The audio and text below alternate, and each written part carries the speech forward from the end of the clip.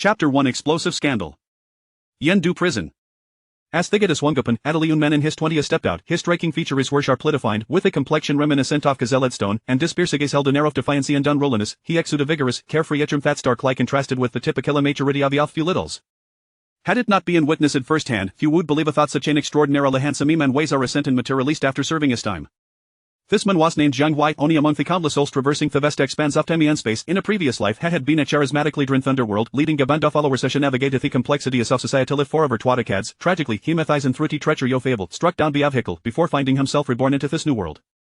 The original Jiang Huai shared a similar background, both having grown up as orphans. However, while had been Arser Vedrifter in Yendu, avoiding conflict, the Mano inhabiting his body had found himself in prison due to a miscalculate act of defense. His previous counterpart had succumbed to excessive Idran King Whaley addition in for a role, dying alone in his apartment, which paved the way for Jiang Huai's possession. Within Listana de Aves rebirth, Jiang Huai had unconscious life ended Simeon, rendering a thug incapacitated, resulting in his current sentence Ophonier. Today, he was finally free. Damn it, wasn't Simeone supposed topic mup, him uttered, feeling a pang of impatience after waiting outside for 5 minutes. Just a shepherd to leave, a sleek Porsche Prochadan stopped in front of him, Theta or Swungapan, revealing an exceptionally beautiful woman stepping out, with Brazilian scan and exquisite features. She was clad in a fitted business suit that accentuated her alluring figure, emanating an irresistible magnetism.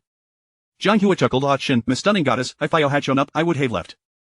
With a playful flick over sunglasses, a pair of enchanting, soulful eyes merged as he greeted him. That person was indeed Shen Qingya, there in queen of national music scene. Shebarino concern for Jiang Huai's ateria scene leaped him in an embrace, excitement radiating from her. Jiang Huai, congratulations Sony Arlis.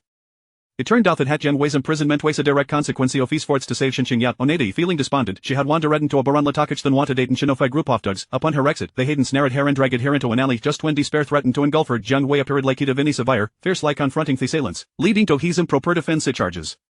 Shen Qingya understood to a wealth if they did not be in for Jiang Huai's timely intervention, her life would have been irrevocably altered. Thus she harbored profound gratitude and guilt towards him. Throughout his incarceration, she made a point to visit him whenever time elode, and through husband, they had become friends.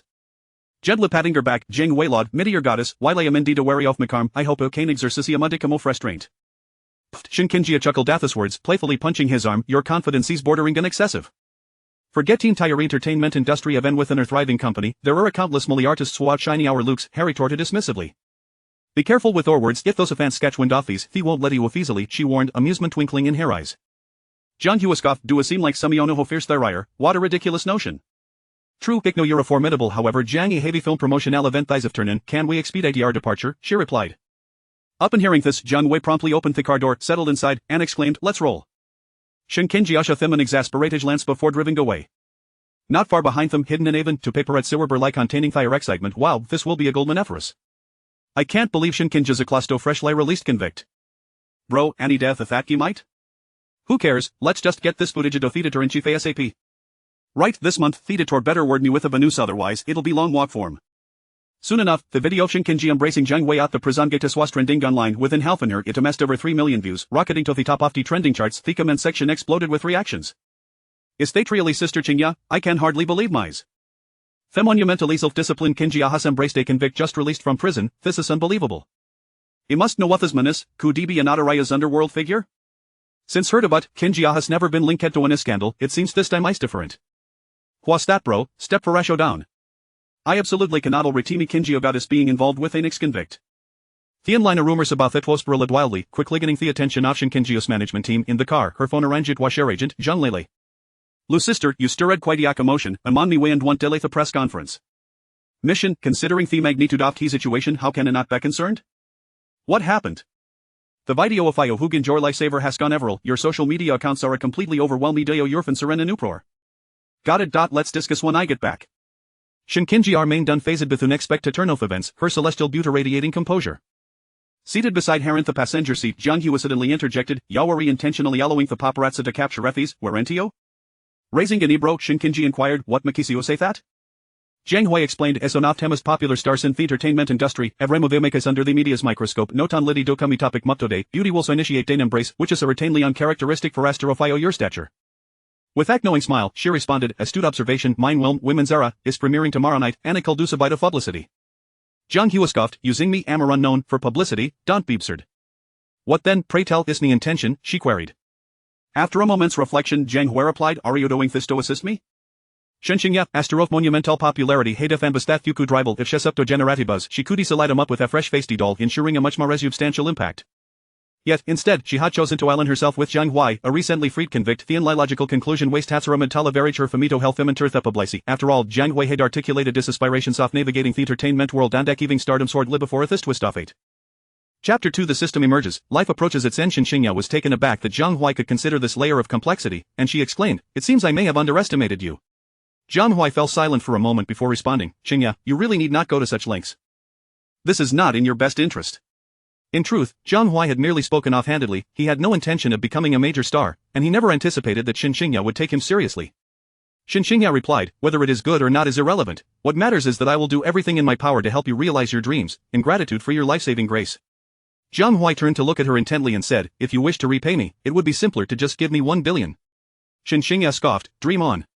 If anyone were to witness the typically aloof superstar Shen Qingya engaging in light-hearted banter with a man, they would undoubtedly be astounded. At that moment, however, a mechanical voice suddenly resonated in Jiang Huai's mind. "Congratulations, host, your popularity has exceeded 1 million, meeting the criteria to unlock this system. This system is known as the Entertainment Achievement System, which can assist the host in becoming a superstar in the entertainment industry. Shall I activate it now?"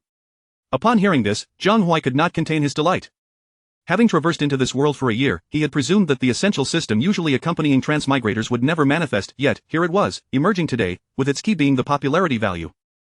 Undoubtedly, that 1 million popularity points stemmed from the rumors surrounding him and Shen Qingya. "System, activate," Jiang Huai silently urged. Before long, a character attribute panel appeared before his eyes. Host Jiang Huai lifespan. 14 days merit points 0. Skills and none. What the hell, why do I only have half a month to live? Jiang Huai's heart raced as he hastily inquired. This conclusion has been meticulously calculated by the system. A friendly reminder, merit points can be exchanged for lifespan. What are merit points? Charity work. No comment, please explore this on your own.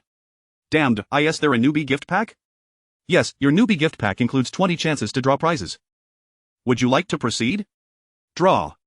A rapidly spinning wheel of fortune immediately appeared before Jiang Huai. He could barely discern what was written on it and could only shout randomly. "Stop. Congratulations, host, you have drawn a common online novel titled The World as Supremacy. Apologies, host. You did not obtain anything useful. Congratulations, host, you have drawn master-level martial arts. Congratulations, host, you have drawn master-level acting skills." Through these 20 draws, Jiang Huai acquired 3 useful skills. Master-level martial arts, master-level acting, and advanced guitar playing. As for the entertainment works, only 2 songs held some significance for him, the rest were utterly useless. He also comprehended the grading of skills and works. Skills are categorized into beginner, intermediate, advanced, master, and divine levels, while works are classified as non-mainstream, ordinary, excellent, top-tier, and classic. Host, would you like to transfer these skills and works? No. Given that they were in a vehicle, Jiang Huai preferred to avoid any unexpected situations. Soon, Shen Qingya escorted Jiang Huai to her studio, located on the 9th floor of an office building. As one of the most popular artists in the current entertainment industry, Shen Qingya had long established her personal studio, affiliated with Huiguang Entertainment Company, granting her considerable autonomy. The two entered one after the other, and over a dozen staff members turned to look at them, specifically at Jiang Huai. Shen Qingya clapped her hands and announced, "This is Jiang Huai, and starting today, he will be our studio's second artist.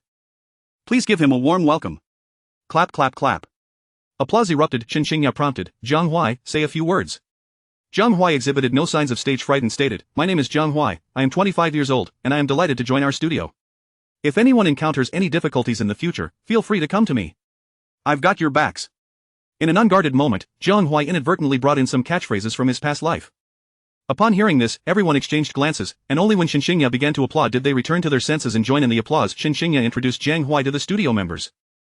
Jiang Huai had an excellent memory and memorized all their names after just one introduction. Among them, one middle-aged woman in her 40s left a profound impression on him. Her name was Zhang Lele, Shen Qingya's manager, possessing sharp eyes and a commanding presence. From the moment Jiang Huai entered, Zhang Lele had been scrutinizing him. As a former underworld figure, Jiang Huai paid little heed to her minor intimidation. He merely shot her a glance and then ignored her. Shen Qingya instructed her assistant, Xiaolan, to help Jiang Huai familiarize himself with the environment while she retreated to the office with Zhang Lele. "Qingya, this is a critical moment in competing for the Leia Jewelry endorsement. You really should not create such a stir with Jiang Huai.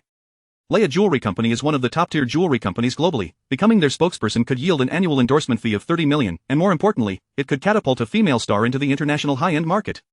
Such immense benefits naturally drew the envy of countless popular female stars in Xia country. Zhang Lele had been preoccupied with this matter and was nearly driven to fury upon seeing the rumors about Shen Qingya and Jiang Huai. Shen Qingya inquired, "Lele, what do you think my chances are of securing the Leia Jewelry endorsement?" Zhang Lele paused for a moment and replied, the chances are slim. I've heard that Han Yuan has already climbed into the bed of Leia's Asia-Pacific vice president. Han Yuan is also one of the most popular female stars in Xia country, adored for her alluring beauty and charm. If Shen Qingya is synonymous with aloofness, then Han Yuan embodies seduction, Shen Qingya remarked. Since the chances are slim, why don't we take a different approach? Zhang Lele was taken aback and asked, what do you mean? Shen Qingya explained, I want Leia jewelry to see my popularity and influence in Xia country. Just think about it. Even a simple hug with an ordinary person can create such a sensation, how much more so would it be if I became the spokesperson for Leia? Zhang Lele conceded, that's a fair point. However, the pressing issue is how you plan to conclude this?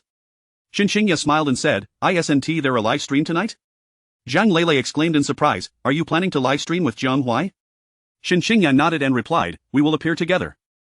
The impact will be even greater. Zhang Lele scrutinized Shen Qingya deeply and asked, you're not doing this for Jiang Huai, are you?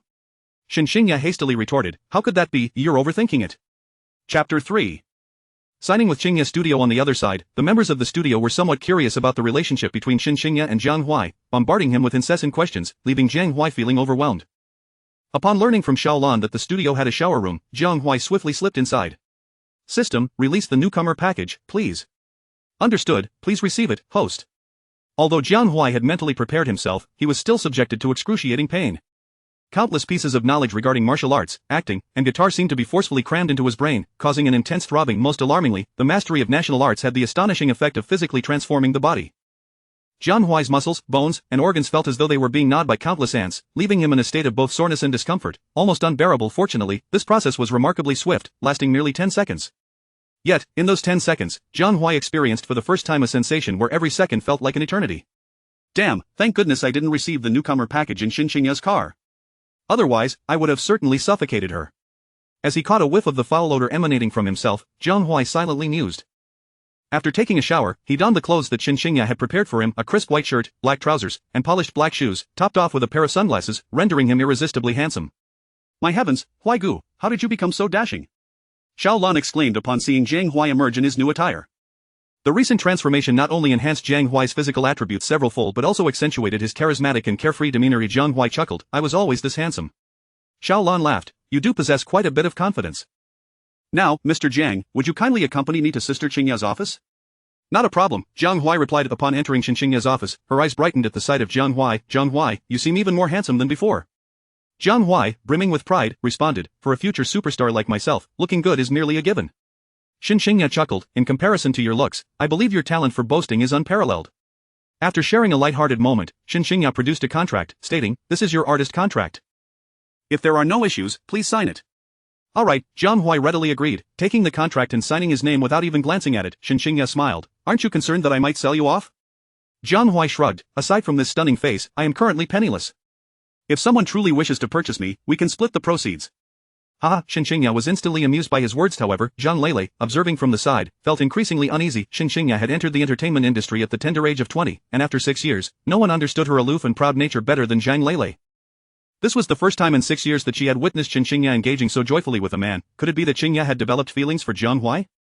This thought made Zhang Lele worry. After securing the contract, Shen Qingya turned serious. Jiang Huai, rumors about our relationship have been circulating wildly online. I have a live broadcast tonight, could you join me to clarify things? Of course, Jiang Huai responded. However, considering I have just been released from prison, are you certain this won't adversely affect you? Shen Qingya assured him, 3 days ago, I consulted with the Ministry of Culture. Your situation does not fall under the category of a negative record, otherwise, I wouldn't have been able to sign an artist contract with you. Jiang Huai smiled, as long as it doesn't have any negative repercussions. Shen Qingya produced a bank card, saying, this has 100,000 yuan on it, with the password being your birthday. Consider it your signing bonus. I have also arranged accommodation for you. After lunch, I'll have Xiaolan take you there. Jiang Huai accepted the bank card without hesitation, stating, I'm not a celebrity. Where would I find a signing bonus? This 100,000 yuan is just a loan from you to me. I promise to repay you once I have the means. By the way, aren't you attending a movie promotion event this afternoon? Since I have nothing to do, how about I accompany you to gain some experience? Shen Qingya nodded, alright. You can act as my bodyguard. After lunch, Jiang Huai accompanied Shen Qingya to the promotional event for the film Women's Era. The film boasted 3 leading actors, Shen Qingya, Shen Li, and Ling Wenjing. Both Shen Li and Ling Wenjing were top-tier actresses, with the former embodying purity and the latter exuding allure. Trailing slightly behind Shen Qingya in popularity, the director was Gui Xiaoming, a well-known novelist in Xia country. Women's Era was adapted from Guo Xiaoming's own novel and marked his debut as a filmmaker, hence he held high hopes for the film. The venue for the press conference was bustling, with nearly 100 media outlets present and over 1,000 fans in attendance. Jiang Huai scanned the crowd and noticed that Shen Qingya had the most fans, nearly half of the total, indicating her immense popularity. As the event progressed, the host invited the stars to perform. Shen Qingya was positioned behind director Guo Xiaoming to sing the film's theme song, White Horse. It was undeniable that Shen Qingya's reputation as the new generation diva of Xia country was well-deserved. Her voice was pure, crisp, and ethereal, and even those unversed in music could discern that her vocal prowess far surpassed that of Xinli and Ling Wenjing. As she finished her performance, thunderous applause and cheers erupted from the audience. The host then opened the floor for questions from the fans. One fan stood up, asking, "Sister Qingya, your rumored relationship with a man is currently trending. Many say he is a gang leader. What do you have to say about that?" Unlike previous reporters, fans often asked whatever was on their minds without reservation. Shen Qingya had anticipated this question, and with a smile, she replied, "I apologize, but this is the press conference for Women's Era, and I will not address matters unrelated to the film. However, during tonight's live broadcast, I will invite him to clarify everything."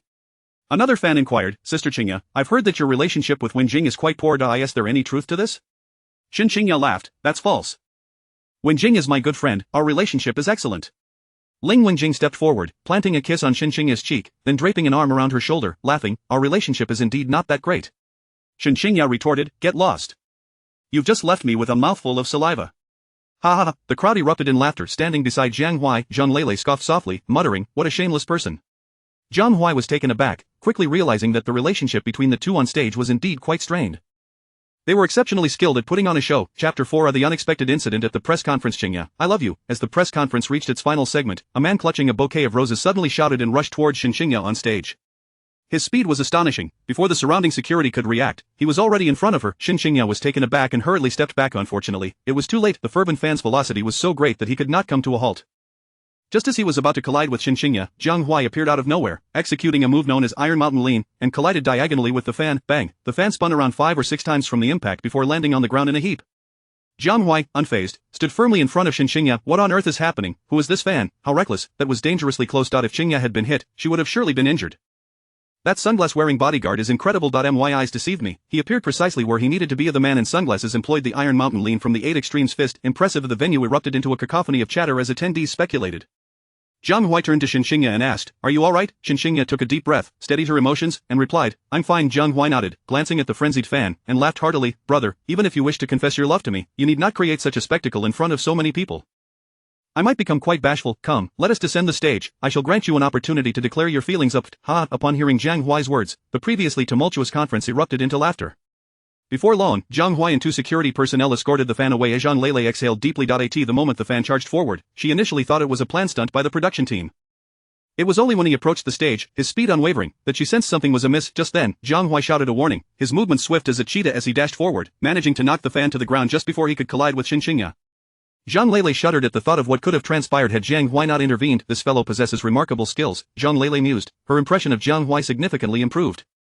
To prevent any further mishaps, she quickly approached Jiang Huai in the fan. At that moment, Jiang Huai was interrogating the latter. "Brother, speak up. Who instigated you to act thus?" Jiang Huai, cigarette in mouth and legs crossed casually, inquired nonchalantly. The fan replied, "I am a super fan of Sister Qingya. I became overly excited just now, and that is why I nearly collided with her." Jiang Huai chuckled. "Are you attempting to fool a 3-year-old? I'll tell you the truth. I, too, hail from the underworld and have just been released from prison. Your little act is merely something I've left behind from my past." The fan retorted angrily, "What do you mean?" Jiang Huai's demeanor darkened, his gaze filled with menace. He fixed his stare on the fan, stating, "Someone has paid you to create trouble for Shen Qingya. You plan to exploit your identity as an ardent fan to injure her in front of a crowd. In doing so, not only would you complete your task and receive payment, but you would also evade any legal repercussions. Truly a threefold victory. Alas, you have miscalculated one thing. I just emerged from prison today. Should you harm her, you are also challenging me. Those who dare to threaten me, I typically ensure they leave with 2 fewer legs." Jiang Huai's voice was low and laced with a chilling intensity, coupled with his piercing glare. Not only the fan but even Zhang Lele, who had just entered, felt an icy dread envelop her.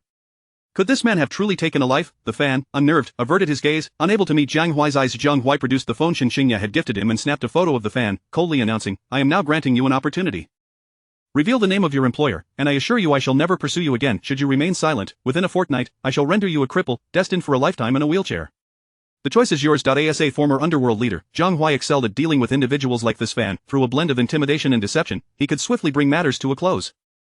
Indeed, the fan appeared frightened. He swallowed hard, and after a lengthy pause, finally uttered a name. "Mijulei." Jiang Huai turned to Zhang Lele, who nodded, her face paling. Jiang Huai laughed heartily, patting the fan's shoulder. "Now that's more like it. Brother, you may leave, but let this be a warning. Yes, yes, yes, I won't dare again. The fan, as if granted a reprieve, hurriedly fled the scene. Jiang Huai inquired, who is Zhu Lei?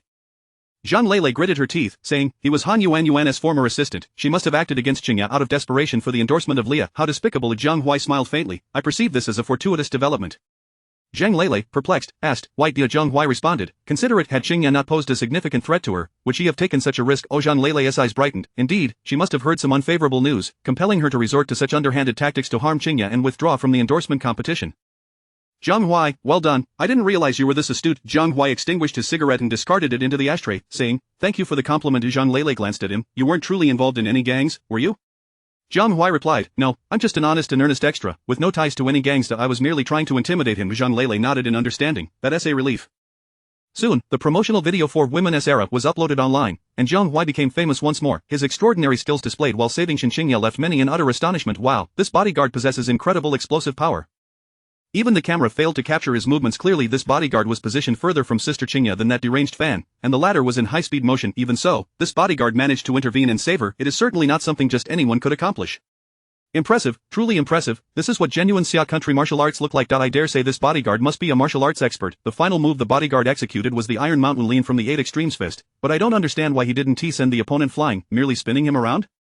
Those upstairs know only part of the story. The technique he employed was indeed the lean, but the force utilized was the turning energy from Tai Chi he evidently held back, otherwise, he could have outright incapacitated that lunatic. Truly a master hidden among the populace. I am eager to know the identity of this bodyguard. I strongly urge Sister Qingya to introduce this martial arts expert during her next livestream. Chapter 5 Dominating the trending list. The video of Jiang Huai heroically rescuing Shen Qingya was swiftly edited by netizens and, in less than half an hour, it skyrocketed to the top of the trending list, effectively overshadowing the scandal involving Shen Qingya and Jiang Huai. Remarkably, within a day of his release from prison, Jiang Huai had ascended to the pinnacle of the trending charts twice. If those celebrities were to catch wind of this, they would undoubtedly be envious to the core. On their way back, Shen Qingya expressed her gratitude, saying, Jiang Huai, you have saved me once again. Moments ago, she had watched the video on her phone. At the speed of that fan, had he truly collided with her, she would have undoubtedly been flung several meters away, resulting in inevitable injury, perhaps even severe harm.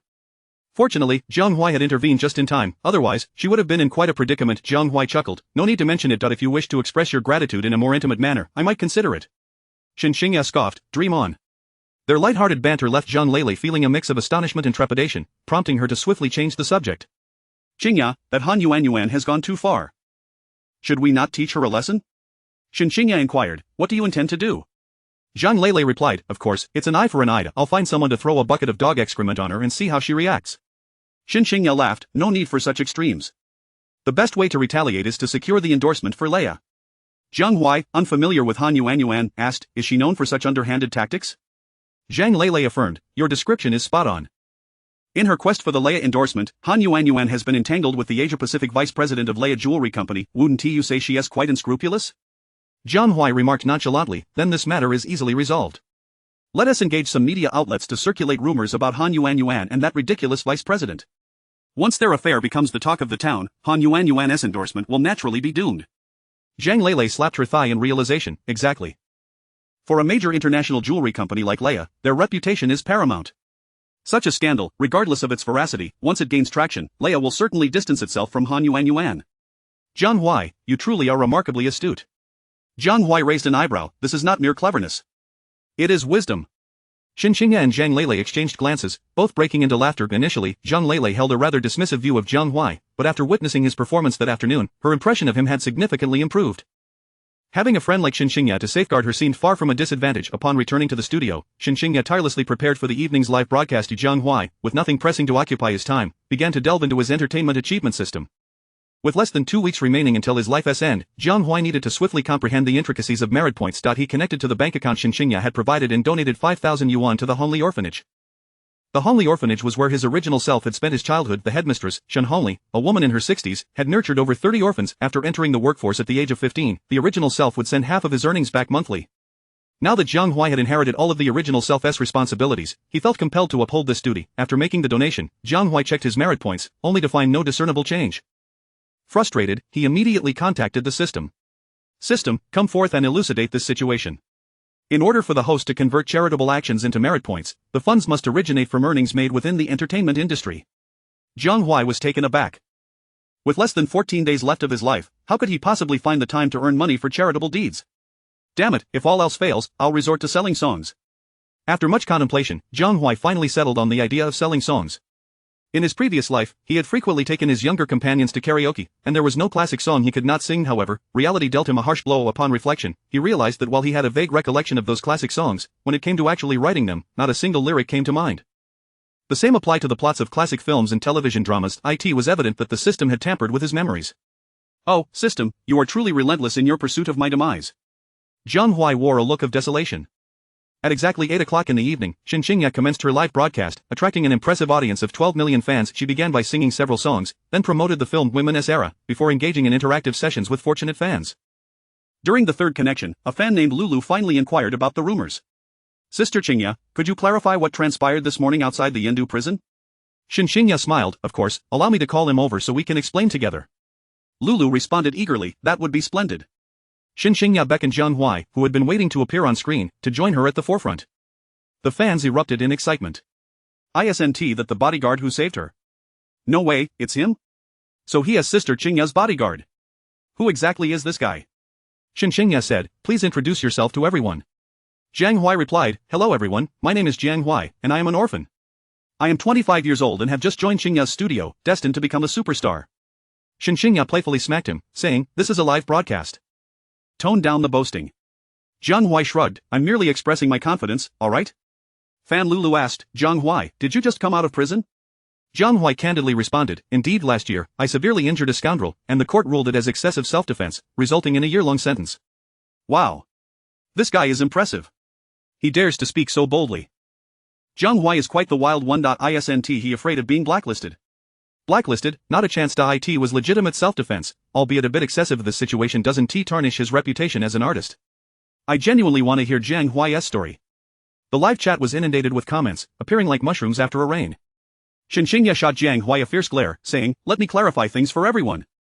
On July 20th of last year, I was kidnapped by 4 thugs at a bar near the film studio. Just as I was sinking into despair, Jiang Huai appeared and rescued me. Due to his excessive force, one of the thugs suffered a compound fracture of the leg.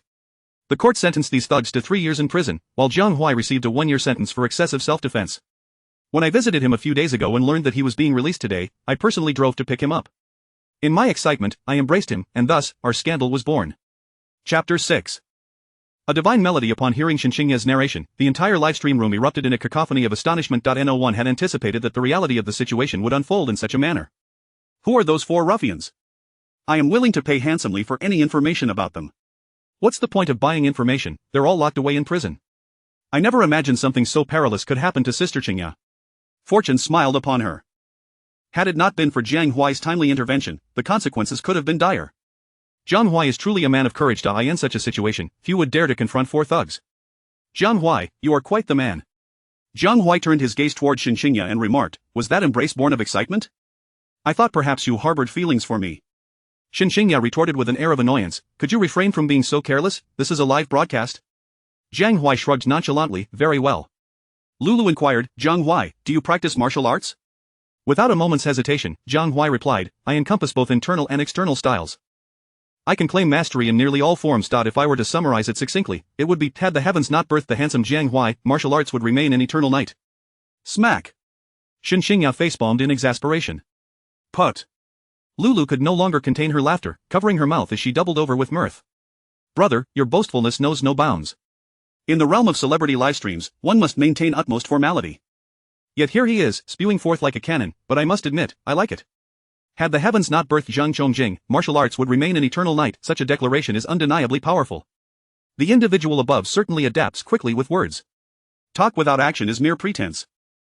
Jiang Huai, show us a demonstration. Indeed, perform for us. Observing the flurry of comments flooding in, Jiang Huai stated, this space is inadequate for a proper display. Rest assured, in due time, I shall unveil my unparalleled skills for you all to witness.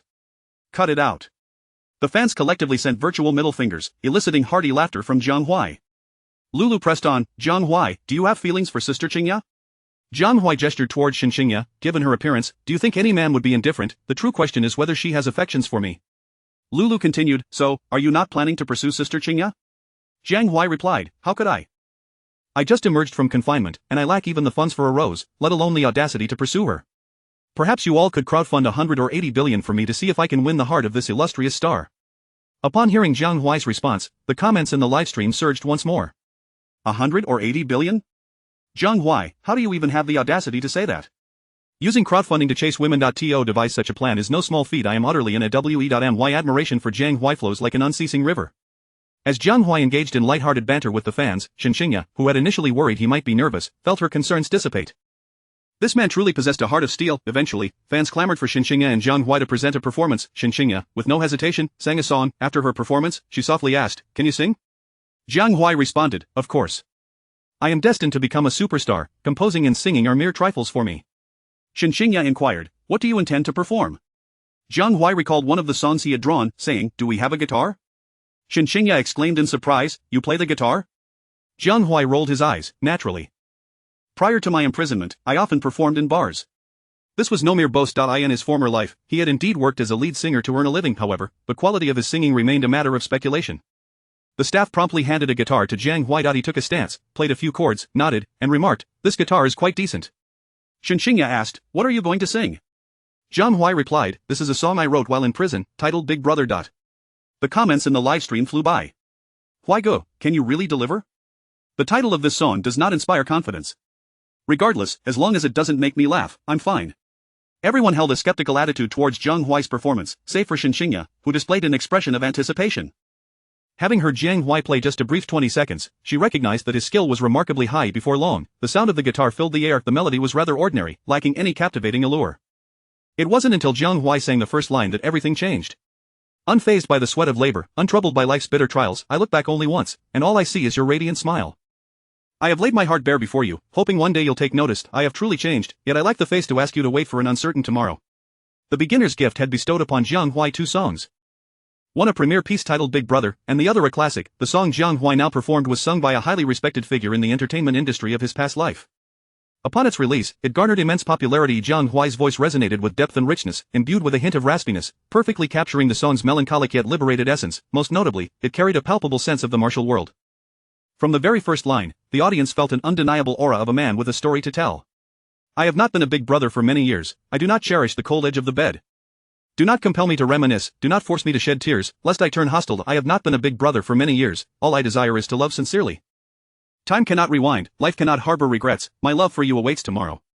As the first verse concluded, Shen Qingya, standing beside, displayed an expression of astonishment. In the presence of this celestial-level singer, Jiang Huai's vocal prowess could only be deemed passable.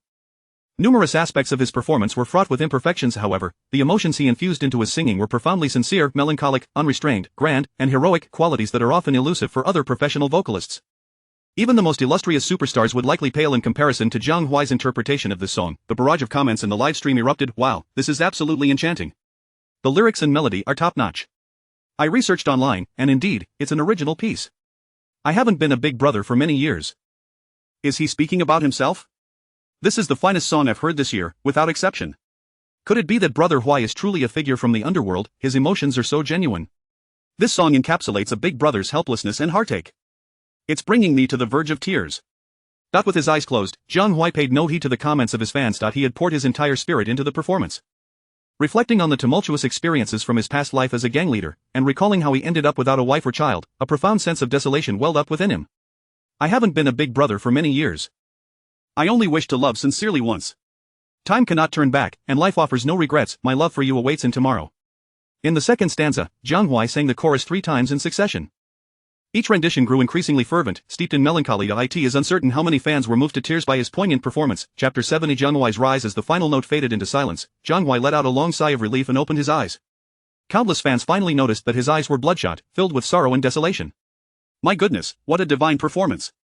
This is true singing. Damn, it feels like Jiang Huai's rendition surpasses that of professional singers by a wide margin. An incredibly moving performance. I hope Jiang Huai records this song soon. I want to listen to it 20 times over." After the livestream concluded, Shen Qingya turned to Jiang Huai and said, "Jiang Huai, could you refrain from speaking so casually in front of the fans in the future?" Jiang Huai, unabashed, replied, "This is just how I speak. After 20-some years, how could I possibly change?" In his previous life, as a leader in the martial world, Jiang Huai would often pepper his speech with less than clean phrases after just a few sentences. Although he had been influenced by the original persona since traversing to this world, the dominant force remained Jiang Huai himself. The fact that he refrained from using profanity during his livestream was already quite commendable. Expecting him to alter his entire way of speaking in a short span was undoubtedly unrealistic. Zhang Lele approached and remarked, Qingya, I actually think Jiang Huai's manner of speaking is quite appealing. Not only is it humorous and witty, but it also carries a sense of sincerity, making it easy to connect with the fans. Jiang Huai gave Zhang Lele a thumbs up and said, you have great insight. Sister Lele, based on your recent commentary, you are bound to become a top-notch manager in the future. Shen Qingya retorted, Lele is already a top-notch manager, thank you very much.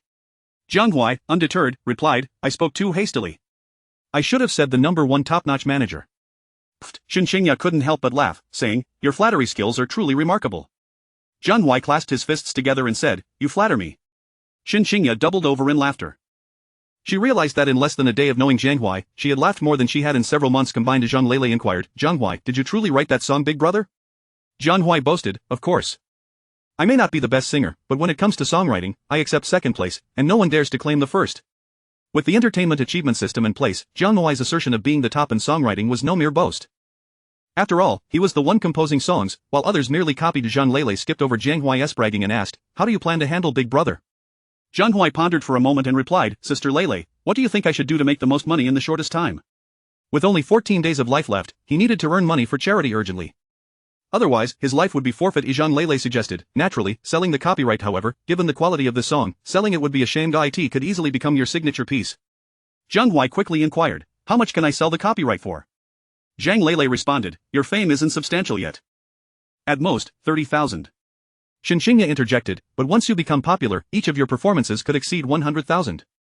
Jiang Huai waved his hand dismissively, I prefer acting and have no interest in singing on stage. Sister Lele, please help me sell it. Shen Qingya remarked, that would be a pity. Jiang Huai, if you're in need of money, I can lend you some. Jiang Huai replied, I don't want to rely on others. Besides, the song's quality is merely average, I can write better ones. Seeing his confidence, Shen Qingya and Zhang Lele exchanged glances, choosing not to press further. Shen Qingya's livestream became a sensation. Jiang Huai also gained notoriety. His story of heroically saving a beauty only to end up in prison, along with his performance of Big Brother, surged into the top 10 on trending lists. In the span of a single day, Jiang Huai had 4 news stories trending, leaving a profound impression on netizens. Recognizing the opportunity, Zhang Lele promptly helped Jiang Huai register a social media account. By the next morning, his fan base had already exceeded 1 million. Of course, the majority of these fans came from Shen Qingya. Whether they could be transformed into loyal supporters depended on Jiang Huai's capabilities. At 5 o'clock the following morning, Jiang Huai awoke promptly from his slumber. Glancing around, he recalled that he was no longer behind bars. Damn, it feels so much better outside. He opened the window and took a deep breath of the fresh air, immediately feeling rejuvenated. After donning a tank top and shorts, Jiang Huai headed downstairs to practice. He had to admit that Shen Qingya had treated him exceptionally well. Not only had she rented him an apartment in a prime area, but she had also purchased several sets of clothes tailored to his height and build. If he didn't know better, he might have thought Shen Qingya had developed feelings for him. After running 5 kilometers and boxing for half an hour, Jiang Huai casually found a street vendor and enjoyed a hearty breakfast. Upon returning home, he took a hot shower and drove to Shen Qingya's studio. The studio had provided him with an SUV for convenience. As soon as he stepped into the studio, before he could greet his colleagues, Zhang Lele called him into her office. Jiang Huai, there's progress with your song. A dear friend of mine is very interested and wishes to purchase its copyright. Are you certain you want to sell? Jiang Huai asked, how much? Zhang Lele replied, 30,000. Without hesitation, Jiang Huai said, sold. Zhang Lele responded, great. I'll have him come over to sign the contract. Jiang Huai looked at Zhang Lele, playfully stating, Sister Lele, did you already suspect that this song would be perfect for your friend? Everyone knows that when a song becomes popular, it can bring immense benefits to an artist.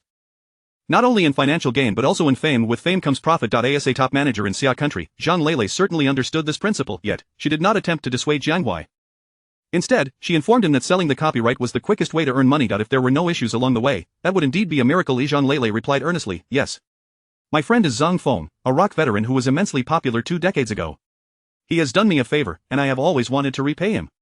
When you performed Big Brother yesterday, I immediately thought it suited him perfectly. Of course, if you are unwilling to sell, I would never force you. Jiang Huai said, Sister Lele, I am straightforward. I dislike hiding my intentions. In the future, if such matters arise, feel free to communicate directly with me. It's just a song, it's no big deal. Zhang Lele nodded, I'll remember your words. However, I must disagree with your claim of being straightforward. I've never met anyone as shrewd as you who claims to be simple-minded. Jiang Huai laughed heartily, I take that as a compliment. An hour later, Jiang Huai met Zhang Feng, whose face was adorned with a thick beard. Zhang Feng was a rock enthusiast, known for his grand and explosive songs. Jiang Huai had once been quite fond of his music. Unfortunately, Zhang Feng's temper had led him to offend others, resulting in a 5-year hiatus from the industry. After 5 years, the entertainment landscape had drastically changed. Zhang Feng had vanished entirely from the scene. Jiang Huai found this forthright man quite likable and engaged in lively conversation with Zhang Feng. Soon, they signed the contract, and Jiang Huai's bank account swelled by 30,000. Chapter 8 The masterstroke of Jiang Huai. Brother Feng, I wish you a resurgence of fame. When that time comes, I shall compose an even more remarkable song tailored just for you, Jiang Huai said to Zhang Feng as he took his leave. Zhang Feng chuckled, brother, I shall take your words to heart. Jiang Huai replied, just ensure you have the funds ready. From now on, my songs will start at 2 million. Zhang Feng laughed heartily, saying, all right. Once I am famous, regardless of the quality of your songs, I shall pay you 2 million. The two embraced, and Zhang Feng drove away. Zhang Lele glanced at Jiang Huai and remarked, even someone as proud as Zhang Feng considers you a brother. You truly are impressive. Jiang Huai shrugged and said, we are all men of the wilderness, naturally drawn to one another. Zhang Lele proposed, Jiang Huai, how about I become your manager? Jiang Huai was taken aback, Lele, are you serious? Zhang Lele affirmed, of course. Jiang Huai cautioned, I have many flaws. You may not be able to tolerate them. Zhang Lele laughed, let us give it a try. If I can't handle it, I will leave voluntarily. Jiang Huai agreed, alright, let us proceed with the contract. Upon learning that Zhang Lele and Jiang Huai were to sign a management agreement, Shen Qingya was elated. She had previously discussed this matter with Zhang Lele, who had consistently declined. To her surprise, just a day later, Zhang Lele had agreed. This left Shen Qingya quite astonished. After the contract was signed, Shen Qingya pulled Zhang Lele into her office and inquired, Lele, what is going on? Zhang Lele replied, based on the events of yesterday, Jiang Huai possesses talent, knows how to navigate social situations, and has potential for becoming a top-tier star. I want to give it a shot. Shen Qingya smiled, I believe he won't disappoint you. Zhang Lele shot her a look, you seem quite confident in him, I hope he won't let you down. Having received 300,000 in copyright fees, the first thing Jiang Huai did was donate 100,000 to the Honli orphanage. Upon accessing the system, he discovered that the 100,000 in charitable donations had only earned him 10 merit points. What, a mere 10,000 grants, only 1 merit point, that's exorbitantly priced. Jiang Huai immediately checked the system marketplace and found that a top-tier song was priced at 500,000, while a classic song cost 1 million. In other words, he had sold the song Big Brother at a loss of 200,000. Instantly, he felt disheartened. After some calculations, he decided that henceforth, top-tier songs would be priced at 2 million, and classic songs would not be less than 3 million. Otherwise, he would struggle to turn a profit. System, I wish to exchange all my merit points for additional lifespan. Congratulations, host, your lifespan has been extended by 1 day. What, 10 merit points only grants 1 additional day? This is daylight robbery. After venting his frustrations at the system, Jiang Huai felt somewhat relieved. However, for the sake of his own life, he obediently donated the remaining 200,000, which earned him an additional 2 days of life. Thus, his lifespan was extended to 17 days. I must find a way to earn money swiftly. Jiang Huai opened his social media. At that moment, his follower count had reached 2 million. He glanced at his profile, which contained only a few words: identity, artist, representative work, Big Brother. After some contemplation, he revised his profile. He changed his identity to music creator and listed Big Brother as his representative work. He added a note stating, custom songs tailored for singers, starting at 2 million. If unsatisfied, no charged, serious inquiries only. After confirming there were no errors, Jiang Huai published the update and then closed his social media. Soon, the comments section was abuzz. Brother Huai, how desperate are you for money?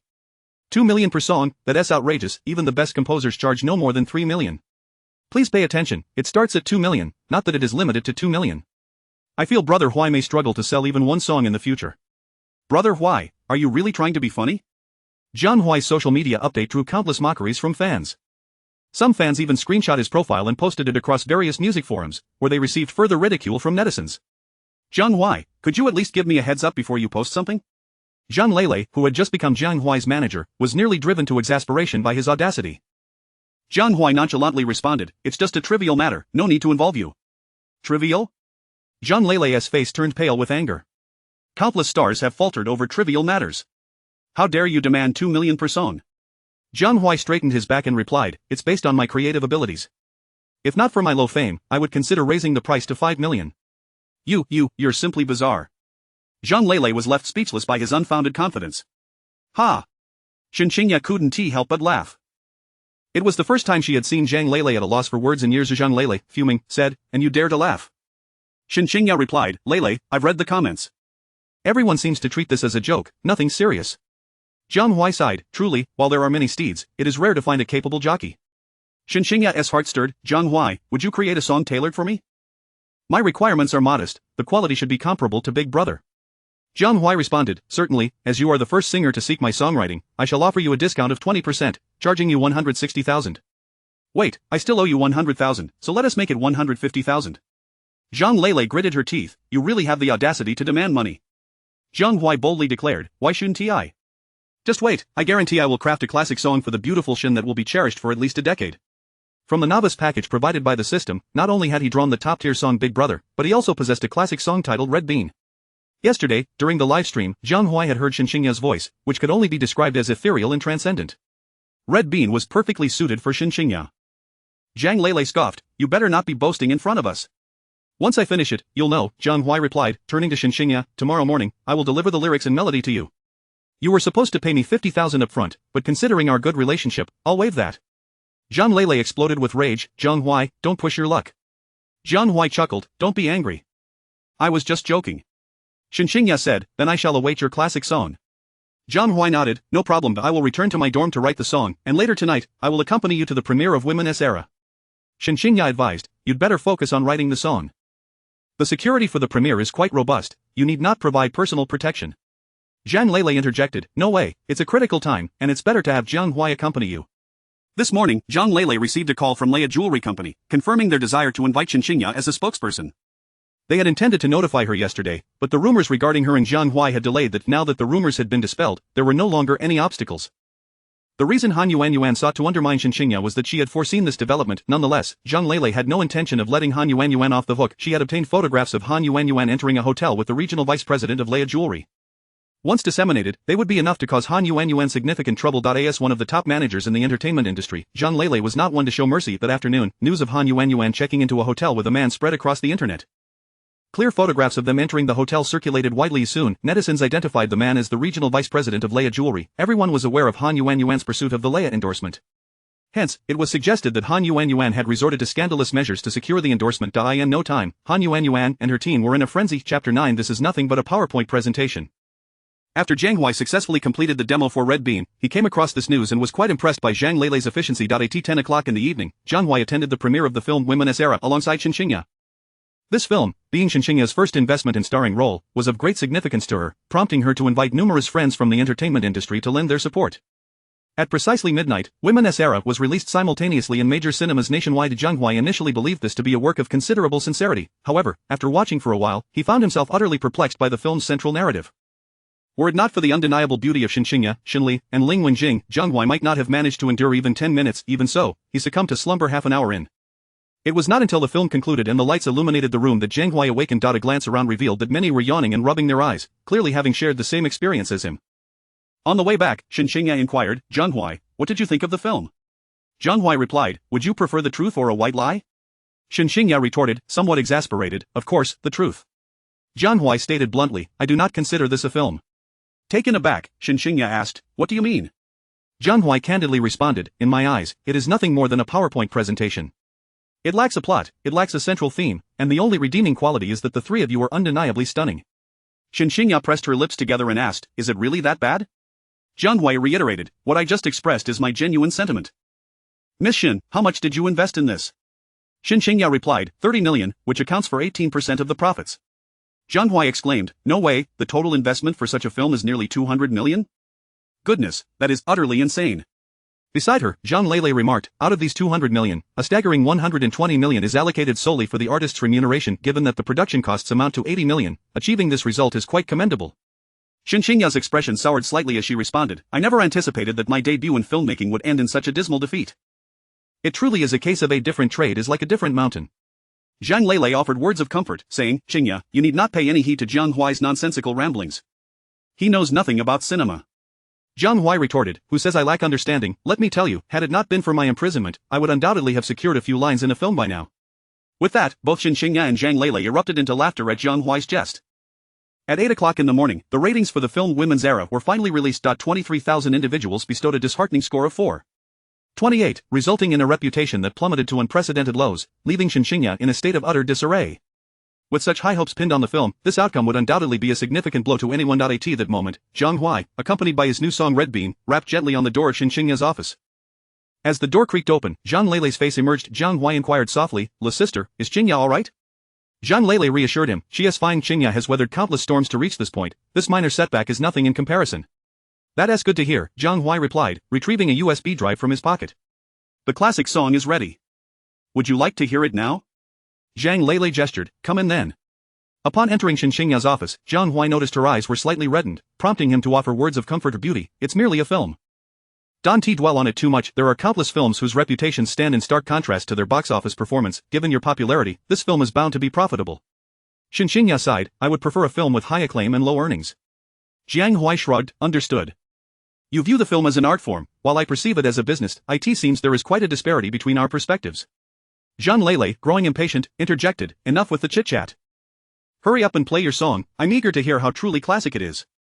Jiang Huai stated, although we share a good rapport, we must remain clear about finances. 1,500,000. Are you prepared? Jiang Huai shot him an incredulous glance. You truly are a money-minded individual. Rest assured, as long as your song meets our standards for a classic, I will promptly transfer 1,500,000 to your account. Jiang Huai handed the USB drive to Jiang Huai, grinning, now that's more like it.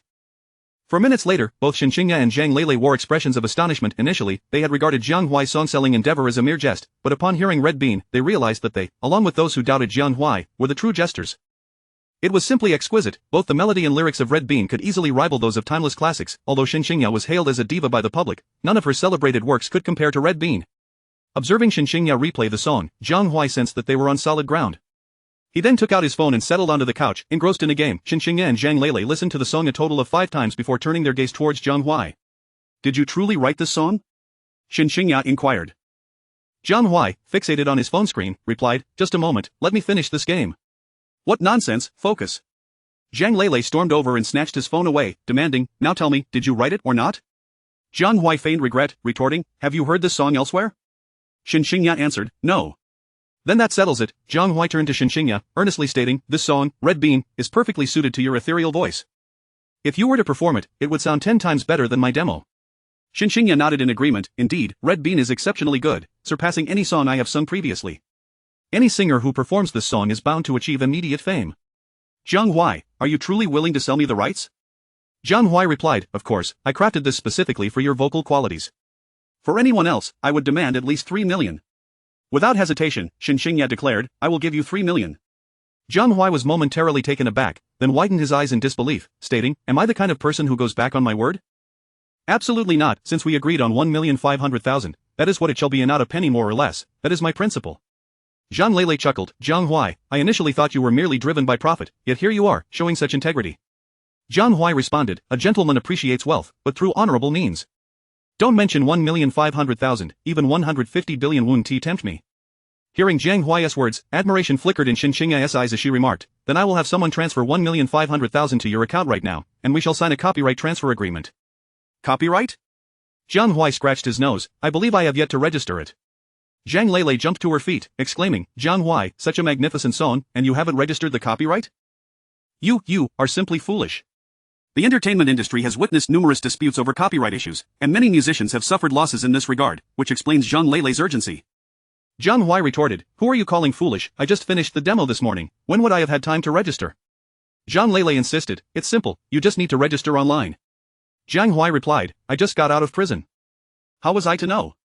Jiang Huai extended her hand, hand me your phone, I will assist you. Jiang Huai pointed to her hand, sister, my phone is in your possession. Jiang Huai suddenly recalled that she had just snatched Jiang Huai's phone, exclaiming, you truly frustrate me. Watching their playful banter, Shen Qingya couldn't help but smile knowingly. She suddenly felt that inviting Jiang Huai to join her studio was perhaps the wisest decision she had ever made. After resolving the copyright issue for Red Bean, Jiang Huai found an additional 1,500,000 in his bank account. However, instead of transferring the money directly, he went to the supermarket to purchase a plethora of items and personally visited the Honli orphanage. This was the place where his predecessor had grown up, and Jiang Huai wished to contribute something meaningful. Upon entering the orphanage, he encountered over 30 children at play. As they caught sight of Jiang Huai, they all paused and turned to face him. An elderly woman in her 60s scrutinized him before asking, are you Xiao Huai?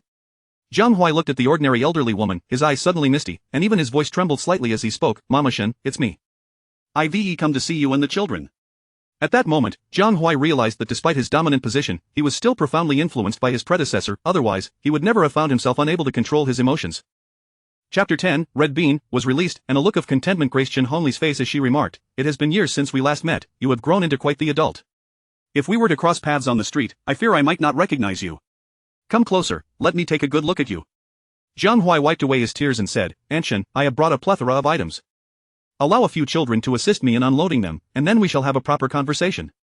Shen Hongli replied, very well, Xiaoling, gather your team and line up, you may accompany your brother Jiang to fetch the things. Yes, Aunt Shen. The 7 children formed a line and followed Jiang Huai outside. Upon opening the car door, a chorus of astonished gasps erupted from the children. Jiang Huai had procured a considerable amount of beef, fruits, candies, and snacks, nearly filling the vehicle to capacity. After leading the children and unloading the items, Shen Qingya exclaimed, "Brother Jiang has brought you all such delightful treats, what do you have to say?" In unison, the children chorused, "Thank you, Brother Jiang." A warmth filled Jiang Huai's heart as he replied, "No need for thanks." Gazing at the innocent smiles of the children, he suddenly realized that what he was doing seemed incredibly meaningful and profoundly fulfilling. Shen Qingya ushered Jiang Huai into her office and inquired, "Xiao Huai, how have you been?" Jiang Huai could distinctly feel the deep affection that his original self held for Shen Qingya and recounted his experiences from beginning to end. Upon hearing that Jiang Huai had spent a year in prison to save someone, Shen Qingya was greatly pained and asked, "It must have been quite harsh in there, was it not?" Jiang Huai chuckled, "Not particularly. To be honest, I haven't quite had enough of it." Shen Qingya playfully hit him, saying, "Do not speak nonsense." They conversed for over an hour, after which Jiang Huai accompanied Shen Qingya on a tour of the orphanage, both inside and out, and he discovered that the children's living conditions were quite poor. Many dormitories lacked air conditioning. On such a hot day, with 8 individuals crammed into one room, it was easy to imagine how they managed to sleep. Jiang Huai said, "Aunt Shen, I deposited 300,000 into the orphanage's account yesterday. Are you aware of this?" Shen Qingya was taken aback and replied, "I haven't withdrawn any money, so I was unaware." "Xiao Huai, where did you acquire such a sum?" Jiang Huai smiled and explained, "I have been working in the entertainment industry. Writing a song can yield quite a profit. Aunt Shen, I wish to contribute another 500,000 to install new air conditioning in the children's dormitories and renovate the cafeteria. Once I earn more, I hope to construct a building in the northwest corner of the grounds to completely transform the children's living environment." "What do you think?" Shen Qingya exclaimed, "How much would that cost?" Jiang Huai chuckled, "Around 10 million would suffice."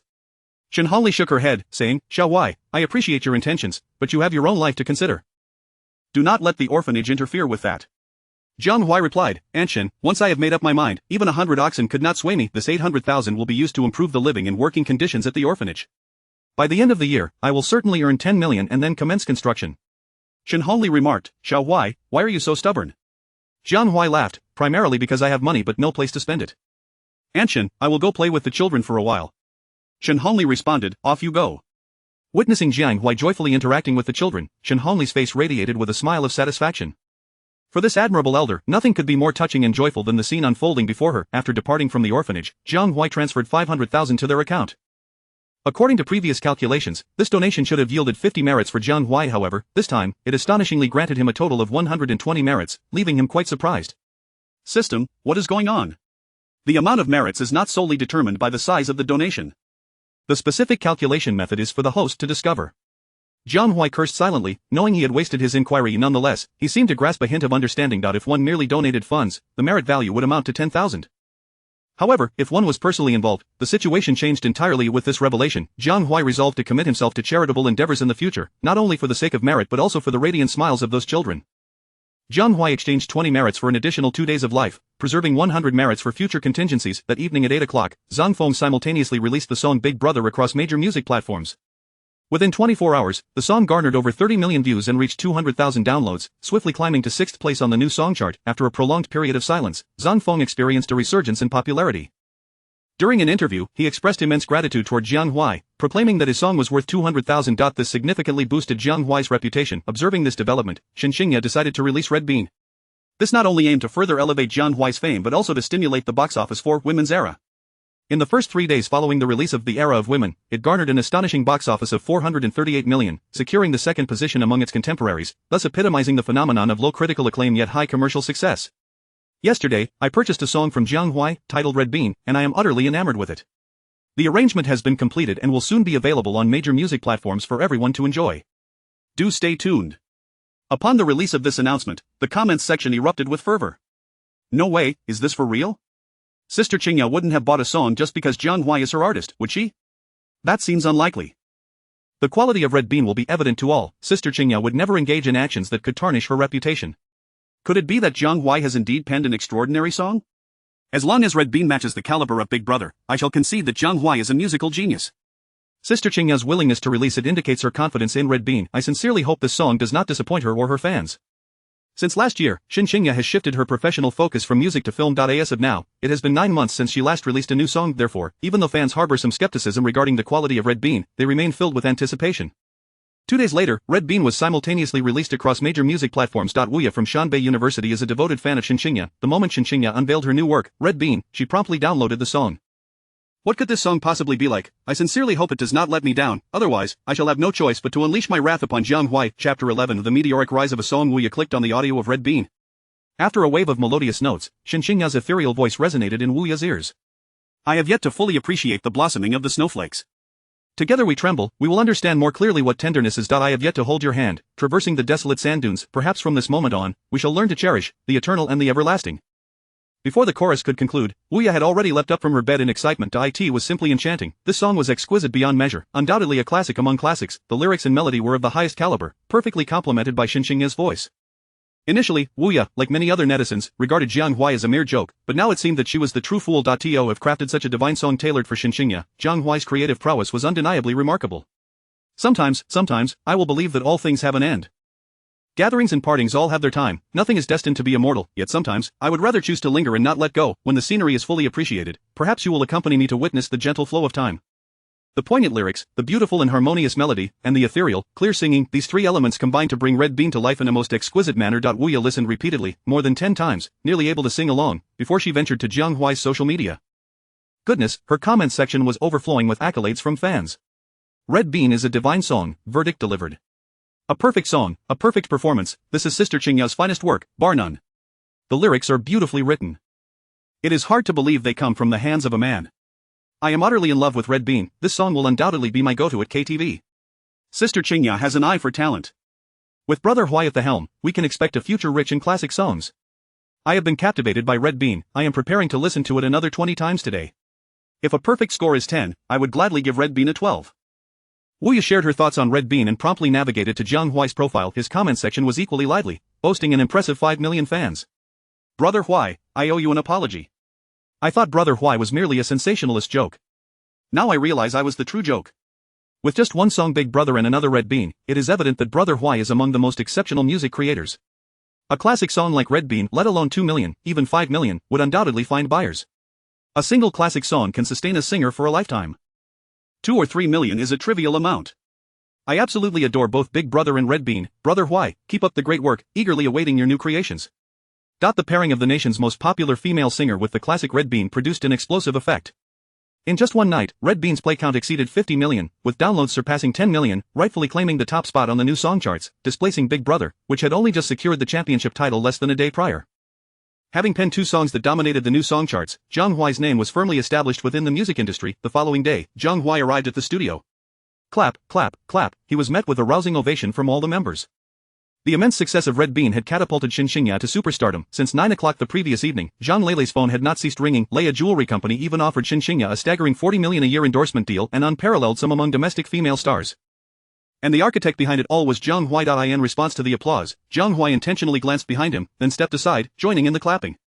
Ha ha ha, seeing Jiang Huai's antics, the crowd erupted in laughter. Zhang Leilei said, Jiang Huai, thank you for crafting the classic song Red Bean for Qingya. Jiang Huai replied with a smile, no need for thanks, I was compensated. It's a mutually beneficial arrangement. Zhang Leilei continued, I have great news, Red Bean sales have just surpassed 5 million. Jiang Huai, intrigued, asked, how much can the beautiful Li earn? Zhang Leilei chuckled, close to 50%. Jiang Huai's eyes widened in astonishment, exclaiming, 250,000? Damn, I sold it at a loss this time. Zhang Leilei added fuel to the fire, saying, given the current situation, Red Bean is projected to yield around 15 million in profit. And that's just from clicks and downloads on music platforms.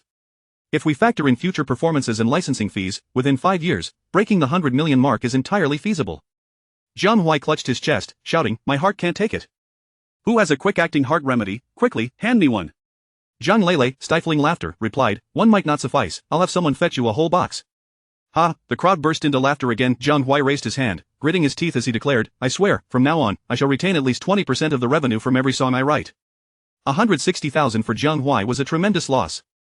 Hearing his words, Shen Qingya smiled and said, Jiang Huai, if you feel it's unfair, I can prepare a new revenue-sharing contract for you. From now on, whoever performs this song will provide you with corresponding earnings. Jiang Huai raised an eyebrow, stating, once a move is made in chess, one must not regret it. I, Jiang Huai, disdain to act in such a capricious manner. Besides, what is merely one Red Bean? I am certain I can compose even better songs in the future. Shen Qingya nodded, affirming, I believe in you. The success of Red Bean catapulted Shen Qingya into stardom.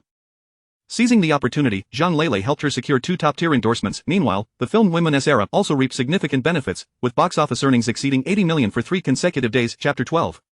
Never lower the price. A film, notorious for its poor reception, astonishingly grossed over 600 million within just a week. This remarkable feat showcased Shen Qingya's extraordinary capabilities, leading to an influx of movie scripts from various studios.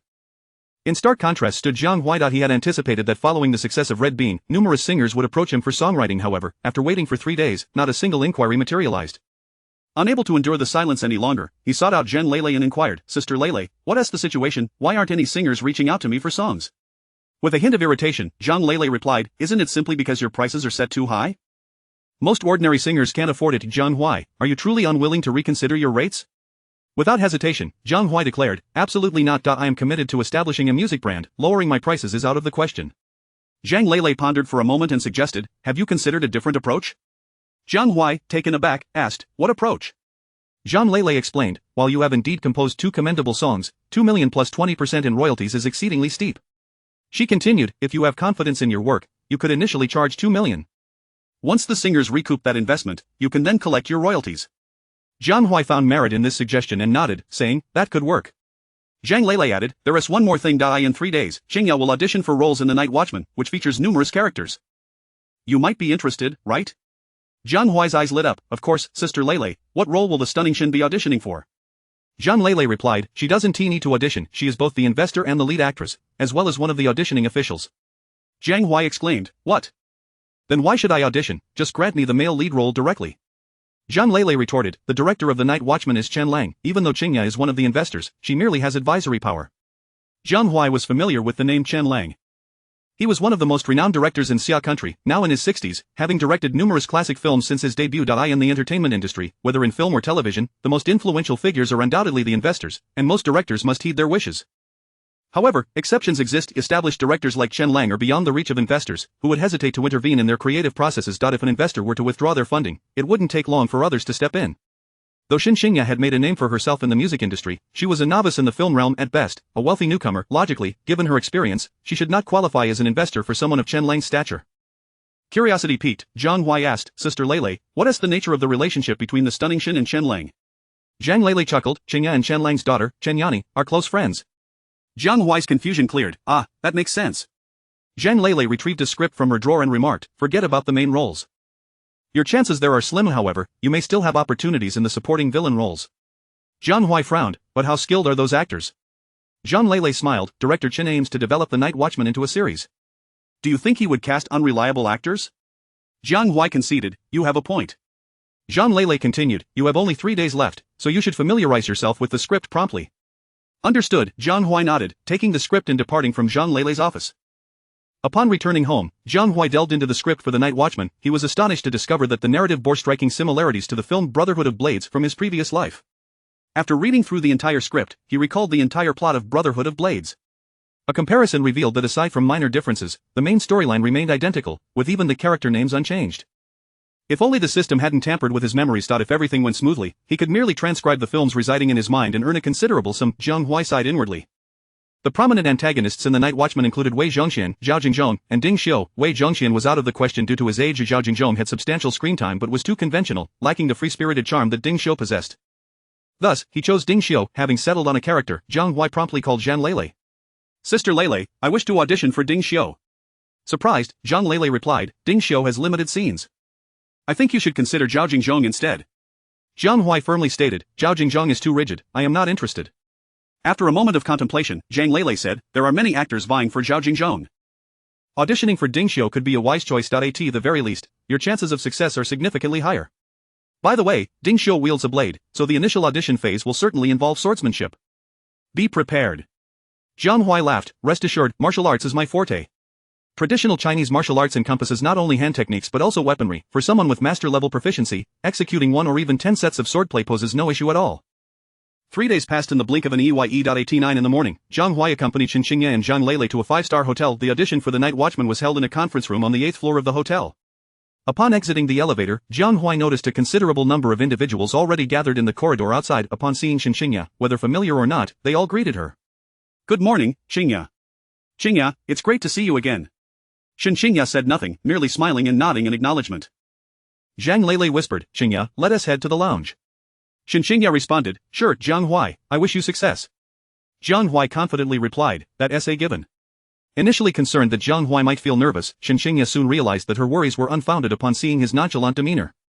In any setting, the treatment afforded to stars and ordinary performers differs markedly. Even auditions are stratified. Those loitering in the corridor were merely ordinary performers, while the more prominent stars had lounges prepared for them by the production team.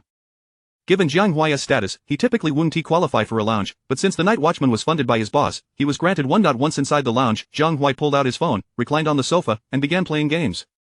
Zhang Lele watched, her eyelids twitching, and said, last minute cramming 1T do you any favors, you should really review the script. Jiang Huai, engrossed in his game, retorted, don't worry, every word of the script is etched in my mind. There won't be any issues. Besides, I didn't even bring the script, there is nothing to review. Upon hearing Jiang Huai's words, Zhang Lele suddenly felt her blood pressure rising. Chapter 13. Jiang Huai's swordplay. After indulging in games for over an hour in the lounge, it was finally Jiang Huai's turn. Reluctantly tucking away his phone, he followed the staff through the corridor filled with artists, arriving at the audition room. Who is this person? I don't recognize him. He is Jiang Huai, an artist signed under Sister Qingya's studio. Oh, I remember now, Big Brother and Red Bean were written by him. Damn, why is a music composer competing with us? This is what they call having a big tree to provide shade. In Director Chen's Jinhui crew, no big tree will be of any use. The artists in the corridor buzzed with conversation. Upon entering the audition room, Jiang Huai scanned the surroundings. Aside from Shen Qingya seated on the far right, there were two audition officials. On the far left sat a middle-aged man wearing glasses, presumably the producer's representative, Ho Liang. In the center was a man in his 50s, with piercing eyes and a straight posture, exuding an air of authority and gravitas. Without a doubt, this individual was Director Chen Lang of Jinhui. Jiang Huai stepped onto the stage, giving a slight bow, and said, greetings, esteemed teachers. I am Jiang Huai, auditioning for the role of Ding Xiu. His introduction was succinct, devoid of any unnecessary embellishments. Chen Lang glanced at Jiang Huai's profile before turning to Shen Qingya, asking, Xiaoya, is this your artist? Shen Qingya replied, he just joined my studio. Uncle Chen, please proceed directly with the audition. If he manages to catch your eye, that would be splendid. If not, he can return and hone his craft further. Chen Lang nodded and inquired of Jiang Huai, many actors have opted to audition for the antagonist Zhao Jingzhong, yet few have chosen Ding Xiu. Why do you prefer him? Jiang Huai responded directly, Zhao Jingzhong is overly caricatured, lacking depth in human emotion, he is a quintessential villain. Though he is the primary antagonist with ample screen time, such a role is devoid of intrigue. In contrast, Ding Xiu embodies both righteousness and villainy. He is a quintessential rogue of the Jianghu. Despite his profound affection for his junior brother, Jin Yichuan, he paradoxically opposes him. It resembles a mischievous boy who, lacking in romance, resorts to bullying to gain the attention of the girl he likes. As Jiang Huai spoke eloquently, the producer's representative, Ho Liang, interjected abruptly, Jiang Huai, in the script, Ding Xiu is merely a man who lives for money, to the extent of contemplating killing his junior brother. How can that be construed as care? At Ho Liang's interruption, both Chen Lang and Shen Qingya shot him a sidelong glance, deliberately interrupting an auditionee while they articulate their understanding of the character is rather unfriendly behavior. Clearly, Ho Liang harbored reservations about Jiang Huai. Otherwise, he could have waited until Jiang Huai finished speaking before posing his question. Shen Qingya's expression soured. Ho Liang, fully aware that Jiang Huai was under her wing, still sought to create trouble, akin to a slap in her face. Chen Lang, however, remained impassive, awaiting Jiang Huai's response. Unfazed by Ho Liang's inquiry, Jiang Huai smiled and asked, Mr. Ho, how does Jin Yichuan's skill compare to Ding Xiu's? Ho Liang replied, naturally, it pales in comparison. Jiang Huai continued, if so, why doesn't he simply kill Jin Yichuan to claim those few hundred taels of silver, instead of engaging in a struggle in the snow? That Ho Liang was momentarily at a loss for words. Jiang Huai pressed on, given Ding Xiu's prowess, he could thrive anywhere, yet he chooses to venture into the perilous capital. Why is that? Is it merely to extort a few taels from his junior brother? Clearly not. He is a fierce and solitary wolf. As the dialogue states, in this vast world, besides Jin Yichuan, he has no kin. In the end, Jin Yichuan comprehends his senior brother's anguish. Otherwise, why would he shield his adversary from harm? Clap, clap, clap. Before Ho Liang could respond, Chen Lang broke into applause, exclaiming, it seems you have indeed invested considerable effort into understanding this character. Jiang Huai replied, thank you for the compliment, Director Chen. Ho Liang pursed his lips, a shadow flitting across his eyes. Chen Lang remarked, I've heard you possess commendable skills, do you wield a blade? Jiang Huai confidently declared, I am the ancestor of blade wielders. Chen Lang raised an eyebrow, gesturing toward the Qijia knife on the table, then show us a demonstration. Jiang Huai approached, deftly lifting the Qijia knife into his hand with a flick of his right foot, asking, Director Chen, what style of blade technique do you desire? Chen Lang hesitated for a moment, then understood Jiang Huai's intent, stating, practical combat. This film will not feature the fantastical flights of other martial arts films, I seek realism. Jiang Huai replied, the essence of practical blade techniques can be distilled into 3 words, steady, precise, ruthless. Chen Lang's interest peaked, stop with the idle chatter. Get on with it. Understood, Jiang Huai responded, gripping the knife handle firmly, taking a deep breath, and shouting, kill. The Qingya knife slashed downward like a bolt of lightning, a fierce aura of murderous intent radiating from Jiang Huai, swiftly expanding outward. Kill, kill, kill. Jiang Huai shouted, brandishing the Qingya knife. Each strike surged with the power to split mountains and shatter stones. Chen Lang's eyes widened in shock, nearly bulging from their sockets. This was astonishingly ferocious. In his youth, Chen Lang had also practiced martial arts, but later turned to directing and let his skills languish. He was discerning enough to recognize the exceptional caliber of Jiang Huai's swordplay. It could be said that each move had the potential to claim a life. Having spent decades in filmmaking, Chen Lang had collaborated with renowned martial arts teams across the nation and witnessed numerous duels among martial artists. Yet, none could rival Jiang Huai's prowess. No wonder this young man claimed to be the ancestor of blade wielders. He truly possessed remarkable skill. Beside him, Ho Liang, lacking martial arts knowledge, could not comprehend Jiang Huai's technique. He merely perceived Jiang Huai's agility but found his performance lacking compared to earlier auditionees. As for Shen Qingya, her attention was entirely focused elsewhere. She frequently stole glances at Chen Lang, attempting to gauge Jiang Huai's performance through his expression. After approximately 3 minutes, Jiang Huai concluded his display, standing still with the knife in hand, exhaling a breath of pent-up energy. Chen Lang swallowed hard and asked, "Have you ever taken a life?" Jiang Huai chuckled, "How could that be? If I had, I'd likely be sipping tea with the king of hell by now, rather than auditioning here." Shen Qingya, puzzled, inquired, "Uncle Chen, why do you ask? Is this style of blade technique truly formidable?" Chen Lang nodded, affirming, "It is indeed formidable. This technique has been honed amidst mountains of corpses, specifically designed for taking lives." Chapter 14 The First Business. Jiang Huai gave a thumbs up and remarked, "Director Chen has a discerning eye. What I just used was the genuine Qingya knife." Chen Lang's eyes sparkled with excitement as he exclaimed, "You can perform Qingya knife techniques?" Jiang Huai replied, "I have learned it in the past." Chen Lang responded, "Excellent. Jiang Huai, Ding Xiu is yours." Ho Liang frowned and interjected, "Director Chen, this is a martial arts scene, we have yet to evaluate the literary scenes." Chen Lang, with an air of indifference, stated, "Ding Xiu's lines total no more than 300 or 400 words. Even if I have to refine them word by word on set, I can manage. However, martial arts require an actor to undergo years of rigorous training to reach the level Jiang Huai has attained, thus achieving the best filming results. Alright, shall we send the auditioning actors for Ding Xiu outside back home? I no longer wish to see them." "Wait." Ho Liang, a bit anxious, protested, "Director Chen, many of the auditioning actors outside come from major entertainment companies. If we deny them even a single opportunity, it is rather inappropriate." Chen Lang's expression shifted, and he gazed intently at Ho Liang, saying, "Xiaohou, let me reiterate, Jianghui is my film. In my film, I hold the final say." Ho Liang, somewhat awkwardly, conceded, "Understood, Director Chen." Jiang Huai clasped his fists and expressed, "Thank you for your trust, Director Chen. I shall prove through my actions that you have not made a wrong choice." Chen Lang chuckled, "That would be best. Now, you may leave." Jiang Huai nodded to the beaming Shen Qingya and turned to depart. Half an hour later, Zhang Lele signed a contract with the Jianghui crew. The filming schedule was set for 1 month, with a remuneration of 600,000. This amount was quite commendable for a newcomer, and Jiang Huai was thoroughly satisfied with it. On the way back, Zhang Lele, having heard from Shen Qingya about Jiang Huai's performance, remarked, "Director Chen hails from a lineage of martial arts.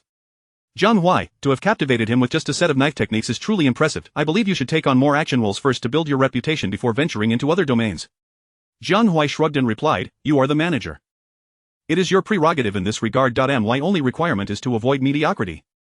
Zhang Lele inquired, "What martial arts do you practice?" Jiang Huai responded, "I am proficient in both internal and external styles, as well as the 18 weapons."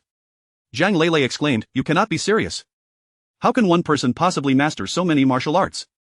Shen Qingya also looked on in astonishment. Jiang Huai boasted, "What can I say, I am a martial arts prodigy." Zhang Lele shot him a disapproving glance, "Are you aware of how arrogant you sound?" Shen Qingya laughed, "Lele, that is nothing." When Director Chen asked him if he could wield a knife, he boldly proclaimed he is the ancestor of knife techniques. I was startled, fearing Director Chen would expel him on the spot. Jiang Huai retorted, "I was merely stating the truth. By the way, what is the deal with Ho Liang? Why is he targeting me?" Shen Qingya explained, "Ho Liang's nephew is your rival." Upon hearing this, Jiang Huai immediately understood that he had inadvertently obstructed someone's path. In the entertainment industry, it is not a matter of avoiding conflict. As long as one is a star, one inevitably occupies a portion of resources, thereby hindering others. Often, one remains blissfully unaware of how one has offended someone else. Zhang Lele added, "Ho Liang is a well-known producer in the Yen circle, infamous for his narrow-mindedness. Today, we have snatched a role from him, and he is unlikely to let it slide easily." Jiang Huai asserted, "A clear conscience fears no shadow. If he dares to trouble me, I wouldn't mind teaching him why the flowers are so red." When it comes to underhanded tactics, the Jiang Huai of his previous life was truly an expert. Shen Qingya and Zhang Lele exchanged glances, both wearing expressions of resignation. After spending considerable time with him, they had grown accustomed to Jiang Huai's nature. He was a rule-breaking individual, there was probably nothing he would shy away from. However, should one become his friend, one could entirely entrust their back to him, for he would never betray you for personal gain. With half a month remaining before the filming of Jiang Huai commenced, Jiang Huai either immersed himself in the script or visited an orphanage. He sought out a renovation company, intending to improve the living conditions for the children. During this period, Jiang Huai was astonished to discover that his daily benevolence could increase by 10, which equated to an additional day of lifespan, a truly unexpected delight. In Baisha City, with only 4 days left until the next episode of Mango TV's Peak Singer, Zhang Xiaohan had yet to select a suitable song, which left her feeling overwhelmed. In the previous round, she had ranked last.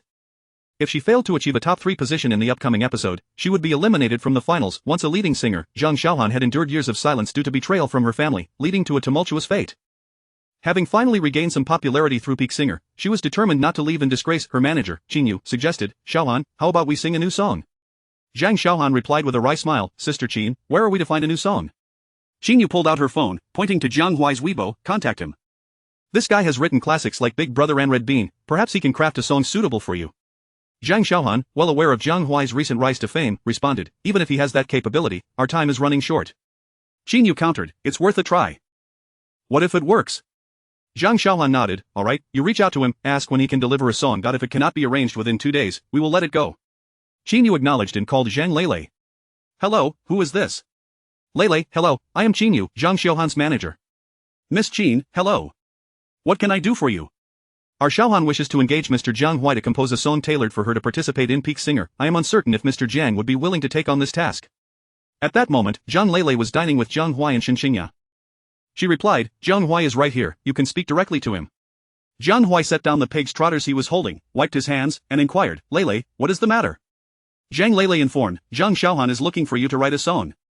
Jiang Huai's eyes lit up, and he immediately took the phone, saying, "Hello, this is Jiang Huai." Qingyu introduced herself once more, stating, "Mr. Jiang, would you be able to complete the song by tomorrow night?"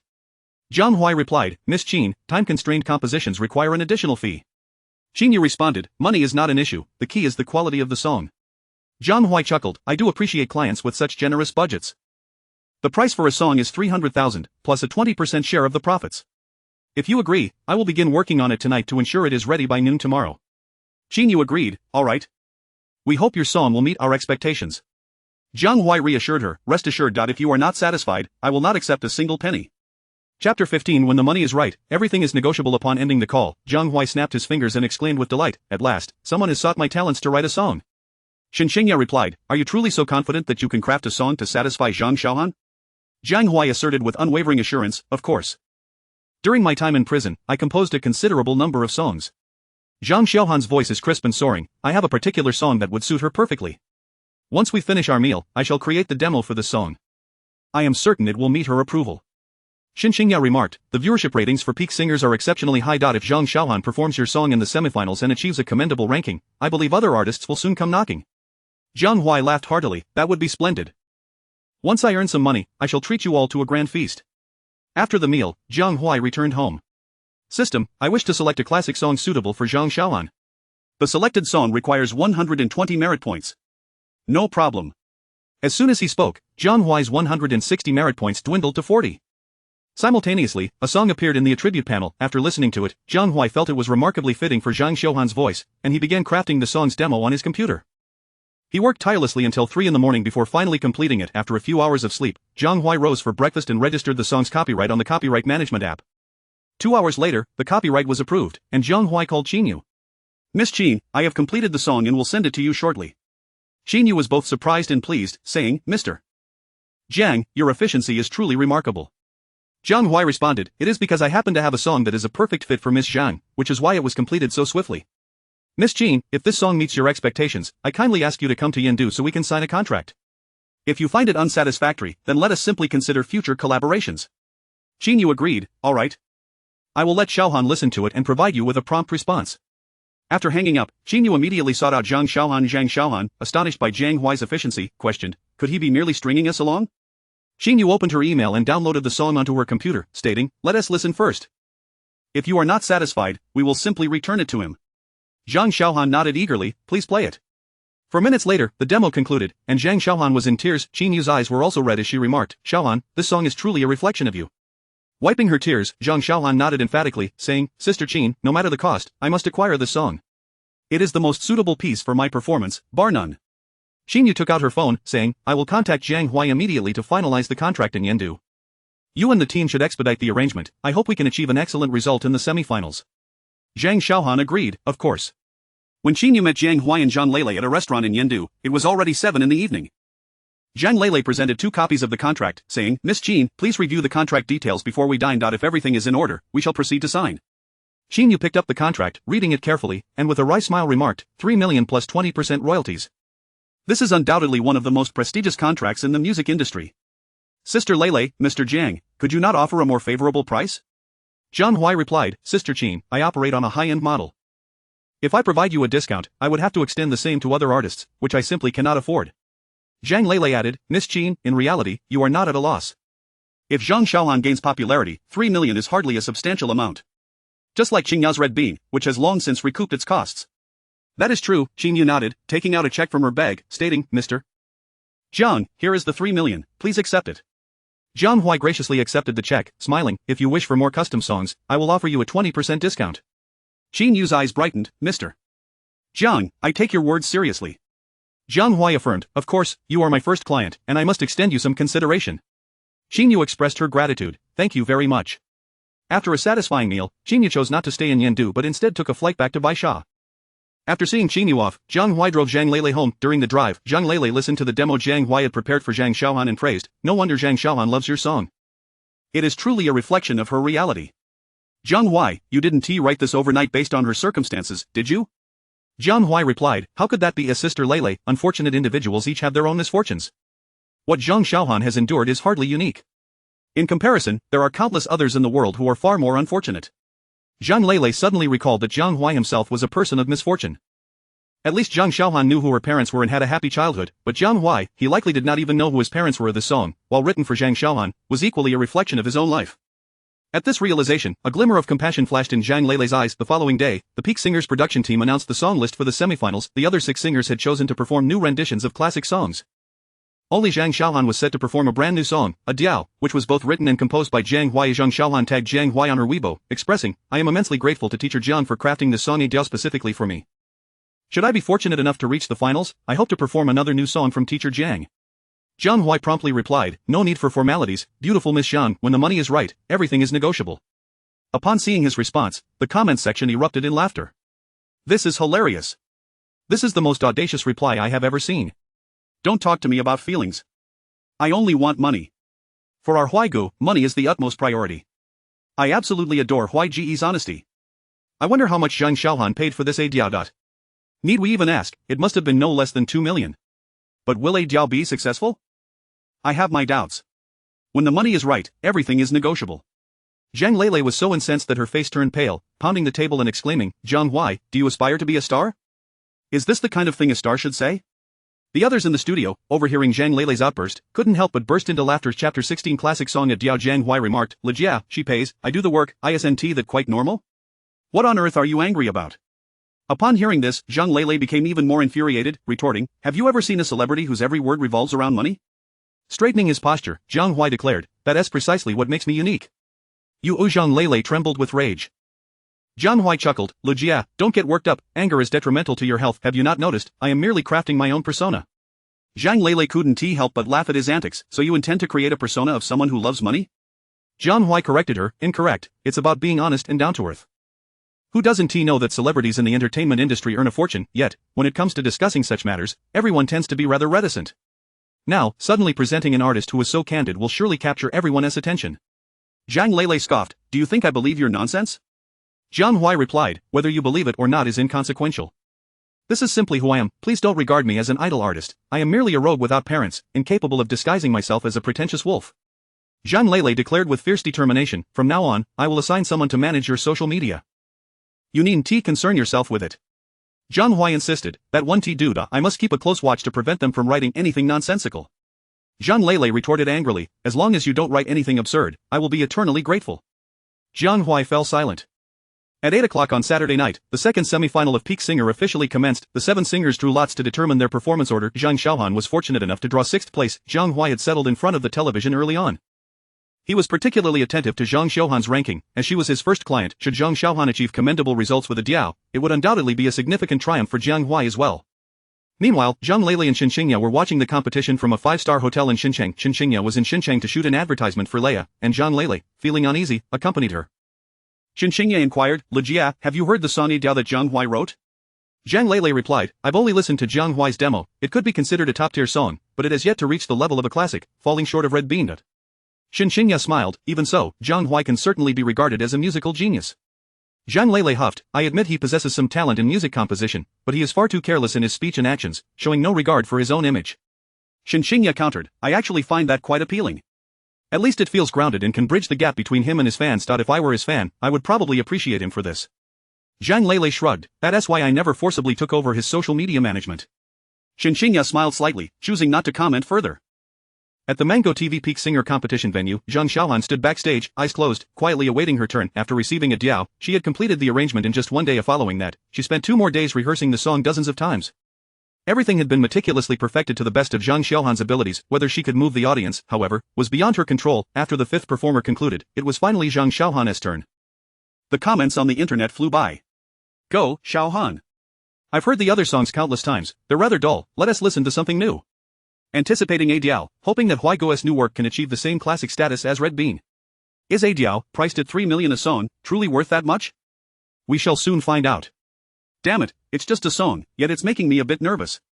Not only the fans but also the other contestants were exceedingly curious about a diao.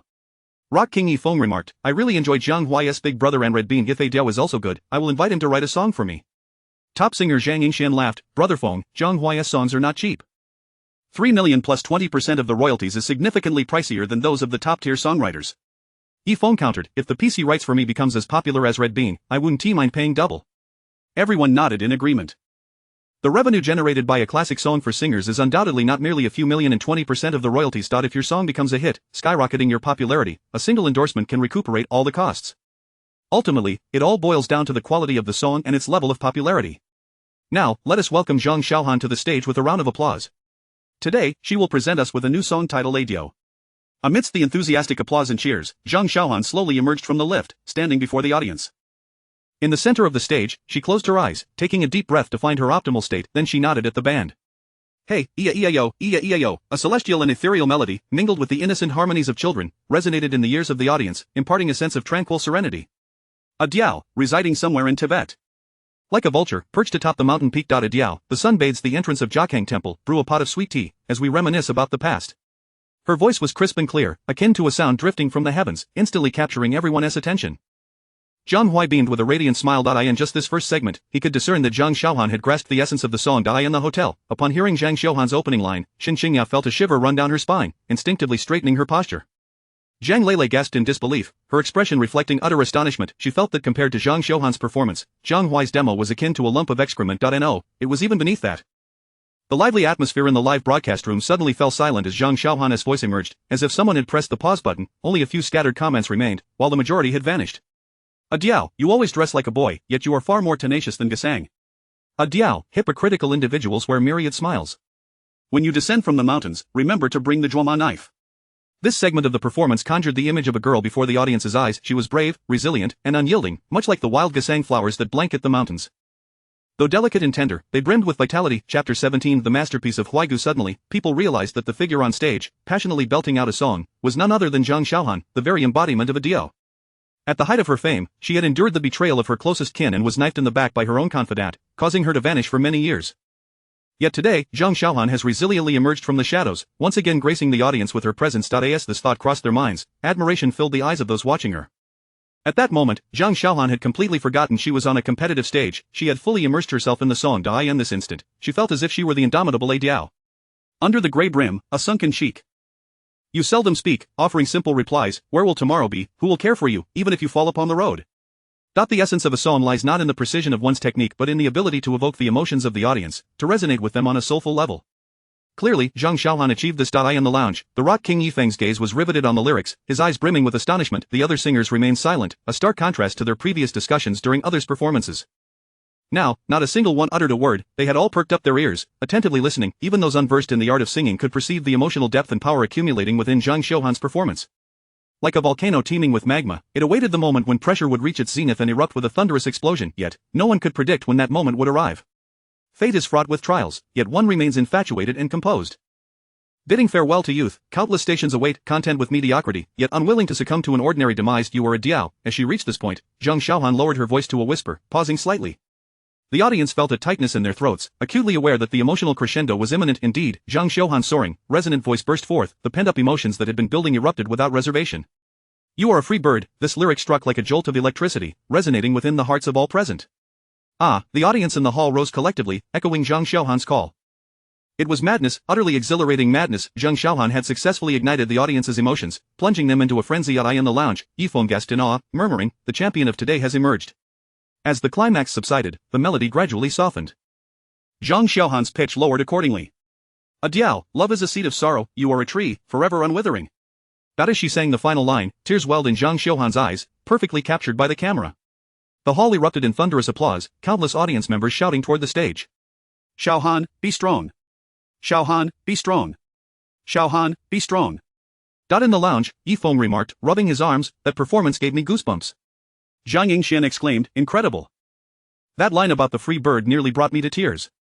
The diva Wang Yanping added, Jiang Huai wrote beautifully, and Xiaohan sang exquisitely, truly perfection.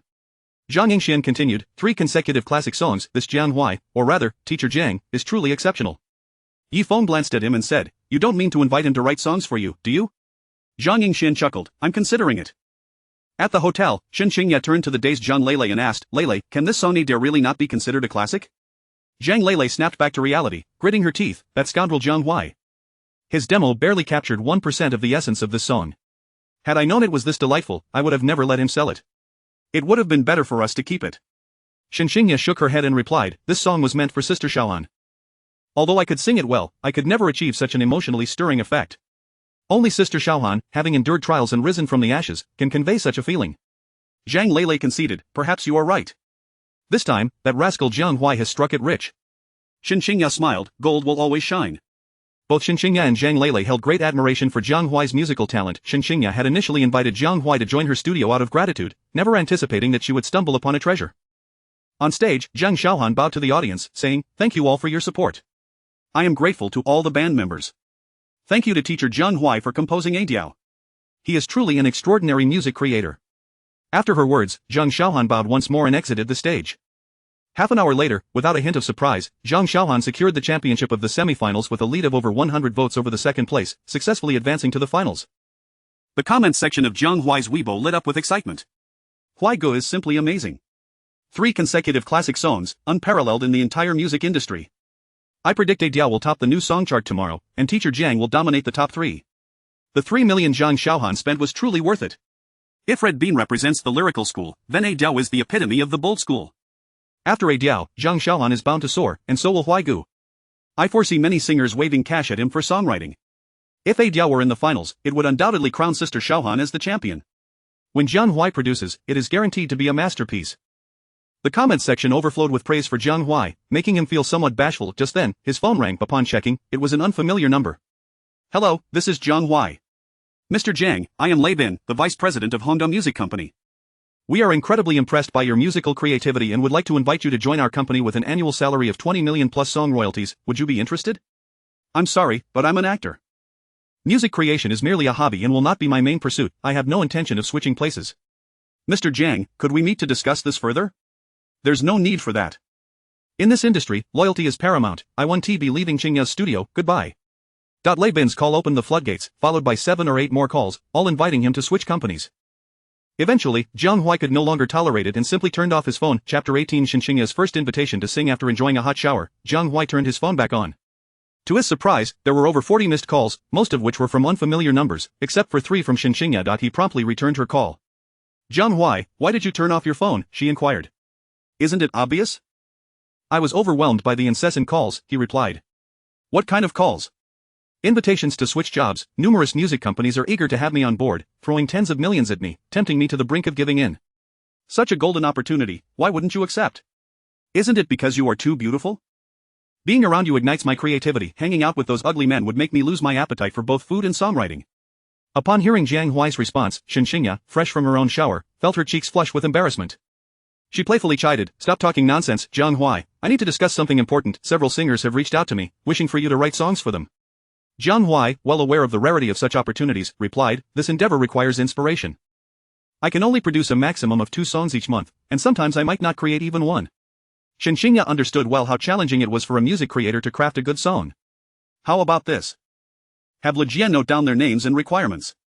I'll write if inspiration strikes, if not, then it's a no-go, Jiang Huai instructed. No problem, but you must make it clear to them that my price remains unchanged. 3 million plus 20% of the song's earnings. Shen Qingya smiled, understood, Jiang Huai, yes, he responded. Shen Qingya bit her lip and said, if you encounter a company that could better facilitate your career, you need not consider me. After a moment of contemplation, Jiang Huai declared, while I do have a fondness for money, I refuse to be a slave to it. There are countless things in this world that hold far greater significance than wealth. Qingya, since the day you personally retrieved me from prison, I have regarded you as an indispensable friend in my life. In your studio, I feel comfortable and free. Sure, I could earn more money elsewhere, but I would never find happiness. Of course, if you're willing to explore a deeper relationship with me, I would certainly consider it. After all, a man as exceptional as I will undoubtedly attract many admirers in the future. So, I advise you to seize the moment and take action, lest you find yourself regretting it later.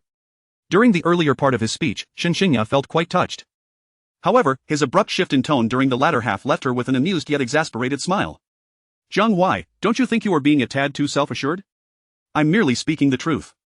After all, there is no remedy for regret in this world. The opportunity has been presented to you, and I hope you seize it. It's getting late, farewell. Hey, as the line went dead, Shen Qingya softly muttered, what a thick-skinned scoundrel. Had anyone been present in the room, they would have noticed the radiant smile that accompanied her words. The following afternoon, after finishing an advertisement shoot, Shen Qingya returned to Yendu. Jiang Huai discreetly picked her and Zhang Lele up from the airport. On the way, Zhang Lele inquired, Jiang Huai, do you know how to write duet songs? Jiang Huai was taken aback, why? Are you suggesting I sing a love song with Qingya to stir up some buzz? Zhang Lele retorted, please, spare me, that demo of a Jiao you sang sounded like a disaster. Do you really think you can duet with Qingya? It's not that I doubt you, but do you possess the vocal prowess for it? Jiang Huai scoffed, then I won't write it. Zhang Lele paused, recalling her need for his assistance, and quickly added, I was just joking. Why take offense? Jiang Huai replied, Lujia, if you have something to say, just say it directly. I dislike beating around the bush. Shen Qingya interjected, let me handle this. Sister Xiaohan has invited me to participate in the finals of Peak Singer as a guest performer. I've already accepted, so I would like to ask you to write a duet suitable for the two of us. Of course, if it's truly unfeasible, then we can let it go. Jiang Huai contemplated before saying, I can give it a try, but I cannot guarantee success. Shen Qingya asked, will you have an answer by tomorrow? Approximately. However, as we are practically brothers, let us be clear about the finances. Given that you are my boss, I will only charge you 2 million plus 20% of the revenue. Shen Qingya rolled her eyes at him, rest assured, as long as you can produce a satisfactory piece, money won't be an issue. It seems you are becoming increasingly obsessed with wealth. Jiang Huai responded confidently, I will not take a single cent more than what I deserve, and I will not take a cent less than what I am owed. That is the principle by which I live. Of course, there are exceptions. If you are willing to be my boyfriend, the question of money becomes irrelevant. Shen Qingya scoffed, dream on. Observing the peculiar banter between the two, Zhang Lele sensed an underlying tension that resembled flirtation. She glanced at Shen Qingya, whose face was slightly flushed, and warned, Jiang Huai, if you dare to make a move on Qingya, I will not hold back. Jiang Huai replied, first of all, even if you tried, you wouldn't stand a chance against me. Secondly, we are both single, it's perfectly normal for us to date if we have the time. Lastly, let me make it clear, I am indeed pursuing the beautiful Shen. Zhang Lele exclaimed angrily, you are playing with fire. Both of you are on an upward trajectory, I absolutely forbid you from dating. Jiang Huai calmly responded, Lujia, when it comes to matters of the heart, you cannot obstruct them. Seeing the impending argument, Shen Qingya quickly interjected, Jiang Huai, since you are pursuing me, isn't it a bit excessive to charge me for writing a song? Jiang Huai immediately countered, that is an entirely separate matter. Money is money, and feelings are feelings, they should not be conflated. Moreover, should you ultimately decline, I would find myself at a loss both emotionally and financially. Therefore, I prefer to secure my earnings first. Shen Qingya teased, with your stingy demeanor, you might never find a girlfriend in your lifetime. Jiang Huai replied, that remains to be seen. As the trio continued their conversation, they arrived at a courtyard known for its exquisite private dining experience. This was a place Jiang Huai had painstakingly managed to reserve. The courtyard, though modest in size with only 5 private rooms, offered a limited menu of just 10 tables per day, making it exceedingly expensive. Ah, is that not Qingya? Came a voice as they stepped inside. Following the sound, Jiang Huai beheld a woman in her 30s with impeccable makeup and captivating eyes. She wore a pale red chipa that accentuated her curvaceous figure. If Shen Qingya embodied the elegance of a cold autumn chrysanthemum, then this woman was a vibrant and passionate rose. Jiang Huai recognized her as Han Yuan, who had recently competed with Shen Qingya for an endorsement. Chapter 19. Confronting the renowned director. Hello, Miss Han, Shen Qingya responded with remarkable indifference, clearly indicating that their relationship was rather strained. Han Yuan raised an eyebrow and smiled. I came here to dine with director Liu Kaming, you know. Our film Martial Extremes is about to premiere, Shen Qingya replied. Congratulations are in order, then. Han Yuan, brimming with pride, remarked, I must thank you as well for allowing me to take on the leading role in Martial Extremes, a film with a staggering budget of 800 million. It was not your doing, but rather my choice to select you. A middle-aged man in his 50s, exuding a powerful aura, approached and spoke coolly. Qingya, it has been a long time. Upon seeing this man, Shen Qingya's expression soured instantly, and she coldly retorted, the longer, the better. This man was none other than Liu Kaming, the illustrious director of Martial Extremes, renowned both domestically and internationally, a recipient of numerous prestigious awards. Jiang Huai was perplexed, unable to fathom why Shen Qingya would exhibit such a hostile demeanor toward such a distinguished director. Liu Kaming scoffed, saying, I attended a screening of your debut film Women's Era the other day, and it was utterly disastrous. Simultaneously, I am grateful that I expelled you from the crew, otherwise, my Martial Extremes would have undoubtedly suffered at your hands. Zhang Lele sneered. Liu Kaming, you old lecher, why do you act as if you don't know why Qingya isn't the leading lady in Martial Extremes? What a pretentious facade you put on, Han Yuan snapped. Is this how you speak to Director Liu? No wonder he decided to dismiss you, Zhang Lele retorted. Han Yuan, you shameless harlot. For a role or an endorsement, you're willing to bet every vice president and director in sight. People like you bring disgrace upon women. Your very presence disgusts me. At this point, Jiang Huai finally understood. It was clear that during the filming of Martial Extremes, Liu Kaming had attempted to exploit Shen Qingya. However, Shen Qingya, maintaining her integrity, had refused to compromise and was consequently ousted from the cast. It was evident that Han Yuan's ascension to the female lead was due to her entanglement with Liu Kaming. Disgusted, Jiang Huai scoffed, casting a disdainful glance towards Liu Kaming and Han Yuan. Liu Kaming seemingly sensed Jiang Huai's scrutiny and, with a hint of anger, inquired, Who are you? Jiang Huai rolled his eyes and ignored him. Han Yuan interjected, Director Liu, this is Jiang Huai, an artist from Shen Qingya's studio. Liu Kaming remarked, Is he the music composer behind Big Brother and Red Bean? Han Yuan affirmed, Indeed. Liu Kaming scrutinized Jiang Huai and stated, Young Jiang, you are quite a talented individual, remaining at a small studio offers little promise. How about this? I will arrange a position for you at a music company as an associate director, with an annual salary no less than 5 million. What do you think? Jiang Huai shot him a sidelong glance and replied, I sell one song for 3 million, and you want me to settle for a job with a 5 million salary? Old man, is there something wrong with your head? Upon hearing Jiang Huai's words, Shen Qingya and Zhang Lele, who had initially been quite irked, nearly burst into laughter. Han Yuan questioned, Do you even realize who you are speaking to? Jiang Huai dismissed her with disdain. Who I talk to is none of your concern. By the way, who are you? Zhang Lele chimed in, She is Han Yuan. Wow, Jiang Huai exclaimed excitedly, You're the famous Han Yuan? My goodness, it's a pleasure to finally meet you in person. Both Zhang Lele and Shen Qingya were taken aback, unsure of Jiang Huai's intentions. Han Yuan smiled, Are you a fan of mine? Jiang Huai replied, Of course, back when I was helping with the Swallow Drift, many of my friends and I were your biggest fans. Han Yuan raised her eyebrows at Shen Qingya and proudly said, Thank you for your support, along with your friends. Jiang Huai waved his hand dismissively, saying, No need for thanks, who doesn't know you're a well-known socialite in the entertainment industry, where money talks. Many of my friends worked tirelessly to earn money just to meet you. By the way, Miss Han, how much do you charge these days? Give me a number, and I'll relay it to my friends up. Shen Qingya and Zhang Lele burst out laughing. They were still puzzled by Jiang Huai's antics towards Han Yuan, but now it all made sense. Han Yuan's face turned a shade of green as she pointed at Jiang Huai, exclaiming, You scoundrel. Jiang Huai chuckled, Thank you for the compliment, Miss Han. As the saying goes, a harlot and a scoundrel make a perfect match. Or perhaps I should offer you $10 to book a room together? Don't worry, I assure you I'd be far superior to those old geezers in their 50s. Zhang Lele added with a smirk. Jiang Huai, aren't you afraid of catching something? I've heard she has several foreign boyfriends. Goodness, Jiang Huai pretended to step back, feigning terror. Lele, why didn't you mention this sooner? Director Liu, you must be cautious. Some diseases, once contracted, are utterly disastrous. Han Yuan's face turned a furious shade of crimson. Liu Kaming's expression also darkened as he coldly remarked, Jiang Huai, have you ever heard the idiom trouble comes from the mouth? Jiang Huai replied with a grin, No, I'm an orphan and never attended school. Liu Kaming scoffed, I will teach you that lesson. Jiang Huai responded, No rush, Director Liu, let me give you a piece of advice. As you age, take better care of your health. Don't indulge in those unhealthy games, especially with a stunning beauty like Miss Han. It could very well be your undoing. Just imagine, if you were to perish, what would become of us fans? We would be heartbroken. Liu Kaming's face darkened further. Thank you for your concern. We have plenty of time ahead of us. Jiang Huai shrugged, I'm in my 20s, so indeed, I have plenty of time.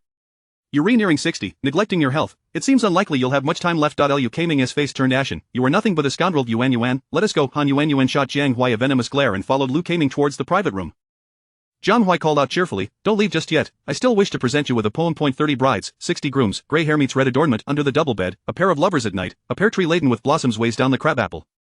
Ha ha ha. The onlookers erupted in laughter upon hearing Jiang Huai's poem, casting amused glances at Liu Kaming and Han Yuan. Shen Qingya playfully slapped Jiang Huai, chuckling, You are incorrigible. Jiang Huai shrugged, What is the harm? They simply left in a hurry, otherwise, I would have given them a piece of my mind. As Zhang Lele suggested, Alright, let us hurry and grab a bite to eat. Chapter 20 Commentary by Liu Kaming. The three individuals entered the private room, and within a mere 10 minutes, 6 dishes and a soup were served. As Jiang Huai ate, he inquired, What is the story behind this, Liu Kaming? Zhang Lele let out a huff, angrily recounting the grievances between Shen Qingya and Lu Kaming, which align closely with Jiang Huai's earlier speculations. Last year, when Shen Qingya ventured into the film industry, her initial project was not The Era of Women, but rather Martial Extremes, directed by the esteemed Lu Kaming. Naturally, Shen Qingya was elated to be part of such a grand production. However, within 3 days of joining the crew, Lu Kaming summoned her to his room at 11 o'clock under the pretense of teaching her acting. It was clear to anyone what such late-night instruction entailed. Shen Qingya, of course, refused his advances. Enraged, Lu Kaming dismissed her, claiming she lacked acting skills and was unmanageable. Consequently, Shen Qingya's first foray into cinema ended in failure, and her tarnished reputation deterred many production teams from considering her. Zhang Lele remarked, Lu Kaming is nothing but a narrow-minded scoundrel. During the filming of Martial Extremes, he spread rumors that he would never collaborate with Qingya again, effectively blacklisting her. I later reached out to several production teams, but he interfered with every opportunity. The film industry in Xia country is dominated by 6 major factions. The Yen Circle, Northwest Circle, Northeast Circle, Shen Circle, Port Circle, and Ben Circle. 80% of filmmakers hail from these circles, with the Yen and Port Circles being the most powerful. Lu Kaming is a prominent figure within the Yen Circle. It is easy to imagine the challenges Shen Qingya faces, being targeted by such a formidable individual. Jiang Huai remarked, I recall that Chen Lang is also a representative of the Yen Circle, isn't he? Why would he dare to cast Qingya? Zhang Lele explained, within the larger circle, there are many smaller factions. Although Chen Lang and Lu Kaming both belong to the Yen Circle, they each have their own subgroups. Chen Lang looks down upon Lu Kaming's reputation-seeking antics, while Lu Kaming disdains his traditional conservatism. Their differing philosophies have led to a very poor relationship. I heard they almost came to blows at a banquet. By casting Qingya as the female lead and agreeing to her studio's investment, Chen Lang may very well be trying to provoke Lu Kaming. Jiang Huai continued, what about Pinnacle Entertainment? Aren't they going to stand by while you are bullied? Zhang Lele scoffed, since Qingya established her personal studio, Pinnacle Entertainment's attitude towards us has grown considerably colder. After all, we are merely in a cooperative relationship now. For any promising projects, they will prioritize their contracted artists.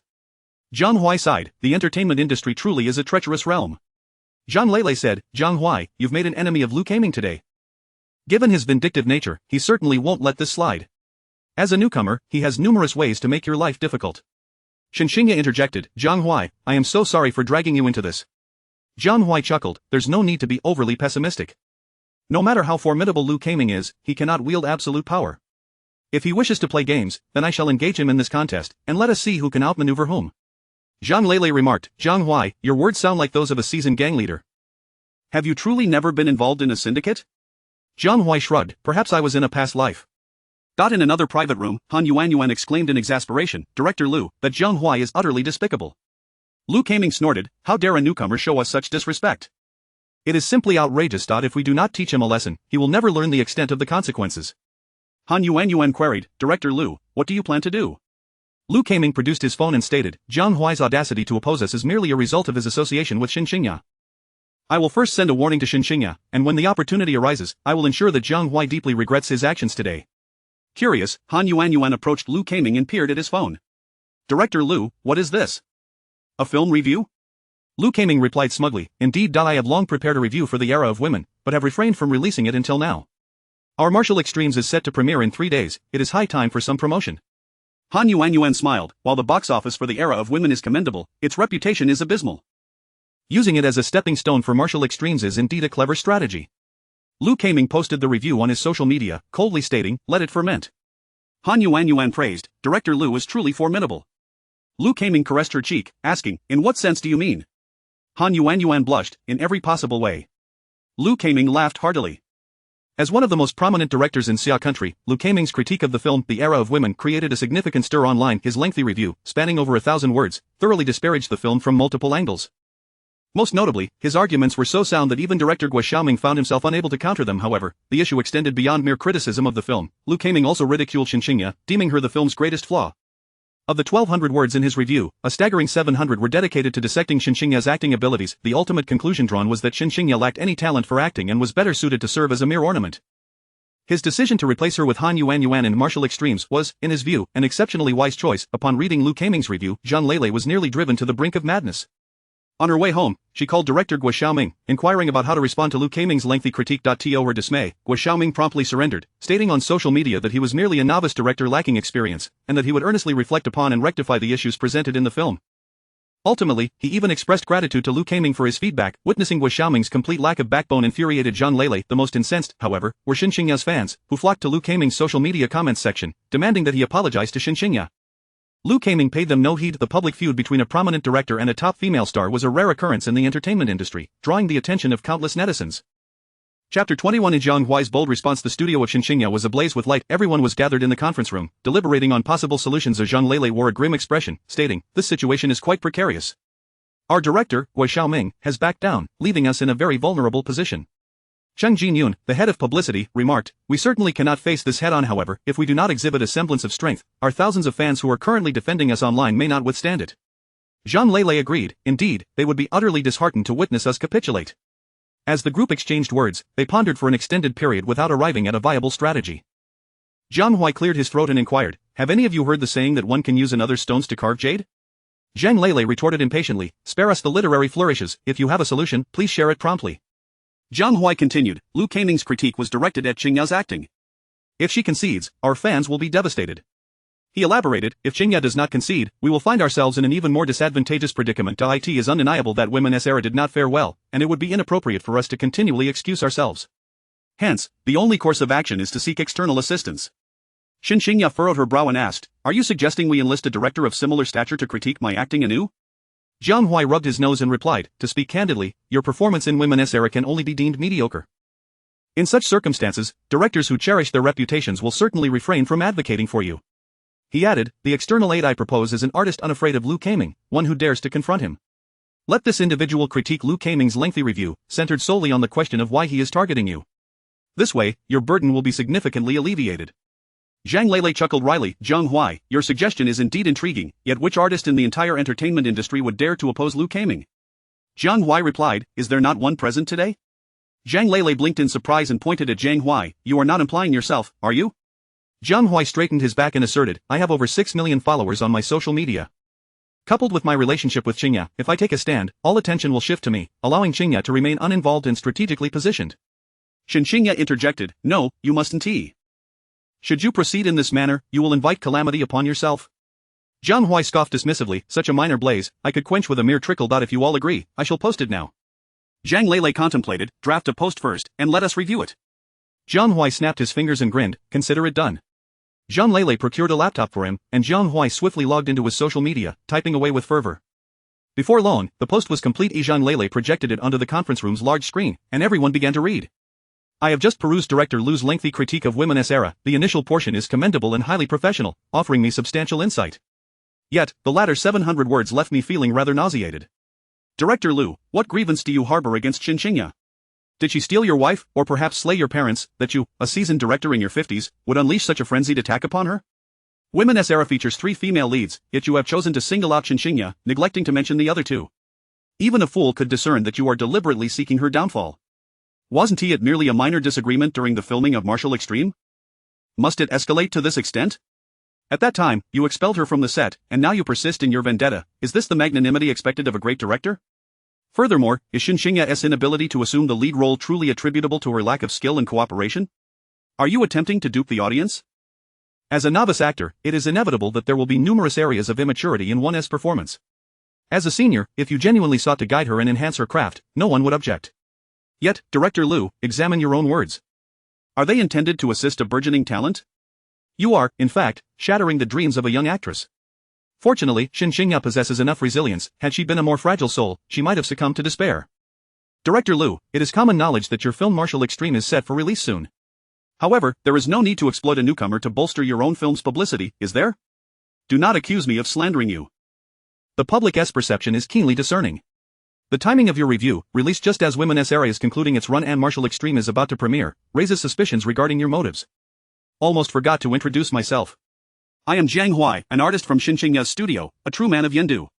While Shen Qingya respects you as a senior in the industry and refrains from confronting you, I do not share her patience. If you have the courage, direct your ire at me. I will shield Shen Qingya.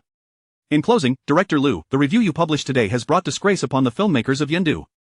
Jiang Huai's rebuke, comprising 1,200 words, paralleled Lu Kaming's lengthy critique, both aimed at denouncing the suppression of emerging actors. This post, once disseminated, would undoubtedly inflict significant damage upon Lu Kaming. Zhang Lele raised his thumb in approval, stating, "Jiang Huai, this composition is truly remarkable." Jiang Huai chuckled, "Thank you for the compliment."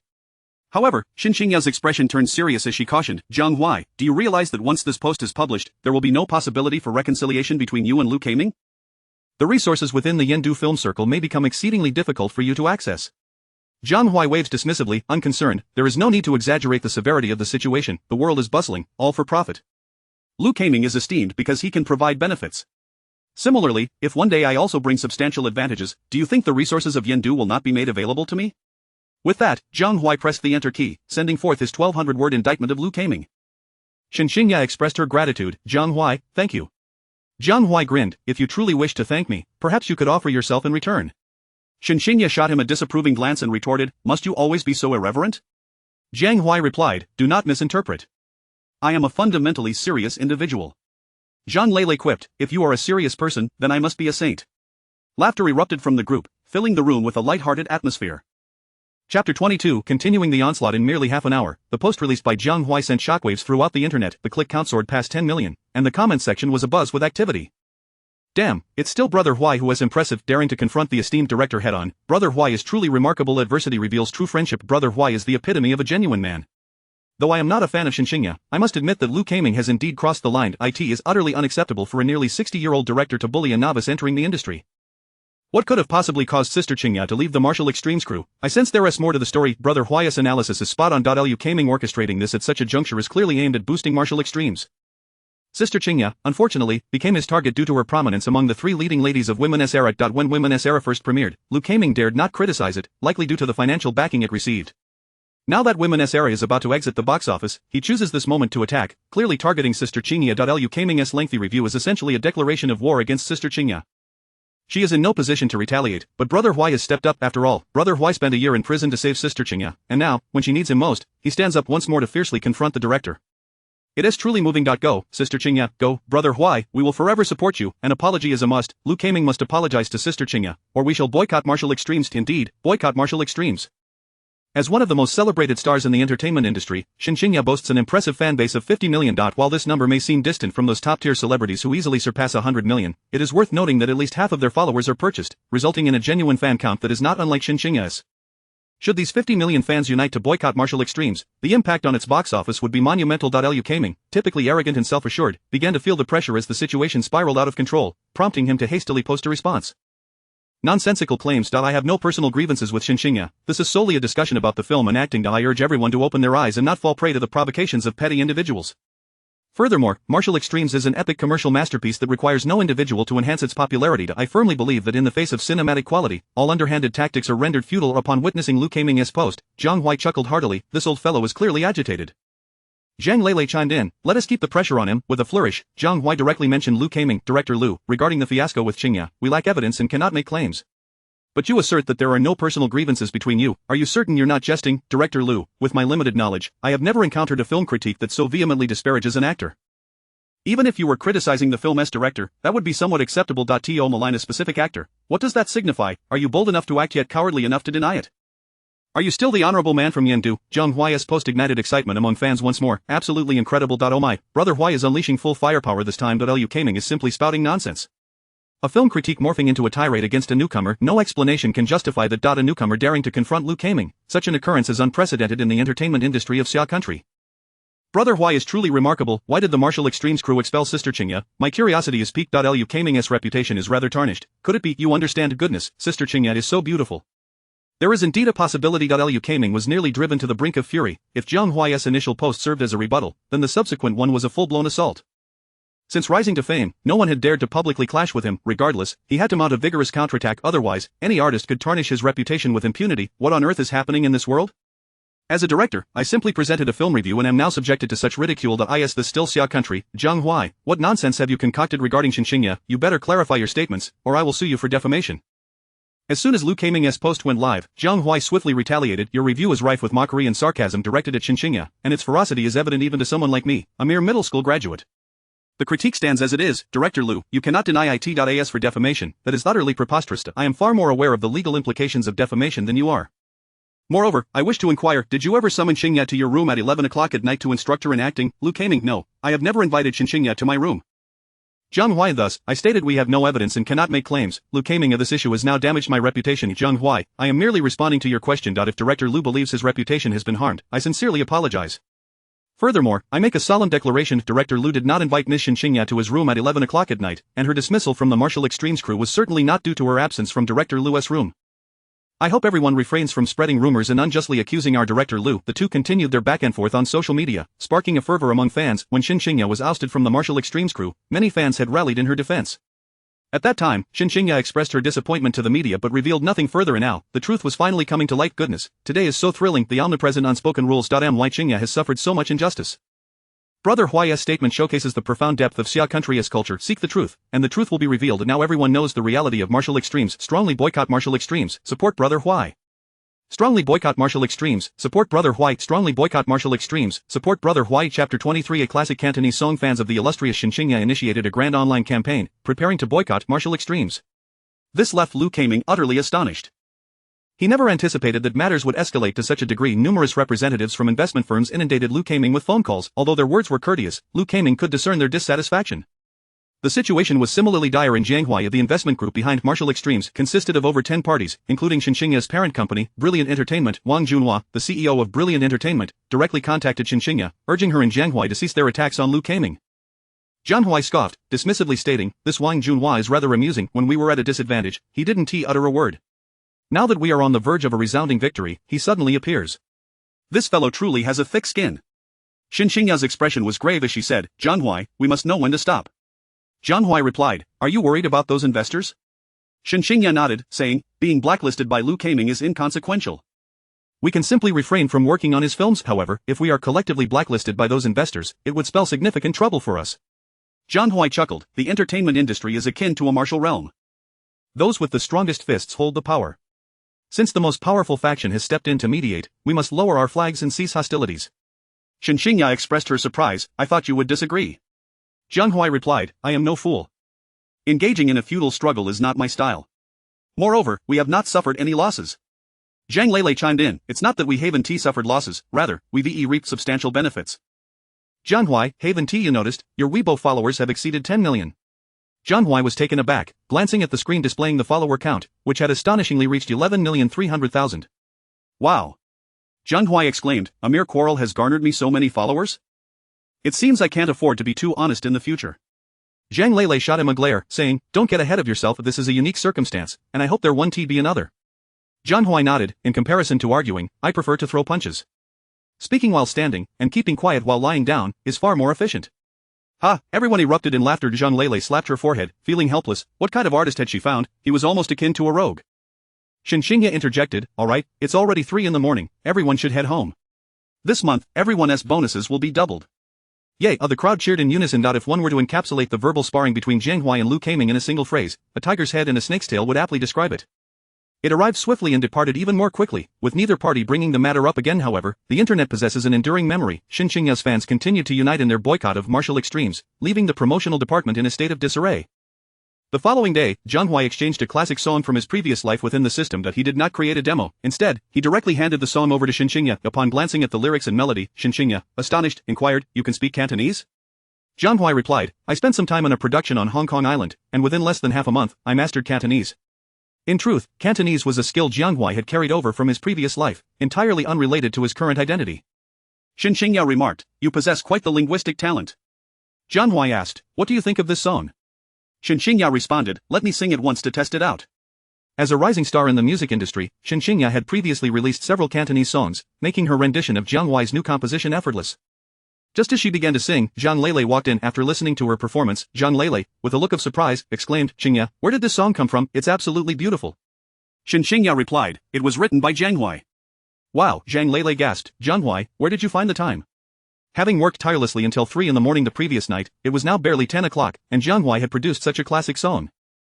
His efficiency was unparalleled. Jiang Huai, filled with pride, stated, "When inspiration strikes, it cannot be hindered." "Lele, do you believe me? I had a sudden spark of inspiration while eating and completed it in just half an hour." Zhang Lele gave him a thumbs up, saying, "You're impressive." Jiang Huai continued, "Gorgeous Shen, this song is intended for you and Zhang Xiaohan to perform on Peak Singer. If you both agree, it will be 1 million each, plus 20% of future earnings." Zhang Lele scoffed, "Aren't you a bit bold to charge Qingya?" Jiang Huai replied, "As long as you can persuade Qingya to agree to be my girlfriend, I promise not to take a single cent."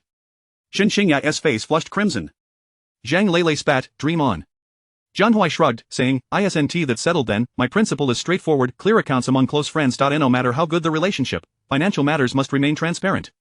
To prevent any dissatisfaction arising from trivial issues that could sour our friendship." Shen Qingya affirmed, "You're absolutely right. Many friendships in the entertainment industry have soured over financial interests, leading to a complete loss of camaraderie. Lele, please send the song to Xiaohan. If she has no objections, I will accompany her as a backup vocalist." Zhang Lele agreed, "All right." Soon, Zhang Lele contacted Zhang Xiaohan's manager and forwarded the song. In less than 10 minutes, a return call came through. It was Zhang Xiaohan herself, insisting on a video call with Jiang Huai and Shen Qingya. In the video, Zhang Xiaohan appeared exuberant, declaring, "Mr. Zhang, the song you wrote is simply marvelous." Jiang Huai smiled, "So, does that mean you are willing to purchase the song?" Zhang Xiaohan nodded, "Of course, Qingya, I am currently busy arranging the final song for the finals, so I will need your help with the arrangement of this song." Shen Qingya responded, "No problem. I am confident that the quality of this Cantonese song will surely resonate with the audience." Zhang Xiaohan, brimming with enthusiasm, replied, "I believe so too." With Jiang Huai's new song in her possession, Zhang Xiaohan felt an incredible boost in confidence. After receiving payment, Jiang Huai found himself with over 6 million. He sought out a reputable construction company and arrived at Honglei Orphanage. Upon hearing that Jiang Huai intended to fund the construction of dormitories for the children, the construction manager, Wang Wei, was deeply moved, exclaiming, "Mr. Jiang, you are truly remarkable." Jiang Huai smiled, "This is the place where I grew up, it is my home. Of the children are my younger siblings, building a dormitory for my family is only natural." Wang Wei's eyes glistened with emotion as he said, "That may be so, but how many can truly carry out such a noble deed?" Jiang Huai stated, "Manager Wang, I am not well versed in the construction industry, so the quality of this building will depend on your oversight. Money is no object." Wang Wei assured him earnestly, "Rest assured, Mr. Jiang, I will ensure we construct a safe and comfortable building for the children. If anyone dares to cut corners on this project, I will not let them off easily." Jiang Huai extended his hand, joyfully saying, "Thank you." Wang Wei shook his hand, responding, "It is the least I can do. I am nowhere near your caliber." Chapter 24. Jiang Huai faces a ban. Jiang Huai plans to construct a 5-story building for the orphanage, with 4 dormitories on each floor. Each dormitory will consist of a living room, a bathroom, and 4 bedrooms, aiming to provide each child with a private space. The initial estimated cost for the entire project is 12 million. After signing a contracting agreement with Wang Wei, Jiang Huai transfers 6 million to him. Chen Honglei, moved to tears, exclaims, "Xiao Huai, you need not go to such lengths." Jiang Huai smiles and replies, "Anshin, I once vowed that when I became prosperous, I would ensure our orphanage is built to a better standard.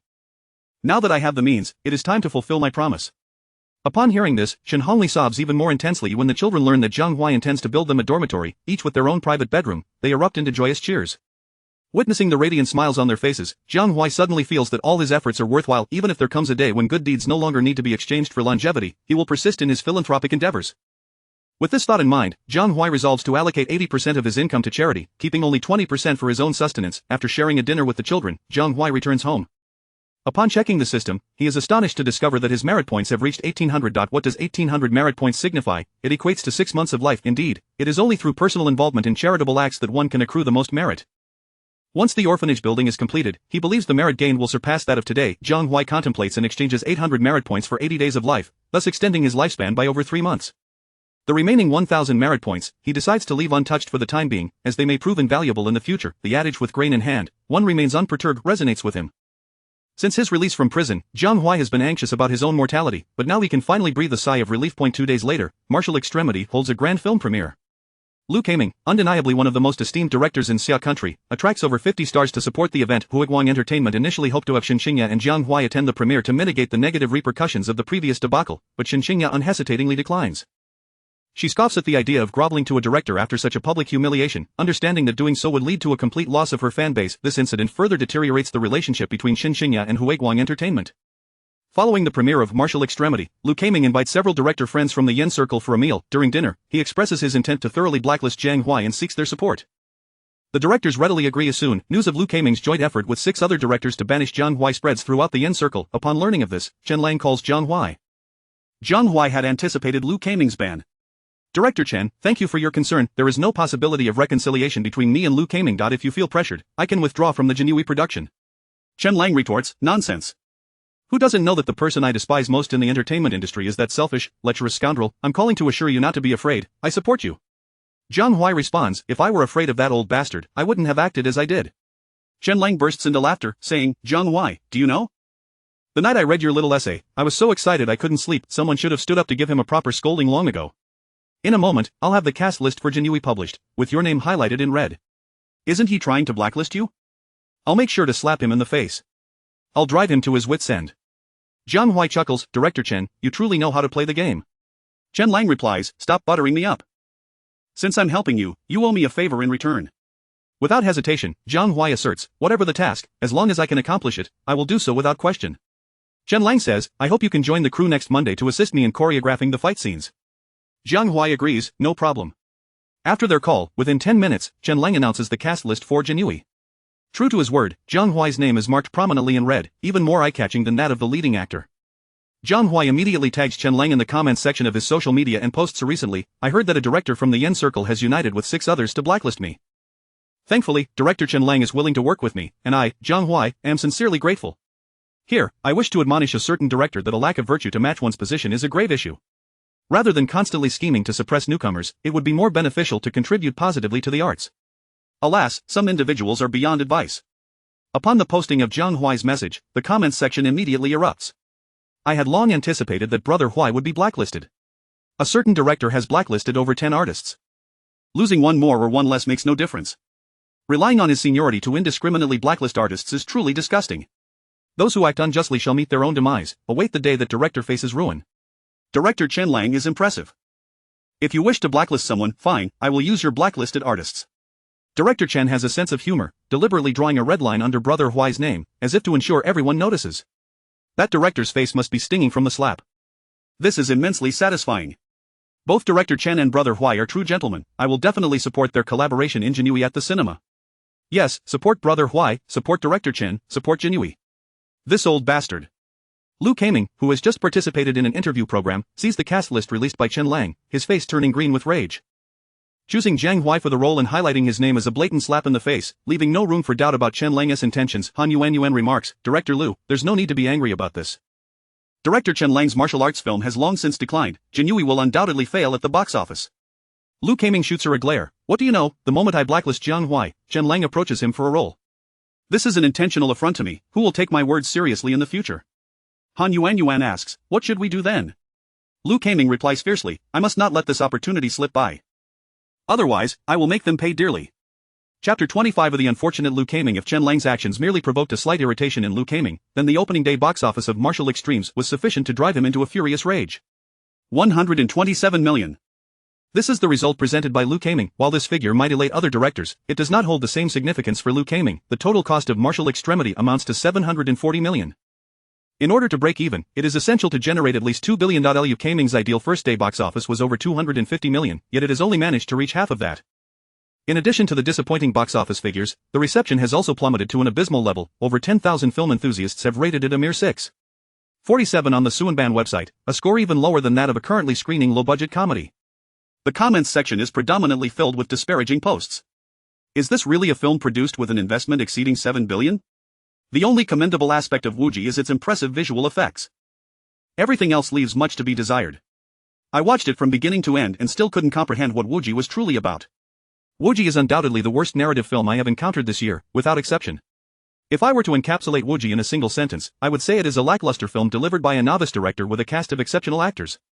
Director Lu is so preoccupied with suppressing newcomers that he lacks the energy to focus on filmmaking. It is profoundly disappointing that a top director from the Summer Nation could not even convey a coherent story. Both at the box office and in terms of critical reception, Wuji has suffered a dismal defeat. Jean Lele, who has just boarded the Mango TV shuttle, observed the comments from film fans with a face full of schadenfreude. An investment of over 7 billion is going down the drain. Let us see how Lu Kaming explains this to the investors. Shen Qingya inquired, Jia, how many times has Lu Kaming failed? Jean Lele inquired and remarked, including Wu Ji, this individual has directed 3 commercial films over the span of 5 years. The first one amassed approximately 10 million, while the second incurred a loss of 220 million. Now, we find ourselves at the third installment. Given the current circumstances, it is likely that he will suffer even greater losses. Jiang Huai chuckled, after 2 consecutive failures, Lu Kaming's days are bound to be challenging. Shen Qingya arrived at Mango Television to participate in Peak Singer, and Jiang Huai, having nothing better to do, decided to accompany her. Zhang Lele sneered, a top-tier director is permitted a maximum of 3 failures, with 2 already behind him. Should there be another, Lu Kaming's identity and status would plummet. At that point, no investors will be willing to finance his projects. Shen Qingya added, if Wu Ji performs particularly poorly at the box office, I suspect his subsequent film investments will likely not exceed 200 million. Jiang Huai suggested, shall we stoke the flames? Let us thoroughly criticize his film. Zhang Lele quickly interjected, absolutely not Jiang Huai, you must understand that Lu Kaming is merely the director of Wu Ji. The box office performance of Wu Ji is solely tied to his reputation. The ones who have a direct financial stake in the film's box office are the 10 or so investors. If you were to publish a negative review of Wu Ji now, it wouldn't offend him but rather those investors. Shen Qingya nodded, saying, Jiang Huai, what Lele said is correct. You mustn't indulge your whims. Jiang Huai laughed, rest assured, I'm not that foolish, I was merely jesting. Half an hour later, the chauffeur drove Shen Qingya and her party to a 5-star hotel located merely 200 meters from Mango Television. As soon as they disembarked, Jiang Huai spotted Zhang Xiaohan and Yuan Yu approaching. Qingya, Teacher Jiang, I am immensely grateful for your presence to assist me, Zhang Xiaohan expressed with a look of appreciation. Shen Qingya embraced her, smiling, the viewership ratings for Peak Singer are not only high, but the television station has also compensated me handsomely. If we were to calculate, it is I who should be thanking you. Zhang Xiaohan looked astonished, Qingya, you seem remarkably different from before. You were never one to joke around, always maintaining an aloof demeanor, but now it appears you have changed. Shen Qingya glanced at Jiang Huai and replied, perhaps it is true that one becomes like those they associate with. Zhang Xiaohan displayed an understanding expression and said, congratulations. Shen Qingya was momentarily taken aback, not grasping Zhang Xiaohan's meaning. The group entered the hotel, where the television staff had arranged rooms for them. As the host, Zhang Xiaohan treated everyone to lunch. After a satisfying meal, Shen Qingya and Zhang Xiaohan proceeded to rehearsal. With nothing else to occupy his time, Jiang Huai took a taxi to the cinema, contributing a ticket fee to Lu Kaming's Wu Ji. After a full 2.5 hours, Jiang Huai emerged from the screening utterly bewildered. He could not make sense of the narrative or identify the central storyline. Were it not for the commendable special effects and martial arts sequences, Jiang Huai would have surely succumbed to sleep. What a ridiculous film! It barely conveyed a coherent story, and this is supposed to be directed by a major filmmaker, Pa. After the film concluded, a nearby moviegoer vented his frustrations, and Jiang Huai wholeheartedly agreed. Upon returning to the hotel, as Jiang Huai stepped out of the elevator, he found Zhang Lele knocking at his door. Lele, what brings you here? Jiang Huai inquired. Zhang Lele turned to him and remarked, no wonder I had been knocking for so long without a response. I assumed you were inside, where have you been? Jiang Huai chuckled, I went to see Wu Ji. Zhang Lele asked, what did you think? Jiang Huai replied, it aligns with the sentiments of the online moviegoers, I found it incomprehensible. Lu Kaming's editing left much to be desired, resulting in a fragmented narrative that failed to form a cohesive storyline. Zhang Lele nodded, saying, no matter how poorly he directs, you must refrain from creating trouble for him, understood? Jiang Huai smiled, rest assured, I comprehend. Lele, why did you seek me out? Zhang Lele explained, Xiaohan's performance piece has encountered a problem, and I came to discuss it with you. Jiang Huai was taken aback and asked, what sort of problem? Zhang Lele elaborated, the copyright for the song Xiaohan intends to perform in the finals has not been secured by Mango Television. This world is markedly different from the previous one. To safeguard originality, nations place considerable emphasis on music and film copyrights. For Zhang Xiaohan to perform another's song, obtaining their consent is imperative. Otherwise, should the party in question initiate legal action, not only would Zhang Xiaohan incur substantial financial penalties, but she would also face severe repercussions under copyright law. There was a case where a singer faced similar circumstances and ended up owing 3 million, spending 6 months in detention, and upon release, their career was irreparably damaged. Jiang Huai, astonished, asked, who possesses such clout that they disregard even Mango Television? Zhang Lele responded, the diva Lu Yuyan. She sold the song's copyright to Tomato Television, which is Mango Television's arch-rival. Jiang Huai shrugged, it seems the celestial beings are clashing, and the mortals suffer. Zhang Lele urged, enough of this idle chatter. Let us hurry. Chapter 26. Have you developed feelings for Jiang Huai? The two individuals entered Shen Qingya's room. Upon seeing Zhang Xiaohan also present, Jiang Huai's expression darkened, starkly contrasting with his earlier confident demeanor at noon. Sister Zhang, must it be this way? There are still 2 days left, hurry and change the song, Jiang Huai stated bluntly. Zhang Xiaohan replied with a wry smile, even if we were to change the song, I lack the time for rearrangement and rehearsal. The outcome would undoubtedly fall short. Jiang Huai inquired, then what should we do? Shen Qingya fixed a penetrating gaze upon him and said, Jiang Huai, did you not mention having a considerable repertoire? Is there not a suitable song for Sister Xiaohan among them? Upon hearing this, Zhang Xiaohan turned her hopeful eyes towards Jiang Huai. Jiang Huai shook his head and replied, those are all my prized songs. At this stage, I will not part with them. Zhang Xiaohan immediately discerned the subtext in Jiang Huai's words and asked, Teacher Jiang, do you mean to say there are songs suitable for me? Jiang Huai retorted, I did not make such a statement. Zhang Lele interjected, Jiang Huai, you're not considering taking advantage of this situation and raising the price, are you? Jiang Huai rolled his eyes and replied, I possess only a handful of classic songs. Naturally, I must sell them at a fair price. I have contemplated that once I attain fame, I shall perform them myself and surely earn millions. Zhang Lele scoffed at this, saying, do spare us. With that voice of yours, you would only ruin a good song. Zhang Xiaohan implored, Teacher Jiang, I am willing to offer 500,000 plus 50% of the profits, I beg you to assist me. Jiang Huai furrowed his brow and responded, allow me to consider it. Shen Qingya remarked, Jiang Huai, this price is already the highest in the industry. Jiang Huai chuckled, since our boss has spoken, I shall reluctantly agree. Now, where are the writing tools? Zhang Xiaohan rejoiced and quickly prepared paper and pen for Jiang Huai. Zhang Lele warned, your song had better be worth this price, otherwise, you can find somewhere else to stay. Jiang Huai confidently assured them, rest assured, I will guarantee your satisfaction. With that, Jiang Huai closed his eyes and immediately contacted the system. After spending 120 merit points, Jiang Huai exchanged for a classic song suitable for Zhang Xiaohan. Swish, swish, swish. 20 minutes later, a new song was completed. To conceal his system's workings, Jiang Huai also made several alterations. Shen Qingya frowned slightly and remarked, isn't this your stock, why are there so many errors? Jiang Huai shrugged and said, time has passed, and I nearly forgot some melodies, allow me to transcribe it again. Soon, Jiang Huai produced a new copy. Shen Qingya and Zhang Xiaohan both turned their gazes towards him. 3 minutes later, they looked up at Jiang Huai, their eyes filled with astonishment and admiration. Zhang Xiaohan exclaimed, Teacher Jiang, you are truly remarkable. This song is enough to make any artist an overnight sensation. Jiang Huai chuckled, as long as you feel it's worth it. Zhang Xiaohan shook her head, saying, I should say I am getting a tremendous bargain. Qingya, this song is also highly suitable for you, are you certain you wish to entrust it to me? Shen Qingya glanced at Jiang Huai and replied, I doubt I will lack for good songs in the future. Jiang Huai, wouldn't you agree? Jiang Huai understood Shen Qingya's implication and responded, then I suppose I shall also not be short of money, correct? Shen Qingya was left speechless, saying, you truly are fixated on wealth. Jiang Huai stood up and said, alright, enough of this idle chatter. You both should get to arranging the music. Shen Qingya asked, are you not coming to help? Jiang Huai shrugged and replied, I can write songs, but arrangements are not my forte. Zhang Xiaohan offered, I can have my team handle the arrangements. Teacher Jiang, I sincerely appreciate your help. Jiang Huai smiled, no need for thanks. As I always say, once the payment is settled, everything can be discussed. Zhang Xiaohan could not help but smile. Although she had only met Jiang Huai once, she could tell he was not the kind of person to forget his principles for profit, not to mention, the fact that he dared to argue with a top director for Shen Qingya's sake was not something just anyone could do.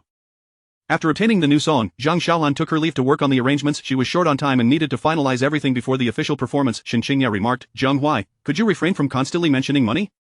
Jiang Huai replied, if we do not discuss money, then what shall we talk about? Emotions, let me tell you, the hardest debt to repay is one of affection, it can be insidious. I do not like owing others favors, nor do I enjoy having others indebted to me. Thus, it is better to settle matters with money. Shen Qingya gazed deeply at him and said, you have saved my life and assisted me countless times, I owe you a great debt of gratitude. How much do you think I should pay to repay you? Jiang Huai raised an eyebrow and replied, then it cannot be repaid with money, you must repay it with yourself. Have you not heard this saying? A life-saving grace cannot be repaid with wealth, one can only offer oneself in return. Shen Qingya's face instantly flushed crimson, and she indignantly said, you may go rest now. Jiang Huai responded, Miss Shen Qingya, speaking of which, you are not exactly young. You are a year older than I believe you should seriously consider my suggestion, being with me is akin to an old bull courting a young calf. Shen Qingya was utterly taken aback by the phrase old bull courting a young calf, and she shouted, Jiang Huai, you get out. Do not be angry. I shall leave at once. Jiang Huai said, swiftly making his exit. Shen Qingya stamped her foot, exclaiming, what a rogue. Having observed Shen Qingya's expression, Zhang Lele sighed and said, Qingya, tell me honestly, have you developed feelings for Jiang Huai? Shen Qingya's countenance shifted, how could that be? Zhang Lele replied, you are the one I brought into the entertainment industry. No one knows your temperament better than I do. In the past, no matter who pursued you, you always maintained a frigid demeanor. Only when faced with Jiang Huai do you reveal a hint of femininity. Just now, if Jiang Huai's words had come from anyone else, would you be in this state? Shen Qingya fell silent and finally admitted, Lele, I confess I have some fondness for Jiang Huai. Being with him makes me feel at ease, and he gives me a sense of trust. However, it has yet to reach the level of love. Zhang Lele replied, I knew it. Shen Qingya asked, Lele, would you oppose this? Zhang Lele laughed, why would I? Although Jiang Huai can be somewhat unreliable at times, he is undeniably dependable in critical moments. However, if that day truly comes, do inform me in advance, I must prepare myself. Shen Qingya embraced Zhang Lele and said, Lele, thank you. Zhang Lele patted her shoulder and replied, such a beautiful lady. It would be a shame for that scoundrel to have you. Time flew by, and in the blink of an eye, 2 days had passed. Woji grossed 83,078,5 million, ranking third among films released during the same period, with ratings dropping below 6, signaling a total failure. Liu Keiming's reputation plummeted in the eyes of investors. Chen Lang even called Jiang Huai to gloat about the situation. Chapter 27 Gaming. Please don't disturb me on Sunday evening. The finals of the first season of The Pinnacle Singer officially commenced. Jiang Huai accompanied Shen Qingya and Zhang Xiaohan to the Mango TV lounge well in advance. While the two ladies were busy with their makeup, Jiang Huai, feeling rather idle, leaned back on the sofa and indulged in his favorite online game. So engrossed was he in play that he failed to notice the host Hitsong entering to interview the two women. With a smile, Hitsong inquired, "Is this the esteemed music producer Jiang, the one behind Red Bean and A Diao?" Shen Qingya interjected, "Yes, that's him." Jiang Huai, pause for a moment, he Laosher has arrived. Jiang Huai, without lifting his gaze, replied, "If there's something, wait 2 minutes I'll take care of this rascal shortly." Hitsong couldn't contain himself and burst into laughter. Shen Qingya, exasperated, remarked, "He Laosher, I apologize, Jiang Huai can be somewhat unrefined." She approached Jiang Huai, attempting to snatch his phone away. "Don't move!" Jiang Huai suddenly shouted, startling Shen Qingya. "Oh no, this is a disaster. What an idiot, how could he play like this?" Jiang Huai tossed his phone onto the sofa, his eyes burning with fury. Shen Qingya insisted, "Jiang Huai, He Laosher has come to interview us, please behave normally." Jiang Huai glanced up at Hitsong, immediately sprang to his feet, extending a hand while laughing heartily, "Ah, He Laosher, greetings. I've only ever seen you on television, this is my first encounter with you in person." Hitsong shook Jiang Huai's hand, saying, "Mr. Jiang," Jiang Huai promptly interrupted, "No, He Laosher, just call me Jiang Huai. Once the performance is over, I'll treat you to a drink." Hitsong replied, "Alright, I shall address you by your name then, Jiang Huai, are you aware that we are currently live?" Jiang Huai paused, asking, "What do you mean?" Shen Qingya, somewhat irritated, stated, "Everything you just did has already been broadcasted live." "What?" Jiang Huai exclaimed, "Didn't it start at 8? How is it live already?" Shen Qingya sighed, "The official competition begins at 8, the first half hour is for interviews." Jiang Huai retorted, "Why didn't you tell me?" Hitsong, stifling laughter, remarked, "Qingya was almost ready to shout through a megaphone in your ear." Jiang Huai looked utterly defeated, "It's over, my glorious image is utterly ruined." Ha. Not only Shen Qingya and Zhang Xiaohan, but even the professional host Hitsong was rendered helpless with mirth. The live chat was ablaze with comments. "Brother Huai, you are simply too entertaining. Brother Huai's gaming demeanor is quite similar to mine. No force can extinguish my passion for gaming. I almost died laughing at Brother Huai just now. Upon realizing the truth, I suspect Brother Huai wished he could vanish. Brother Huai is so down to earth. I adore stars like him." Seeing Qingya's helpless expression, one wonders how she ended up with such an artist. Today, both of Zhang Xiaohan's competition songs are new pieces penned by Brother Huai. I wonder how they compare to A Diao. If the songs are subpar, do you think Qingya would have agreed to be a backup vocalist? I eagerly anticipate Brother Huai's new songs. Hitsong then asked, "Jiang Huai, both songs performed by Xiaohan in the competition were written by you. What do you think her chances of success are?" Jiang Huai, with a nonchalant expression, replied, "Any result would suffice, after all, I've already been compensated, even if she comes in last, it matters not." After finally suppressing his laughter, Hitsong was again caught off guard by Jiang Huai's antics, nearly shedding tears from laughter. As a prominent host at Mango TV, Hitsong had never encountered such a peculiar character. To boost ratings, Hitsong was certainly not about to overlook such a humorous artist. He pressed on with his inquiries. "Did you compose these two songs in a week?" Jiang Huai responded, "How could that be? The first song took me merely half an hour to complete, the second song is from my previous works. I had intended to wait until I gained fame to perform it myself and earn a bit more. Recently, upon seeing that Sister Zhang was struggling with the second song, I decided to sell it to her." Hitsong exclaimed, "Half an hour for a song? How did you manage that?" Jiang Huai explained, "When inspiration strikes, it's unstoppable. Just the other day, I had a quarrel online with a certain director, and while enjoying breakfast the next day, a melody suddenly flooded my mind. I quickly grabbed paper and pen to jot it down." Hitsong, aware of the director Jiang Huai referred to, smiled slightly and continued, "What about the second song, under what circumstances was it composed?" Jiang Huai shrugged, stating, "I was idly bored in prison, reminiscing about many things from my time in the orphanage, which inspired me to write a song filled with hope. I hope that children with similar backgrounds to mine will find strength upon hearing this song. I wish for them to discover light in darkness and hope amidst despair." Hitsong nodded, "Well said. I eagerly await these two new songs, and I wish Xiaohan and Qingya a successful performance and the results they aspire to." In the comments section, the barrage of messages resumed. Brother Huai dares to say anything. The first song was written the day after a spat with director Liu, and the second was penned in prison. Brother Huai, couldn't you phrase it more delicately? Finding light in darkness and hope in despair, that line nearly brought me to tears. Brother Huai was once an orphan, raised in an orphanage. It truly hasn't been easy to reach this point. I am super excited for Zhang Xiaohan's performance. At exactly 8 o'clock, the finals of The Pinnacle Singer commenced. The competition was divided into two segments. The first involved participating singers and guest singers performing a duet, accounting for 40% of the total score. The second segment featured the participating singers performing solo, constituting 60% of the overall score. Combined, these determined the champion of the season. The production team of The Pinnacle Singer had a clever approach, inviting guest singers to draw lots for the participating singers. Shen Qingya's luck was neither particularly good nor bad. She drew the number 4 for Zhang Xiaohan instead of remaining in Zhang Xiaohan's lounge. Jiang Huai accompanied Zhang Lele directly to the venue. It must be noted that the singers brave enough to step onto the stage of The Pinnacle Singer were undoubtedly skilled. The first three pairs of singers performed remarkably well, the second pair even sang a new song, receiving enthusiastic applause from both the guests and the audience. At long last, it was time for Shen Qingya and Jiang Huai to take the stage. Jiang Huai exhaled deeply, stating, "They must succeed." Jiang Huai reassured her, "Have faith, both of them are titans of the music industry, there won't be any issues." Jiang Huai retorted, "Do you think everyone is as carefree as you?" Chapter 28, Next stop, Diva on stage, Heetsung announced. Next to grace the stage are two stunning beauties, one being Jiang Huai and the other, Shen Qingya. A chorus of applause and cheers erupted from the audience. Heetsung continued, "The two singers will perform a piece titled Next Stop, Diva, a delightful new Cantonese song, penned and composed by Jiang Huai." The photographer immediately directed the camera towards Jiang Huai, who waved at the lens, receiving a warm response from the crowd. In truth, very few in the audience recognized Jiang Huai. The applause was primarily for his three songs, Big Brother, Red Bean, and A Diao, which had dominated the new song charts, each garnering over 100 million views. With Jiang Huai presenting a new song, anticipation was palpable among the audience. Heetsung declared, "Alright, let us now experience just how enchanting Next Stop, Diva truly is." With that, he exited the stage.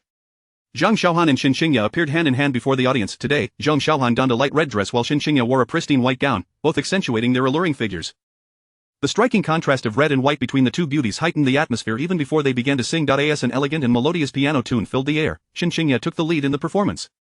The ethereal and gentle quality of her voice captivated the audience instantaneously. Standing before the grand circle, I gaze intently at my path. The next station, reaching the diva, of course, would be ideal. Yet, on this glamorous starry journey, should I falter at the heights, will there still be an embrace waiting behind me?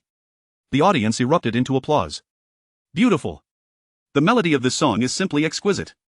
Jiang Huai has crafted yet another classic. How remarkable. Jiang Huai remarked, "Qingya's voice is truly a gift from the heavens." Jiang Huai proudly added, "Indeed, the first time I heard Qingya sing at the music academy, I knew she was destined to become a diva of the music world." On stage, Jiang Huai launched into the second verse. In the lover's lane of Bade New Street, their a proud glance exchanged. On stage, I sing at will, yet, perhaps the glory is not greater, for popularity is but a soap bubble. Jiang Huai's vocal prowess ranks among the best in the music industry. Her clear voice, combined with overwhelming power, grants her the ability to rival any singer. If Shen Qingya is a cuckoo, then Jiang Huai is a golden oriole. Their collaboration promises a true auditory and visual feast. Shen Qingya, even if one day a concert is held, who will sing? He may not be in attendance. It feels as if living was in vain. How can I sing without love? Jiang Huai, how many love songs can I sing, still feeling reluctant? How can I shine on stage, when the most beloved is not here, to softly sing sweet nothings in my ear? The performance of the first chorus left the audience in awe. The illustrious singer Liu Xian marveled in the backstage lounge, exclaiming, "This song is absolutely magnificent. Jiang Huai is truly remarkable." For a music titan like Liu Xian, who has witnessed countless exceptionally gifted singers over the decades, it takes more than a stellar performance to evoke emotion. The only thing capable of moving him is outstanding lyrics and melody. Clearly, Next Stop, Diva transcends mere excellence. It is a true classic. Rock King Yifeng chuckled wryly. "I have already solicited a song from Jiang Huai, and his response was that he needed time. Now I understand, he must be writing for Jiang Huai." Liu Xian glanced at him and jested, "If it were me, I would undoubtedly compose for the beauty first." Yifeng was momentarily rendered speechless.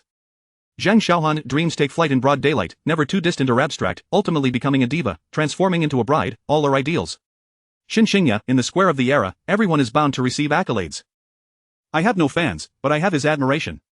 The two took turns singing, infusing the entire piece with a poignant and lingering essence. As the second chorus approached, they clasped hands and harmonized twice in succession. How many love songs shall I sing, yet still struggle? How to shine on stage? It's difficult to compare with whispering sweetly to the one I cherish, gently singing in their ear. The audience below could not help but join in, singing along with the lyrics displayed on the big screen. Despite the fact that most of the audience could not speak Cantonese, they had memorized the melody, and singing the lyrics in Mandarin sufficed. No one anticipated that a new song could incite a rousing chorus from the entire venue. This spectacle left the six pairs of singers backstage shaking their heads in amused disbelief. It was evident that Jiang Huai would undoubtedly secure the first place. Jiang Huai, in truth, my greatest aspiration is to return home to him and sing. As the final note faded, the loudest applause since the beginning echoed through the hall. The audience spontaneously rose to their feet, cheering loudly for the two ladies on stage, nearly lifting the roof off. The barrage of comments in the livestream was relentless. Sister Huai is sure to take first place. Brother Huai's fourth classic song is freshly unveiled. Next Stop, Diva is so delightful. I want to listen to it 30 times. I heard Sister Huai's final song was also penned by Brother Huai. Could it be yet another classic? Brother Huai is truly talented. I suspect the top 5 of the new song chart will soon be dominated by him. Today's performances by the two goddesses are bound to become classics in the future. Jiang Huai let out a sigh of relief and joyfully remarked, "First place is secured." Jiang Huai, this song Next Stop, Diva is truly phenomenal. Jiang Huai clapped and smiled, first place is a must. After Jiang Huai and Shen Qingya exited the stage, 3 more pairs of singers took to the stage. However, the gap in comparison to Next Stop, Diva was glaringly apparent. As the first round concluded, Jiang Huai claimed victory by a substantial margin, yet everyone understood that her success was not solely due to her vocal prowess, but rather because she stood behind a Jiang Huai. According to the competition rules, as the first-place winner, Jiang Huai could choose her performance order for the second round at her discretion. Considering Jiang Huai's new song was exceptionally warm, she opted to perform last. The preceding 6 singers showcased their utmost talents, delivering their selected songs with exquisite finesse, much to Jiang Huai's delight. He quietly checked the system store and discovered that acquiring advanced vocal skills required 3,000 merit points, which doused his enthusiasm with a cold splash of reality. 3,000 merit points equated to 300 days of life, a sacrifice Jiang Huai was reluctant to make. However, once he possessed advanced vocal skills, he could write and perform his own songs, undoubtedly earning far more in the future. With this thought, Jiang Huai resolved that he must acquire the advanced vocal skills. After the 6 preceding singers had finished their performances, Shen Qingya did not remain in the lounge but quietly approached Jiang Huai, stirring a wave of excitement among the audience. Chapter 29 Achieving Victory. Jiang Huai, does Invisible Wings reflect your own experiences? Shen Qingya inquired softly. The third song Jiang Huai sold to Jiang Huai was the immensely popular Invisible Wings, which had garnered fame far and wide in his previous life. The original singer had performed it at countless events, rendering it almost universally recognized. I am not so sentimental, Jiang Huai replied with a smile. I lost my father at 3 and my mother at 4, spending 12 years in the homely orphanage. Although life was somewhat arduous, I found contentment within it. Shen Qingya gazed at Jiang Huai's profile, a flicker of compassion glimmering in her eyes. 12 years in an orphanage, 8 years as an extra, and a year in prison. Jiang Huai had endured it all. Had it been anyone else, they might have crumbled under such pressure, yet Jiang Huai maintained a remarkable sense of humor and openness, a truly admirable feat. Each time I stood strong amidst solitude, even when hurt, I refrained from shedding tears. I know I have always possessed a pair of invisible wings, carrying me beyond despair. Jiang Huai's clear and pure voice, accompanied by a melodious tune, resonated in Shen Qingya's ears. Despite having heard it numerous times, she still felt the warmth and strength conveyed by the song. It seemed to touch the hearts of the audience, enveloping the entire studio in silence. I do not dwell on their beautiful sun. I witnessed the changing hues of each setting sun. I know I have always had a pair of invisible wings, granting me hope. The lyrics were simple, and the melody refined. Unlike other singers, Jiang Huai did not showcase technical prowess. Instead, she opted for a storytelling approach to her performance. During her peak, she faced betrayal and slander from her own kin, which not only plunged her career into a trough but also inflicted a severe psychological blow. Having weathered the tumultuous ups and downs of life, Jiang Huai imbued this song with profound emotion. In the audience, the usually resilient and optimistic Jiang Huai appeared to be influenced by his previous life, as fragments of memories from over a decade surged in his mind alongside Jiang Huai's singing. His father succumbed to cancer, his mother was tragically killed in an accident, and he had wandered alone in society for half a year, nearly falling victim to human traffickers, until he was fortunately taken in by Shen Qingya. Compared to his past existence, Jiang Huai's current circumstances were even more tragic. At this thought, Jiang Huai suddenly felt a warmth in his eyes and hastily closed them. This moment was captured by a photographer and displayed on the large screen. It was the first time Shen Qingya witnessed such an expression on Jiang Huai's face, and her heart ached. Did you see that? It seems Jiang Ji's eyes are red. I never expected Jiang Gu to have such a side. I believe Invisible Wings was written for himself. Given that Jiang Ji's parents passed away early and he grew up in an orphanage, how could he have penned such an inspiring song without insights drawn from a life of hardship? I finally see all dreams blossoming, with the youthful voices of pursuit ringing out. Jiang Ji's lyrics are magnificent. This is a classic among classics. Jiang Gu has indeed exceeded my expectations. From today onward, Jiang Gu is my eternal idol. The live chat was inundated with comments. Everyone bestowed high praise upon Invisible Wings. Similar to the previous performance of Next Stop, Diva, during the second chorus of Jiang Huai's rendition, the entire audience erupted into a chorus. This song, devoid of Cantonese, was significantly easier than Next Stop, Diva, allowing the audience to sing along effortlessly. I finally see all dreams blossoming, with the youthful voices of pursuit ringing out. I finally soar, gazing intently, unafraid, wherever the wind may blow. Let me fly far, invisible wings, let dreams endure longer than the heavens, harboring a wish to fuel my imagination. As the audience sang in unison, the final note of Invisible Wings fell, marking the conclusion of the 7 singers' performances. Behind the stage, the singers exchanged glances, each wearing a wry smile. With Jiang Huai's outstanding performance, she was undoubtedly the champion. Had it not been for her, the enraged audience might have wreaked havoc on the television station. Indeed, 5 minutes later, the host announced that Jiang Huai had triumphed as the champion of the first season of Peak Singer by a considerable margin. Jiang Huai stepped up to the microphone to express her gratitude. Honestly, I feel unworthy of this title. Because many of my predecessors possess far superior vocal skills. My only advantage lies in the immense support from teacher Jiang Huai. At the most critical moment, he composed 3 classic songs for me, A Diao, Next Stop, Diva, and Invisible Wings. Thus, rather than viewing this trophy as mine, it is more fitting to regard it as a tribute to teacher Jiang. Thank you, teacher Jiang. With that, Jiang Huai bowed to Jiang Huai in the audience. The camera immediately zoomed in on him, and he raised his head with a smug expression, eliciting laughter from the crowd. Shen Qingya playfully hit him, saying, "Could you be a bit more serious? This is a live broadcast." Jiang Huai shrugged nonchalantly, let them think what they will. I've already embarrassed myself enough today. Shen Qingya was momentarily speechless. Xiaohan's victory is well deserved. Now Xiaohan will be more popular than ever. No, the real star should be Jiang Gu. 3 songs have birthed a champion. Jiang Gu has firmly established himself in the music industry. Jiang Ge's songwriting talent is extraordinary. Just wait and see. Once Next Stop, Diva and Invisible Wings are released, Jiang Gu will dominate the new song charts. In the live studio, Jiang Huai became the focal point of discussion. In the car, Zhang Lele checked her phone and exclaimed, Jiang Huai, your Weibo followers have surpassed 15 million. Shen Qingya gasped, is it really growing this rapidly? Having struggled in the entertainment industry for years, her follower count was only 46 million. Yet here was Jiang Huai, who had been out of prison for less than a month, already reaching 15 million. At this rate, he would likely surpass her within 6 months. Jiang Huai replied with pride, what can I say, a handsome guy like me certainly has a significant advantage when it comes to attracting young girls. Zhang Lele chimed in, let us not kid ourselves. I suspect people are drawn to your antics on camera, they find it amusing and that's why they follow you. Shen Qingya nodded in agreement, I think so too. Jiang Huai scoffed, that was all intentional, you know? Do you really think I'm that foolish? Shen Qingya laughed, oh really, your acting skills are quite impressive, I didn't notice a single flaw, especially after losing the game, your frustrated expression, no national best actor could replicate that. Ha ha ha. The memory of Jiang Huai's comically foolish demeanor had Zhang Lele doubled over with laughter. Jiang Huai shot her a sidelong glance, is it really that funny? Zhang Lele replied, just go back and watch the replay, you'll understand how hilarious it was. Jiang Huai, you have a knack for comedy. Aside from action films, I believe you could also venture into comedy. Jiang Huai replied, forget it, what I'm most eager to know is when we will finally reach the restaurant, I'm starving. Following Zhang Xiaohan's crowning as the champion, the other singers all requested her to treat them, and naturally, Jiang Huai and Shen Qingya were included in the invitation. Chapter 30 Brotherhood with a group of titans. 10 minutes later, the vehicle turned into a 5-star hotel. Qingya, it's been a while, hello, teacher Ye.as Jiang Huai and his companions alighted from the car, the rock king Yifeng approached, greeting Shen Qingya before turning his attention to Jiang Huai. Teacher Jiang, I'm Yifeng, your songs are simply marvelous. This time, we lost to Xiaohan, and you must take full responsibility. Jiang Huai chuckled, how should I take responsibility, by drinking? I suspect that might be quite a challenge for you. Yifeng raised an eyebrow, if you say that, then I must express my displeasure that I dare not boast about other things, but when it comes to drinking, Yifeng is unrivaled in Yendu. Yifeng, with your meager drinking capacity, how dare you brag here, Lu Xian interjected, if you have the capability, then try to knock me down. Seeing Lu Xian, Yifeng shrank back slightly, alright?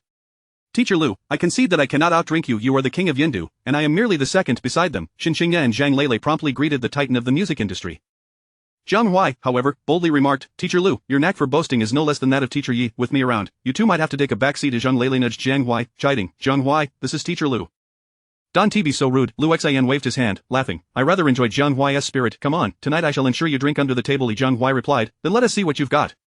In just a few simple exchanges, Jiang Huai forged friendships with Lu Xian and Yifeng, engaging in lighthearted banter as they made their way toward the hotel. Zhang Lele, somewhat bewildered, whispered, Qingya, did they know each other before? Shen Qingya shook her head, smiling, perhaps it is that simple for men to make friends. Zhang Lele remarked, it seems Jiang Huai's social skills exceed my expectations. In truth, Jiang Huai was previously a taciturn individual. The significant transformation he exhibited stemmed entirely from the experiences he brought from his past life. As a former leader of a club, he frequently attended various drinking gatherings and was exceptionally adept at socializing. The singers participating in the competition of Peak Singer were all top-tier talents within the industry. Even if their popularity paled in comparison to the current young singers, their status, position, and network were incomparable. Faced with these industry giants, even Shen Qingya and Zhang Xiaohan felt a sense of constraint. Only Jiang Huai remained unfazed. At the drinking table, he was the most boisterous of them all. Old Lu, didn't you claim to be the best drinker in Yendu? Come on, let us have a go. Brother Feng, stop pretending to be dead. You must accompany me. In the brief span of an hour, Jiang Huai had already established camaraderie with numerous musical moguls. After a hearty meal and drinks, Jiang Huai had his left arm around Lu Xian and his right around Yifeng. The trio stumbled out of the hotel, still engrossed in jovial conversation. Watching this scene from outside, Zhang Lele was nearly left agape in shock. What on earth was happening? She hurried over, only to overhear Jiang Huai exclaim, Old Lu, Brother Feng, do you dare to join me for some street practice? I'll wipe the floor with you. Zhang Lele felt a cold sweat trickling down her back. Was this the attitude a newcomer in the music industry should have towards a titan? His audacity was simply astounding. Just as she hesitated on whether to apologize, Lu Xian bellowed, with your meager drinking capacity, you think you can take me down? Dream on, come on, I'll practice with you again. Yifeng chimed in, I'm in, I want to be the best in Yendu. Zhang Lele was left utterly dumbfounded. Lu Xian and Yifeng were evidently inebriated. Their assistants rushed over to help them into the car. Zhang Lele also supported Jiang Huai, asking, how much have you had to drink? Jiang Huai replied, not much. If it weren't for this useless bunch, I could have easily downed 2 more bottles. Zhang Lele gasped, don't spout nonsense. At that moment, hotel staff began assisting the completely inebriated singers out. Shen Qingya, Zhang Xiaohan, and 3 other female singers followed suit. They had only indulged in red wine, thus remaining sober. Jiang Lele inquired. Qingya, what on earth is going on? Why is everyone in such a state? Shen Qingya pointed at Jiang Huai. It's all his doing. Zhang Xiaohan chuckled. Teacher Jiang is truly impressive. At the drinking table, he has become the center of attention. I estimate he must have consumed at least 4 bottles of liquor. Jiang Lele remarked. He is truly a barrel of alcohol. Shen Qingya and Jiang Lele helped the dazed Jiang Huai into the car. Upon returning to the hotel, they enlisted the staff's assistance in getting him into his room. Once the staff departed, Jiang Huai sat up straight. Shen Qingya was startled. Are you about to vomit? Jiang Huai laughed. Vomit? I'm not even drunk, Shen Qingya exclaimed. You're pretending to be drunk. Jiang Huai nodded. Indeed, I am. Since everyone else is intoxicated, it wouldn't be fitting for me to remain sober. In his past life, Jiang Huai possessed exceptional drinking capabilities, which he had inherited in this world as well. Consuming 2 to 3 bottles posed no challenge for him. Later, Jiang Huai drew a master-level martial arts skill from the system, enhancing his physical constitution more than tenfold, which correspondingly increased his drinking capacity. Presently, Jiang Huai had genuinely reached a state where he could drink without inebriation. Shen Qingya remarked. You are truly cunning. Jiang Huai replied. Not just me. In truth, that old fox Lu Xan isn't quite as drunk as he appears. In comparison, the others are not so fortunate, Shen Qingya said. Just over a meal, and you've befriended so many top singers. Jiang Huai, your networking skills are remarkable. Perhaps you are inherently suited to thrive in this circle.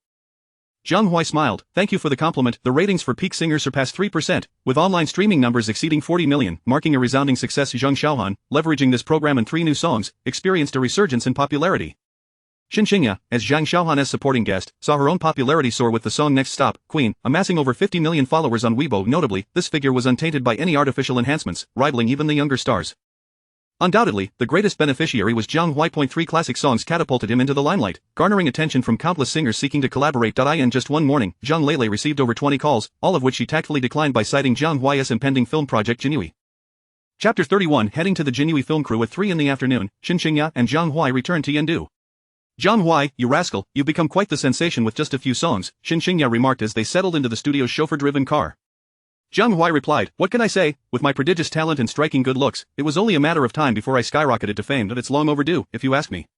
Chen Lang, on the other end of the line, burst into laughter. Do you even have any shame left? Jiang Huai retorted, how much does face value sell for these days? I'd gladly part with mine. Not be. By the way, Director Chen, now that I've achieved this level of success, don't you think it's time to increase my salary? I don't need much, just a modest 10 to 8 million will suffice. Chen Lang chided him, are you dreaming? Qingya, a colossal diva of the music industry, only earns 5 million for her roles. How dare you ask for 1 million? Jiang Huai huffed, if you want pay, then don't why all the fuss.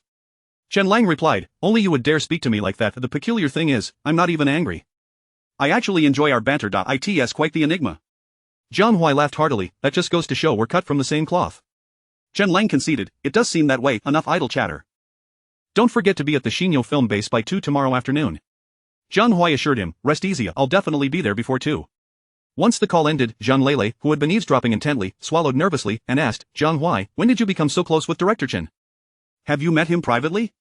Shen Qingya shared her curiosity. The casual tone Jiang Huai used while speaking with Chen Lang felt akin to that of old friends, leaving her somewhat apprehensive, worried that Jiang Huai might inadvertently offend such a prominent director. Jiang Huai clarified, we've never met in person, just spoken over the phone 3 times. This old fellow is quite generous and straightforward, someone worthy of deep friendship. Shen Qingya expressed her astonishment, 3 phone calls, and your relationship has already reached this level? Jiang Huai chuckled, our temperaments are quite similar. We have a mutual affinity. Jiang Lele sighed, I've realized you're not suited to be an artist, you'd make a far better manager. With your networking skills, you could easily rise to prominence in this industry. Jiang Huai replied, being a manager involves too many tasks for too little pay.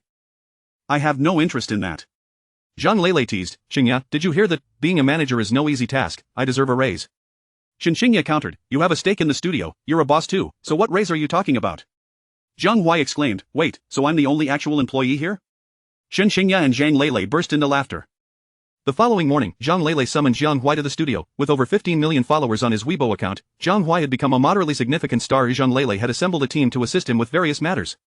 Jiang Huai, this is your assistant, Sun Yanwu, only 20 years old. You can call her Xiaowu. This is your makeup artist, Luo Yun, you can refer to her as Sister Yun. And this is your driver and bodyguard, Yu Chao Shang, a former Special Forces soldier. You can call him Brother Shang. Jiang Huai shook hands with each of them, stating, Brother Shang, Sister Yun, Xiaowu, I look forward to your support in the future. Luo Yun smiled, Mr. Jiang, you are our boss. It is you who should be looking out for us.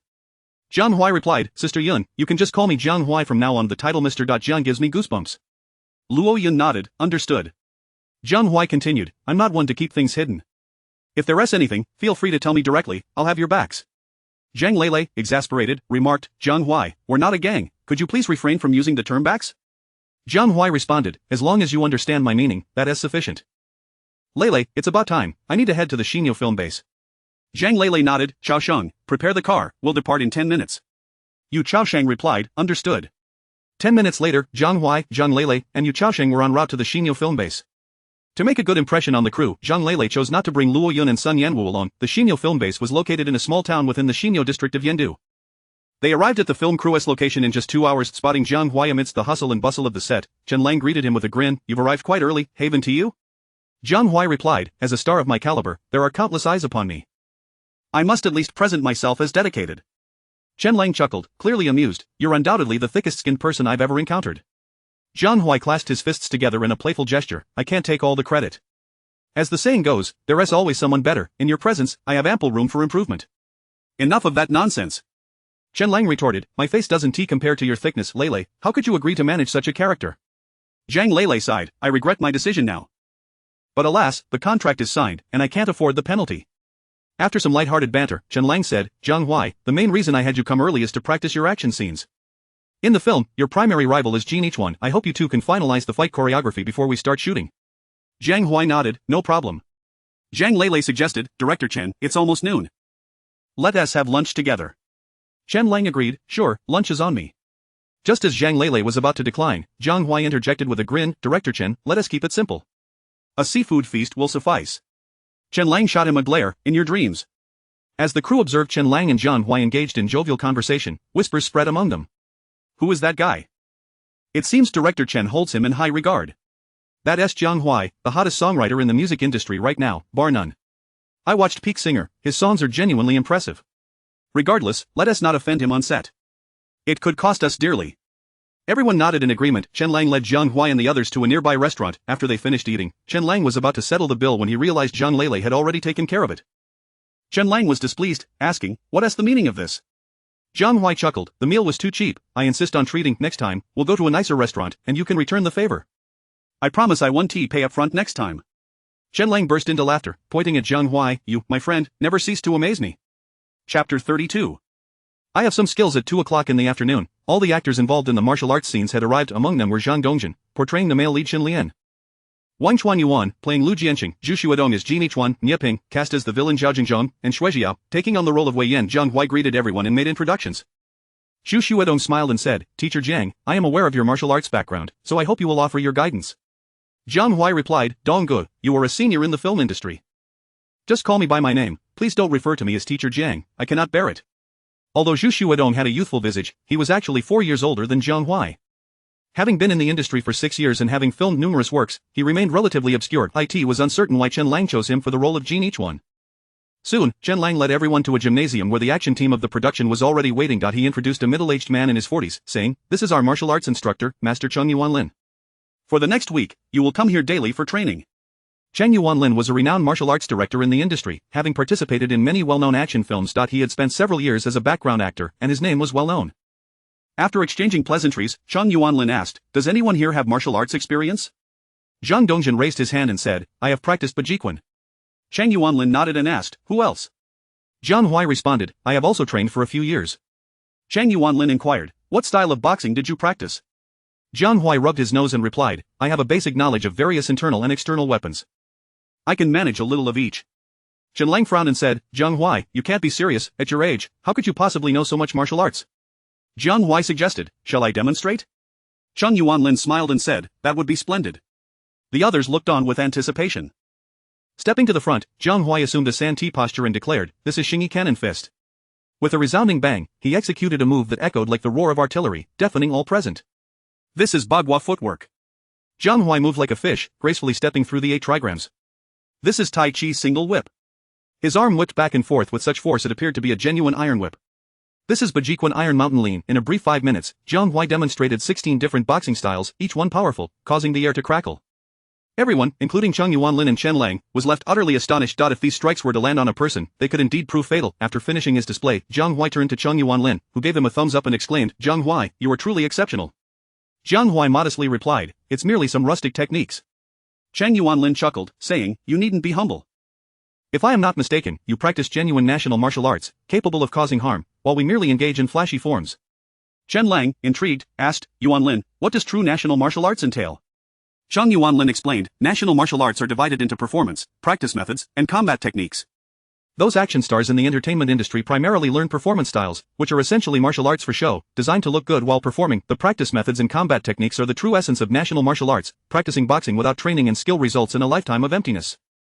Today, I can say I have encountered a master. Chen Lang scrutinized Jiang Huai anew and remarked, I never would have guessed you were this formidable. Jiang Huai sighed, national martial arts have long since declined. Their only purpose now is to strengthen the body. Zhang Yuanlin proposed, Jiang Huai, would you like to be my action assistant director? Jiang Huai quickly replied, no, I only excel in combat techniques, not in action design. I truly cannot handle that role. The only thing I can guarantee is that whatever actions you design, I can execute them with ease. In truth, after attaining a master level in national martial arts, Jiang Huai himself was a living lexicon of martial arts. Whether in performance or practice, he faced no challenges. His refusal to take the role of action assistant director stemmed not from incompetence, but from a desire not to overshadow others or waste time and energy in the film's background. Very well, Zhang Yuanlin conceded. Now, I will assign you instructors. For the first 5 days, they will teach you the nuances of weaponry, and for the last 2 days, you will train according to the choreographed actions. Is everyone agreeable? The group responded in unison, no problem. Zhang Yuanlin allocated the 6 actors to members of his team. Jiang Huai was partnered with a robust man in his 30s named Li De, who had a booming voice. He led Jiang Huai to a corner and began practicing with a long-handled Qijia knife. The training comprised 36 movements, each executed with remarkable speed and power. Having just witnessed Jiang Huai's skills, Li De did not dare to show any laxity. After their practice, Li De asked, Master Jiang, you must also know how to use a knife, correct? Jiang Huai nodded, I know a bit. Brother Li, may I demonstrate the 36 knife techniques you just performed and see if there are any discrepancies? Li De's eyes widened in astonishment, you can replicate them after just one viewing? Jiang Huai smiled, I believe I can manage. Taking the Qijia knife from Li De, Jiang Huai began to execute the techniques. He not only performed the 36 techniques flawlessly but did so with greater strength and speed than Li De, his movements more elegant and agile. After completing the set, Li De immediately approached Zhang Yuanlin and exclaimed, Director Chang, Master Zhang's knife skills are such that he could teach me. I truly cannot instruct him further. Zhang Yuanlin had also observed Jiang Huai's knife techniques and said to Chen Lang, Director Chen, let Jiang Huai return in 5 days. I fear his presence here may severely undermine the confidence of the other actors. Chen Lang nodded in agreement, understood. Wang Chuanyuan interjected, wait a minute. We haven't even started yet, and Jiang Huai is already finished. Jiang Huai laughed, Brother Wang, I apologize, but it's out of my hands. What can I say? I am skilled in both arts. Wang Chuanyuan was momentarily taken aback. Wow, you can really praise yourself like that. Chen Lang remarked, the more you interact with him, the more you'll realize this guy has a thicker skin than the Great Wall. Jiang Huai retorted, as a person of exceptional talent and striking appearance, I can fully comprehend Director Chen's envy towards me, so no matter what he says, I shall not take offense. Laughter erupted among the group. After leaving the gym, Jiang Huai and Zhang Lele returned to the studio. Shen Qingya, surprised, asked, weren't you two supposed to train with the crew? How did you return so quickly? Zhang Lele chuckled, Jiang Huai's Qijia knife skills surpassed even those of the martial arts instructor. Director Chen was concerned it would affect the other actors' training, so he sent him back. Shen Qingya said, Jiang Huai, I truly admire you. Jiang Huai, puffed with pride, replied, do not worship me. I am merely a legend. Shen Qingya rolled her eyes and chided, you never take anything seriously, Jiang Huai. I must ask, you've written 5 songs and earned over 10 million, does that mean you can buy a house in Yandu now? Without hesitation, Jiang Huai replied, I'm quite content living in my current community. Why on earth would I buy a house? No purchase, absolutely none. Shen Qingya insisted, you are already a star, you should choose a place with a higher safety factor to live. Jiang Huai countered, there is no need. My martial arts render me invincible. If someone were to seek trouble, it would provide me an opportunity to stretch my muscles. Zhang Lele clarified, Jiang Huai, when Qingya refers to safety, she also means to prevent paparazzi from taking photos. Jiang Huai laughed, that makes it even less necessary. I, Jiang Huai, am upright and forthright, if they wish to take pictures, let them do so, I am indifferent. Shen Qingya and Zhang Lele were left speechless. Dealing with such a talented and audacious artist, they found themselves at a loss for words. Through Next Stop, Diva and Invisible Wings, Jiang Huai had earned 7 million, which sufficed to cover the costs of building the orphanage dormitory. Chapter 33, Everyone calls me Brother Huai. In the days that followed, Jiang Huai did not venture anywhere, remaining at the Hongli orphanage. In the company of these unfortunate children, he felt a sense of joy and tranquility that he had not experienced in a long time. Time flew by, and before long, the day for the filming of Jianhui arrived. Jiang Huai and Shen Qingya arrived at the set early. Over the past few days, Jiang Huai had been accompanying Zhu Xuedong at the gym, where they practiced swordplay. Zhang Yuanlin, renowned as one of the leading martial arts directors in Summer Country, designed movements that were both practical and visually appealing. Of course, to Jiang Huai, these movements were rather mundane. However, for Zhu Xuedong, they proved to be quite challenging. He often forgot one move or another. Fortunately, with Jiang Huai as his practice partner, providing hands-on guidance, Zhu Xuedong managed to master the entire routine with a semblance of proficiency. This endeared Jiang Huai to Zhu Shuadong, who affectionately referred to him as Brother Huai, effectively making him his junior. Apart from Zhu Shuadong, others such as Zhang Dongjin, Wang Chuanyuan, and Ye Ping also began to call Jiang Huai Brother Huai. This was not due to Jiang Huai imparting skills to them, but rather because they had shared a drink together, agreeing that whoever could hold their liquor best would be deemed the leader. The outcome was, of course, quite evident. Shen Qingya had been busy with musical matters and was visiting the set for the first time today. Jiang Huai guided her to the backstage area. Everyone, today I would like to introduce a stunning beauty, Zhang Dongjin announced. Brother Huai, there's no need for your introduction. If we do not recognize a prominent figure from the music industry, we would have no face left to show in this circle, he continued. Miss Li, it's a pleasure to meet you. I am Zhang Dongjin, he said. Shen Qingya greeted him with a smile. Jingu, please just call me Qingya. I am a newcomer, and I hope for your kind guidance. Qingya, it's been a long time, Wang Chuanyuan remarked. Indeed, Teacher Wang, it has been quite a while, she replied. After some pleasantries, Jiang Huai inquired, Old Wang, will there be any night scenes tonight? Wang Chuanyuan replied, what for? I'm not drinking with you anymore. Jiang Huai was momentarily speechless and stated, my boss is here, she wishes to treat everyone to dinner, so you must show some respect. Wang Chuanyuan paused, asking, who is your boss? Jiang Huai pointed to Shen Qingya and said, her. Wang Chuanyuan exclaimed, come on, you could have just said Qingya. Alright, I'll treat tonight. No need, Chen Lang entered, stating, the production team will cover the expenses tonight, let us all dine together. Jiang Huai called out, I want a seafood feast. Zhu Shuadong immediately chimed in, I wholeheartedly support Brother Huai's proposal. The others echoed his sentiment. Chen Lang responded, not now, once the film breaks 10 billion at the box office, I'll treat you all to 3 days of seafood, guaranteed to make you sick. Jiang Huai took out his phone and activated the camera, saying, empty words don't suffice. Director Chen, repeat that, lest you renege later. Unfazed, Chen Lang faced the camera and declared, if Jiang Huai surpasses 10 billion at the box office, I, Chen Lang, will treat everyone to 3 days of seafood, and I will not go back on my word. Alright, the crowd cheered in unison. Seeing the camaraderie among the cast members delighted Chen Lang immensely. He recognized that this was largely due to Jiang Huai's influence. Previously, everyone had been preoccupied with practicing swordplay, hardly engaging with one another. Once practice concluded, they would return home, which left Chen Lang feeling somewhat anxious. Consequently, he invited a few individuals out for drinks. However, perhaps due to his commanding presence as a director, the effect of the drinks was minimal. Just 2 days prior, Jiang Huai had invited everyone out for a meal. After a hearty feast, they all embraced a brotherly bond. As a result, Chen Lang was exceedingly pleased with Jiang Huai. As one of the top 10 directors in summer country, Chen Lang's new film launch was undoubtedly the focal point of media attention. Over 100 journalists attended the press conference alone. At 10 o'clock sharp, Chen Lang appeared before the reporters, accompanied by the cast. As the director, he naturally took the central position, flanked by the male lead, Zhang Dongjin, on his left, and the female lead, Shen Qingya, on his right. Jiang Huai was seated second from the right, with the actress playing Wei Yan, Shui Zhiyao, on his far right. Chen Lang introduced the cast of Jiang Huai and provided an update on the film's preparations, after which the reporters began to pose their questions. Director Chen, it is well known that the genre of period martial arts films has waned. Why do you still choose to create Jiang Huai? Do you believe this film will recoup its costs? Chen Lang replied, I do not believe that any genre of film is obsolete. As long as there is a compelling script, innovative ideas, and a solid team, I am confident that any genre will yield favorable results. As for whether it will recoup costs, my answer is affirmative. The production cost of Jiang Huai is 120 million, and my box office target is 10 billion. I believe that with the concerted efforts of our team, we will undoubtedly achieve this goal. The reporter inquired, Director Chen, another prominent filmmaker in the Yen circle, Liu Kaming, has released the film Martial Extremes, which has garnered a mere 680 million in box office revenue over the span of 10 days. What are your thoughts on this? After this period of screening, the box office for Martial Extremes has plummeted to approximately 40 million per day, and its reputation has drastically deteriorated, leaving it with a mere rating of 5.1. It is disheartening for fans to witness a film of such poor quality produced by a distinguished director from the Yen circle. Chen Lang furrowed his brow and remarked, this is the launch conference for the Night of Justice, and it bears no relation to Martial Extremes. Director Chen, why did you choose Shen Qingya as the female lead? Her performance in The Age of Women does not seem to have garnered audience approval, and she was even dismissed from the crew by director Liu Kaming. Chen Lang's expression darkened as he stated, is the issue with The Age of Women attributable to the actors? Absolutely not. The problems with that film lie entirely with the director. Were it not for Shen Qingya and several other actors leveraging their considerable popularity to turn the tide, The Age of Women would never have surpassed 800 million at the box office. He continued, as for her dismissal from the Martial Extremes crew, it merely highlights director Liu Kaming's lack of discernment and signifies nothing beyond that. Upon hearing this, a reporter swiftly directed a question towards Shen Qingya. Ms. Shen Qingya, do you concur with Director Chen's response? Drawing upon her extensive experience, Shen Qingya replied, whether it be The Age of Women or Martial Extremes, these are past films, and I believe there is no necessity for a response. After all, we are currently at the launch conference for the Night of Justice, and I hope everyone can pose questions pertinent to the Night of Justice. Chapter 34 The filming of Old Chen is truly detrimental. The reporters were indeed no easy adversaries. Their inquiries were exceedingly incisive, to the extent that Wang Chuanyuan's expression darkened just as the press conference was drawing to a close. A journalist suddenly directed a question at Jiang Huai. Mr. Jiang, you are an exceptionally talented music composer. What prompted you to participate in the filming of the Imperial Guard? Jiang Huai replied, I was once a background actor, and now I am merely returning to my former profession.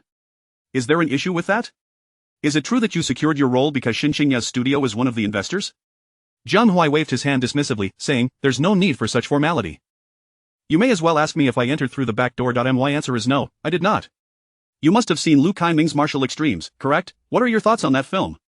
Jiang Huai frowned and remarked, since the commencement of this press conference, I have noted that you have consistently brought up Martial Extremes. Could you elucidate your connection to it?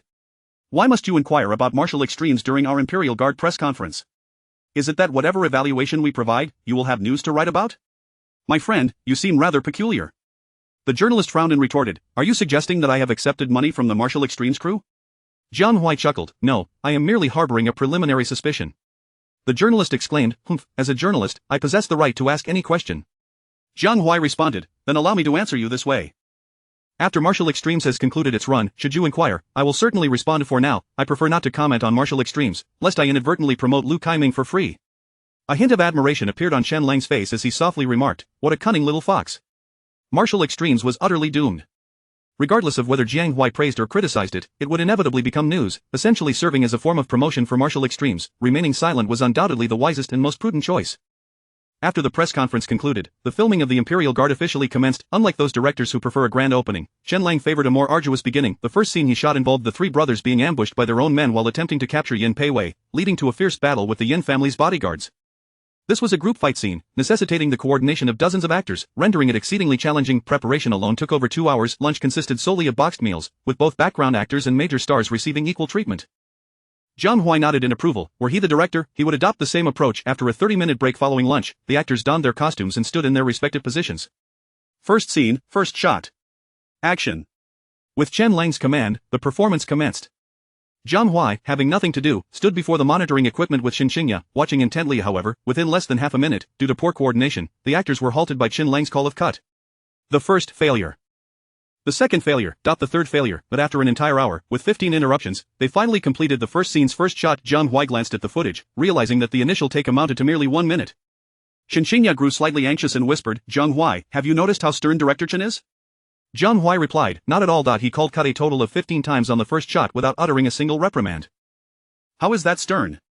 Shen Qingya remarked, it's the atmosphere. Have you not observed that everyone has become increasingly tense as the shooting progressed? Not a single person dares to speak. Jiang Huai's mind sparked with understanding as he observed the solemn expressions of Zhang Dongjin, Wang Chuanyuan, and others, exclaiming, ah, I see now. This old fellow is playing mind games. His repeated calls of cut without losing his temper serve not only to refine the performance but also to refine the individuals involved. He employs this method to compel everyone to take the task seriously. Impressive. A great director is indeed a great director, quite cunning. In his previous life, Jiang Huai had employed a similar tactic. The counterpart was a gang leader who, in a bid to seize territory, brought his subordinates to negotiate with Jiang Huai. That individual spared no effort in humiliating Jiang Huai, mocking him for a full 5 minutes. Jiang Huai and his comrades maintained stoic expressions, uttering not a single word. In that moment, the air itself seemed to freeze, rendering the other party unable to laugh any longer. Clearly, Shen Lang was utilizing his own formidable presence to influence the atmosphere on set, thereby achieving his desired outcome. Upon hearing Jiang Huai's words, Shen Lang turned and shot him a fierce glare. Jiang Huai promptly closed his mouth. After the completion of the first shot, the efficiency of the second shot noticeably improved, wrapping up in merely 20 minutes. The third shot proved more challenging, requiring the participation of over 10 individuals in a fight scene, taking more than 40 minutes to complete.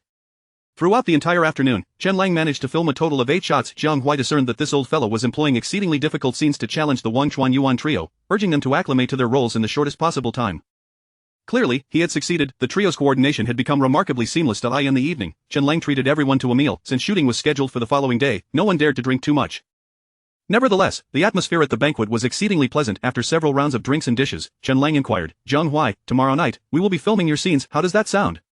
Everyone paused to direct their attention toward Jiang Huai. Jiang Huai chuckled, no problem at all. Shen Lang asked, aren't you curious which scene it will be? With confidence, Jiang Huai declared, regardless of which scene it is, I will manage it effortlessly. Shen Lang replied, excellent. I hope you will surprise me, rather than frighten me. Jiang Huai responded, you are a seasoned veteran, how could I possibly frighten you? The group erupted into laughter. The following day, the crew spent an entire day at the Yen residence, successfully capturing over 20 shots, with efficiency markedly improved compared to the previous day. After lunch, everyone congregated on the street. Almost all the actors from the crew had arrived. Makeup artist Luo Yun, following Shen Lang's instructions, affixed 2 fake mustaches to Jiang Huai's face, and styled his hair into a large ponytail at the back of his head, rendering him distinctly unique. Jiang Huai was the only character embodying a true martial arts persona in the entire film, hence, Chen Lang's directive was simply 2 words, unique, markedly different from everyone else. Upon emerging from the makeup room, the others were quick to jest at Jiang Huai's appearance. Wow, Brother Huai, you look splendid. Zhu Xuedong laughed, undoubtedly the most dashing presence in the entire production. Nie Ping remarked, Xuedong, how can you say that? Brother Huai is naturally the most handsome among us. Zhu Xuedong smacked his own mouth, look at my big mouth, I truly lack tact. Wang Chuanyuan pulled out his phone and said, come on, Brother Huai, strike a pose. I need to post this on Weibo. Jiang Huai paid no mind to their teasing and immediately struck several captivating poses. Damn. Wang Chuanyuan exclaimed, stop posing, you're making me nauseous. Jiang Huai, with his fingers curled in a delicate manner, pointed at Wang Chuanyuan and said, and I find you repulsive. Ha ha ha, the group erupted into laughter. Chapter 35. A shocking performance. As Chen Lang finished the scene, he approached and examined Jiang Huai's portrayal, nodding with satisfaction. Very good, you resemble a true wanderer of the martial world. Jiang Huai stepped before Chen Lang, grinning and said, Director Chen, I would like to discuss something with you. To make Ding Xiu's character more vivid, I have made a slight alteration to the lines. Chen Lang responded, as long as the main storyline remains intact, feel free to modify as you wish. I only care about the outcome. Jiang Huai gave a thumbs up, saying, Director Chen is straightforward. The first scene was a confrontation between Jiang Huai and Nie Ping. Upon seeing Jiang Huai stride onto the set, wielding a 2-meter-long Qijia knife, Shen Qingya pursed her lips and remarked, Lejia, do you think Jiang Huai can handle it? Zhang Lele felt a twinge of apprehension, replying, judging by that self-satisfied expression, he should be fine. In truth, they were not alone in their skepticism. Others also harbored doubts about Jiang Huai's acting skills. Good relationships aside, the quality of performance was paramount. If repeated retakes due to one's shortcomings persisted, it would inevitably draw discontent from the entire crew. Chen Lang inquired, Nie Ping, Jiang Huai, are you ready? Both replied in unison, absolutely. Scene 2, take 1. Action. At Chen Lang's command, Jiang Huai advanced down the long street with the Qijia knife in tow. His gait was meticulously crafted, his steps neither too large nor too small, gliding as gracefully as a cat. Meanwhile, his upper body remained remarkably still, the knife appearing as though it were an extension of his shoulder, perfectly balanced. In this mere entrance, Jiang Huai exuded an unmistakable aura of the martial world. Chen Lang, observing from behind the monitor, felt invigorated, muttering, excellent. Nie Ping rode in from behind Jiang Huai. Hearing the sound of hooves, Jiang Huai halted, pivoted sharply, and his fierce gaze revealed a hint of menace, his body slightly leaning forward while his right hand swiftly gripped the knife's hilt, akin to a poised predator ready to pounce. Impressive. Wang Chuanyuan exclaimed involuntarily. Transitioning from relaxed to tense, from stillness to motion, Jiang Huai vividly portrayed the reaction of a bloodied warrior confronted with peril. Every movement and expression harmonized impeccably with the character. Wang Chuanyuan mused that even an award-winning actor could scarcely reach such heights. It was not a matter of ability, but rather the instinctive reactions expected of a martial artist. Chen Lang shot a fierce glare at Wang Chuanyuan, who instantly recognized his voice had been too loud, and quickly adopted an apologetic demeanor. Nie Ping reined in his horse, stopping approximately 3 meters from Jiang Huai, looking down at him with an air of authority. Jiang Huai straightened slightly, positioning the Qijia knife in a ready stance, a smile gracing his face, yet his eyes remained vigilant. Your Excellency. This was Jiang Huai's first line, delivered with a carefree tone that conveyed indifference. Witnessing Jiang Huai's extraordinary acting, Nie Ping felt a profound shock. Every aspect, his speech, movements, gaze, expressions, and the overall aura he projected, was that of a living, breathing Ding Xiu stepping out from the script. Your martial skills are impressive. Kill someone for me, Nie Ping stated flatly. Jiang Huai raised an eyebrow and replied without hesitation, 200 taels. In the script, this section originally required Jiang Huai to ramble extensively about pricing. However, he believed that such verbosity would not reflect Ding Xiu's character, opting instead for a more succinct approach reminiscent of past actors. In reality, upon receiving the script for Jinui, he had already regained memories related to Xiuchuan knife. He distinctly recalled some of Ding Xiu's classic lines. Shen Qingya glanced at the script, exclaiming in surprise, Jiang Huai altered the lines. Zhang Lele felt a pang of anxiety, quickly looking to Chen Lang, only to find him not fuming but rather displaying a look of delight. She sighed in relief, saying, Qingya, did you see that? Jiang Huai's acting seems remarkably impressive. Shen Qingya nodded, I believe he is on par with those renowned actors. Nie Ping, an experienced veteran, remained unfazed by Jiang Huai's changes. He produced a pouch of silver from his robes, tossing it to Jiang Huai, declaring, this is 100 taels as a deposit. Jiang Huai's eyes sparkled as he caught the silver, weighing it in his hand, and asked, Your Excellency, who do you wish to kill? Nie Ping replied coldly, the minor officer from the Northern Town Patrol. Jin each one. Who? Jiang Huai's eyes widened in genuine astonishment, exclaiming, Does Your Excellency not know he is my junior brother? Nie Ping scoffed, Do you care about such trivial matters? The most classic moment unfolded. Your Excellency, you misunderstand. This person is my beloved comrade, my sworn brother. Jiang Huai emphasized the last 8 words, evoking a palpable sense of brotherhood. Yet before anyone could be moved, Jiang Huai suddenly sniffled, his facial muscles twitching as he solemnly declared, But the price must go up. The poignant dialogue, exaggerated expressions, and sudden twist rendered Nieping unable to maintain his composure. Put. Nieping collapsed over his horse, laughing heartily. The surrounding actors also erupted in laughter, the once tense atmosphere crafted by Jiang Huai and Nieping dissipating entirely. Cut. Chen Lang called out, his face alight with amusement, having observed the scene through the monitor. He had witnessed Jiang Huai's "the price must go up" moment, which indeed was hilariously executed. Old Nya, really? You broke character right at the final second of this long shot, Jiang Huai complained. Can you blame me, who told you to change the lines without notifying me first? Nieping retorted, then turned to Chen Lang, saying, Director Chen, I truly apologize. I couldn't help myself. Chen Lang waved his hand, chuckling, no worries, the shot is fine, you both performed exceptionally well. Nieping paused, quickly grasping Chen Lang's implication. Given the recent events, Chen Lang only needed to edit out his moment of laughter during post-production. With a round of applause, Chen Lang stood and led the crew in clapping. Jiang Huai is phenomenal. His acting is extraordinary. Based on this scene alone, I believe Jiang Huai is destined for stardom. The phrase "the price must go up" completely broke my defenses. A performance worthy of an award winner. No, even award winners couldn't reach this level. They lack the understanding of martial arts. Jiang Huai is truly a master of both literature and martial arts. The crew buzzed with excitement. Shen Qingya and Zhang Lele exchanged glances, both feeling a sense of pride. Zhang Lele remarked, exceptional acting paired with outstanding musical talent. Qingya, what kind of monster have you brought into our midst? Shen Qingya smiled, did he not claim he would be the future superstar? Zhang Lele replied, I previously thought he was boasting, but now I find myself somewhat convinced. Meanwhile, Chen Lang approached Jiang Huai, patting him on the shoulder. I was quite concerned about your acting, but it appears your skills are on par with your martial prowess. Jiang Huai asked, now that I have performed so well, can my remuneration be increased? Chen Lang paused, you little rascal, dreaming big. Lao Zhao, change the scene, let us continue filming. With that, Chen Lang quickened his pace and departed. Nieping murmured, Jiang Huai, what are you thinking? Director Chen is notoriously stingy, dreaming of a pay raise is futile. Jiang Huai nodded, I sense that. Chen Lang called out, Jiang Huai, Shuedong, it's your turn for the next scene. Hurry along. Previously, Chen Lang had believed that it would be a triumph if Jiang Huai and Nieping could complete this scene in one night, never anticipating he had stumbled upon a treasure. Chen Lang's discerning eye had proven accurate. With this performance, Jiang Huai undoubtedly qualified for the Best Supporting Actor award at any film festival the following year. Chapter 36. Jiang Huai, have you ever studied acting? Half an hour later, the set in another alley was completed. Scene 3, first shot. Action. Jiang Huai emerged from the shadows, his right hand bearing the Qijia knife, while he casually held a bun in his left hand. What are you staring at? Afraid your few lackey friends might spot me? Jiang Huai nonchalantly chewed on his bun, saying, no need to worry. They've already wandered far away. Chen Lang, positioned before the surveillance monitor, nodded. His mere act of eating a bun encapsulated Ding Xiu's identity and character. Such a talent for character portrayal is typically reserved for seasoned film stars. For someone as young as Jiang Huai to achieve this is a testament to his status as the foremost acting talent of his generation. Zhu Xuedong felt the immense pressure emanating from Jiang Huai, prompting him to focus intently. He produced a few pieces of silver, coldly stating, Senior brother, take the silver and let us leave. Upon seeing the silver, Jiang Huai's eyes gleamed with excitement, a broad smile lighting up his face as he tossed aside the bun, brushing his clothes before reaching for the money. However, upon hearing the words let's leave, Jiang Huai's hand froze simultaneously, the smile vanished from his face, and his mouth, previously engaged in chewing, halted. After a few seconds, he swallowed the bun and once more reached for the money.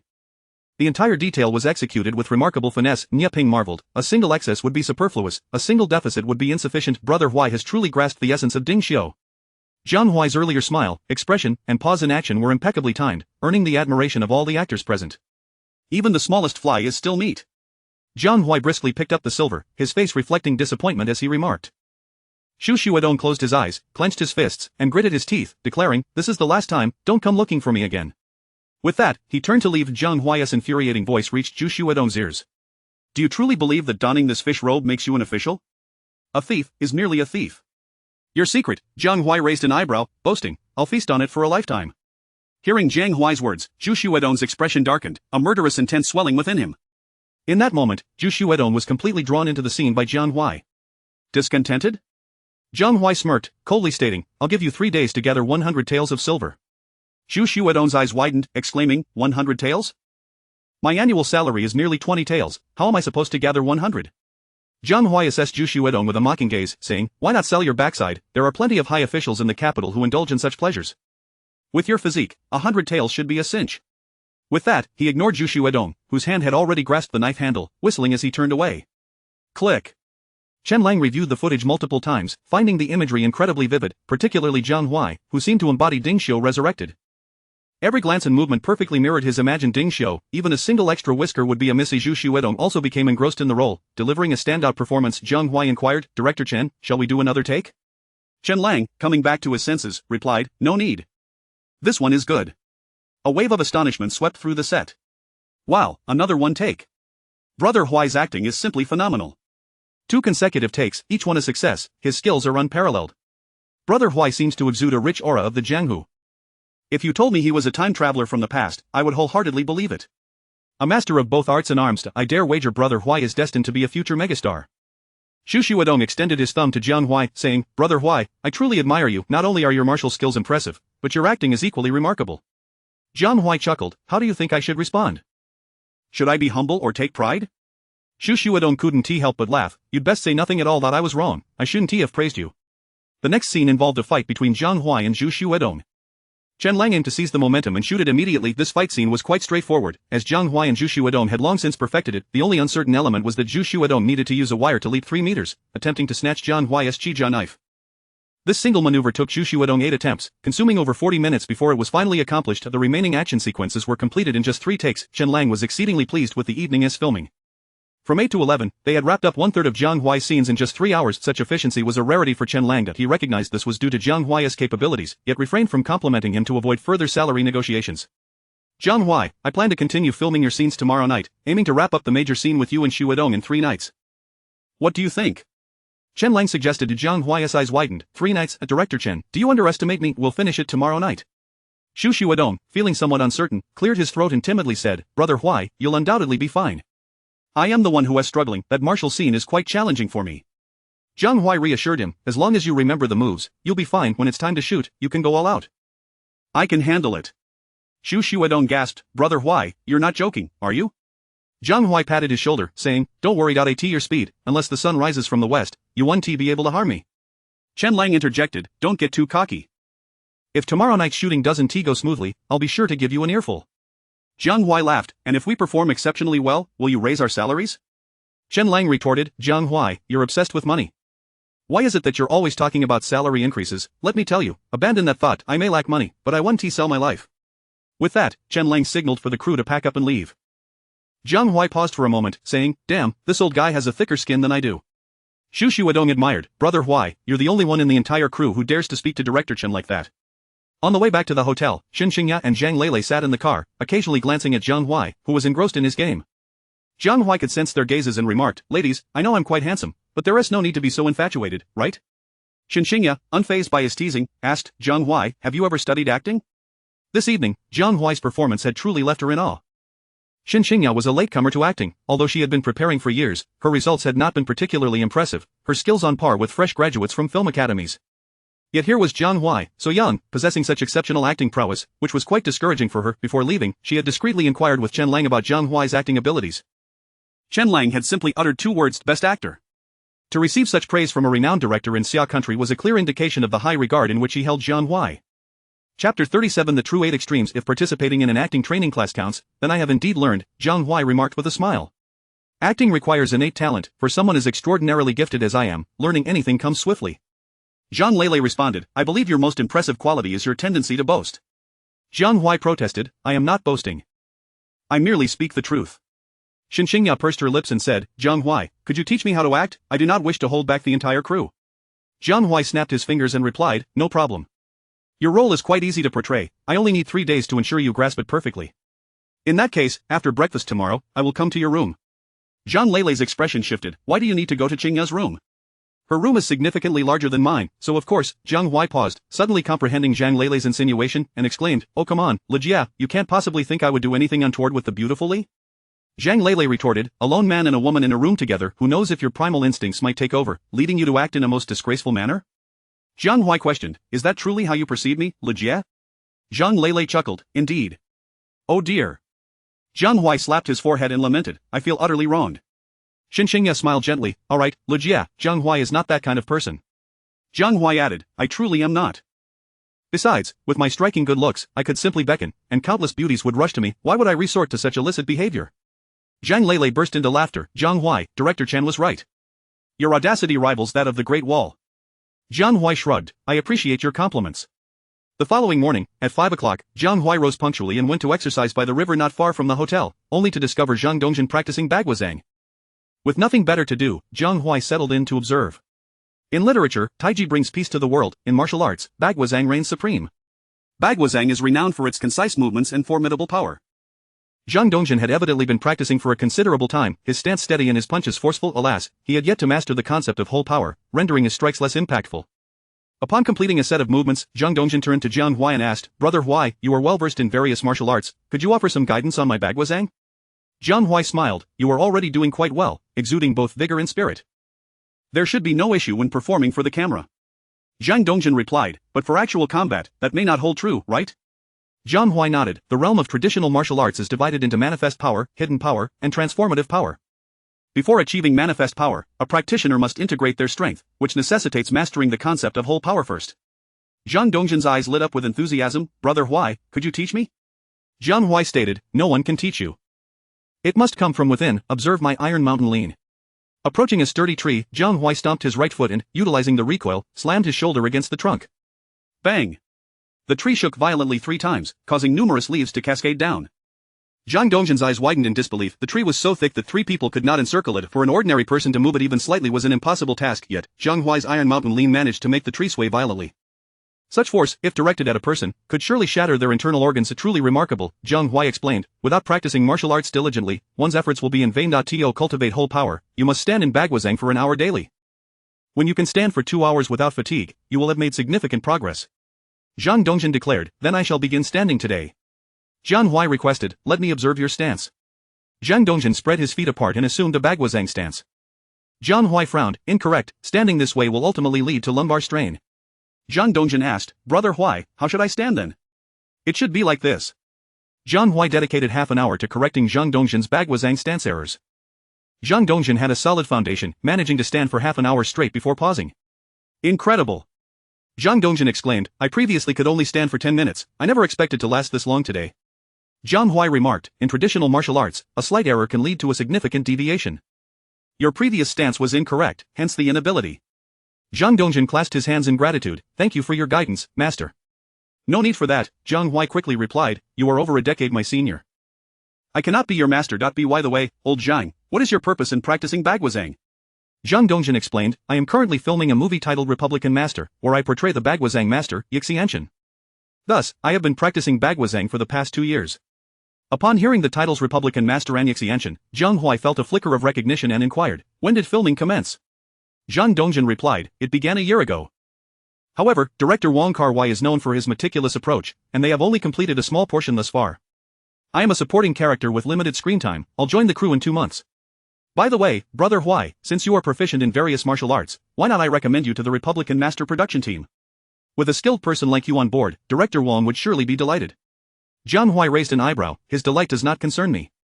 A film that takes 2 or 3 years to shoot, who has that kind of time to waste? For Jiang Huai, his priority was to earn more money, donate generously, and amass good karma.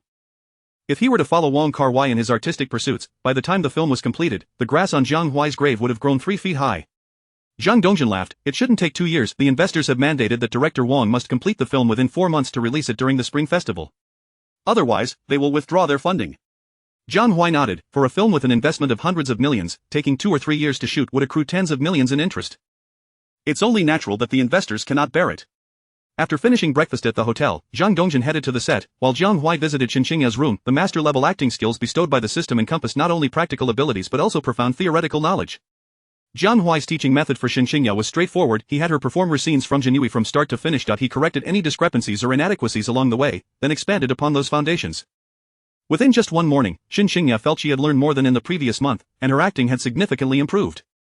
"Jiang Huai, you are truly remarkable. Are you really just an extra? You seem more like a distinguished professor from a drama academy," Shen Qingya remarked with admiration. Indeed, throughout the teaching process, Jiang Huai frequently referenced various texts, imparting diverse acting styles, methods, and techniques to Shen Qingya. The number of books he cited exceeded 10, and he spoke about them with such fluency that he resembled a walking encyclopedia, leaving Shen Qingya in awe of him. Jiang Huai smiled. "This is merely a small feat. Now that it's mealtime, let us go down to eat. We'll take a break after lunch and continue in the afternoon." Shen Qingya nodded. "Sounds good." The two exited the room, chatting and laughing as they made their way to the dining hall. Chapter 38. After a long day of filming, the two continued their roles in the afternoon, one performing while the other instructed, until they concluded at 6 o'clock. Following dinner, Jiang Huai proceeded to the set to shoot his pivotal scene with Zhu Xuedong. Naturally, Shen Qingya would not let such a valuable learning opportunity slip away, so she accompanied him. Not only Shen Qingya, but all the actors in the production gathered in the courtyard. Yesterday, Jiang Huai had showcased his exceptional acting skills, leaving everyone eager to see if he could maintain that level of performance. Once he had his makeup done and donned his costume, Jiang Huai joined Zhu Xuedong to practice their swordplay. They had rehearsed for 2 days prior to filming, and their movements had flowed seamlessly. However, after a few days hiatus, Zhu Xuedong seemed somewhat rusty. Reluctantly, Jiang Huai had to assist him by practicing each move step by step. After repeating the sequence 3 times, Zhu Xuedong finally regained his familiarity with all the actions. "Brother Dong," Jiang Huai said, "when we shoot, you needn't concern yourself with me, just execute your moves swiftly and fiercely, understood?" Zhu Xuedong nodded affirmatively, replying, "Understood." At that moment, Chen Lang called out, "Where's the snow machine? Why isn't it ready yet?" The assistant director responded, "Director Chen, the snow machine is in place." Chen Lang retorted, "Then what are we waiting for? Get the snow falling now." Soon, snowflakes began to cascade gently from above. Nia Ping sighed, if yesterday's scene was merely a warm-up, then today's grand performance is the true test for Brother Huai and Xuedong. Zhang Dongjin declared, "I have faith that Brother Huai will excel." Shen Qingya, curious, inquired, "Nia Good, Zhang Gu, why do you address Jiang Huai as Brother Huai? He is younger than me." Nia Ping chuckled wryly, "We were all fooled by this guy." Zhang Dongjin added, "Last week, he treated us to drinks and proposed that we all drink equally, whoever could hold their liquor best would be the big brother. As you can imagine, we all ended up out drunk. Now even teacher Wang calls him Brother Huai, so it hardly matters to us." Shen Qingya laughed, "He is immune to alcohol. You all were tricked." Wang Chuanyuan approached, saying with mock severity, "We only realized that after we had finished drinking." Shen Qingya couldn't help but smile, such antics could only be pulled off by Jiang Huai. 10 minutes later, a light layer of snow blanketed the courtyard. Chen Lang deemed it sufficient and commenced filming. Action. Jiang Huai emerged, cradling the doctor's daughter, casting a playful glance at Zhu Xuedong. Instantly, Zhu Xuedong's expression darkened as he commanded, "Put her down." Jiang Huai raised an eyebrow, donning a lewd grin as he tossed the girl directly to Zhu Xuedong, who hurriedly caught her. At that moment, Jiang Huai's voice drifted to Zhu Xuedong's ears.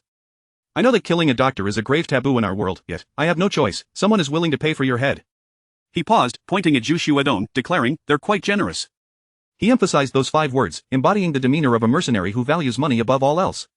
"Ultimately, you were destined to die anyway. Since someone is willing to pay, I see no reason to delay." With that, Jiang Huai set down the wine jug, unsheathed the Qijia knife, and gazed at Zhu Xuedong, who was silent while holding the girl, speaking in an oddly whimsical tone, "Your taste is commendable. This girl is quite delightful." He had altered the script, Jiang Huai had rewritten the lines. The latter part of the passage was entirely his own creation, particularly, the last line about the girl being delightful was a stroke of brilliance. Cut. The first scene concluded here. Chen Lang was thoroughly pleased and chuckled softly, "This kid is definitely a promising screenwriter." Crafting such excellent lines that align with the character's nature indicates that Jiang Huai had thoroughly understood Ding Shou's persona. Wang Chuanyuan remarked, "He truly is a prodigy." Nia Ping nodded in agreement, stating, "Just one word, delightful, has breathed life into the character. Jiang Huai is undoubtedly a genius destined for performance." Hearing their praise, Shen Qingya smiled, her joy surpassing their compliments. Soon, the second scene commenced. This was a full-fledged fight sequence as Zhu Xuedong wielded his twin blades against Jiang Huai's Qijia knife. They took their stances amidst the snow, and Jiang Huai called out, "Brother Dong, remember what I said. Do not hold back, you cannot harm me." Zhu Xuedong nodded firmly. Action. With Chen Lang's command, Zhu Xuedong lunged forward, striking with his dual blades, the ferocity and speed of his attack startling everyone. Although Zhu Xuedong wielded prop swords, they could still inflict serious harm if struck by them. Had they not known of their amicable relationship, onlookers might have suspected Zhu Xuedong was seeking revenge. As Zhu Xuedong unleashed his fierce assault, Jiang Huai deftly evaded the blows, bobbing and weaving, then countering with just the hilt of his Qijia knife, forcing Zhu Xuedong to retreat. Jiang Huai navigated both defense and attack with remarkable ease, a dismissive smile perpetually gracing his face. After Jiang Huai had sent Zhu Xuedong sprawling to the ground, Chen Lang called out, "Cut! Are you all right?" Jiang Huai quickly approached to help Zhu Xuedong up. Zhu Xuedong replied with a grin, "I'm fine." "You're fine, but I have concerns," Chen Lang exclaimed, his face flushed with anger. "Have you lost your minds? This is acting, not a deathmatch." "Zhu Xuedong, do you have a grudge against Jiang Huai? Must you be so ruthless? What if someone gets hurt?" Jiang Huai interjected, "Director Chen, please don't blame Brother Dong, this was my request. The movements must be swift, precise, and fierce, only then will the effect be optimal." Chen Lang retorted angrily, "Jiang Huai, even if you possess some rudimentary skills, you shouldn't gamble with your life." Jiang Huai chuckled, "In the world of martial arts, the only thing that cannot be broken is speed. My reflexes are at least 10 times faster than Brother Dong's. Even if he were to risk his life, he wouldn't lay a finger on me. Director Chen, you can rest assured, I guarantee there will be no issues." Chen Lang queried, "Really? Jiang Huai replied, more genuine than pearls. Director Chen, how did the last shot turn out? Chen Lang, with a stern expression, stated, that's not your concern, prepare for the next shot of the fight scene. Upon hearing this, Jiang Huai's face lit up with a radiant smile. The entire fight sequence was divided by Chen Lang into 5 shots, except for the second shot, which required wirework and was retaken 8 times. The other 3 shots required no more than 3 retakes each. Chen Lang had initially planned to shoot the action scenes over 3 days, but Jiang Huai and Zhu Xuedong completed it in just 2 hours. Incredible! In just 2 hours, they filmed 20 minutes of fight scenes. Remarkable. Brother Huai is truly a master of martial arts. Despite Brother Dong's incredible speed, he managed to evade effortlessly. One cannot help but admire him. Whether in dramatic or action scenes, Brother Huai's shooting efficiency is unparalleled. The crowd buzzed with excitement. Wang Chuanyuan gazed at the vibrant Jiang Huai and solemnly stated, mark my words, if given the right role, Jiang Huai will undoubtedly become an award-winning actor in the near future. Nye Ping nodded, adding, at just 25, his acting prowess is that of a seasoned veteran. Truly a marvel. Having conquered the most challenging action scenes, the final dramatic scene was a mere formality for Jiang Huai. Pass. Chen Lang rose, stating, Jiang Huai, your scenes in the film city are complete. The remaining shots will be filmed in the western grasslands. Jiang Huai nodded, saying, Director Chen, I finally understand why you didn't increase my pay. With so few scenes, we've completed most of them in just 2 days. If you were to raise my salary now, it wouldn't be justifiable. Chen Lang smiled warmly, I'm glad you understand. Come, tonight I'll treat you to barbecue as a reward. What was initially expected to be at least a week's worth of filming was wrapped up by Jiang Huai in 2 days, inadvertently saving the production team a significant amount of funds. As the director, Chen Lang felt compelled to express his gratitude. Wang Chuanyuan remarked, Director Chen, you wouldn't play favorites, would you? Chen Lang waved his hand grandly, declaring, everyone is invited. I only have one request. It must not interfere with tomorrow's shooting. All right. The crowd cheered in unison. Chapter 39. Jiang Huai, have you been kicked in the head by a donkey? They indulged in skewers until the clock struck 2 in the morning before finally dispersing. On the ride back to the hotel, Shen Qingya inquired, Jiang Huai, when do you plan to leave the crew? Jiang Huai replied with a smile, I haven't had my fill of being your teacher yet. It wouldn't be too late for me to leave after I accompany you through the entirety of the performance. A hint of a smile graced Shen Qingya's exquisite face as she teased, should I give you a bit of tuition? Jiang Huai responded, there's no need for such formalities. Spending each day with you brings me great joy, your beauty is indeed a feast for the eyes. Shen Qingya's cheeks flushed crimson, and she playfully chided, stop your nonsense. Jiang Huai insisted, I speak the truth. If you don't believe me, just take a look in the mirror when you return, you might even find yourself captivated. Upon hearing this, Shen Qingya's face turned even redder. In the following 3 days, Jiang Huai assisted Shen Qingya with her scenes, guiding her through the intricacies of acting. Shen Qingya felt as though she had suddenly gained enlightenment, experiencing a remarkable enhancement in her performance skills. After completing the final scene, Jiang Huai gave her a thumbs up and remarked, Qingya, to see your acting improve so significantly in just 3 days is truly remarkable. Shen Qingya laughed, are you hoping for me to praise your teaching? Jiang Huai replied earnestly, I truly mean it. You possess a pair of beautifully expressive eyes, just that alone elevates your talent above that of 99% of actors. Shen Qingya asked, what about compared to you? Without a moment's hesitation, Jiang Huai stated, undoubtedly, you fall short by a vast margin. Without a word, Shen Qingya picked up a cushion from the sofa and tossed it at him. Jiang Huai caught it and chuckled, don't be upset, I was merely joking. Shen Qingya shot him a look and said, I don't have the luxury of being angry with you, Jiang Huai, my scenes are set to begin filming tomorrow. Could you accompany me to the set? Jiang Huai replied, of course, however, I still hope you can muster some confidence in yourself. Shen Qingya nodded, declaring, I will. The two exchanged knowing smiles. At just then, Jiang Huai's phone rang. The caller ID displayed Zhang Dongjin. Hello, Lao Shang, what do you need? Huaigu, there is a problem with the crew of Republican Master, they need an actor proficient in Xingyi Yiquan to play an important supporting role, and I recommended you to Director Wang. Thank you, but I think I'll pass. Wong Kar-wai's films take too long to shoot, and I don't have that much time to waste. Before Jiang Huai could finish, Shen Qingya snatched the phone from him. Jiang Gu, I apologize. Jiang Huai has had a bit too much to drink. Will come find you shortly. Zhang Dongjin replied, alright, I'll be in my room.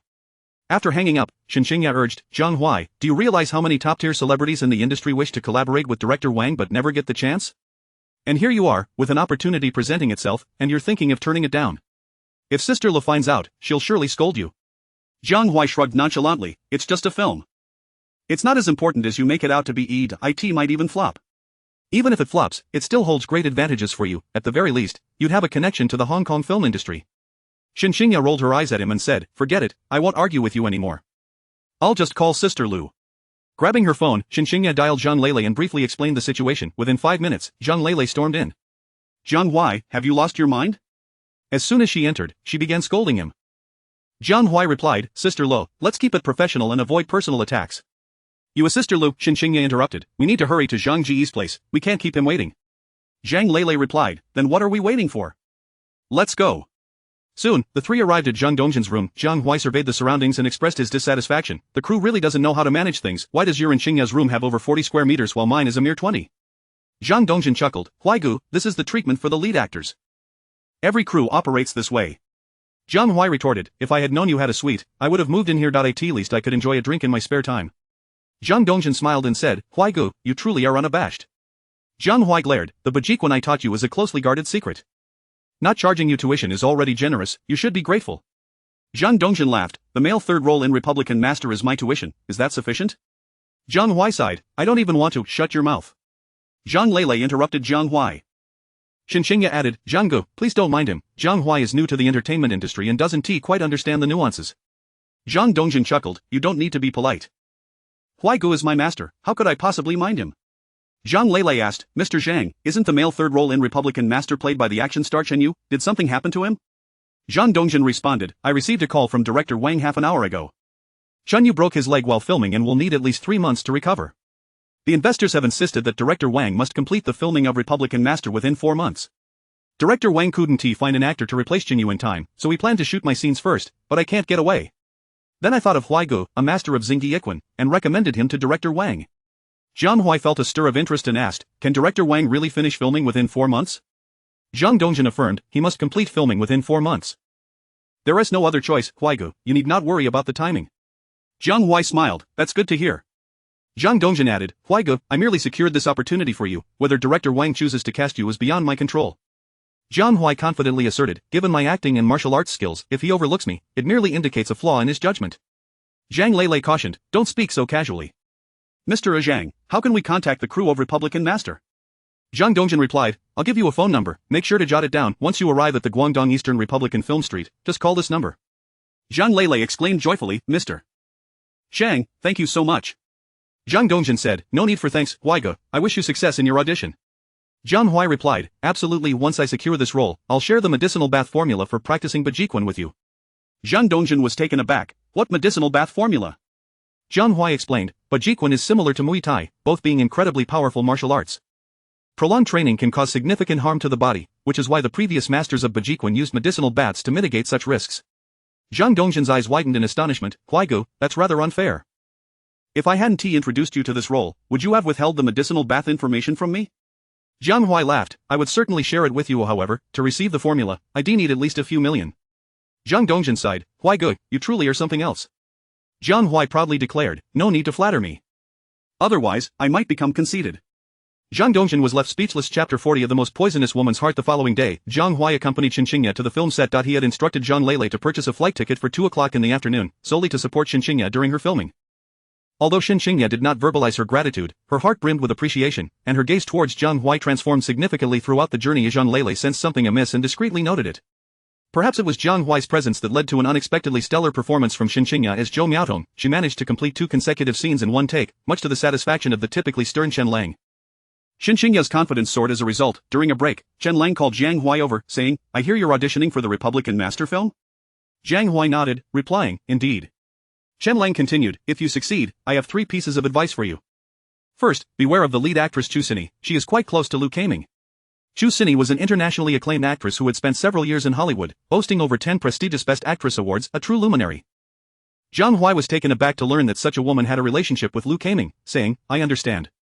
Chen Lang proceeded, second, although Republican Master claims to be a collaborative production, most of the crew hails from Hong Kong, and their exclusivity is quite strong. You'll need to win them over with your talent.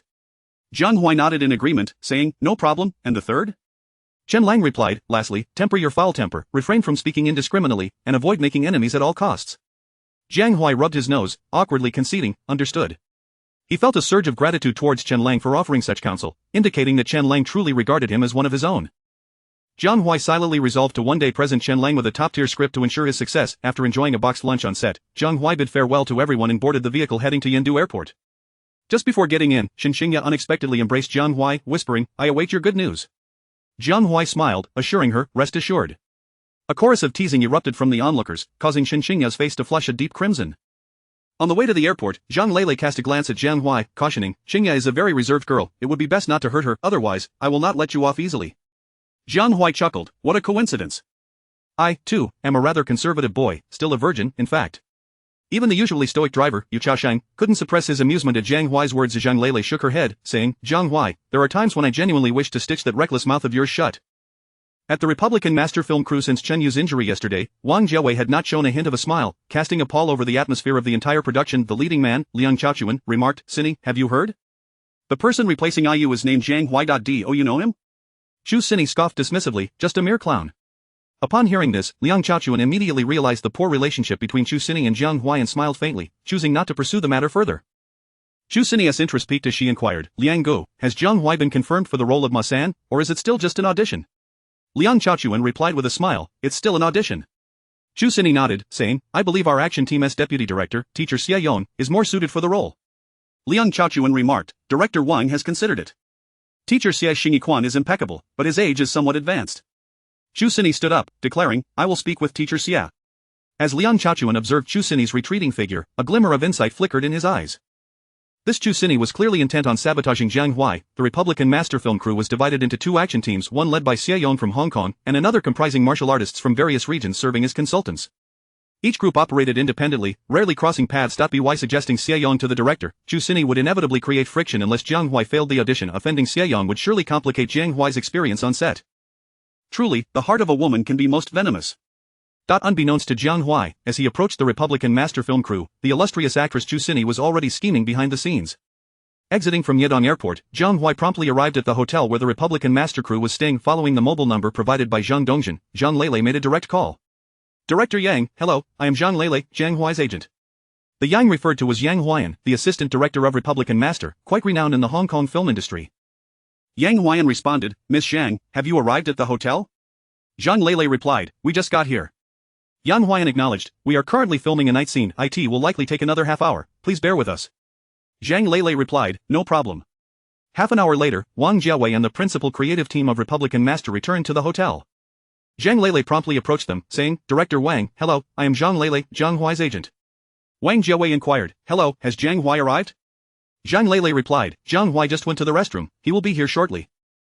Oh, here he comes.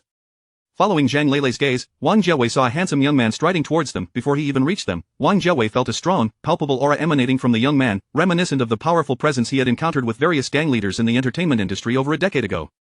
Director Wang, hello, I am Jiang Huai. Jiang Huai approached Wang Jiawei, extending his hand. Despite standing before such a prominent director, Jiang Huai maintained a demeanor of calm confidence. Wang Jiawei was further impressed, smiling as he shook Jiang Huai's hand, saying, Mr. Jiang, I hear from Dongjin that you are proficient in numerous martial arts. Truly remarkable. Jiang Huai modestly replied, it's merely a smattering of knowledge. Just then, a woman scoffed, what arrogance? Jiang Huai turned to Chu Cindy, asking, Miss Chu, how is it that I am being arrogant? Chu Cindy retorted, martial arts comprise hundreds of styles. You are merely in your 20s, even if you had started training at birth, it would be impossible to master so many forms. Jiang Huai, I understand you wish to make an impression in front of Director Wang, but surely you aren't exaggerating? Jiang Huai replied calmly, Miss Chu, your inability does not imply the same for others. Before verification, do you not find it rather presumptuous to label me as boastful? Chu Cindy frowned, demanding, what is your attitude? Jiang Huai smiled gently, Miss Chu, my attitude is quite amiable. Your intentions are clear to everyone present. This is a film from the Hong Kong circle, not the Yen circle. Lu Keiming's influence seems to be extending a bit too far. Wang Jiawei's expression shifted subtly, revealing a contemplative demeanor. He was not well acquainted with Jiang Huai, but could deduce from his words that there existed significant discord between Jiang Huai and Lu Keiming. The relationship between Chu Cindy and Lu Keiming was no secret in the Summer Nation's film industry. It was evident that Chu Cindy was intent on obstructing Jiang Huai's casting as Ma San, which prompted her to create trouble. This realization displeased Wang Jiawei, using my film to curry favor with Lu Keiming? Chu Cindy was rather dismissive of my authority. Chu Cindy was taken aback by Jiang Huai's audacity, exclaiming, you, a newcomer, dare to speak to me in such a manner, this is utterly outrageous. Director Wang, before she could finish, she noted the displeasure on Wang Jiawei's face and hastily swallowed her words. Wang Jiawei interjected, Cindy, who plays Ma San is ultimately my decision. Wouldn't you agree? Chu Cindy quickly replied, of course, I simply believe teacher Xie Yon would also be an excellent choice. Wang Jiawei scrutinized her for a moment, stating, Xie's age and appearance do not align with my vision for Ma San. It's best you refrain from concerning yourself with this matter. Realizing Wang Jiawei was subtly admonishing her, Chu Cindy bit her lip and forced a smile, saying, I apologize, Director Wang, I was in the wrong. Sensing that he had made his point, Wang Jiawei extended an olive branch, smiling, no worries. You are only looking out for the best interests of the production. Mr. Jiang, shall we proceed to the meeting room? I wish to see your Shen Qingya. Jiang Huai nodded, replying, certainly. Chapter 41. A successful audition in securing the role. In addition to Wang Jiawei, the director, the meeting room was occupied by the assistant director Yang Huai and the male lead Liang Chaochuan, with the only absence being the female lead, Chu Xinyi. Wang Jiawei waved the script in his hand and said, I have heard from Dongjin that your acting skills surpass his, so I shall see for myself whether your Shen Qingya is indeed as formidable as he claims. If you pass the audition, this script will be yours. Yang Huai asked, Director Wang, do you truly place such faith in old Zhang's words? Wang Jiawei chuckled, this is the first time he has earnestly recommended an actor to me, so naturally, I believe him. Moreover, even if your acting needs refinement, I am confident in my ability to mentor you. However, martial arts cannot be cultivated overnight. Yang Huai nodded and replied, then I shall begin. Shen Qingya comprises 5 elements and 12 forms. The former includes the chopping fist, drilling fist, crashing fist, cannon fist, and horizontal fist, while the latter features the dragon, tiger, monkey, horse, toad, chicken, swallow, hawk, snake, bird, eagle, and bear. As a master of national arts, Yang Huai had long since fused the 5 forms and 12 shapes into a singular mastery. His movements were at times as agile as a monkey, at others as fierce as a tiger, and at moments as graceful as a dragon, leaving the onlookers utterly mesmerized. His punches were remarkably powerful, each strike sending tremors through the air. The cannon fist, in particular, resembled a cannon firing shells, causing the air to explode with a deafening roar. Wang Jiawei watched, utterly astonished. For the filming of The Grandmaster, he had spent over half a year visiting numerous folk martial artists, and he had witnessed their skills. In comparison to Yang Huai's Shen Qingya, they were indeed lacking in every conceivable way. Yang Huai and Liang Chaochuan were equally astonished. If such a fist were to land on someone, it would surely be fatal. Liang Chaochuan mused, those fists are too hard. If he were to strike during filming, it could very well result in a death. After 5 minutes of showcasing his Shen Qingya, Yang Huai completed his demonstration with a long exhale of turbid breath. Wang Jiawei was greatly impressed, exclaiming, Yang Huai, your Shen Qingya is extraordinary. This is the most rapid, fierce, and relentless Shen Qingya I have ever witnessed. Yang Huai smiled and asked, so, does this mean I have passed? Wang Jiawei rose, took the script, and said, of course. Study the script diligently, your scenes at Jinlu will be filmed the day after tomorrow. Yang Huai approached and accepted the script, saying, no problem. With a remuneration slightly exceeding that of Chen Lang, Wang Jiawei granted him 800,000. After signing the contract, Wang Jiawei curiously inquired, have you offended Lu Keiming? A hint of disdain crossed Yang Huai's face as he replied, it is he who has offended me, that shameless old scoundrel. I am fortunate not to have beaten him. Wang Jiawei patted his shoulder, saying, the tempers of martial artists are indeed quite formidable. Yang Huai responded, my temper is certainly robust, but that is only directed at those I disdain. For my friends, I remain loyal. Wang Jiawei admired Yang Huai's forthright nature, stating, I hope we can become friends. Yang Huai sincerely replied, if you could increase my remuneration by an additional 200,000, we would immediately be friends. Wang Jiawei was taken aback, exclaiming, dream on. Ha ha ha ha. Everyone erupted in laughter. Outside, Zhang Lele, witnessing the jovial interaction among the four, felt a wave of relief wash over her. Deliberately walking beside Yang Huai, Liang Chaochuan whispered, the king of hell may be easy to provoke, but the little ghosts are troublesome. Do not think that signing the contract guarantees everything will be smooth sailing. Yang Huai thought of Chu Xinyi and her recommended colleague, Xia Yong, nodding in agreement, thank you, once I deal with them, I shall treat you to a drink. Liang Chaochuan paused briefly, then smiled, good, I shall await your invitation.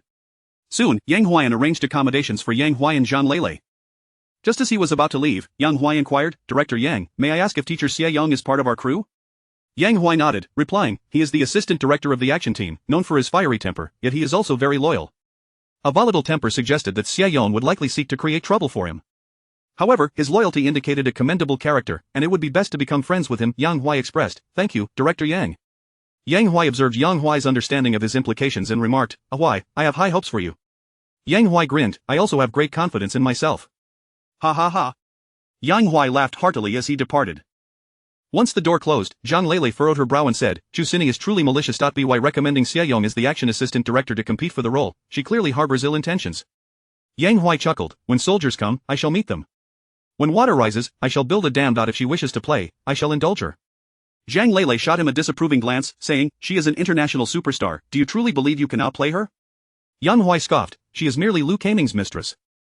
Such women are the ones I hold in the utmost contempt. Zhang Lele remarked, you dismiss even international superstar Chu Xinyi, you are truly arrogant. Just then, Yang Huai's phone rang. Upon checking, he saw it was a call from Shen Qingya. Hello, Qingya, have you finished filming your night scenes? Was it smooth? Very smooth, just returned to the hotel. How did your audition go? I signed on. 800,000, 3 weeks of filming. That's fantastic, you must seize this opportunity. Rest assured, I won't let you down. Suddenly, Zhang Lele snatched Yang Huai's phone, exclaiming, how could you, shameless Shen Qingya? We are both here, yet you choose to call Jiang Huai instead of me. This is utterly unreasonable. Shen Qingya quickly responded, I was just about to call you. Zhang Lei retorted, enough with the explanations. I am extremely upset right now. Jiang Huai interjected, Lejia, why not return to your room and stew in your anger while I have a word with Qingya? Dream on. Zhang Lei playfully scolded, then resumed her conversation with Shen Qingya. As they discussed the audition, Zhang Lei inevitably vented her frustrations about Chu Xini. Shen Qingya shared her sentiments, and the two women conversed passionately for over half an hour until Jiang Huai's phone battery died, bringing their discussion to a halt. Meanwhile, Chu Xini was also on a call. Teacher Xia, I regret to inform you that the role of Ma San has been secured by Jiang Huai. No worries, I have already heard from Director Wang. Miss Chu, regardless of the outcome, I must thank you for recommending me to Director Wang. Teacher Xia, there is no need for such formality. This Jiang Huai possesses neither fame nor acting skills. I have heard he has just been released from prison. I truly cannot fathom how he managed to obtain this role. On the other end, Xia Yong remained silent for a moment before confessing, to be honest, I am somewhat dissatisfied. Chu Xini raised an eyebrow, her face breaking into a radiant smile as she replied, Teacher Xia, not only are you dissatisfied, but I imagine the action team members will feel the same. I have a method to oust him. I wonder if you would dare to pursue it. Xia Yong inquired, what method? Chu Xini elaborated, Director Wang greatly appreciates Jiang Huai Xingyiquan, which is why he secured the role of Ma San. If you could openly defeat him using Xingyiquan, I am certain Jiang Huai would lose face and leave the crew. Xia Yong understood Chu Xini's intent and responded, you wish for me to challenge Jiang Huai? Chu Xini smiled, this is merely a suggestion. You may consider it. Teacher Xia, regardless of the circumstances, I still hope to collaborate with you. After all, my Bagua palm was taught by you, and together we would undoubtedly be superior to Jiang Huai. With that, Chu Xini ended the call. The following morning, Jiang Huai did not head to the film set but instead reviewed the script thoroughly in his hotel room, much like the Knight of the Golden Armor. Upon finishing the script, vivid images of the film Master of the Republic surfaced in Jiang Huai's mind. Ma San was the primary antagonist in the film, notorious for betraying his master and collaborating with the Japanese invaders. Perfectly embodying this character posed no challenge for Jiang Huai, who possessed masterful acting skills and profound knowledge of national arts. Chapter 42 Inch Master Xia, could you break the cake in my hand? In the afternoon, Jiang Huai arrived at the set of Master of the Republic. At that moment, Wong Kar-wai was filming a scene featuring Ip Man battling various masters from the Golden Pavilion. The moment Jiang Huai appeared, it sparked a flurry of discussions among the crew. Is he the Jiang Huai who will portray Ma San? He looks quite decent, but I wonder how his martial arts skills measure up. I've heard he has the backing of the diva, Shen Qingya. So he's just a kept man, then. I believe Master Xia would be a more reliable choice for the role of Ma San. Exactly. Master Xia's Xingyiquan is remarkable. With a single punch, he could send a person flying 3 meters. The only issue with Master Xia is his lack of connections, otherwise, he would already be a martial arts superstar. Jiang Huai naturally overheard their remarks, but he paid them no mind. Just as he was about to greet Wong Kar-wai, a large knife suddenly flew towards him. Jiang Huai halted in his tracks, allowing the knife to land at his feet. A young man in his 20s, with an exaggerated tone, remarked, Ah, Mr. Jiang, I sincerely apologize. My hand slipped just now, I hope I didn't injure you. The young man's voice was loud enough to draw the attention of many in the crew. Assistant Director Jiang Huai frowned and was about to reprimand him when he was stopped by Zhang Jiawei. He must pass this test, Zhang Jiawei stated calmly. Jiang Huai understood Zhang Jiawei's intent. If Jiang Huai could not win over the action team, an endless stream of trouble would ensue, potentially jeopardizing the safety during filming. Chu Xini smiled faintly. Liang Chaochuan glanced at her and privately resolved never to collaborate with her again due to her poor character. The entire crew's eyes were fixed on Jiang Huai, and he could sense their scrutiny. He turned to the young man who had thrown the knife and said with a smile, Is it truly amusing for a grown man to resort to such underhanded tactics?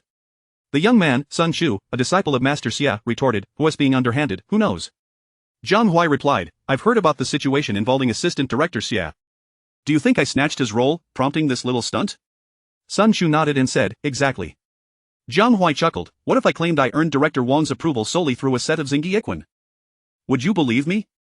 Sun Chu scoffed, Not a chance. Jiang Huai inquired, Then how would you come to believe it? Sun Chu replied, Surely, the truth lies in the demonstration. If you're a real man, then accept my challenge. Jiang Huai surveyed the surroundings and declared aloud, Master Xia, what say you? Master Xia stepped forward, clasped his fists, and said, Master Jiang, I, Xia Yong, have always been forthright. I confess to some resentment over your casting as Ma San. Jiang Huai laughed heartily, We are of the same ilk, so let us settle this through martial prowess. If you win, I shall immediately pay the crew a penalty of 500,000. I will turn and leave. If I win, you and your team must unconditionally cooperate with me to complete the filming. Master Xia, we are both martial artists, let us have a clear agreement. Master Xia did not expect Jiang Huai to be even more straightforward than he was. Very well, Master Jiang is a man of his word. Regardless of the outcome, I will befriend you, let us draw the line. Jiang Huai noticed some cakes on the prop table, walked over, casually picked one up, and said, "In Master of the Republic, there is a scene where Gong Baotian offers a cake to a man to break. Today, I shall emulate Gong Baotian and ask Master Xia, can you break this cake in my hand?" The words from Jiang Huai echoed like thunder among the crowd. My goodness, has he lost his mind? Could Jiang Huai genuinely believe himself to be a martial arts master? I bet he is just putting on a show. How could anyone possibly reach the level of Yan Luchen? The crew buzzed with speculation. Lian Chaochuan swallowed hard and said, "Director Wang, do you think Jiang Huai is jesting?" Wang Kar-wai appeared somewhat bewildered and replied, "I cannot say." The scene with the cake breaking was an addition Wang Kar-wai made after hearing about Yang Luchen's unique technique. However, he could not fathom that anyone in the world could reach such a level. Zhu Xini scoffed, "He's just putting on an act." Nearby, Zhang Lele was on the verge of tears. If it were a formal match, she might have some faith in Jiang Huai's skills. However, she simply could not see how he could win in a cake-breaking challenge. Master Xia incredulously asked, "Master Jiang, are you certain you want me to break this cake?" Jiang Huai extended his hand, revealing half of the cake, and affirmed, "Absolutely." Master Xia replied, "Martial arts are divided into 3 realms. Mingjin, Anjin, and Huajin.to completely dissipate the energy from the cake. Only a master of Huajin could accomplish such a feat. I cannot believe that, in this era of declining martial arts, a grandmaster could still exist." Jiang Huai smiled and said, "Master Xia, please." Master Xia approached Jiang Huai, grasped one corner of the cake, and exerted force to break it, yet the cake remained unmoved. By heavens! It can't be. Truly unbreakable. The crowd erupted in astonishment. Wang Kar-wai's eyes sparkled. He quickly rose to adjust the camera's angle, directing it towards the 2 men. Jiang Huai remarked, "Master Xia, brute force will not suffice." Master Xia withdrew his hand, composed himself, and seized the other half of the cake once more. This time, he employed a different method of force, pulling and tearing in various directions, yet, regardless of his efforts, the cake showed no signs of yielding. In a moment of desperation, Master Xia gripped the cake and pulled downward with all his might. His arm bulged with veins, his face flushed, and he let out a series of shouts. It was evident to all that he was exerting his utmost strength. The problem was, the cake remained entirely intact. An elderly man exclaimed, "Not a feather can be added, nor a fly can land. This is Huajin." Another elder remarked, "I never expected that there would still be someone in Xia country capable of achieving such mastery. Truly, my path is not solitary." These 2 men were the consultants for Baji and Bagua, specially invited by Wang Kar-wai for the film. The first, Lu Shangron, and the second, Yuan Xing, were both over 70 yet still brimming with vitality and vigor. Master Xia persevered for 3 minutes, exhausting all his strength, yet he could not break the cake held by Jiang Huai. Realizing he had encountered an extraordinary master, he withdrew his hand and bitterly smiled, "Master Jiang, you have won. I shall honor my promise." Jiang Huai clasped his fists and replied with a smile, acknowledged. Master Xia really couldn't break the cake. This is simply unbelievable. If I weren't already privy to the background of this event, I would have thought they were merely acting. I can only say, Brother Huai is truly formidable. When did you start calling him Brother Huai? What's wrong with calling him Brother Huai? I almost want to call him Master. I particularly wish to step up and see if I can break that cake myself. The crew was abuzz with chatter, all captivated by Jiang Huai's extraordinary martial prowess. Sun Shu, Master Xia's disciple, said, "Master, I wish to give it a try." Master Xia's expression changed, ready to scold, but Jiang Huai smiled and said, "Sun Shu, as long as you can break it, my promise remains intact." Sun Shu looked at Master Xia, who glared back, saying, "Your legs are yours. Why are you looking at me?" "Yes, Master." Sun Shu immediately approached Jiang Huai, seizing the cake and pulling at it vigorously. The result mirrored Master Xia's experience. After much effort, the cake remained unscathed. Chapter 43, The crew's admiration upon witnessing such a miraculous scene. The creative team, including Wang Kar-wai and Liang Qiuquan, could not resist the urge to give it a try. Not a single person could manage to break the cake. Wang Kar-wai inquired, "Jiang Huai, have you truly reached the legendary stage of Huajin?" Over the past year, he had scoured the nation for martial arts masters, gaining profound insight into the realms of traditional Chinese martial arts. In the current landscape of the martial arts world in Xia country, finding even a single master of Mingjin would be considered an extraordinary stroke of luck, let alone Huajin. The 2 chief consultants of the crew, Master Lu Shangrong of Baji Quan and Master Yuan Qing of Bagua Quan, had only reached the pinnacle of Mingjin in their prime. Yet here was Jiang Huai, a master of Huajin, and at the tender age of 25, had he not witnessed it with his own eyes, Wang Kar-wai would have never believed it, even under duress. Jiang Huai nodded, affirming, "I indeed possess the cultivation of Huajin." Lu Shangron, who had just approached Jiang Huai, gasped, "How did you achieve this?" Jiang Huai shrugged, replying, "I don't know. Last year in prison, I accidentally broke through." Lu Shangrong marveled, "Master Jiang, you are a prodigy, a rare talent in martial arts. Even Zhang Sanfeng and Bodhidharma would pale in comparison to your innate gifts." Jiang Huai smiled modestly, "You flatter me, old man. I dare not compare myself to such divine figures." Beside them, Zhu Xini scoffed, "What good is martial prowess if it cannot protect you? We live in a world dominated by firearms. And no matter how skilled you are, a single bullet can still end your life." Her words cast a shadow over everyone present, including Xia Yon, all practitioners of martial arts, who fell silent. Wang Kar-wai rebuked, "Zhu Xini, what nonsense are you spouting? Chu Xini had merely sought to undermine Jiang Huai's moment of glory, yet she overlooked the fact that those around her were martial artists. Her remarks were akin to cursing a monk while pointing at a bald head. Had she not been a woman, someone might have already lost their temper and dealt with her. Realizing she had stirred the ire of the crowd, Chu Xini quickly said, "I apologize, that was inappropriate. I sincerely apologize to everyone." Jiang Huai interjected, "Miss Chu, may we speak privately?" Chu Xini glanced at him, responding, "Very well." They retreated to a secluded corner, where Jiang Huai stated coolly, "Miss Chu, I am aware that you orchestrated these events from behind the scenes. You intentionally recommended Teacher Xia to incite conflict between us. Am I correct?" Chu Xini frowned. "What do you mean by that?" Jiang Huai's gaze sharpened as he replied, "What I mean is, know your limits. Have you ever heard the saying, when a martial artist is enraged, blood spills within 5 paces? Individuals like us are not to be trifled with. Should this happen again, I will take your life." Unable to withstand Jiang Huai's piercing gaze, Chu Xini instinctively stepped back, declaring, "Let me make this clear. I am not easily intimidated. We live in a society governed by law. Murder entails consequences." Jiang Huai chuckled coldly, "If I were to strike you now, leaving a trace of my inner strength, you would find yourself coughing up blood within a month.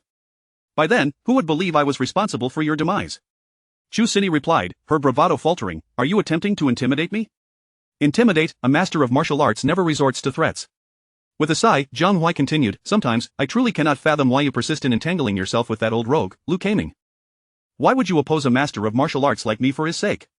Chu Xini countered, "Jiang Huai, offending Director Lu is tantamount to offending the entire Yin Circle. If you are willing to apologize to Director Lu, I could act as an intermediary." Jiang Huai laughed heartily, "You can forget that.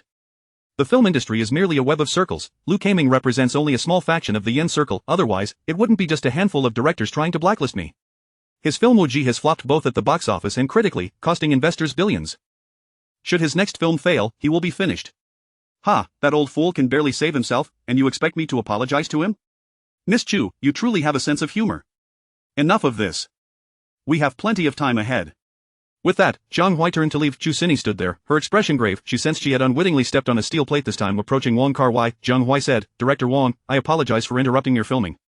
Wong Kar-wai waved dismissively, "You have truly opened our eyes. Should we start calling you Master Jiang from now on?" Jiang Huai smiled, "What master? As long as you increase my fee by 1,000,000, you may call me whatever you wish, even a scoundrel." Ha ha ha. Laughter erupted among the group. At that moment, Xia Yong approached Jiang Huai with Sun Chu and offered his apologies. Jiang Huai replied, "Director Xia, mere words are insufficient, we ought to share a drink." Xia Yong cheerfully responded, "No problem. I'll treat you to drinks tonight. In terms of martial arts, I am no match for you, but when it comes to drinking, I yield to no one." Jiang Huai remarked, "What a coincidence. My drinking prowess far exceeds my martial arts skills." Xia Yong laughed heartily, "Let us see who falls first." Seeing Jiang Huai and Xia Yong resolve their differences, Zhang Lele finally felt a sense of relief. On their way back to the hotel, Jiang Huai asked, "Lele, why do you think Chu Xini, a prominent international actress, is so devoted to Lu Kaming?" Without hesitation, Zhang Lele replied, "What else could it be? She must have some dirt on her that Lu Kaming is holding over her." Jiang Huai's eyes lit up, giving her a thumbs up. "Lele, you are brilliant." Zhang Lele sighed, "The entertainment industry is a realm of chaos. Some artists ascend to great heights while others plummet into the abyss. Jiang Huai, if you aspire to become a future superstar, you must tread carefully with each step. Reputation may seem trivial at times, but it is crucial when it truly matters." Jiang Huai nodded, "I understand." At 9 o'clock that evening, after filming for Republican Masters concluded, Xia Yong knocked on Jiang Huai's door. Jiang Huai opened it with a smile. "I skipped lunch in anticipation of this drink. Teacher Xia, please don't say you have other commitments." His simple statement dispelled all of Xia Yong's awkwardness and concerns. "Of course not. I came here specifically to invite you." "Then let us go." As they reached the hotel entrance, they encountered Wong Kar-wai and Liang Qiuquan arriving. Wong Kar-wai chuckled, "Are you two off for drinks?" Jiang Huai replied, "Indeed. How about joining us for a drink, esteemed directors?" Wong Kar-wai asked, "Is that appropriate?" Xia Yong quickly interjected, "Absolutely, you are both esteemed guests I could only wish to invite." Wong Kar-wai turned to Liang Qiuquan, saying, "I've been quite exhausted these past few days. A drink would be a perfect remedy. What do you think, Qiuquan?" Liang Qiuquan nodded, "Sounds good." Xia Yong joyfully declared, "I'll arrange for a larger private room right away." Before long, the four arrived at a clean and spacious barbecue restaurant where 7 or 8 core members of the crew's action team awaited them. Upon seeing Wong Kar-wai and Liang Qiuquan, they all appeared somewhat reserved. As the skewers arrived, Xia Yong raised his glass, stating, "Master Jiang, in front of Director Wong and Teacher Liang, I will self-impose 3 cups to sincerely apologize to you." Director Wong's choice was indeed correct. The role of Ma-san should have been yours. Jiang Huai chuckled, "Director Xia, no need to rush, please set down your glass and allow me to say a few words." Xia Yong paused, placing his glass on the table. "Please, go ahead."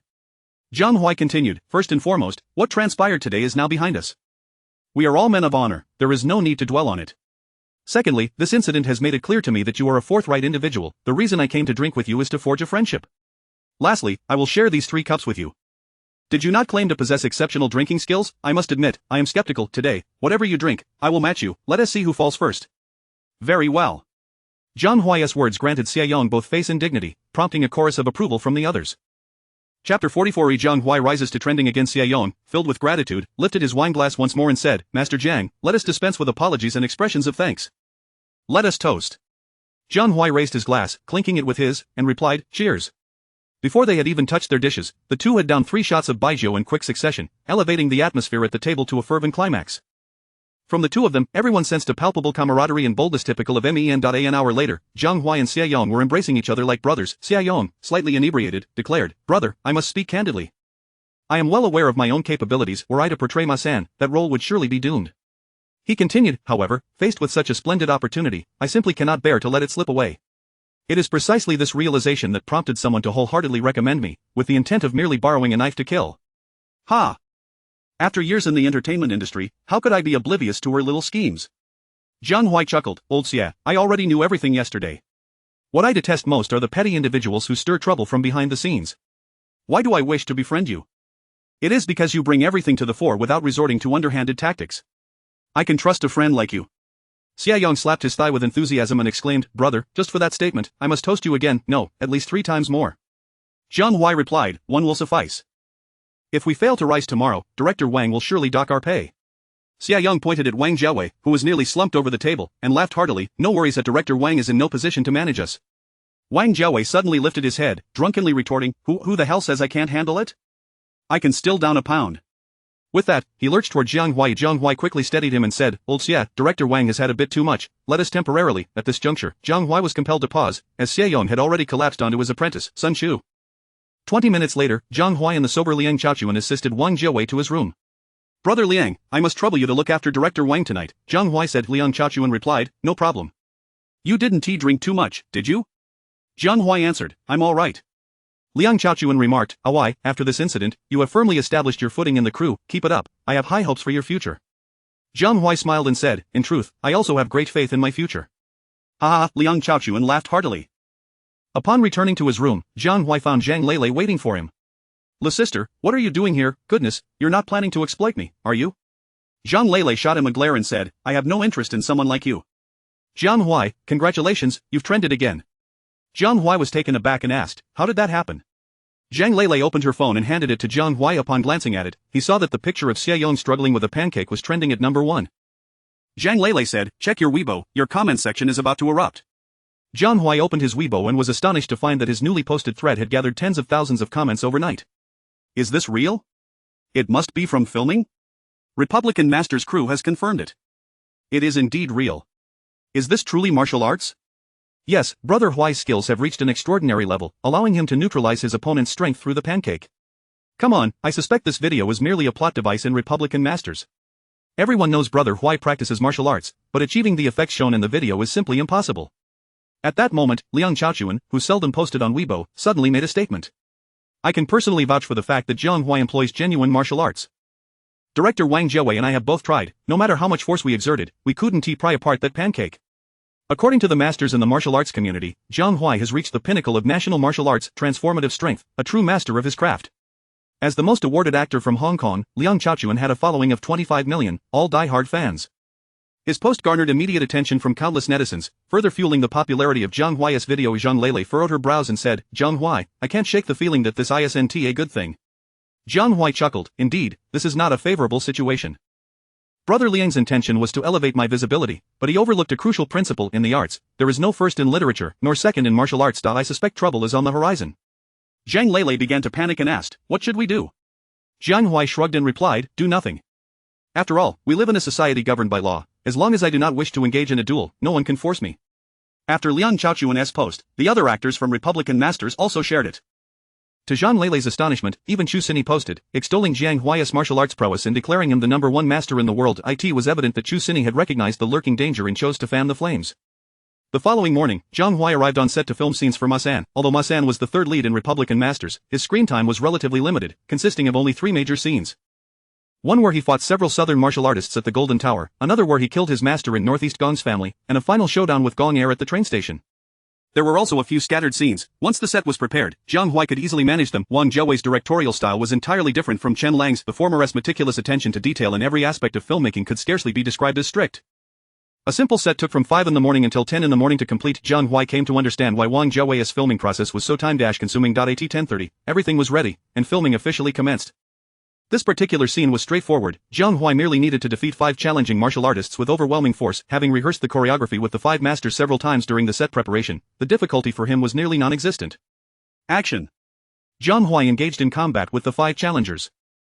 Martial arts emphasize spirit, energy, and essence. Jiang Huai's gaze was sharp as a blade, his moves precise and fierce, each strike imbued with a thunderous momentum. Remarkably, Jiang Huai not only showcased explosive power and speed but also perfectly controlled his strength, ensuring that his strikes would not cause harm to his opponents. In no time, Jiang Huai decisively defeated the 5 masters. Gazing down at the men sprawled on the ground, a proud expression adorned Jiang Huai's face as he leisurely stated, "To worship at the temple, one must first pass through the mountain gate. With such meager skills, do you dare to challenge the old master?" With that, he snorted dismissively, a hint of disdain curling at the corners of his mouth, and then turned to the martial arts experts watching, enunciating every word. "To see the true Buddha, you must first overcome me, Ma San." Liang Chaochuan, monitoring from behind the camera, brightened and murmured, "You performed even better than I did." Indeed, while Liang Chaochuan possessed the acting prowess of an award-winning actor, he was not a martial artist, and thus his aura significantly differed from that of a practitioner, compelling him to rely solely on his acting skills. Conversely, Jiang Huai was a consummate martial arts expert, his natural charisma akin to that of Ma San, effortlessly embodying both the literary and martial aspects of his character. If Liang Chaochuan's performance rated an 80, then Jiang Huai's surpassed 95, possibly even reaching a perfect score. Impressive. Fluid and graceful. Brother Huai has completely embodied the character of Ma San. The Xingdi Yiquan he displayed is both captivating and practical. A martial arts master is indeed a martial arts master. His fighting was exceptional. As the saying goes, a true expert reveals their skill upon taking action. With just this one scene, Jiang Huai successfully won over everyone in the crew. Wang Jiawei reviewed the footage multiple times, and with his discerning eyes, he found no faults whatsoever. Particularly, Jiang Huai's boxing sequences were flawless from any angle, radiating an indescribable blend of power and beauty. Even when compared to the globally renowned Kung Fu Emperor Li Jia, Jiang Huai's performance was equally commendable, if not superior in certain aspects. Chapter 45. A challenge. Trouble approaches. Upon observing Wang Jiawei seated in silence, Jiang Huai inquired, "Director Wang, if there are any aspects that seem inappropriate, please feel free to express your thoughts. We shall rectify them immediately." Wang Jiawei, returning to the moment, replied, "No need, this scene is good to go." Wow, clap clap clap. At Wang Jiawei's words, the entire venue erupted into enthusiastic applause and cheers. Jiang Huai, somewhat bewildered, asked, "Brother Liang, it was merely one scene, why is everyone so exhilarated?" Liang Chaochuan chuckled, "Because this is the only scene that has passed in one take since the commencement of Master of the Republic. Jiang Huai, you have created a miracle." Jiang Huai cast a glance at Wang Jiawei and remarked, "Goodness, this director Wang is rather extreme, isn't he?" Liang Chaochuan whispered, "He is likely more extreme than you can imagine." Jiang Huai laughed, "So, should I feel proud of accomplishing a one-take wonder?" Liang Chaochuan nodded, "You should indeed take pride in it. Watching your portrayal of Ma San Tian makes me feel as though I am aging." After successfully wrapping up the martial arts scene, Jiang Huai had another dramatic scene to film that afternoon at the Golden Tower. It was during this scene that Jiang Huai first experienced how Wang Jiawei could be a tormentor to actors. A seemingly simple walking scene had Wang Jiawei insisting that Jiang Huai and the ensemble of actors walk back and forth 48 times. At one moment, the aura was insufficient, at another, the pace was lacking, and at yet another, the spirit was not quite right. There were an abundance of perceived flaws. Li Qingxiang, portraying Gong Yutian, was already in his 60s and nearly collapsed from exhaustion after the shoot. Jiang Huai quickly fetched him a cup of tea, asking, "Teacher Li, are you alright?" Li Qingxiang waved his hand dismissively, saying, "I'm old and no longer capable. In my youth, I ran marathons. Now, walking over 2,000 meters is a challenge." Jiang Huai responded, "You are far too modest, your physical condition is significantly better than that of many others in your age group, otherwise, Director Wang would not have cast you as Gong Yutian." Although Li Qingxiang was merely an esteemed veteran actor without accolades from major film festivals, his influence was immense. In the circles of Northwest, Yen, and Hong Kong, he commanded considerable respect. This was largely due to the fact that his son, Li Yuan, was the second largest shareholder of Xinhua Film Distribution, which ranked as the third largest distribution company nationwide. Li Qingxiang held a very favorable impression of Jiang Huai. As a veteran who had navigated the entertainment industry for decades, his keen eyes could discern who truly respected him and who held ulterior motives. After conversing for a while, Li Qingxiang asked, "Jiang Huai, what led you to enter this industry?" Jiang Huai answered candidly, "To earn money, I moved out of the orphanage after finishing middle school at 16. Being underage, no one wanted to hire me, so I ended up as an extra in the film city. Later, I realized that being a star could yield a substantial income, and I aspired to become a great celebrity." Li Qingxiang chuckled, "I have posed this question to many young individuals, and nearly all respond with dreams. You, however, straightforwardly admit it is for financial gain. I appreciate your honesty. Jiang Huai retorted, my dream is to never have to worry about money. Li Qingxiang remarked, who wouldn't he desire that? Jiang Huai, you are quite to my liking. Let us exchange numbers. Should you encounter any difficulties in the future, feel free to reach out. Jiang Huai pulled out his phone, stating, I should record this, lest you deny it later. Li Qingxiang burst into hearty laughter. Witnessing the lively exchange between Jiang Huai and the influential figure Li Qingxiang, Zhu Xinyi's expression turned exceedingly grim. The video of Jiang Huai breaking a cake quickly gained traction online, ultimately leading to significant trouble. Over the past 2 years, numerous individuals posing as traditional martial artists had emerged, flaunting their prowess while deceiving the public. Having learned merely the fundamentals, they established martial arts schools to teach others how to fight. In an effort to attract as many students as possible, these individuals even began filming videos, becoming internet celebrities. Eventually, a group of fighters practicing Sanshou grew intolerant of this charade. 6 months prior, they formed a fake martial arts alliance, taking down over 20 martial arts schools, thus diminishing the status of traditional martial arts in the eyes of the public. Jiang Huai's video successfully captured the attention of this alliance. Ling Jun, a former national Sanshou champion, issued a direct challenge to Jiang Huai. Jiang Huai, what do you plan to do? Zhang Lele asked. Jiang Huai smiled, as a renowned master of national martial arts, how could anyone challenge me without consequence? Fear not, even if 100 of them came at me, I would dispatch them with ease. Zhang Lele frowned, the issue is that your fans are eager for you to accept this challenge. If you decline, many may abandon you. Jiang Huai replied, who said I am unwilling to fight, I merely want to set a threshold, otherwise, any random person could challenge me, and I would be inundated with nuisances. Zhang Lele inquired, what kind of threshold? Jiang Huai chuckled, just watch me. 5 minutes later, a post appeared on Jiang Huai's Weibo. The heavens did not give birth to a more handsome Jiang Huai, and the martial arts of the ages are but a long night. Mr. Ling, your Sanshou is nothing more than rudimentary skills in my eyes. To challenge me is rather presumptuous. Now that you have sent a challenge, if I were to accept, it would surely lead to numerous complications. Yet, if I refuse, people might think I am afraid of losing. Therefore, I have set a threshold. Anyone wishing to challenge me must bring along 10 million. If I win, this 10 million will be donated in my name to the Xia Country Children's Charity Foundation. If I lose, I shall also contribute 10 million, donating in their name to the Xia Country Children's Charity Foundation. Hence, Mr.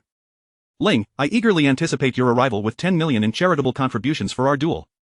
Upon learning of the challenge posed to him, Jiang Huai immediately connected the duel with philanthropy. As for the figure of 10 million, it was a decision he made after careful consideration. 10 million in charitable donations equated to 1,000 points of merit, and 1,000 points of merit corresponded to 100 days of life.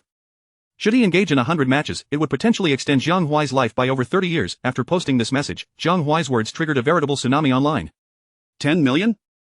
That is utterly insane. Fortunately, it's for charity, otherwise, Brother Huai would surely be arrested.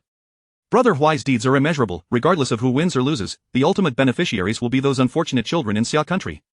Brother Huai's strategy not only shields him from disturbances but also serves a noble cause, making it a win-win situation. Mr. Ling, for the sake of that 10 million in donations, you must not back down. I've heard Ling Jun's assets exceed 100 million, surely he can manage 10 million? I initially thought Brother Huai wouldn't dare respond, but it seems he was merely biding his time for this grand move. Anticipating a spectacular showdown between modern Sanshou and traditional martial arts. Chapter 46. The influence of the duel in a villa in Jincheng. Upon seeing Jiang Huai's scarf, Ling Jun's expression darkened immediately. As a former leading figure in the Sanshou industry, Ling Jun had earned a considerable amount over the years. However, 1 million was still a significant sum for him. Just as he found himself at an impasse, the phone call from Zhou Chuanxiong, the president of the Kung Fu Anti-Fraud Association, came through. Junzi, have you seen Jiang Huai's response? What are you planning to do?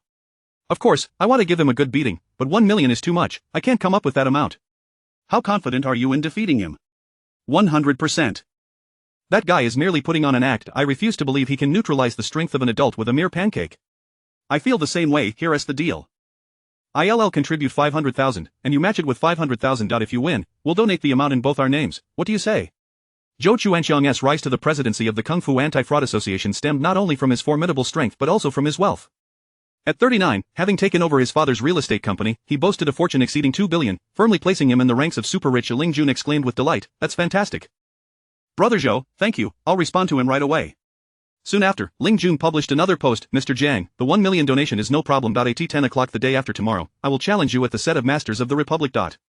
My goal is to expose your martial arts deception to prevent others from being misled. Without hesitation, Jiang Huai retaliated, Mr.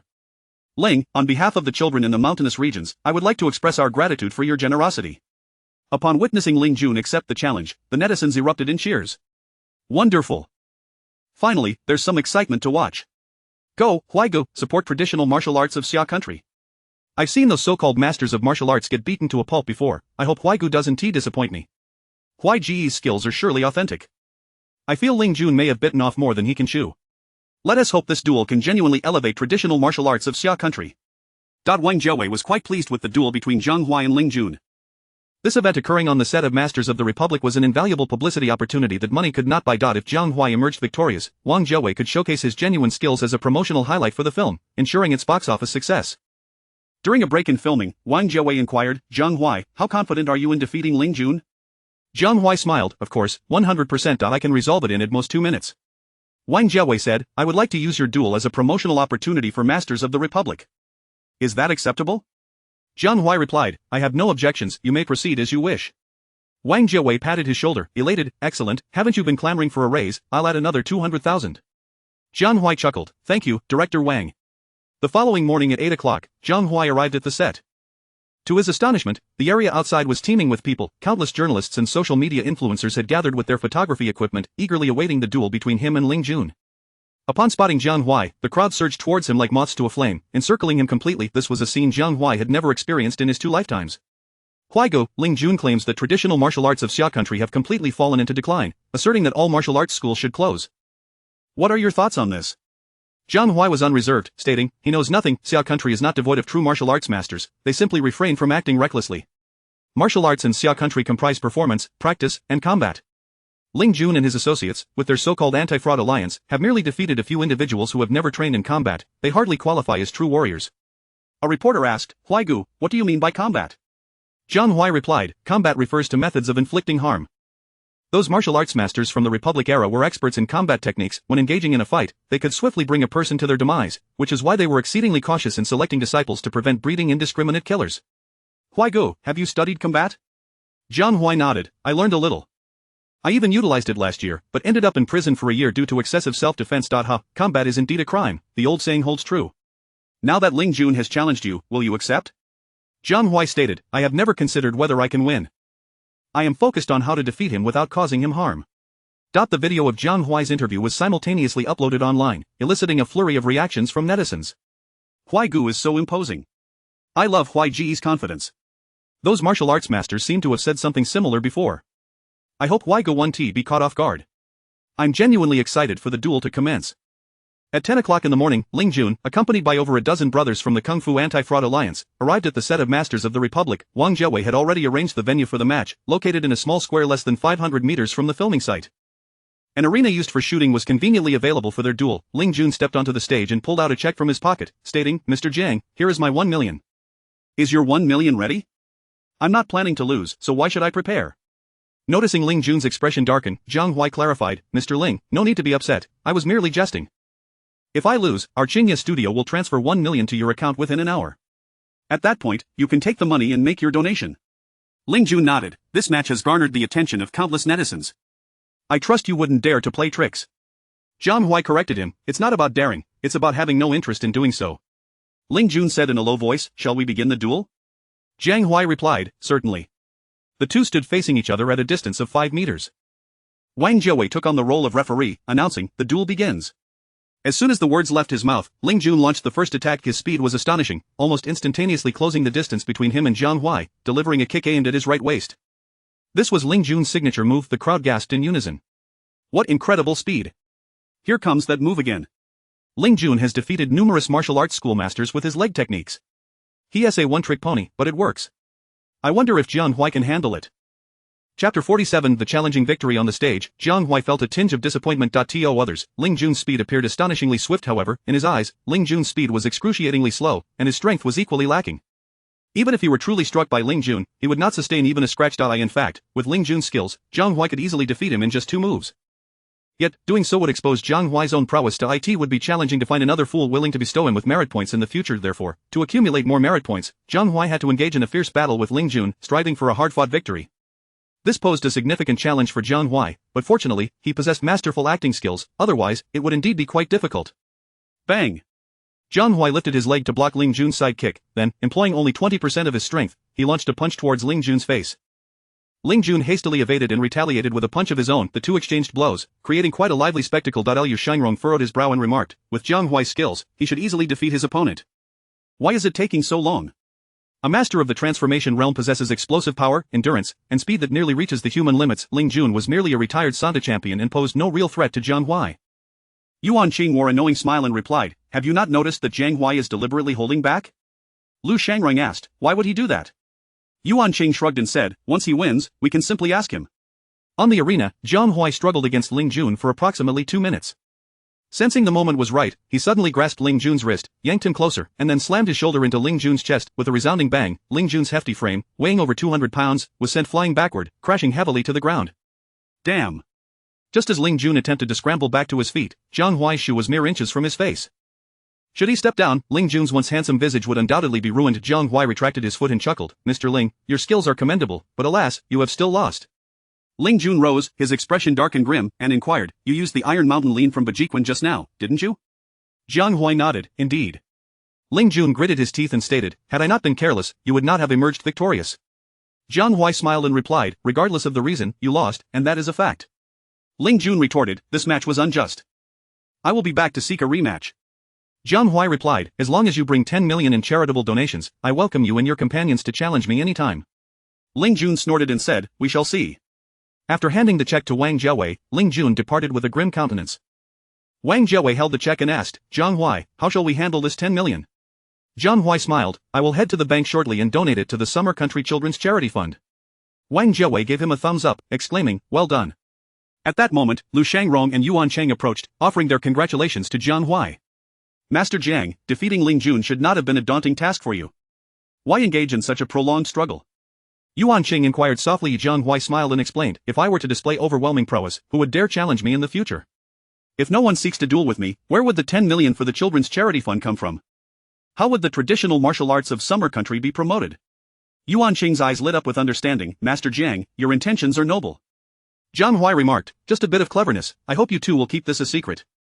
Yuan Chang and Lu Shangrong nodded in agreement. Brother Huai, my name is Ling Ling. May I interview you for a moment? A beautiful female internet influencer suddenly dashed onto the stage, her face brimming with anticipation. Jiang Huai smiled and replied, of course. Ling Ling beamed with joy and asked, Brother Huai, today you represented traditional martial arts in defeating Mr.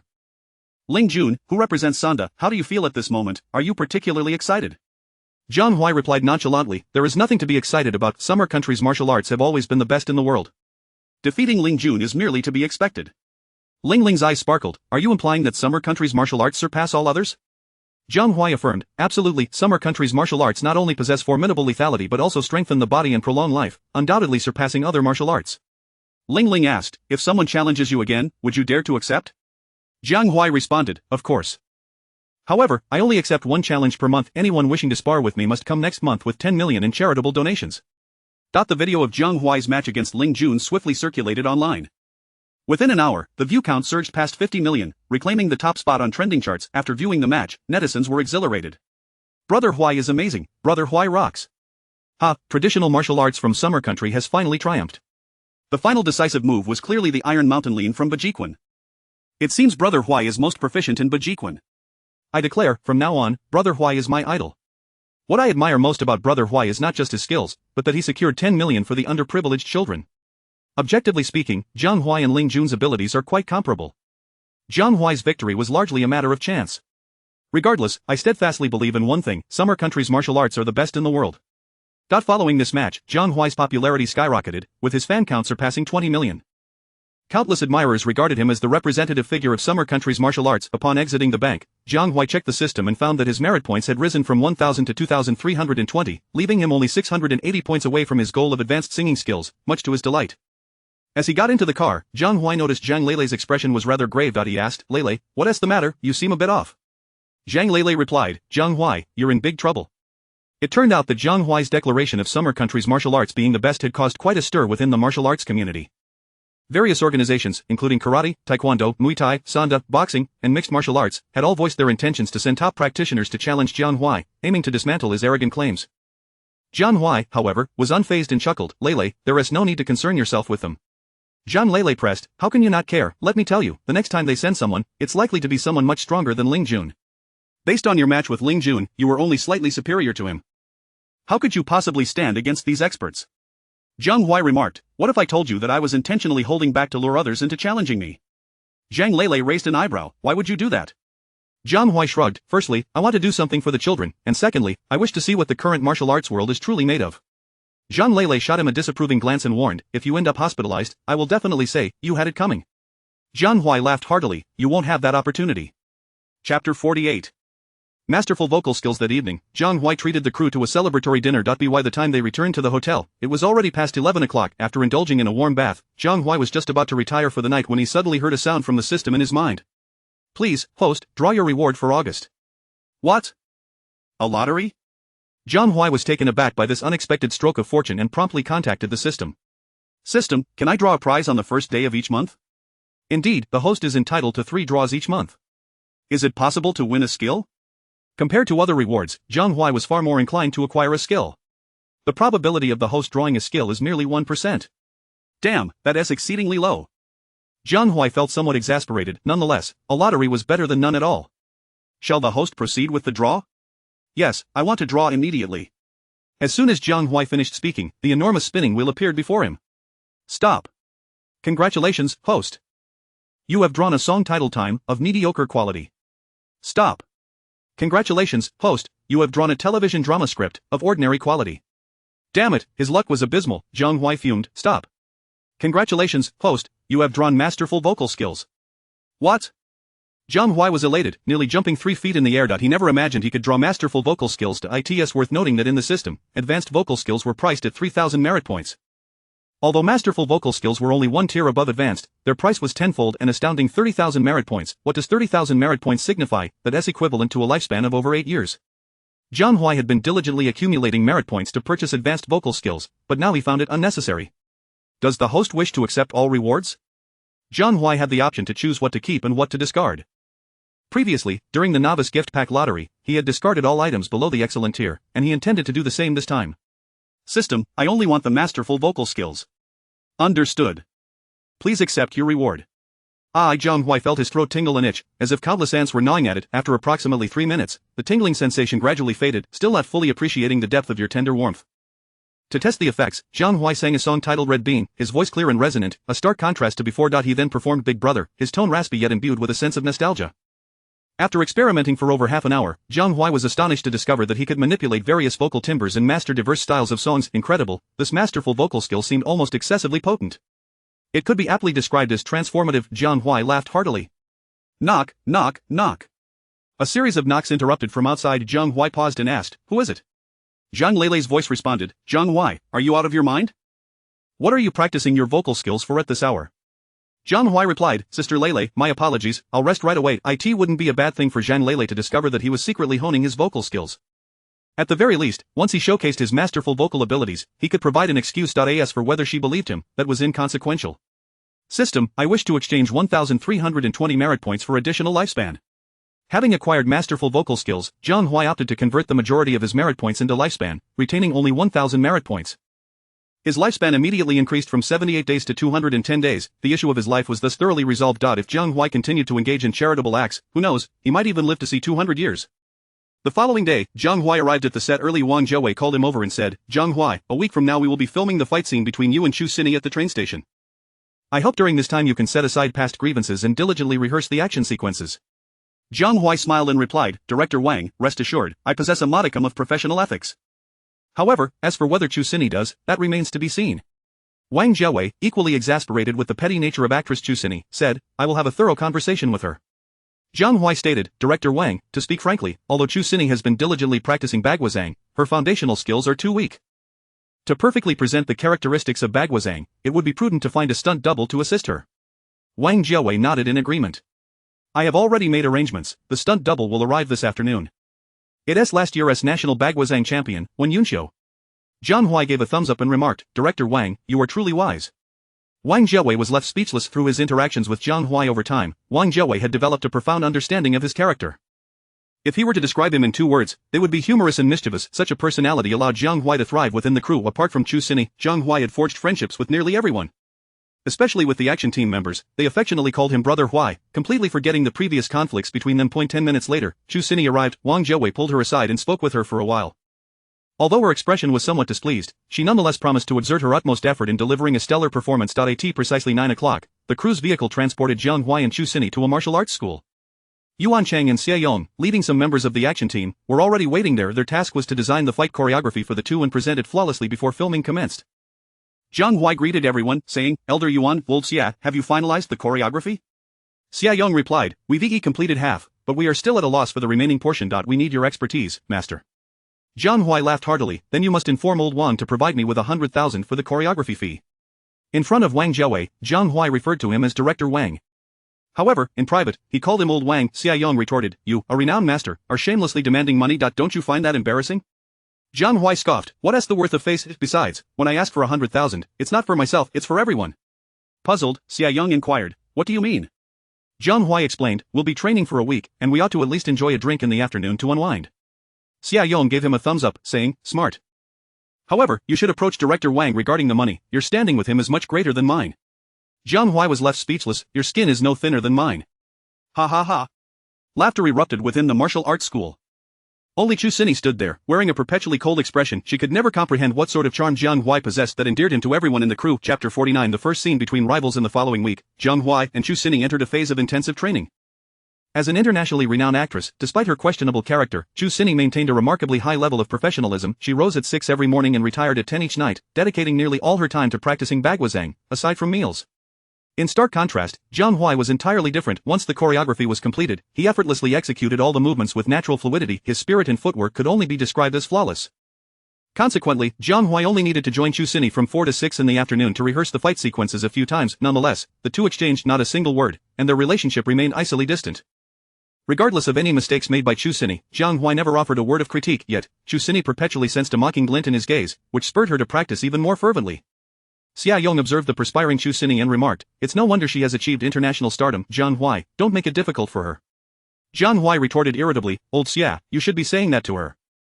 Let us not forget, she is the star, with far greater status and connections than I. As long as she doesn't trouble me, I'll be perfectly content. Who would dare to provoke her?" Xia Yong paused, adding, "But I can't shake the feeling that she is the weaker one." Jiang Huai replied, "That's merely an illusion. What does it feel like to wear a coat and a cotton hat in mid-August?" Jiang Huai had previously been oblivious, but now he understood. In front of a dilapidated train station, snow fell in a flurry, creating a bone-chilling atmosphere, yet dozens of actors clad in cotton garments were drenched in sweat. The sweltering heat of 36 degrees Celsius was nearly unbearable for them. "Director Wang, can't you wait until winter to film this scene? It's unbearably hot," Jiang Huai complained. Wang Jiawei shot him a glare, exclaiming, "I would love to shoot in northeast China during winter, but the investors won't allow it." "Do you know how much I spent on the set? A staggering 8 million? Jiang Huai gasped, "That's 8 times my salary. You big directors are truly ruthless with your spending." Wang Jiawei was left speechless. The others stifled their laughter, biting their lips. Action. With all preparations in place, Wang Jiawei shouted, commencing the first shoot between Jiang Huai and Chu Xinyi. The initial shot featured Gong Er and Ma San exchanging fierce barbs. Perhaps due to their abysmal real-life relationship, Chu Xinyi's gaze toward Jiang Huai conveyed deep-seated animosity without the need for acting. Jiang Huai naturally met her gaze head-on. "More ruthless than a debt collector, you're ruining my New Year's Eve." Jiang Huai's expression darkened, his eyes icy, radiating a palpable aura of menace. Wang Jiawei raised an eyebrow, offering rare praise. "Well acted." Among all the actors, only Jiang Huai embodied the essence of the character Ma San as Wang Jiawei envisioned. The others fell short to varying degrees. As for Chu Xinyi, her commanding presence was no less formidable than Jiang Huai's. "The dumplings are in the pot, you might not get to eat them." Jiang Huai's menace intensified as he stated, "My concessions are merely to preserve the Gong family's dignity. Do not overstep your bounds." Chu Xinyi replied coldly, "You'd better pray, for the matters at hand must be addressed, regardless of the consequences. The Gong family's possessions must be returned today." Jiang Huai responded, "Very well. The items are with me, if you wish to claim them, come and take them." With that, he assumed a San Ti posture of Xingyi Quan, while Chu Xinyi struck a bagwazang starting stance. A somber atmosphere enveloped the set. Wang Jiawei was exceedingly pleased, declaring, "Cut." Behind the monitor, Liang Chaochuan marveled, "I didn't expect Jiang Huai to possess such remarkable acting skills." The roles Jiang Huai had previously undertaken were primarily martial arts focused, with the dramatic scenes being relatively simple, requiring only the expression of a warrior's aura. However, this scene was different. It featured a high-definition shot specifically aimed at their faces. Wang Jiawei insisted that neither actor could display exaggerated expressions. In other words, they had to convey their emotions solely through their eyes and subtle facial nuances. Chu Xinyi, being an international star, was expected to excel in this regard, yet, for a newcomer like Jiang Huai to achieve the same was truly impressive. Wang Jiawei regarded Jiang Huai through the monitor and uttered 2 words: "Best actor." Liang Chaochuan's demeanor shifted. To his knowledge, only 4 actors had ever received such commendation from Wang Jiawei, and all 4 subsequently became best actors themselves, underscoring the director's discerning eye. And now that he labeled Jiang Huai as a potential best actor, it seemed increasingly likely that this prediction would materialize in the near future. On the other hand, Chu Xinyi was equally astonished by Jiang Huai's performance. Despite her full-throttle efforts, she found herself only barely able to withstand Jiang Huai's formidable presence. What kind of prodigy had Director Liu managed to offend? Chu Xinyi suddenly realized that her decision to provoke Jiang Huai might have been a grave error. Once both actors had assumed their stances, they faced the most challenging aspect of the scene. The martial arts choreography. Jiang Huai encountered no difficulties. No matter how Wang Jiawei instructed him to perform, he executed it flawlessly in one go. In contrast, Chu Xinyi struggled. Her bagwazang was merely a semblance of the form. Each movement was technically correct, yet lacked the intended spirit. This exemplified the adage, a slight deviation leads to a great divergence. After numerous takes, Chu Xinyi's performance consistently failed to meet Wang Jiawei's standards, especially when compared to the prowess of Jiang Huai, the grandmaster. As the scene progressed, Chu Xinyi nearly succumbed to exhaustion. Noticing her pale complexion, Wang Jiawei promptly called for a break. The first order of business for the actors was to shed their cotton coats and pants. Jiang Huai's t-shirt and shorts were completely soaked through. Fortunately, Zhang Lele had prepared several changes of clothes for him, otherwise, he would have faced considerable trouble. How long must we continue filming this?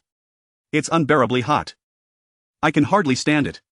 Though Sister Xinyi is putting in great effort, she can't keep this up indefinitely. Exactly. If she possessed even a tenth of Brother Huai's skills, we wouldn't be waiting this long. I feel like I'm on the verge of heatstroke. The scene involved over 20 background actors, each clad in cotton hats, coats, and pants. Due to Chu Xinyi's inadequate martial arts performance, they had been standing for over half an hour, and one by one, they began to voice their frustrations. Freshly changed and seeking refuge in an air-conditioned vehicle, Chu Xinyi overheard their complaints, her expression darkening to an extreme. Chapter 50, On the Substitute, Jiang Huai's wrap-up. This cannot continue, let Wen Yunqiu take over, Wang Jiawei remarked. Although he had invited Wen Yunqiu to act as a stand-in, he still hoped that Chu Xinyi would manage to perform independently, as it would greatly facilitate his later editing efforts. However, it was evident that Chu Xinyi was struggling with the fight scene. After a half-hour break, the actors quenched their thirst and resumed shooting. Given that Jiang Huai had to alternate between fighting Chu Xinyi and Wen Yunqiu, the situation became increasingly cumbersome for him. Most frustratingly, he was unable to execute each encounter with the fluidity he desired, which left him feeling quite stifled. They continued filming until 2 in the morning, yet they had achieved only a quarter of the fight scene. The following morning, Jiang Huai called Zhang Lele. Lele, in the future, whenever you take on action scenes, please ensure to check who will be playing the opposing roles. I cannot work with anyone lacking martial arts skills. It's simply too excruciating. Zhang Lele inquired, what happened? A week prior, seeing Jiang Huai fully immersed in the Republican master crew, she had returned to the Jianhui set, thus remaining unaware of the events unfolding there.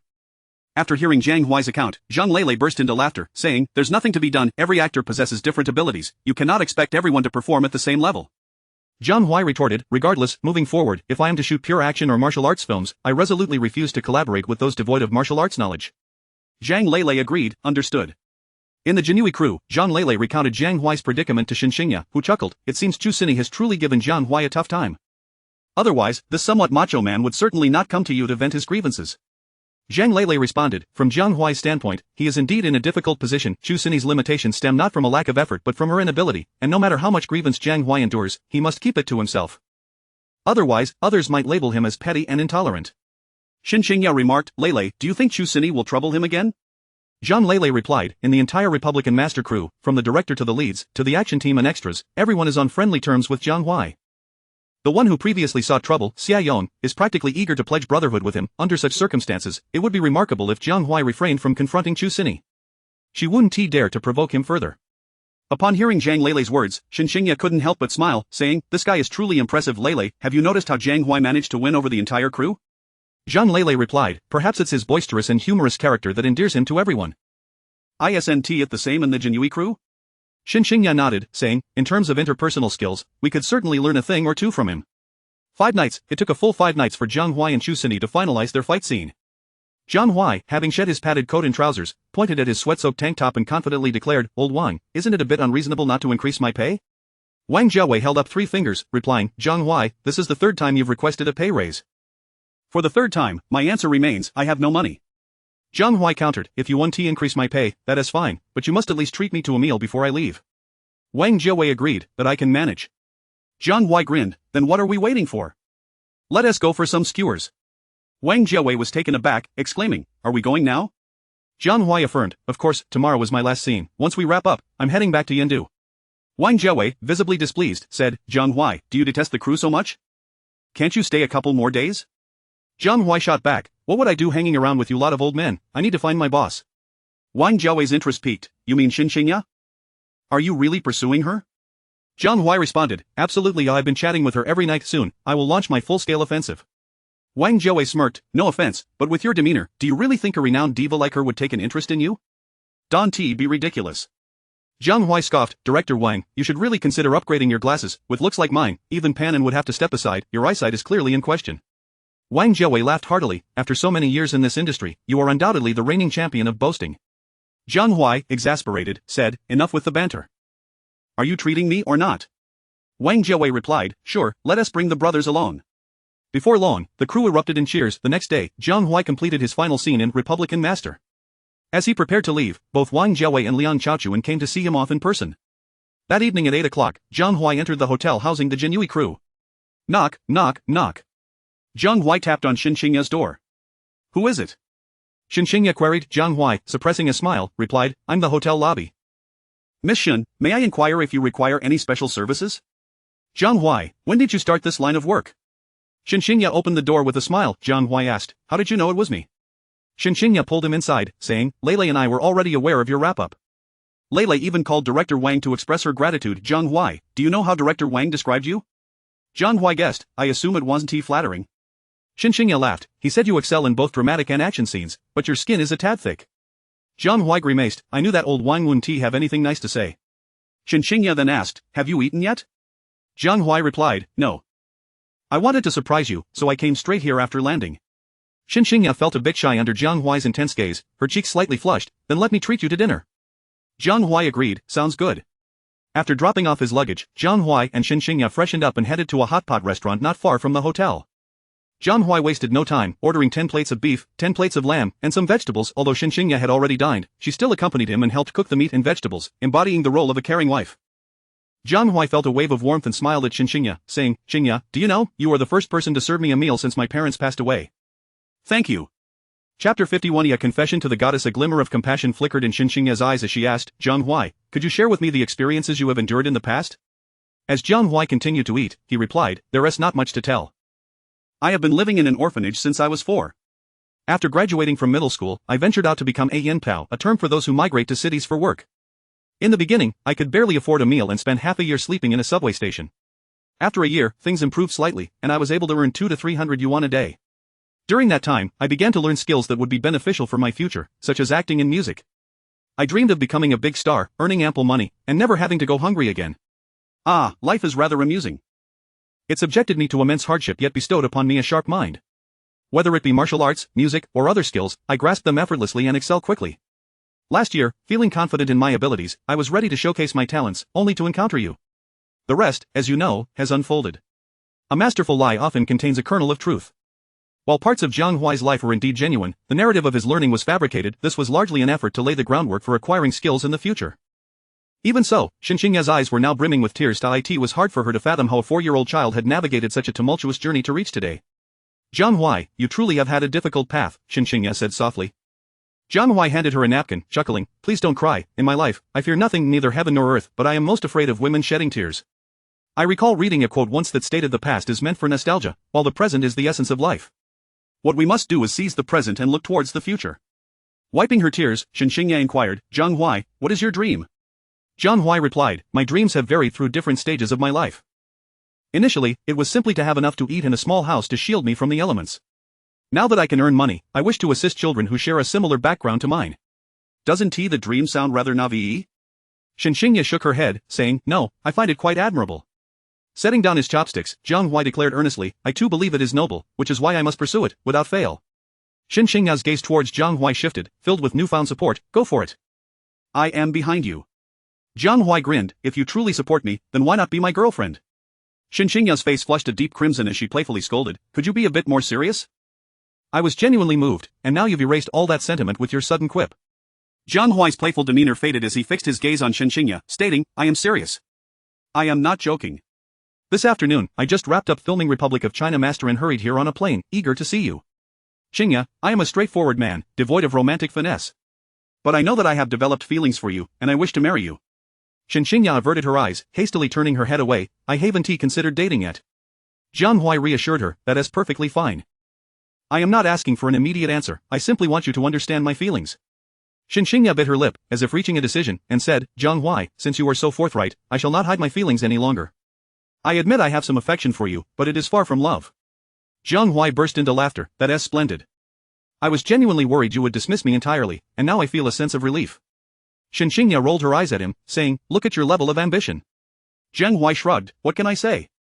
I've fallen for you, and I can only allow you to lead. After this heartfelt exchange, both Jiang Huai and Shen Qingya felt a significant increase in their closeness. Having dined well, the pair stepped outside for a stroll. Upon reaching a small square, Jiang Huai noticed a long-haired man strumming a guitar and singing. His vocal talent was commendable, drawing in a crowd of young admirers. Inspired, Jiang Huai quickly contacted the system. System, I remember a very popular confession song from my previous life called For the Rest of Our Lives. I wish to exchange for it immediately. The system has located it. For the Rest of Our Lives is a top-tier song, requiring 50 merit points. Does the host wish to proceed with the exchange? Yes. In no time, the melody and lyrics of the entire song filled Jiang Huai's mind. Once the long-haired man concluded his performance, the audience began to disperse, none offering him any money. Ah, the long-haired man sighed, preparing to leave. Jiang Huai pulled out 500 yuan from his pocket and handed it to him with a smile. Brother, you sang wonderfully. The long-haired man looked at the money in his hand, saying, Sir, you've given too much. Jiang Huai replied, May I borrow your guitar for a moment? Of course, the long-haired man said. Expressing his gratitude, Jiang Huai took the guitar from him. Shen Qingya grasped Jiang Huai's hand, softly asking, What do you intend to do? Jiang Huai responded, I wish to dedicate a song to you. Shen Qingya glanced around, noting the sparse crowd, and nodded, Then please sing.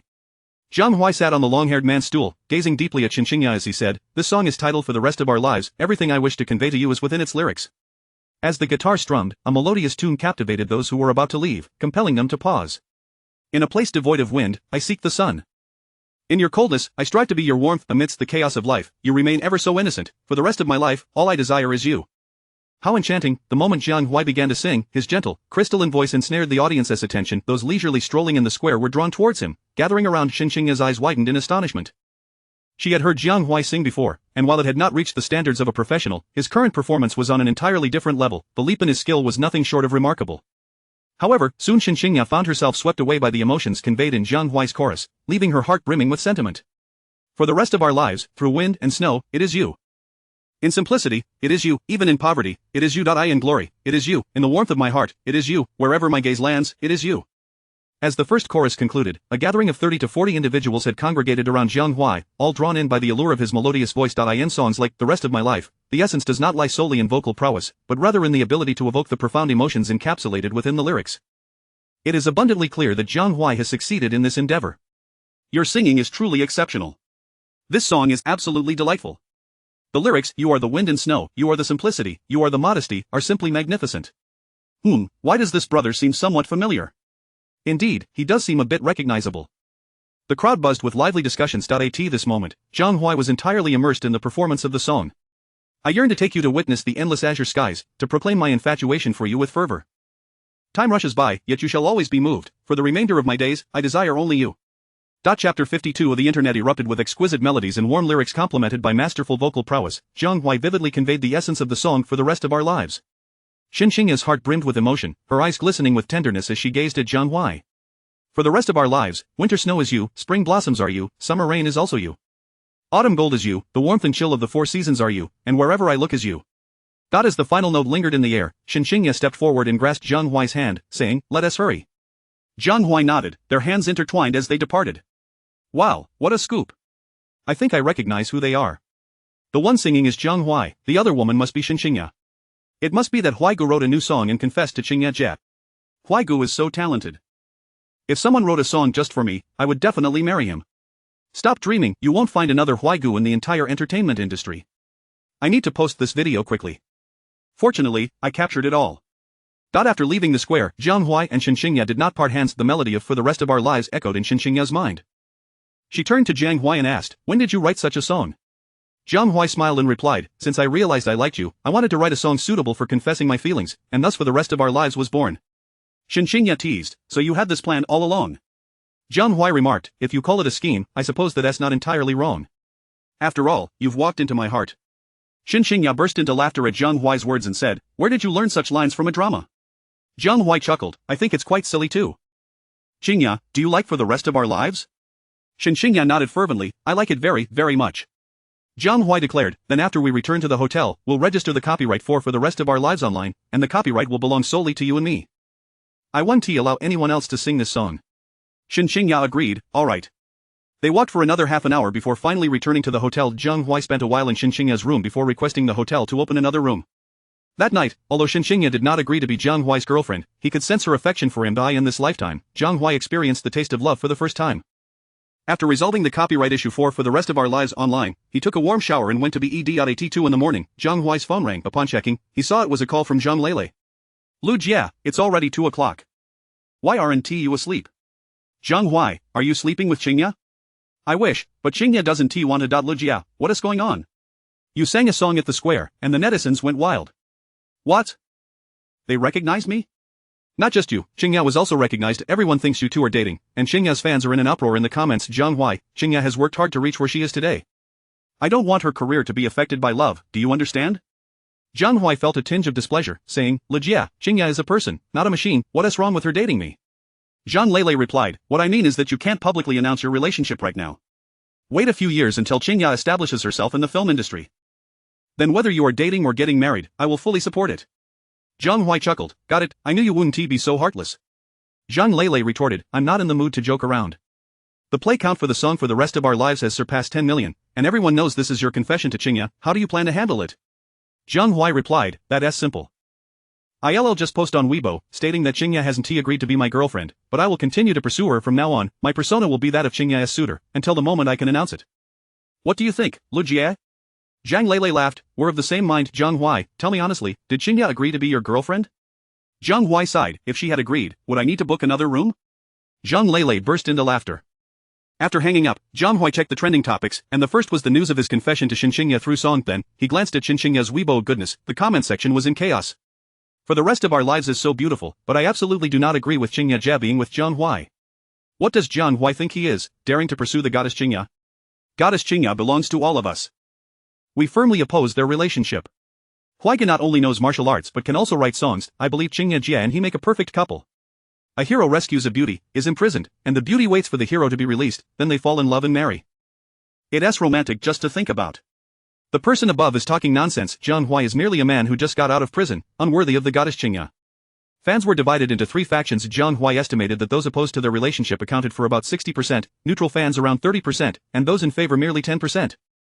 Jiang Huai felt a surge of irritation. Why should my love life require your approval? Arriving at his Weibo, Jiang Huai posted a message. For the Rest of Our Lives is a love song I wrote to confess to Qingya. Though ultimately unsuccessful, as Qingya did not agree to be my girlfriend, I will not give up. Today, I solemnly declare to everyone that regardless of your support, I will wholeheartedly pursue Qingya from now on. If I do not succeed, I will perish. As soon as Jiang Huai's post was published, it received countless replies from fans. Support Huaigu in bravely pursuing love. Some fans are meddling too much. Huaigu, don't pay them any mind. To publicly declare his pursuit of the goddess Qingya, Huaigu is truly a real man. Humph, dreaming of pursuing our Qingya? Not a chance. Exactly, goddess Qingya would never agree to you. Huaigu is the first male artist in the entertainment industry to openly express his pursuit of a popular female star. He is probably going to be heavily criticized. Regardless, I support Huaigu. About half of Jiang Huai's fans backed his pursuit of Shen Qingya, while the other half vehemently opposed it, lambasting Jiang Huai online. Previously, most of Jiang Huai's fans came from Shen Qingya. Now, due to this incident, his fan count plummeted from 20 million to 10 million. Chapter 53 The Song for a Million? I accept. Upon rising in the morning, Shen Qingya was met with the chaos of the ongoing tumult and promptly called Jiang Huai. Jiang Huai remarked, Lu Jia and I have discussed it. From now on, I shall appear as your suitor. Say nothing and concern yourself with nothing. When the time is ripe, we shall make our relationship public. Shen Qingya inquired, what are we announcing? Without hesitation, Jiang Huai replied, naturally, we will announce that we are together. Shen Qingya felt a surge of joy within, yet her words belied her emotions as she said, Mr. Jiang, I don't believe I have agreed to be your girlfriend.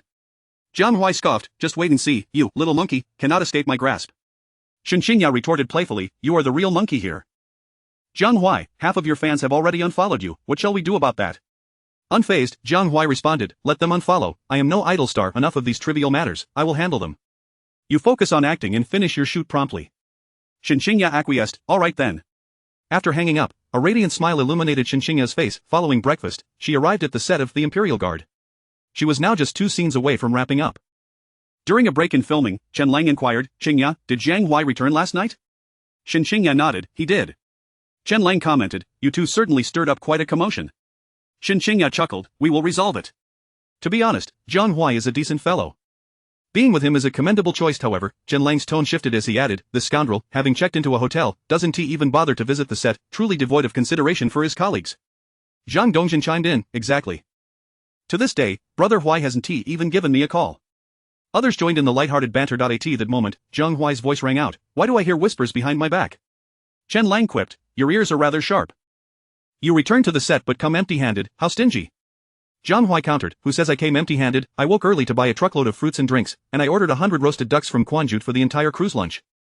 Brothers, do you think that's generous enough? The crew collectively responded, very generous, Brother Huai is magnificent. Jiang Huai laughed heartily, ladies and gentlemen, Jiang Huai is back. Tonight, I shall treat everyone to skewers. Yay! Brother Huai is splendid. The crowd erupted in cheers. Chen Lang chuckled, Jiang Huai, you've struck it rich. Jiang Huai, with pride, declared, indeed, Director Wang has been generous, granting me a total of 1 million in fees. Old Chen, if you feel indebted, you could raise my pay a bit more. Chen Lang scoffed, forget it, I heard Director Wang say you constantly pester him for a raise, he finally relented and gave you an extra 200,000. Jiang Huai, how is it that your audacity knows no bounds? Jiang Huai plopped down beside Chen Lang, unabashedly stating, what value does my face have compared to 20,000? Is it more fragrant than roasted duck? Chen Lang rubbed his nose and replied, by your reasoning, it seems face indeed holds little value. Laughter erupted throughout the set. Jiang Huai treated the crew to roasted duck for lunch and barbecued skewers for dinner, ensuring he earned ample face. On their return to the hotel, a tipsy Chen Lang patted Jiang Huai on the shoulder and said, Jiang Huai, treat Qingya well, she deserves it. Jiang Huai nodded solemnly, I will. The affair between Shen Qingya and Jiang Huai remained a hot topic online for 2 days before being overshadowed by other gossip. The filming pace of the Imperial Guard accelerated significantly after Shen Qingya wrapped up. Jiang Huai followed the crew to the west to film the final action scene. To achieve the best effect, Jiang Huai and 20 other men spent 3 days on horseback, finally completing the task. Thus, the Imperial Guard was fully wrapped. The next day, Zhang Dongjin hurried to the Republican master set to film scenes for the esteemed master. Jiang Huai returned to Yendu. Shen Qingya and Zhang Lele went to the airport to pick him up. In the car, Jiang Huai smiled, to have 2 beautiful ladies personally greet me at the airport, I am truly touched. Zhang Lele teased, Mr. Jiang, are you moved by me or by Qingya? Jiang Huai replied, of course, I am moved by Lu Jia. Zhang Lele exclaimed, are you not afraid Qingya might be displeased with that remark? Jiang Huai affirmed, our relationship is close. It is perfectly normal for her to welcome me home. Zhang Lele laughed, I see so, you mean to say I am merely an outsider? Jiang Huai quickly clarified, that's your interpretation, not mine. Shen Qingya interjected, alright, enough of your banter. Jiang Huai, there is something I believe you will find intriguing. Jiang Huai asked, what is it? Shen Qingya replied, this afternoon, the 3 Lives, 3 Worlds crew announced that they will purchase suitable theme and ending songs for a high price of 1 million each. Instantly, Jiang Huai recalled the previous Life's 3 Lives, 3 Worlds, 10 Miles of Peach Blossoms, though the songs and storyline eluded him. Forget it. 1 million per song, I have no interest in writing, Jiang Huai said dismissively. Zhang Lele interjected, Jiang Huai, you are indeed clever, yet at times, quite foolish. The 3 Lives, 3 Worlds crew only requires the rights to use the songs, not the copyrights. Jiang Huai's eyes brightened, so you mean, any profits from these 2 songs will entirely belong to me, correct? Zhang Lele nodded, precisely. Jiang Huai declared without hesitation, I shall take this job. Zhang Lele pulled out her phone and sent Jiang Huai the outline of 3 Lives, 3 Worlds, saying, the project is highly anticipated. If possible, try to write a song suitable for Qingya. Jiang Huai snapped his fingers, no problem. The trio found a restaurant to dine, after which Jiang Huai returned home. After reviewing the outline of 3 Lives, 3 Worlds, Jiang Huai immediately contacted the system. System, please search for top-tier or classic songs suitable for 3 Lives, 3 Worlds. The system promptly listed over 10 songs for Jiang Huai to choose from. Furrowing his brows, Jiang Huai said, sort them according to their relevance to the storyline. Chapter 54 The astonishment of Shen Qingya and Zhang Lele. The system rearranged the 12 songs in the following order: 3 Lives, 3 Worlds, Peach Blossom Promise, Cool Cool, Dream Emotion. To avert any unforeseen circumstances, Jiang Huai expended 360 merit points to acquire all 3 of the top-ranking songs. The following afternoon, Shen Qingya received a call from Jiang Huai. Qingya, I have written a song suitable for you to perform titled Peach Blossom Promise for 3 Lives, 3 Worlds, and I have sent it to your email. If you find it fitting, please create a demo as soon as possible. Writing 3 songs in a single night would be an impossible feat, even for a deity. Thus, Jiang Huai decided to entrust Peach Blossom Promise to Shen Qingya first, followed by 1 song every 2 days. Despite this arrangement, Shen Qingya was still immensely astonished. Jiang Huai, you composed the song in just 1 night? Jiang Huai chuckled, what can I say, I'm a genius. After a brief moment of silence, Shen Qingya replied, you truly are a genius. Once the call ended, Shen Qingya accessed her email and printed out the sheet music for Peach Blossom Promise that Jiang Huai had sent her. Knock, knock, knock. A series of knocks echoed from outside.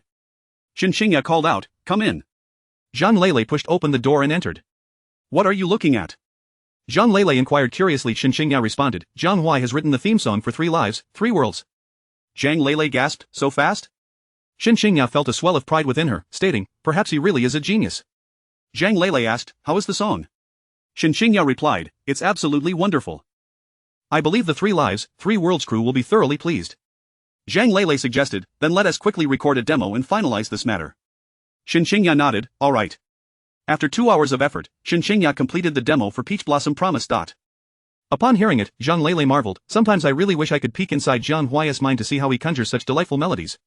Shen Qingya mused, "An inch of earth, a year of wood, every flower, every tree, every desire. Forget the path ahead, forget the past, forget the heart, forget you, forget the beginning." Jiang Huai hasn't even graduated high school yet he can write such exquisite lyrics, it's truly remarkable. Zhang Lele suggested, "Qingya, let us buy something to reward him." Shen Qingya smiled, "I've already told Jiang Huai that we'll be having dinner at his place this afternoon." Upon hearing this, Zhang Lele quickly replied, "Then I want to go, so as not to interrupt your little world."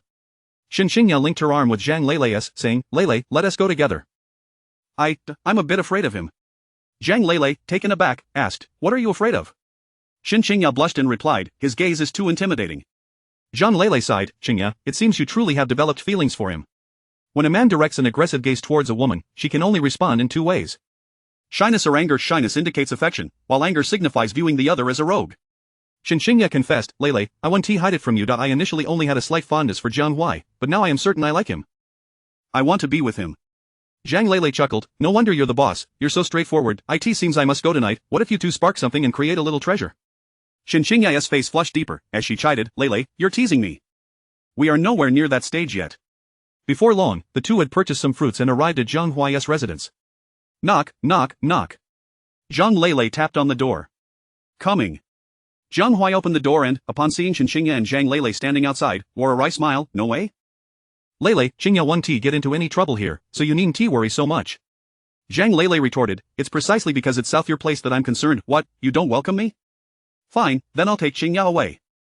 Jiang Huai quickly replied, "No, I wholeheartedly welcome you to inspect the work. Your presence here truly graces my abode." Zhang Lele proudly remarked, "Now that's more like it." Jiang Huai said, "Make yourselves comfortable. I'll go prepare some dishes."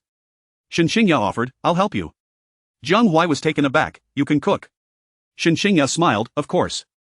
Jiang Huai didn't decline, saying, "Great. A man and a woman working together makes the task lighter. Let us do it together." Zhang Lele chimed in, "I'll help too." Jiang Huai was rendered speechless. "Lele, you truly are everywhere." The three of them busied themselves in the kitchen while conversing. Shen Qingya remarked, "I've already created the demo for your song Peach Blossom Promise and will send it to the director of 3 Lives, 3 Worlds tomorrow." Jiang Huai nodded, saying, "Your speed is quite impressive." Shen Qingya laughed, "It pales in comparison to your songwriting." Jiang Huai, I'm very curious where your inspiration comes from." Jiang Huai replied, "If one could pinpoint the source of inspiration, it would no longer be inspiration. In a few days, I will complete the other 2 songs. 2 songs? Shen Qingya exclaimed, "You mean you plan to write 3? Jiang Huai confirmed, "Yes." After reviewing the storyline of 3 Lives, 3 Worlds, numerous melodies sprang to mind, and I need to capture them quickly, otherwise, they will fade from memory. Zhang Lele asked, "Are the other 2 songs suitable for Qingya as well?" Jiang Huai shook his head, "One requires a male singer, while the other may necessitate a duet." Zhang Lele inquired, "A duet? Who should we find?" Jiang Huai straightened his back, declaring, "Who else but me?" Zhang Lele rolled her eyes, "With your singing skills, I'd say it's best not to waste the song."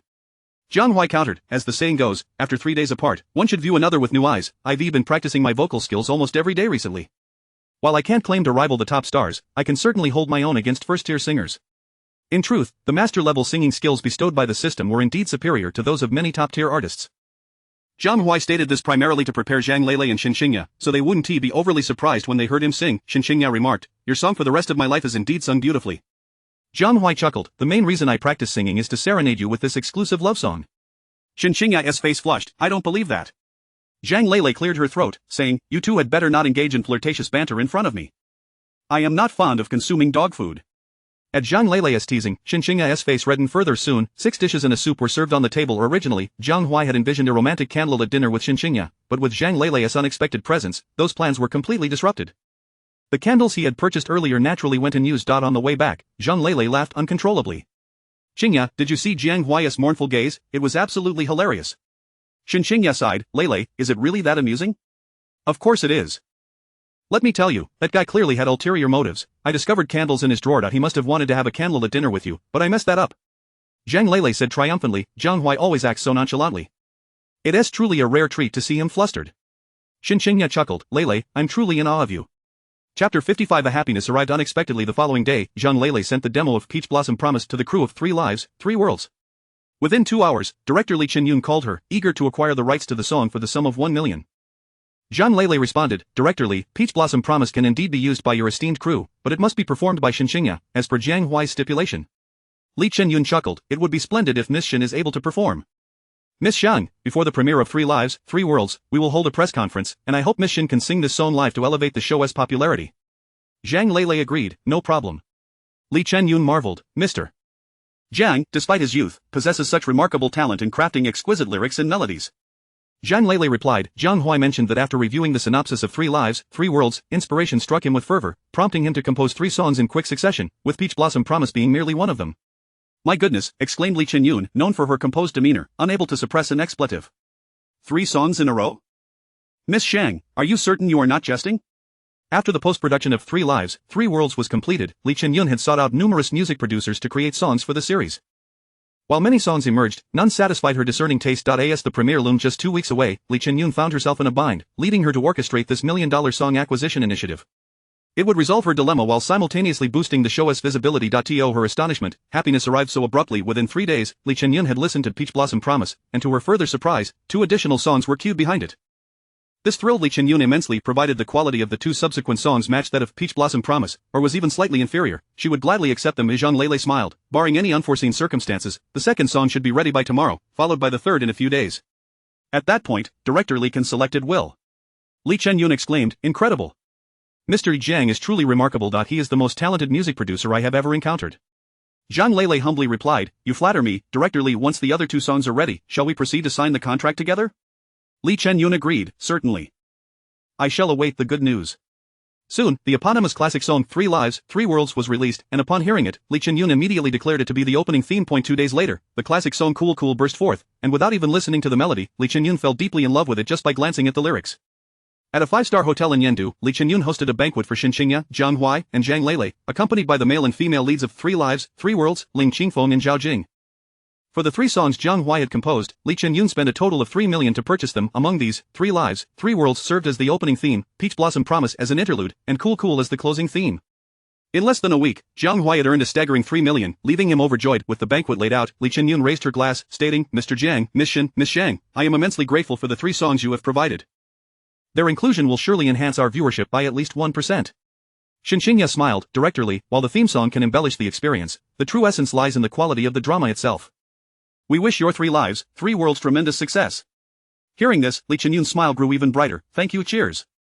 Cheers. The group gently sipped from their glasses. Only Jiang Huai, in a rather unrefined manner, downed his entire glass of baijiu. Li Qinyun smiled knowingly. Mr. Jiang, you truly are generous.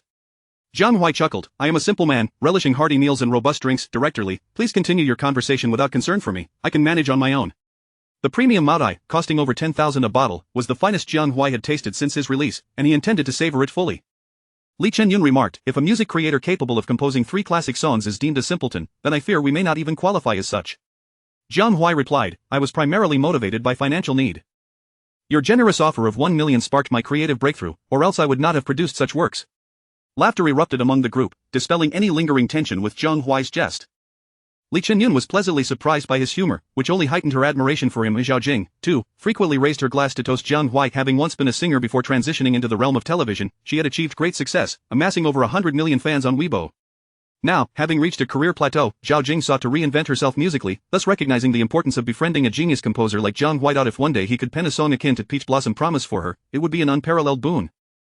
After a satisfying meal, the guests dispersed. In the car, Shen Qingya cast a sidelong glance at Jiang Huai and remarked coolly, You seem to hit it off well with Zhao Jing. Jiang Huai paused, then laughed. Are you feeling jealous? Shen Qingya retorted, I have no time for jealousy. Jiang Huai reassured her, Rest assured, Zhao Jing and I are merely business partners. She desires a song, I seek profit, it is a mutually beneficial arrangement. Shen Qingya stated, You need not explain yourself to me. Jiang Huai insisted, No, I shall only explain to you. Shen Qingya turned her head away, a subtle smile playing at the corners of her lips. 5 days later, the press conference for Three Lives, Three Worlds commenced. Jiang Huai and Shen Qingya arrived early to the backstage area for makeup and wardrobe preparations. Jiang Huai, we are about to go on stage, yet you are still playing games? Zhang Lei expressed her frustration. This was Jiang Huai's debut performance, and as his manager, she was nearly overwhelmed with anxiety, fearing any mishap. Jiang Huai, however, remained nonchalant, lounging in his chair, absorbed in his phone. Come on, it's just singing a couple of songs. No need to be overly anxious, he said casually. You please, Zhang Lei said. Qingya, can't you rein him in? Shen Qingya smiled. Lei, even you, a top-notch manager, can't manage him. What can I do? Just then, staff members entered. Teacher Shen, Teacher Jiang, it's time for your performance. Please follow us. Jiang Huai finished a game and stood up, exclaiming, finally, it's starting, I've been waiting impatiently. Shen Qingya smoothed his outfit, encouraging, good luck. Jiang Huai grinned, if you give me a kiss, I believe I would perform even better. Shen Qingya shot him a glance, retorting, dream on. Chapter 56. To everyone's surprise, Huai Ji's singing skills are remarkable. Before long, the two individuals accompanied by the staff arrived at the elevator. The host proclaimed, as everyone is aware, recently, Director Li spared no expense in his quest to find 2 suitable theme songs, ultimately securing the exclusive rights to them from teacher Jiang Huai. However, what many do not know is that Director Li did not acquire merely 2 songs, but rather 3, all penned and composed by teacher Jiang Huai. The titles of these works are 3 Lifetimes and 3 Worlds, Peach Blossom Promise, and Cool and Distant. Now, let us extend the warmest applause to welcome teacher Jiang Huai and teacher Shen Qingya as they perform these 3 theme songs. The audience erupted into enthusiastic applause, and the barrage of comments on the live stream poured in like rain. Oh my, their confidentiality efforts have truly been exceptional. Huai Gu is incredible. He has managed to write 3 songs all at once. The goddess Qingya has also arrived. I did not anticipate such a delightful surprise today. I have never doubted Huai Ji's creative capabilities, but I harbor profound skepticism regarding his singing prowess. Huai Gu, please stop. Singing is truly not your forte. Huai Ji's vocal quality is at best that of an amateur singer. Who bestowed the courage upon Jiang Huai to take the stage? Let us witness how he embarrasses himself. To sing alongside our goddess Qingya, Jiang Huai certainly has audacity. Regardless of whether they were fans of Jiang Huai or detractors, no one questioned his musical creativity, yet equally, no one believed that he could deliver a commendable performance. Particularly when sharing the stage with the illustrious diva Shen Qingya, the contrast would be all the more pronounced. 2 minutes later, the prelude of 3 Lifetimes and 3 Worlds resonated throughout the venue. Jiang Huai emerged from the elevator, standing before the audience. Unable to tightly grasp the past, the brilliance of the soul extinguished, that solitary tear of parting sears my heart, love circulates through heaven and earth, a single heart to whom does it race?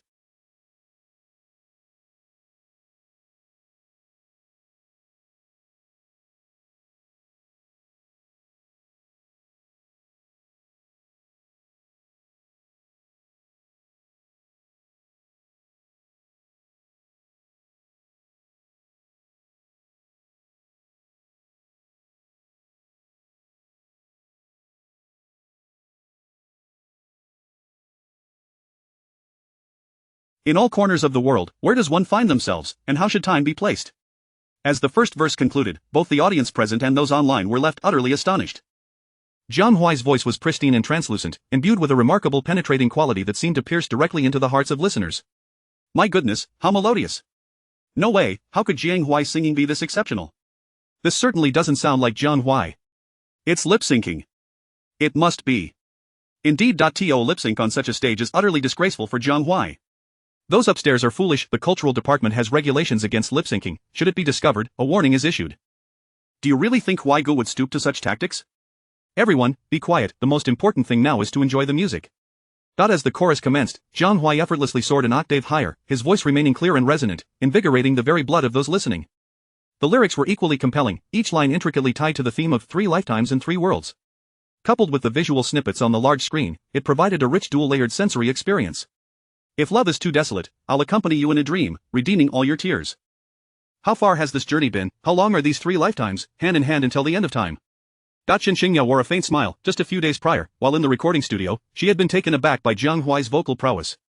Compared to his earlier performance of Big Brother, it was as if he had transformed into an entirely different individual. Subsequently, when they collaborated on Liang Liang, a song notoriously difficult to sing, particularly due to the challenging high notes for male voices, Jiang Huai managed it with remarkable ease. After the recording concluded, Shen Qingya even felt that Jiang Huai's performance surpassed her own. Jiang Huai is simply a prodigy. This was the astonished assessment made by Zhang Lei at that moment. Indeed, within just over a month, Jiang Huai's vocal skills had reached such an extraordinary level, it was truly an astonishing feat listening to the whispers of the wind rustling, striking at the depths of one's sorrow. Yearning blossoms in an instant, only to forget how prolonged the night is. Tears in the palms grow scalding, wishing to be madly devoted to you for 3 lifetimes. Petals dance in the sky, and the fragrance of the chin wafts through the air, as we wander between heaven and earth.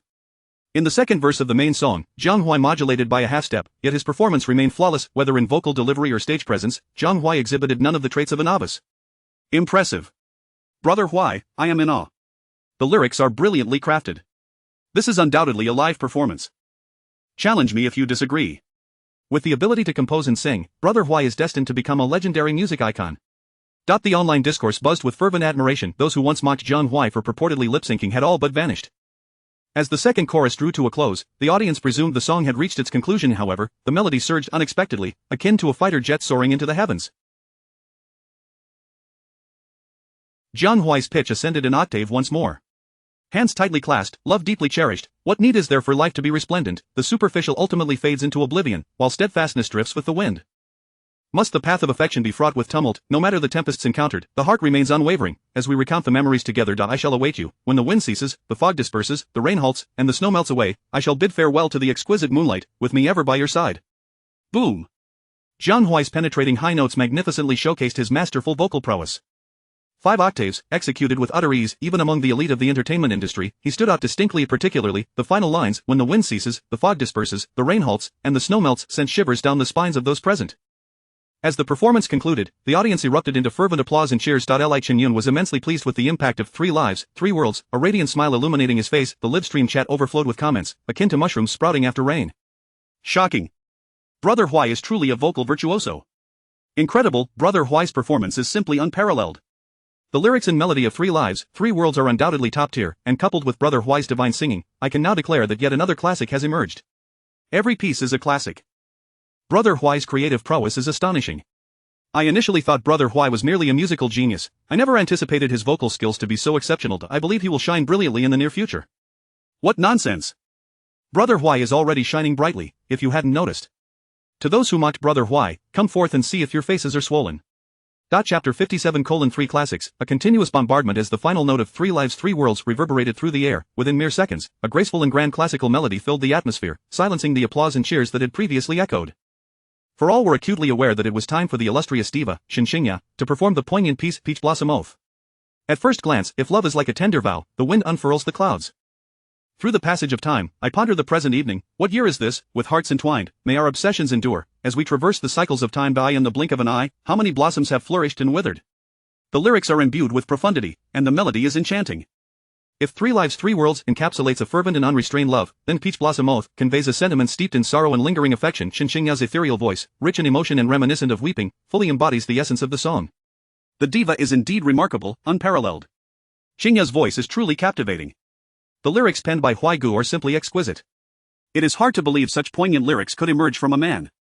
Huai Gu and Qingya are truly a match made in heaven. One writes beautifully, the other sings divinely, a flawless combination. Flawless, indeed, I staunchly oppose their union. The livestream chat buzzed with fervent discussion. An inch of earth, a year of wood, each flower, each tree, a yearning to possess. In this earthly realm, love blooms even amidst confusion. Forget the road ahead, forget the past, forget the heart, forget you, forget the beginning. The petals, mottled, remain along the path of loving you. As the hauntingly beautiful ancient melody unfurled, Shen Qingya's emotions escalated, delivering the chorus with resounding fervor.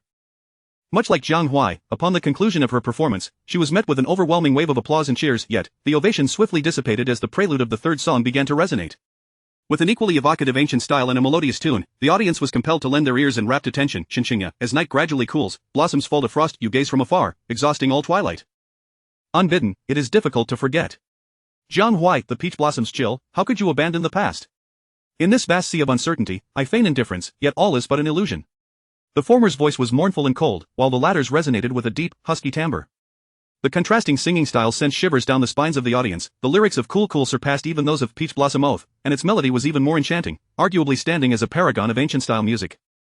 Seemingly stunned by their performance, the barrage of comments in the livestream dwindled to a mere trickle, plunging the chat into silence. Shen Qingya, the cool night turns my longing into a river, transforming into spring mud to nurture me.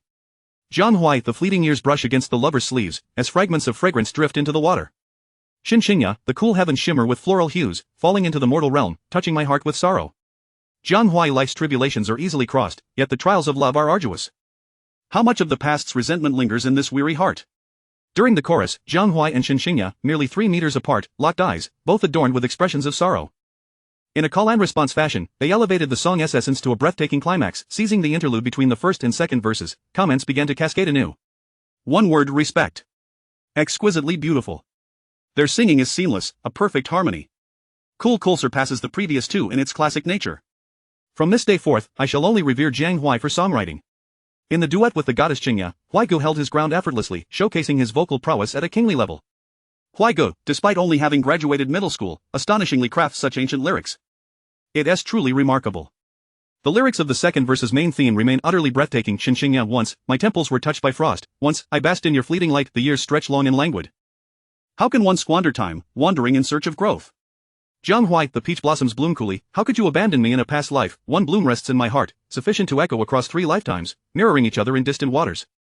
Shen Qingya and Jiang Huai have fully immersed themselves in the song's essence, their emotional expressions deepening significantly. A faint air of melancholy lingers in the hearts of the audience. This piece, Liang Liang, once captivated the nation in a past life, becoming a staple selection for the everyday patron at KTV.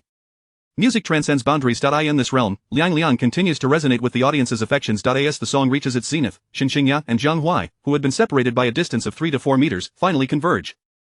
Facing each other, hand in hand, they sing in tandem. Shen Qingya, Liang Liang, 3 lifetimes and 3 realms, feels like a dream. In an instant, the years dry the tear stains. Jiang Huai: if memories cannot rekindle recognition, let our feelings fall to the dust. Shen Qingya, Liang Liang, when will spring bloom again in 10 miles, to see once more a lamp preserved beneath the trees? Jiang Huai: fallen blossoms have intent, yet flowing waters are indifferent. Do not let love's grievances chill the flower's purity.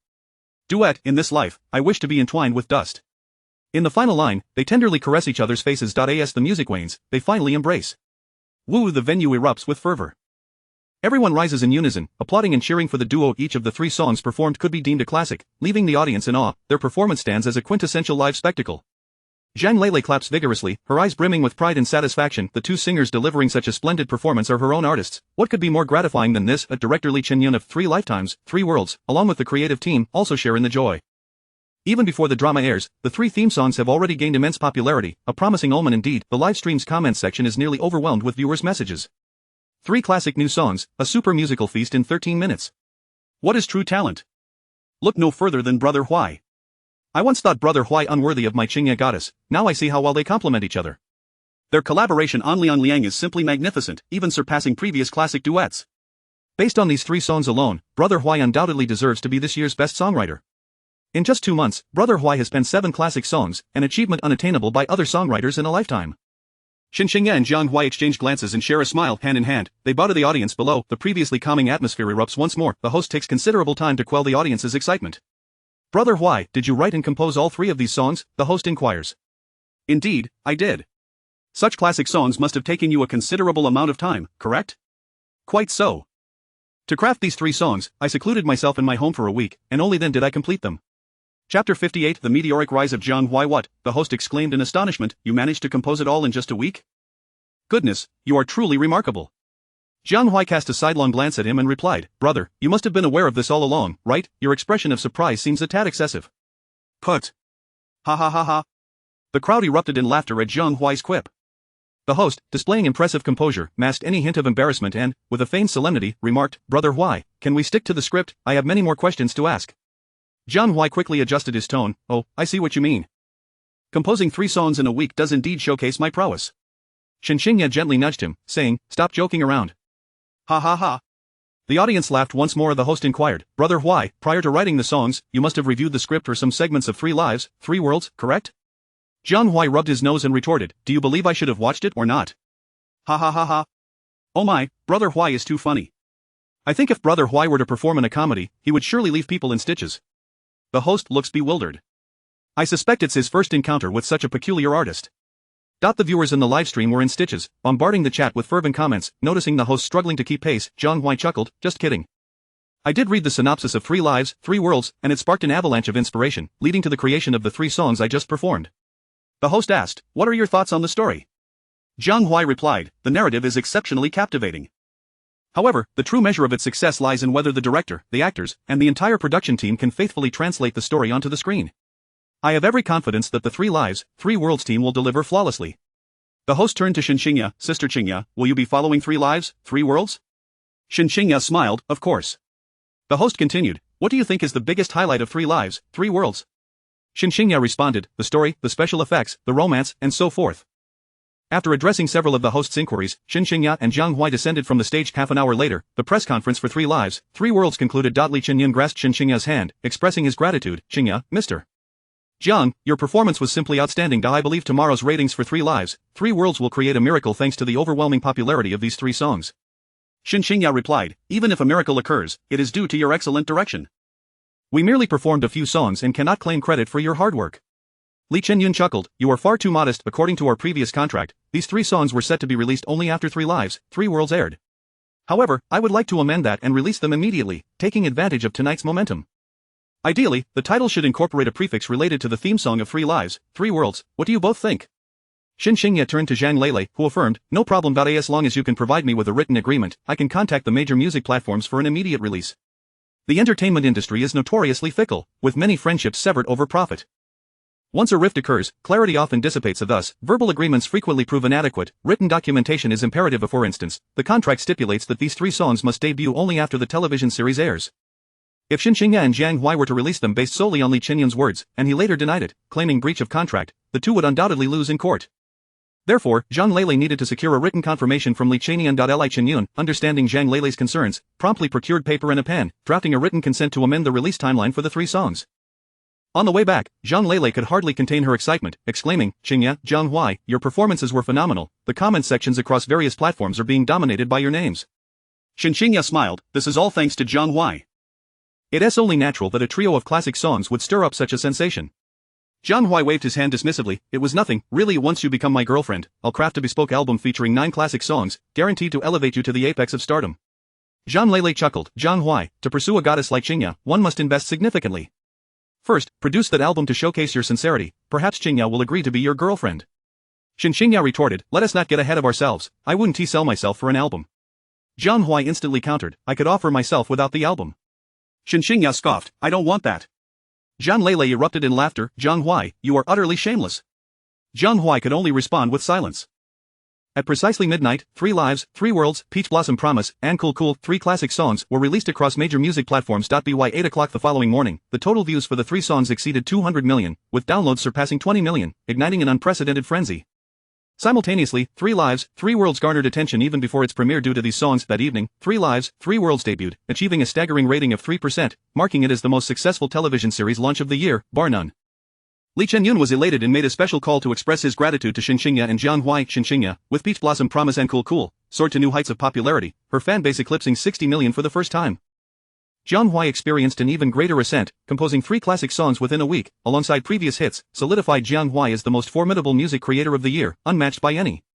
What was most alarming was that this musical prodigy possessed a voice rivaling the industry's top stars, excelling in both songwriting and performance. Everyone recognized it was merely a matter of time before Jiang Huai became a rising star. Jiang Huai, congratulations. 6 brands have approached us, eager for you to endorse their products, Zhang Lele announced, placing a small stack of materials before him with a smile. Jiang Huai's eyes lit up, that's fantastic. I must see which companies have such discernment. In the realm of celebrity, the quickest way to earn money is neither through acting nor singing, but through product endorsements. A single advertisement can yield millions by simply featuring one's likeness on a product, which is incredibly lucrative for Jiang Huai. After reviewing the brands that sought his endorsement, Jiang Huai felt disheartened. They were all minor brands, with the highest endorsement fee nearly 300,000 a year. However, one financial app offered a substantial sum of 12 million annually, yet Jiang Huai resolutely refused to endorse anything that could potentially involve fraud. Chapter 59 The Anti-Counterfeiting Kung Fu Association seizes the spotlight. Lejia, please help me promote everything, Jiang Huai said, returning the materials to Zhang Lele, his expression one of exasperation. Zhang Lele teased, but this is all money. Aren't you saddened by letting go of it? Jiang Huai replied, to say I'm not saddened would be a lie. However, if it means endorsing products of questionable quality, I would rather forego this income. As I always say, a gentleman values wealth, but acquires it through honorable means. Compared to reputation, money is worthless. Zhang Lele's eyes sparkled with admiration as she remarked, well said. Jiang Huai, if you were to endorse them now, their maximum offer could reach 3 million a year. But if you wait until Genuine Republic era Master are released, should either film achieve success, your endorsement fee could at least double or even triple. Patience is key. There's no need to rush into product endorsements. Jiang Huai chuckled, if you, my esteemed agent, are not anxious, why should I be? By the way, there must be plenty of brands seeking Qingya's endorsement as well, right? Zhang Lele affirmed, there are a total of 42, 13 of which are major brands, each with endorsement fees exceeding 15 million. Jiang Huai exclaimed, is there any justice in this world? How can Qingya's worth surpass mine by such a margin? Zhang Lele laughed, because you are a fleeting star, while Qingya is a perennial one. With that, Zhang Lele elegantly turned and departed. After a moment of silence, Jiang Huai suddenly smiled. Having a future wife who earns more than me seems to be a fortunate circumstance. While being a sensation has its advantages, it also invites challenges. For instance, the Anti-Counterfeiting Kung Fu Association, having noted Jiang Huai's immense popularity, launched a new challenge this time. It was not Ling Jun opposing him, but the current competitor, Zhao Delong, the runner-up of last year's Summer National Sanda Championship. The Anti-Counterfeiting Kung Fu Association expressed great confidence in this match, raising the charitable funds to 20 million yuan. To pressure Jiang Huai into compliance, they created a significant spectacle. In less than half a day, the news had spread across the internet, and they even invited the Summer National Television Sports Channel to broadcast it live. Jiang Huai had previously stated he could engage in a challenge match each month, and with the added incentive of 20 million yuan, he readily agreed. The comments section of Jiang Huai's social media buzzed with excitement. I knew Brother Huai wouldn't back down. Zhao Delong is hailed as the king of Sanda. He is far stronger than retired Ling Jun. I wonder if Brother Huai can defeat him. I believe Brother Huai will surely triumph. Go, Brother Huai, defeat Zhao Delong. Regardless of the outcome, Brother Huai's courage to face a current Sanda runner-up is commendable. Following the performance at the Three Lives, Three Worlds press conference, Jiang Huai's fanbase had surged back to 15 million. Those who had vehemently opposed Jiang Huai's relationship with Shen Qingya had now shifted their stance. With Jiang Huai preparing to face the king of Sanda, the fans naturally rallied in strong support. Zhang Lele, feeling vexed, remarked, Jiang Huai, you are a star, not an athlete. Winning offers no benefit to your career, and losing means you owe 20 million in charity. There is no advantage in either outcome. I fail to understand what you hope to gain. Jiang Huai replied, firstly, I practice national martial arts and feel obligated to uphold the honor of Summer's Kung Fu. Secondly, I can raise funds for those orphaned and destitute children. It's a win-win situation, why not agree? Zhang Lele retorted, what if you lose? Jiang Huai stood, exuding an air of invincibility, and calmly declared, I do not believe there is anyone in this world who can defeat me. Gazing at the formidable Jiang Huai, Zhang Lele felt a profound shock.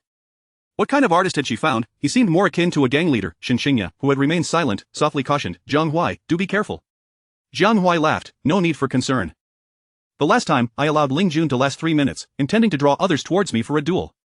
Now that Zhao Delong is here, I will defeat him in less than 30 seconds. Then I'll raise the charitable funds to 50 million. Let us see who will dare to challenge me thereafter. Zhang Lele frowned, you seem to underestimate the king of Sanda. Jiang Huai responded, Lejia, masters often feel lonely. Should you ever reach my level of skill, you will understand the feeling of standing atop the world. A mere king of Sanda is no more than a pinprick beneath my finger. Zhang Lele huffed, I hope I do not see you in the hospital. 3 days later, at 10 in the morning, Shen Qingya cancelled a commercial engagement to accompany Jiang Huai to the Yendu Wusong Sports Center. Zhang Lele was exceedingly frustrated but felt powerless. The venue was already teeming with spectators, all 5,000 seats filled to capacity. At the front were figures from the Kung Fu community, divided into two factions. The national martial arts advocates and those from other schools. Notably, the latter significantly outnumbered the former, highlighting the decline of national martial arts in summer. The two groups were clearly delineated, their relations evidently strained. Upon arriving backstage, Jiang Huai was touched to see members of the Jinui crew, including Chen Lang, Cheng Yuanlin, Zhu Xuedong, Wang Chuanxian, and Nieping. Chen Lang patted Jiang Huai on the shoulder, saying, Jiang Huai, we are here to cheer you on. Frankly, do you have any confidence? Jiang Huai sighed, you shouldn't have come. Chen Lang was taken aback, why not? Jiang Huai explained, because I don't intend to play games with the king of Sanda. I will finish him in half a minute at most. You all traveled at least an hour to watch a performance that will last mere seconds. It hardly seems fair. Shall I let him last a minute instead? Upon hearing this, everyone fell silent. Zhu Xuedong remarked, Brother Huai, I am truly in awe. You are the only one I cannot help but admire. Chen Lang added, when will you stop boasting? Listening to you makes me want to give you a good beating. Jiang Huai chuckled, Director Chen, how about a wager? If I defeat him in half a minute, you treat us to a seafood feast at noon. Not if I take longer than 30 seconds, I will treat instead, and you may choose any hotel. Wang Chuanxian asked, what if you lose? Lose? Jiang Huai pointed to himself, incredulity etched on his face. Old Wang, I assure you, even if the sun rises in the west, I will not lose. Wang Chuanxian quickly replied, you can pretend I never said anything. Chen Lang declared, I'm in for the bet. Jiang Huai snapped his fingers, Donggu, quickly find out where the best seafood restaurant in Yendu is. We must ensure Director Chen pays dearly today. Zhu Xuedong laughed, I'll check immediately. Nieping remarked, it seems my trip here was not in vain. Regardless of the outcome, I will enjoy a seafood feast. Cheng Yuanlin, Wang Chuanxian, and Zhu Xuedong all nodded in agreement. Chapter 60. A disappointing contest. With less than 5 minutes remaining until 10 o'clock, Jiang Huai appeared before the crowd. Go, Huai Gu. Victory for Huai Gu. Summer's martial arts, the best in the world. Upon sighting Jiang Huai, the audience erupted in cheers. Jiang Huai clasped his fists in acknowledgement and, noticing that Chao Delong had yet to arrive, took a seat and began to play on his phone. 3 minutes later, Chao Delong strode onto the stage, flanked by a group of individuals practicing sanso, exuding an aggressive demeanor. Upon noticing Jiang Huai engrossed in his game, Chao Delong's expression darkened. This was a blatant disregard for him. Ling Jun scoffed, "Delong, this Jiang Huai is just an ignorant fool. You must teach him a lesson, so he understands that our sanso is the mightiest." Chao Delong nodded, replying, "I'll make him realize why flowers bloom so beautifully." The host blew the whistle and announced, "May both contestants step onto the stage." Jiang Huai handed his phone to Shen Qingya and approached the ring, standing face to face with Chao Delong. Chao Delong asked, "Master Jiang, I trust you have prepared the 20 million? Jiang Huai responded, "Rest assured. If I lose, I will donate 20 million to the Summer National Children's Charity Foundation in your name this afternoon. I would never default on that promise, and I hope Master Chao can do the same." Chao Delong coldly replied, "You need not worry about that." Within the live stream, countless viewers began to flood the comments. It's about to start.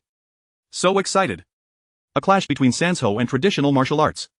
If Huaigu can defeat the Sanso king, it will signify the complete resurgence of Summer's traditional martial arts. Go, Huaigu, you are the sole hope for traditional martial arts. The host explained the rules of the contest, then stepped aside and asked, "Are you both ready?" Jiang Huai and Chao Delong nodded in unison. The host declared, "I announce the contest begins." No sooner had the words left his lips than Chao Delong launched his attack. He made no tentative moves, instead swinging a fist the size of a sandbag directly at Jiang Huai's head. Too slow. Jiang Huai sneered inwardly, not even glancing at the oncoming fist as he delivered a kick to Chao Delong's midsection. Just as Chao Delong's fist was about 3 centimeters from Jiang Huai's face, Jiang Huai's foot had already impacted his abdomen. MMM. Chao Delong grunted, clutching his stomach and retreating hastily. "You cannot escape." Jiang Huai's figure flickered, appearing before Chao Delong. In the face of Chao Delong's horrified expression, Jiang Huai executed a shingy bump, sending him crashing to the ground much like with Ling Jun. Before Chao Delong could even react defensively, Jiang Huai's foot was a mere 5 centimeters from his face. Should he choose to step down, Chao Delong would surely be left incapacitated. A profound silence enveloped the arena. No one had anticipated that the contest would conclude so swiftly. From Chao Delong's initial strike to Jiang Huai's decisive takedown, the entire sequence lasted less than 15 seconds. Many had not even adjusted their phone cameras before the victor was determined. Jiang Huai withdrew his foot and proclaimed, "Master Chao, I concede. I hope you won't forget to promptly donate the 20 million. With that, Jiang Huai turned and walked off the stage. The audience snapped back to reality. What just happened? Is that it? What an utterly anticlimactic ending. I expected a fierce battle, yet the conclusion was so dramatically swift. In Sanso, old Chao was unbeatable. Why did he falter so in an actual contest? Competition and real combat are entirely different. Though Chao Delong holds the second rank in Sanso, he is utterly powerless against a true master of national arts. What a farcical Sanso king, unable to last even half a minute. He is nothing but a waste. This contest demonstrates that Summer's martial arts are undoubtedly on par with any other fighting style, perhaps even superior. Huaigu is remarkable, truly vindicating Summer's traditional martial arts. Huaigu is the epitome of a true man. I wish to learn martial arts from him. The 20 million in charity is ample for Chao Delong to indulge himself. Not only the live audience, but also the millions watching the stream online were left feeling immensely frustrated. What does it mean to arrive with enthusiasm only to leave disheartened? This is it, a grand contest lasting merely 13 seconds. Could anything be more disappointing? As Jiang Huai was about to exit the sports arena, Chao Delong, having risen from the floor, suddenly called out, "Master Jiang, I was careless this time. Next month, I shall challenge you again." Jiang Huai paused, turned to Chao Delong, and replied coolly, "Your skills are lacking. It would be best not to further humiliate yourself." "And if I am not lacking, what then?" A man in his late 20s stepped forward. Jiang Huai assessed him and inquired, "Who might you be?" The man replied, "Kato Ren, champion of the East Karate." Jiang Huai raised an eyebrow, "Your command of Summer's language is commendable. As for karate, it is merely an evolution of Tanghan from centuries past." Kato Ren's eyes blazed with anger, "You insult our karate." Jiang Huai chuckled, "I merely state a fact. Karate is a fusion of Tanghan and your East's traditional martial arts, thus elements of Summer's traditional techniques can be discerned within your practices." Kato Ren stood resolute, declaring, "I challenge you." Jiang Huai replied, "I have stated before, I will only accept one challenge per month. It is now September, you shall have to wait until October." Kato Ren responded, "Very well, I shall issue my challenge in October." Jiang Huai regarded him thoughtfully and added, "The required funds for my contest have increased. It will now be 15 million xia yuan." Kato Ren frowned, "Master Jiang, you may struggle to amass 15 million yourself." Jiang Huai smiled, "As long as you can defeat me, I will be able to acquire it. Farewell." Chapter 61 A Martial World of One. Upon exiting the gymnasium, Jiang Huai and his companions were immediately besieged by a throng of reporters. "Mr. Jiang, having triumphed over the king of Sanda, does this signify the resurgence of traditional martial arts in Xia?" "I am merely an artist, not a figure from the martial arts realm." My participation in the arena is primarily to restore the honor of traditional Xia martial arts. I wish to convey to everyone that traditional Xia martial arts is not ineffective, it has merely been tarnished by a few individuals. Mr. Jiang, is it not excessive to demand 50 million for each boxing match? 50 million could establish hundreds of Hope primary schools in impoverished regions for children who cannot even afford an education. Do you consider that exorbitant? Are you implying that your bouts are intended to raise funds for children? That is one of my objectives. Another is to promote Xia martial arts. Do you not believe that this is overly violent? Is boxing violent? Is taekwondo violent? Is karate violent? Is Muay Thai violent? Dear reporter, have you ever posed such questions to them? The group from the Anti-Fake Kung Fu Alliance has been persistently challenging masters from various martial arts schools. Have you ever counseled them against it? If traditional Xia martial arts had not been pushed to the brink, why would a mere artist like me engage in such contests? I do not profit from it. Seeing the situation escalate, Shen Qingya swiftly grasped Jiang Huai's hand and said, "Apologies, dear reporters, we have matters to attend to, let us conclude the interview here." With that, they departed under the escort of the gym's security personnel. Arriving at a seafood restaurant, Jiang Huai remained incensed. That reporter is utterly absurd. Taekwondo and karate flourish in our Xia, yet they do not label these disciplines as violent, but rather accuse me, a practitioner of Xia martial arts, of brutality. What nonsense! Chen Lang chuckled, isn't that the nature of reporters? They intentionally provoke you, waiting for you to air in your fury, thus providing them with material to write about. Nia Ping added, Chen's words ring true. I have fallen prey to this before. They incited me, then posed a ridiculous question, resulting in a flurry of distorted quotes that nearly drove me to exasperation. Wan Chuanyuan waved his hand dismissively, let us not dwell on such vexations. Jiang Huai, you were magnificent, dispatching a Sanda championship runner-up in a mere 13 seconds. You should have seen the bewilderment that enveloped the entire venue. After building up for so long, I never anticipated it would conclude so swiftly. It was truly astonishing. Jiang Huai chuckled, Old Wang, keep it coming, flatter me more, rest assured, I can take it. Ha ha ha, laughter erupted among the group. After several rounds of drinks and an array of dishes, Chen Lang stated, our film, Jinyui, will premiere in a month. I will require your assistance for promotional activities. Upon hearing this, Jiang Huai exclaimed, Comrade Chen, are you mistaken? Is post-production for a film truly so straightforward? Chen Lang replied proudly, that depends on how well the director prepares. Before we commenced filming Jinyui, I had already completed all the background music. After filming commenced, I edit the day's footage every night. Moreover, since this film lacks special effects, it has saved me a tremendous amount of effort. Curious, Jiang Huai inquired, what stage is the post-production at now?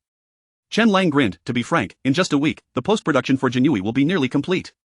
Wow, that is impressive. Jiang Huai gave Chen Lang a thumbs up, genuinely admiring his efficiency. To wrap up a film in under 3 weeks is remarkable. Old Chen, I truly admire you. Zhang Lele interjected, Jiang Huai, that is actually rather slow for Director Chen. I recall 3 years ago, Director Chen completed the post-production for Amei in just 1 week, ultimately grossing over 600 million, enriching the investors immensely. Chen Lang waved his hand dismissively, a hero does not dwell on past glories. For Jinyui, my minimum expectation is 600 million, if it surpasses 1 billion, that would be even better. Jiang Huai reassured him, fear not, the box office will surely be a success and now, let us raise our glasses in a toast to the triumphant success of Jinyui. Cheers! Zhao Delong proved to be a man of his word. After the gathering of the Jinyui creative team dispersed, Jiang Huai heard the system's voice resonate in his mind. Upon opening the attributes panel, his merit points surged by 2,000. It was evident that Zhao Delong had donated 20 million to the Xia Children's Charity Foundation. With a significant reserve of merit points already accumulated, Jiang Huai promptly converted these 2,000 points into additional lifespan. Consequently, his lifespan extended to 1.5 years. It seems that engaging in martial contests is the most effective way to accrue merit points. Jiang Huai mused internally. At that moment, his phone rang. It was a call from Wang Jiawei. Director Wang, what are your instructions? Jiang Huai inquired cheerfully. Wang Jiawei replied, having defeated the king of Sanda, you seem to be in high spirits. In the car, Zhang Lele and Shen Qingya perked up their ears upon recognizing Wang Jiawei's voice. Having won, naturally my mood is elevated. Has the filming of Republican Master concluded? Jiang Huai asked. Concluded, not at all, I'm currently racing against time, Wang Jiawei retorted. Jiang Huai chuckled, serves you right, who told you to dawdle previously, since Republican Master I ascent finished, you must have another matter for me? Indeed. Are you available in the near future?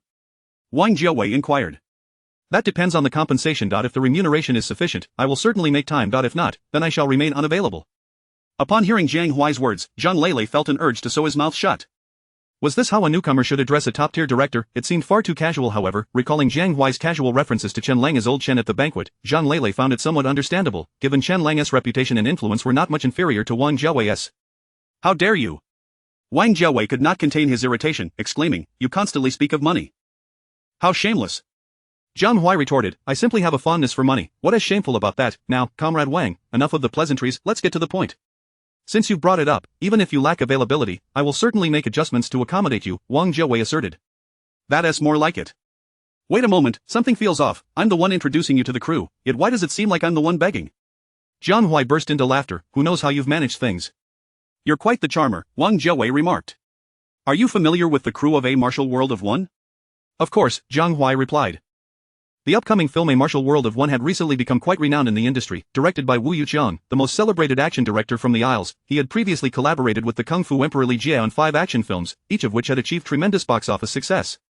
Li Jie's rise in Hollywood could be attributed, in no small part, to Wu Yuqiang's efforts. The male lead, Zhen Qingya, aged 32, was currently the most renowned action star in Xia, hailed as the most likely candidate to follow in the footsteps of the Kung Fu Emperor and make a mark in Hollywood. The collaboration between these two had captivated the attention of countless action film enthusiasts, and an uncountable number of actors aspired to join this grand cinematic endeavor. Chapter 62. Meeting the director on Hong Kong Island. Upon hearing that it pertained to the martial world of One, Zhang Leilei's eyes sparkled with excitement, and she immediately leaned in closer. Wang Kar-wai remarked, "You've struck gold, my friend." Wu Yuqiang has been searching for a male lead for the film, but unfortunately, those actors either possess remarkable martial arts skills but lack acting prowess, or they excel in acting yet falter in martial arts. Today, Wu Yuqiang came across the video of your duel with Chaodalong and called me to inquire about your acting abilities. I told him your skills in both acting and martial arts are exceptionally good. It's just that you're a bit of a difficult character, always fixated on increasing your pay. At this point, Wang Kar-wai burst into laughter. Jiang Huai, somewhat speechless, replied, "Director Wang, is that really amusing?" Wang Kar-wai chuckled, "I find it quite entertaining." Jiang Huai sighed, "It's truly disheartening to witness such a renowned director descend to this level." Wang Kar-wai retorted, "Isn't it all your fault?" IV started swearing like a sailor, "All thanks to you, not just me, even Liang Chaochuan occasionally lets slip a you bastard." Taken aback, Jiang Huai exclaimed, "No way, someone as refined as him is cursing now." Wang Kar-wai answered, "His swearing is indeed quite comical. Anyway, I must prepare for filming now. I can't indulge in idle chatter. Wu Yuqiang believes you are an excellent fit for the male lead in the martial world of One. If you're interested, you should audition. I'll send you Wu Yuqiang's number shortly."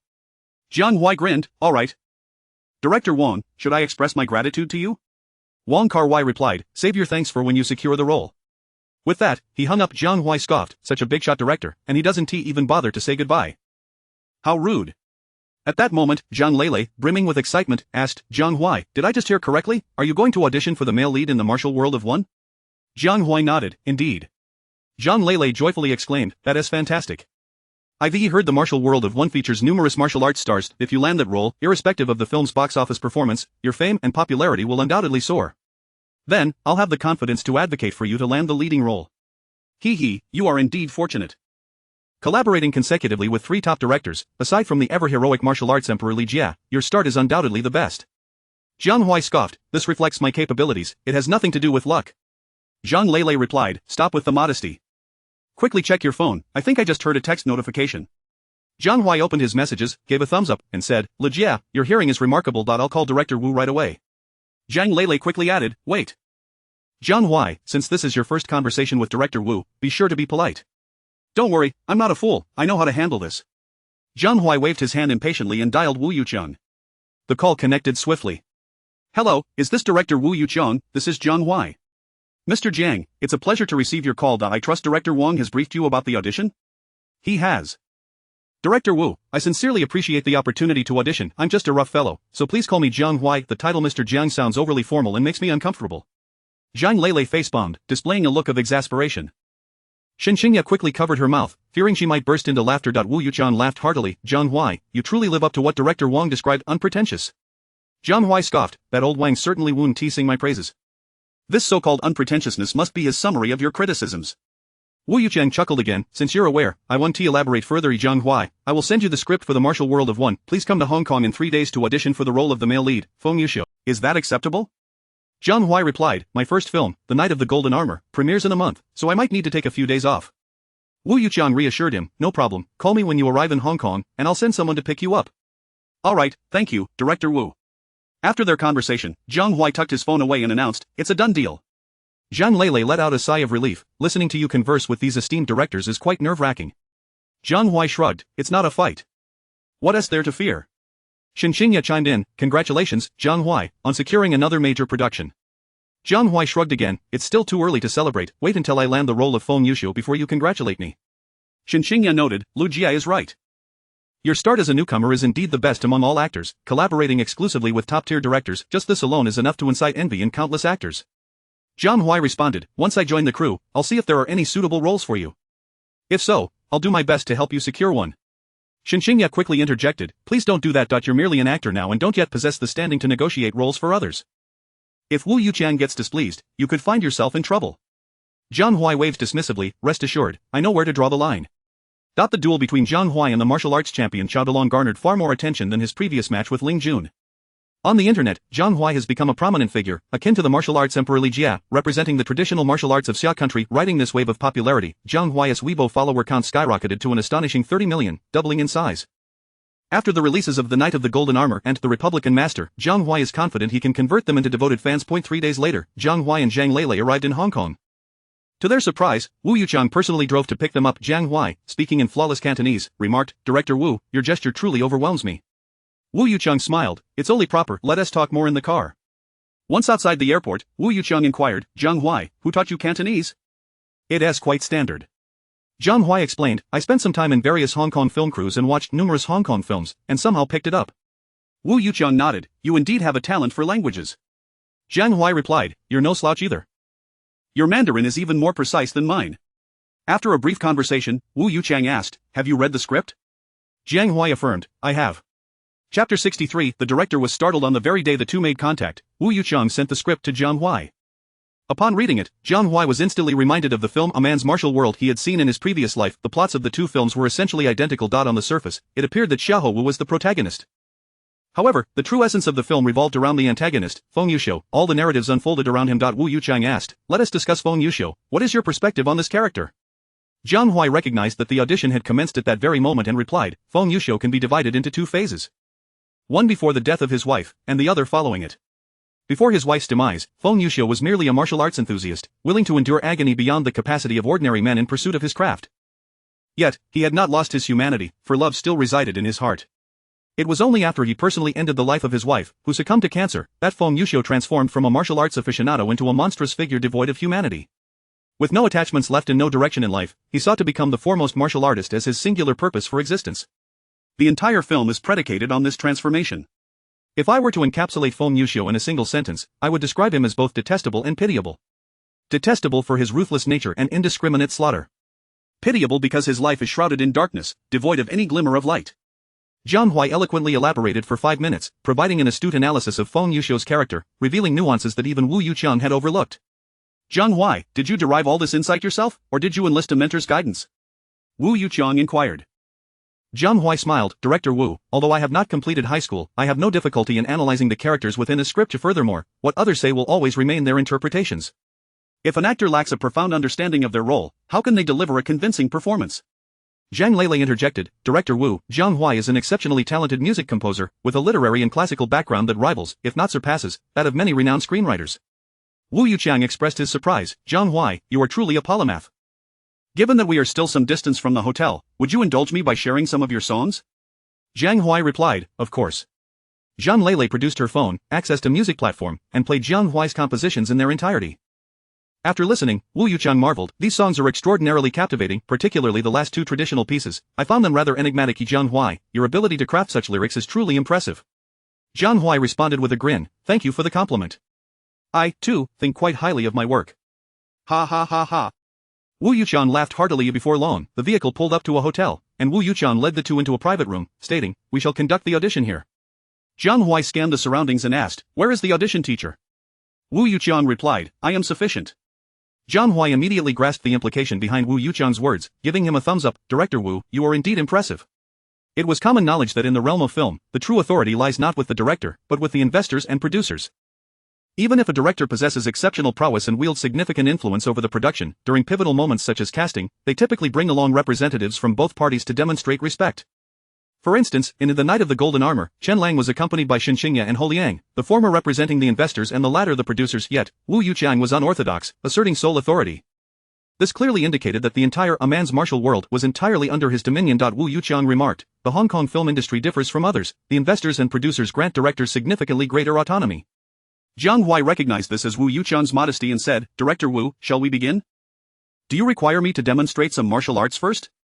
Wu Yuqiang waved his hand, no need, I have no concerns about your martial skills. My primary focus lies in your dramatic performance. Jiang Huai, to speak candidly, after reading the script, Jinzhu's first choice for a character was not the lead, Xiaohou, but rather Feng Yusho.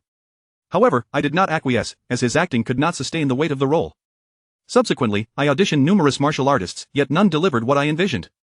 Jiang Huai confidently asserted, I believe I shall not disappoint you. Wu Yuqiang replied, I appreciate your confidence.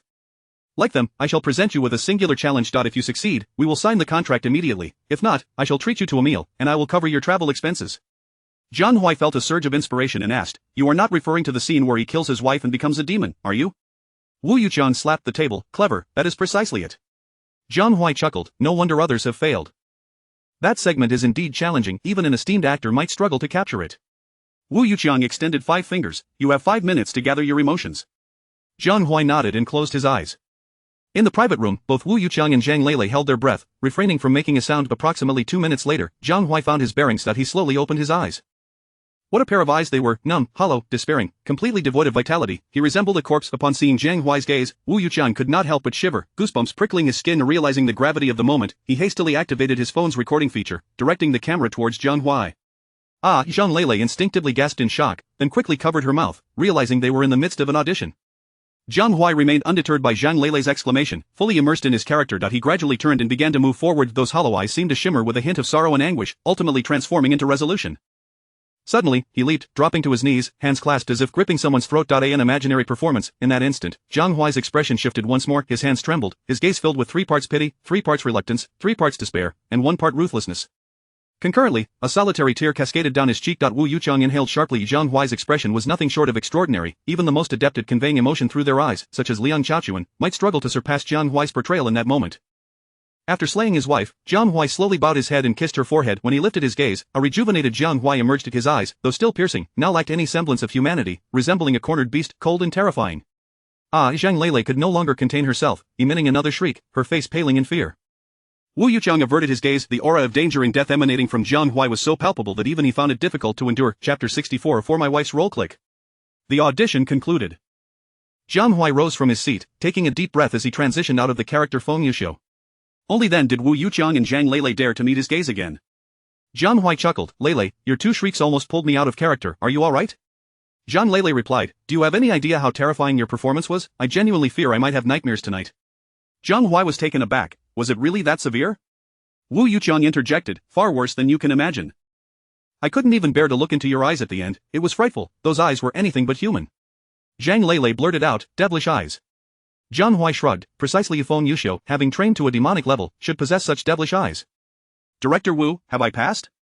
Wu Yuqiang nodded, absolutely. Your portrayal of Feng Yusho has far exceeded my expectations. After witnessing your interpretation, I find it impossible to regard anyone else's portrayal. Jiang Huai, Feng Yusho is yours. Let us finalize the contract now, Zhang Lele exclaimed joyfully, this is fantastic.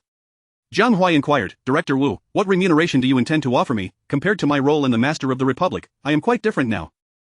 I have 30 million fans on my Weibo. Shut your mouth, Zhang Lele shot him a fierce glare. Director Wu, I apologize, Jiang Huai is a newcomer and is unaware of the etiquette. Wu Yuqiang laughed heartily, no worries. I'm far more generous than Wang Jiawei. He offers you 1 million, I shall give you 3 million, how does that sound? Jiang Huai slapped the table, declaring, this meal is on me. Thanks to his exceptional social skills, within an hour, Jiang Huai and Wu Yuqiang had become good friends. Old Wu, have you found a suitable actor for the role of Dan Ing in our film? Jiang Huai asked. Wu Yuqiang shot him a glance, what are you up to? Jiang Huai replied, if you found someone, then it's settled. If not, I can recommend someone who is absolutely perfect. Wu Yuqiang queried, who? Jiang Huai responded, my boss, Shen Qingya. Wu Yuqiang pointed at Jiang Huai and chuckled, I knew it was her. Go on, tell me, what advantages are there in casting your boss as Dan Ing? Jiang Huai explained, my boss has immense popularity, she boasts over 60 million fans, these are solid figures, devoid of any embellishments. Leaving aside everything else, just her fanbase could contribute at least 300 million at the box office. Old Wu, in the entire entertainment industry, which actress would willingly take on a supporting role and possess such formidable box office appeal? Wu Yuqiang's expression turned serious, you're not just blowing smoke, are you? Jiang Huai asserted, Old Wu, if you don't believe me, check out her starring role in Women of the Era. Wu Yuqiang frowned, that film doesn't seem to have received good reviews, does it? Jiang Huai replied bluntly, not just mediocre. It's downright trash. Wu Yuqiang couldn't help but chuckle, then why would you want me to watch a trash film? Jiang Huai asserted, despite its mediocrity, thanks to my boss's involvement, it broke 800 million at the box office, and the online copyright revenue has already surpassed 100 million. Director Wu, you must understand what this signifies, right? Noticing Wu Yuqiang deep in thought, Jiang Huai continued, next month, Director Chen Lang's Jinui will be released, with my boss Shen Qingya as both producer and lead. Director Chen isn't casting her for her acting prowess. It's purely her high popularity that draws countless moviegoers to theaters. Wu Yuqiang hesitated, the role of Dan Ing requires an actress skilled in swordplay. Zhang Lele, who had remained silent, immediately chimed in, Director Wu, Qingya has been dancing since childhood and has performed sword dances on stage. With just a bit of training, she can easily meet the filming requirements. Jiang Huai added, Director Wu, Qingya only has one fight scene with me. I will handle her swordplay, what do you think? Wu Yuqiang pondered for a moment, I will give you a response in 2 days. Jiang Huai raised his glass, smiling, then I shall express my gratitude to Qingya on your behalf. Wu Yuqiang asked, is that how you address your boss? Jiang Huai shot him a glance, as the ancient said, a graceful lady, a gentleman's perfect match, you understand. Wu Yuqiang laughed heartily, got it. Wishing you success in living the life of a kept man soon. Jiang Huai chuckled, thank you for your auspicious words. The meal ended with laughter and camaraderie. Wu Yuqiang was eventually assisted out of the hotel by his assistant. As they watched the car slowly depart, Zhang Lele asked, Jiang Huai, what do you think are the chances of Qingya joining the cast of A Martial World for One? Jiang Huai smiled, old Wu has undoubtedly been swayed. However, he is unfamiliar with Qingya and likely wishes to investigate further. Once he confirms that what I said is true, I believe her joining the cast will pose no problem. Regardless, there's little we can do about it now. Overthinking is futile.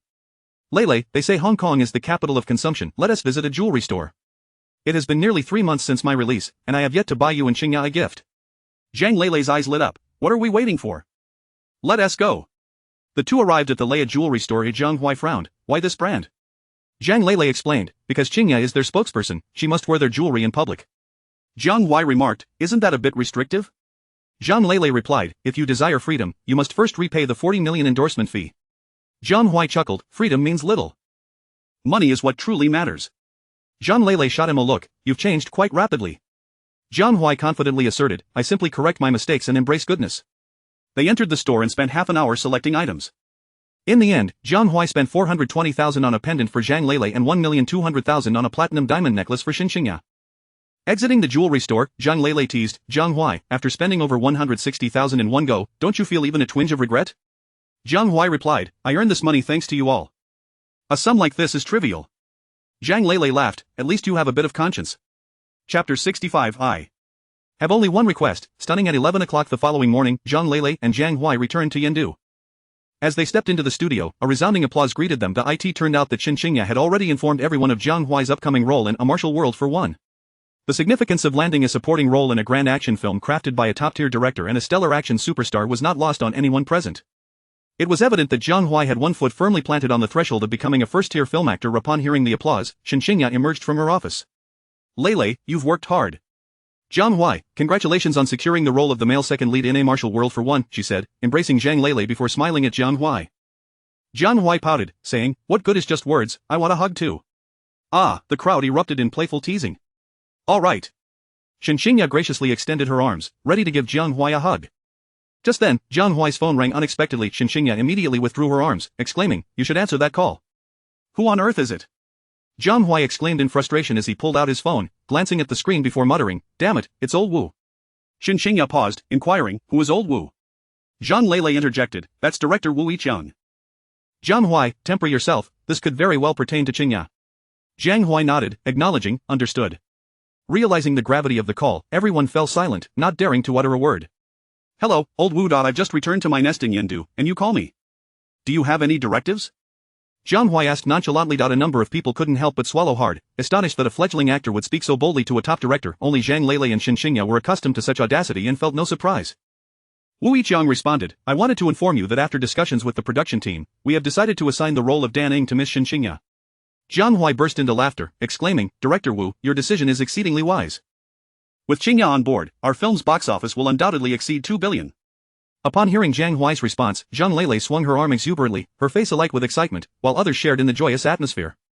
Wu Yiqiang cautioned, don't celebrate too soon. Miss Shen's action design will be your responsibility. My only requirement is 2 words, stunning, especially her swordplay, which must leave a lasting impression. Without hesitation, Jiang Huai agreed, nope. In the 2 weeks before filming begins, I will teach her a beautifully vicious sword technique that will surely meet your expectations. Wu Yiqiang replied, let us hope so. Jiang Huai continued, Director Wu, both Qingya and I are newcomers in the film industry, and we are truly grateful for the opportunity you've given us. When we meet next, we insist on treating you to a lavish meal. Wu Yichang promptly responded, "There's no need for that, I'm still nursing a headache from the drinks we shared yesterday afternoon." Jiang Huai laughed heartily. After hanging up, Jiang Huai turned to Shen Qingya, saying, "Now you have something to celebrate as well, your role as the female second lead is secured." Yay! Of the crowd cheered in unison. Shen Qingya was equally thrilled, giving Jiang Huai a tight embrace and whispering, "Thank you, Jiang Huai." Jiang Huai smiled, "No need for thanks, this is what a future husband should do." Shen Qingya was left speechless. After their embrace, Jiang Huai declared, "I've made a decision, starting today, I won't change clothes or shower for a week." Ha ha ha. Laughter erupted among the group. After lunch, Jiang Huai and Shen Qingya escorted Zhang Lele to Yendu Airport.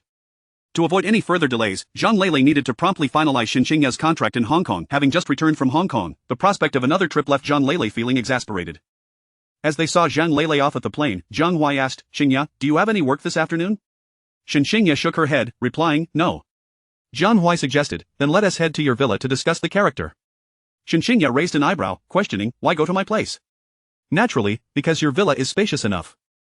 The character you'll portray requires swordplay, and I have been entrusted with the action design by director Wu, with the sole demand of it being stunning," Jiang Huai explained. "With 2 weeks until filming, I need to teach you a sword technique and finalize the choreography. My place is too small for this, so we must go to yours." Shen Qingya countered, "We could go to a gym or a martial arts school, there is no need to do this at home." Jiang Huai raised an eyebrow, stating, "You are a big star. Going to those places will attract unnecessary attention, and I prefer not to be photographed." Shen Qingya shot him a glance, retorting, "So we must go to my place, correct?" Jiang Huai nodded, affirming, "Exactly. Ideally, I could stay in the villa to avoid the hassle of back and forth." Shen Qingya pressed her lips together, articulating, "You may not." Jiang Huai shrugged, saying, "If you don't agree, that is fine. I can sleep outside the villa." Shen Qingya huffed, "Then sleep outside if you wish." Jiang Huai sighed dramatically, lamenting, "The heavens serve as a blanket, the earth as a bed, dawn is my father, dusk my mother. Life is but a desolate affair." Shen Qingya was left speechless, utterly at a loss when it came to Jiang Huai. The traffic in Yendu was notoriously congested. The 30-kilometer journey from the airport to Shen Qingya's villa took over 2 hours. By the time they arrived, it was already 5 in the afternoon. Shen Qingya's villa was set in a splendid environment, encompassing 2 floors with an area of over 400 square meters, complemented by a 200 square meter garden.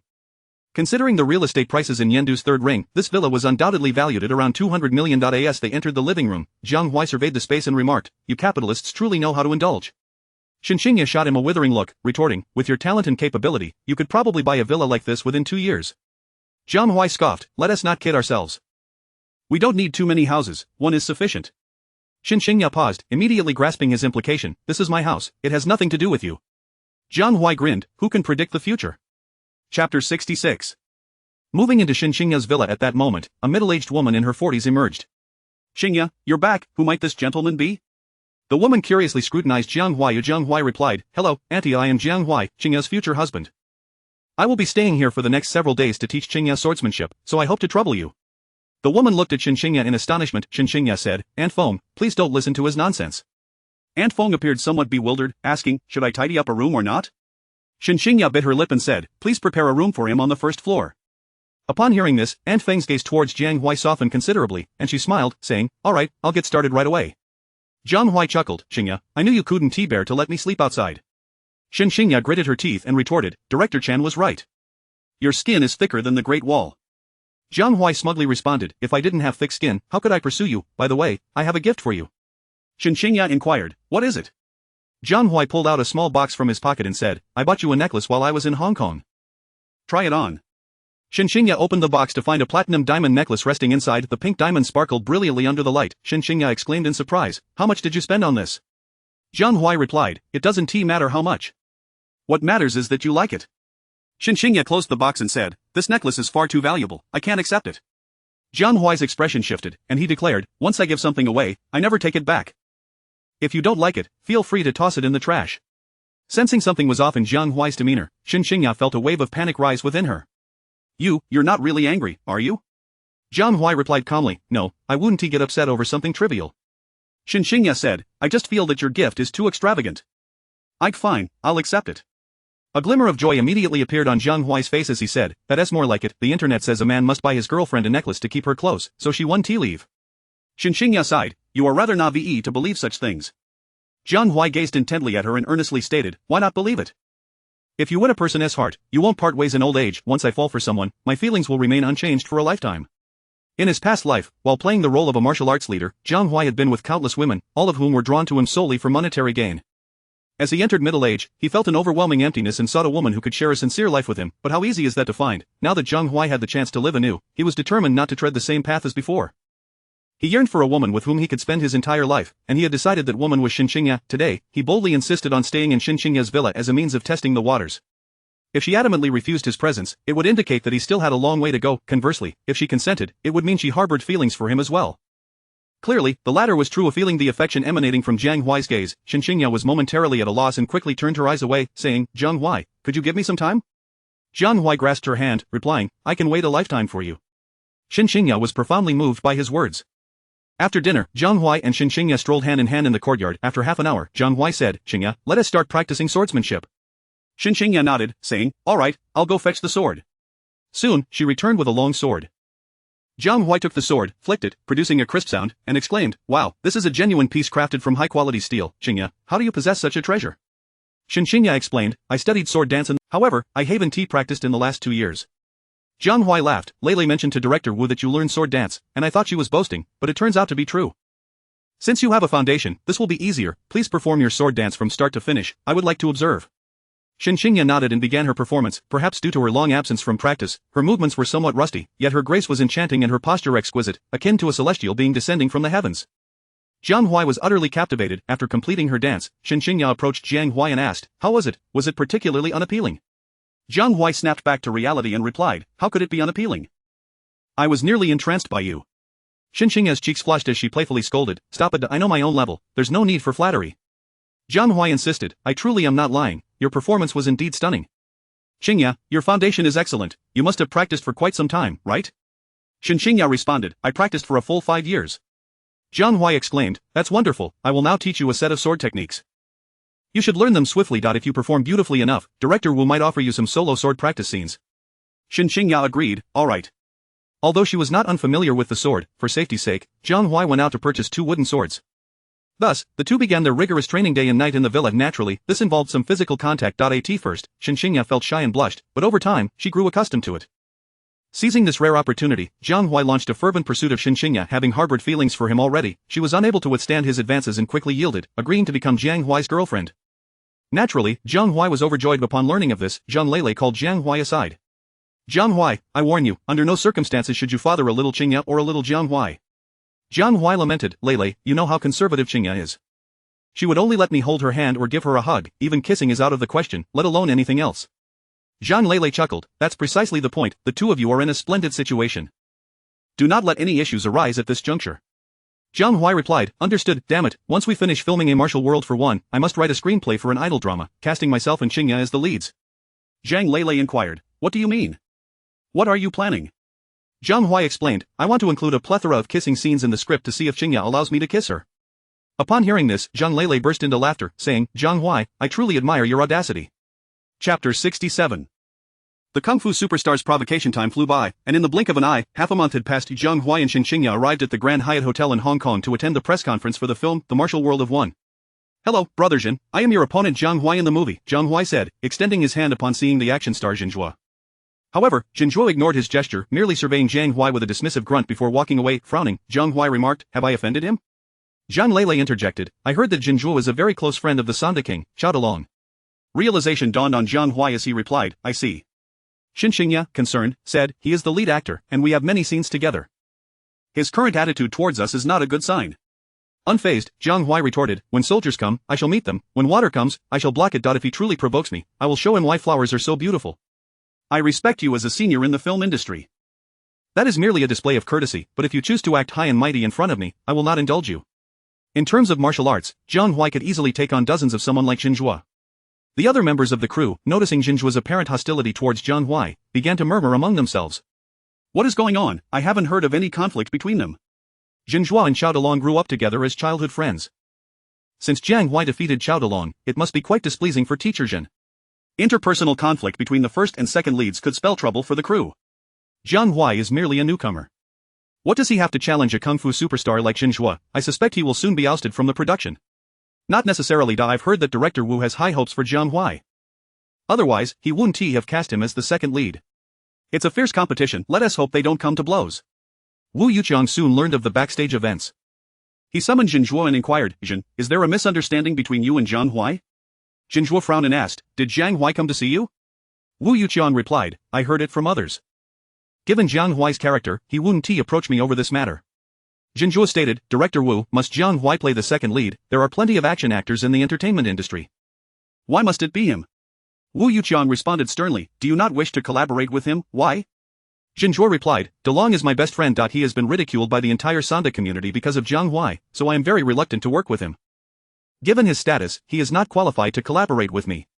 Wu Yuqiang countered, while Jiang Huai's standing in the film industry may not match yours, his prominence in the music and martial arts realms far surpasses yours. Shen, I assure you, based on his skills in acting, he will undoubtedly carve out a place for himself in the future entertainment industry of Xia. As for Chao DeLong, he lost fairly in a contest against Jiang Huai. The challenge was issued by him. The charity funds were set by him, and he lost the match purely due to inferior skill. Finding trouble with Jiang Huai over this issue strikes me as lacking in dignity. Jinzhuo, displeased, remarked, Director Wu, how many years have we known each other? Why do you always speak in his favor? Wu Yuqiang replied, precisely because of our close relationship, I feel compelled to advise you that it is better to resolve enmities than to foster them. You have no need to offend Jiang Huai. Irritated, Jinzhuo said, enough, Director Wu. I will never cooperate with Jiang Huai, that is my bottom line. With that, he stormed away in a huff. Wu Yuqiang stood there, his face flushed with anger. Having previously collaborated on several films, he was quite familiar with Jinzhuo. He had a favorable impression of him, believing that with his martial arts skills and work ethic, he was destined for greatness. However, it seemed that greatness had turned him arrogant. In just 2 short years, he had the audacity to confront Wu. It was simply outrageous. Emerging from Wu Yuqiang's office, Jinzhuo, still seething, sought out Jiang Huai. In front of everyone, he declared, so you are Jiang Huai, I demand that you leave the cast of the martial world of one immediately. The crowd gasped in astonishment. This was undeniably brazen. Jiang Huai smiled faintly and asked, and why should I? Jinzhuo replied without hesitation, your role is not on par with mine, and I have no desire to work with you. Jiang Huai countered, you are merely an actor in the crew, not the director, producer, or investor. Do you not think it excessive to demand my exit from the production without any justification? Jinzhuo coldly replied, spare me your words. If you do not leave, I will make you leave. I absolutely refuse to collaborate with you. Jiang Huai, not one to tolerate disrespect, suppressed his anger and attempted to reason with Jinzhuo, as he noticed Zhang Lele secretly recording the exchange. Now that the rationale had been presented, he would not hesitate to show his true colors. His gaze sharpened like a blade. Jiang Huai stood before Jinzhuo, exuding an aura even stronger than his. Jinzhuo, I believe this is our first meeting, correct? Have I stolen your wife or harmed your family to warrant such animosity from you? Let me tell you, do not mistake years of experience for greatness. I do not look down on you. Your martial arts are nothing but trivial in my eyes.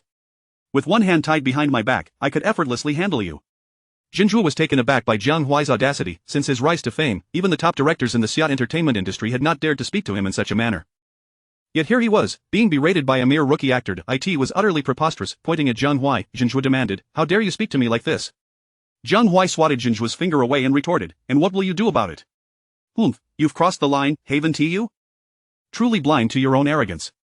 With your demeanor, you dare call yourself a kung fu superstar, apa? Come now, if you think you are so formidable, let us step outside and settle this in front of the reporters. I'll give you one arm. If you can bring me down, I will not only leave the crew but also bow an apology. With an air of disdain, Jiang Huai challenged, kung fu superstar, let me ask you one thing. Do you dare? Jinzhuo lashed out, what are you even worth? What gives you the right to challenge me? Jiang Huai laughed heartily, you're so bold in your words, yet you hesitate to face me. Your cowardice is truly remarkable. In this regard, your childhood friend Chao DeLong surpasses you by far, at least he dared to challenge me.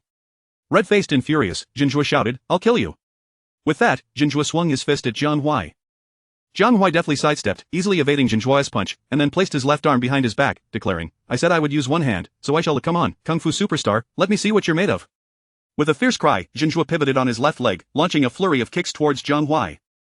12 kicks in rapid succession left Jiang Huai with only the ability to defend himself, unable to retaliate. As Jinzhuo delivered the final kick, Jiang Huai seemed caught off guard and was struck hard in the abdomen. Bang! Jiang Huai staggered back 3 steps but managed to regain his footing.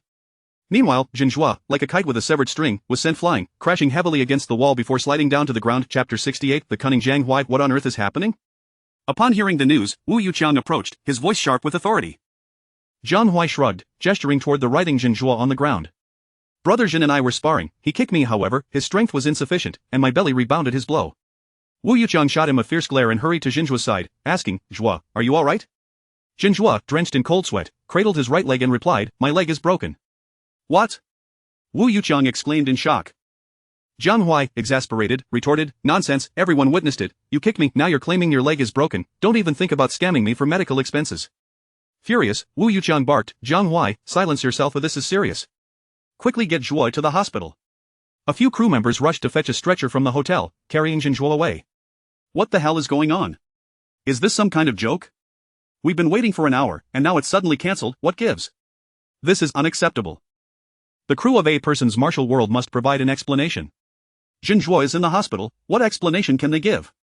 Is this for real? I saw it with my own eyes, it can't be false. Then what are we waiting for? Let's head to the hospital. The reporters, having learned of the delayed press conference, rushed outside. Jiang Huai, Shen Qingya, and Zhang Lele arrived at a 5-star hotel, the accommodation for the crew of a person's martial world. Bodyguard Yu Xiaoxing meticulously checked the room, ensuring no recording devices were present before departing. Zhang Lele eagerly inquired, "Jiang Huai, is Zhuo's injury particularly severe?"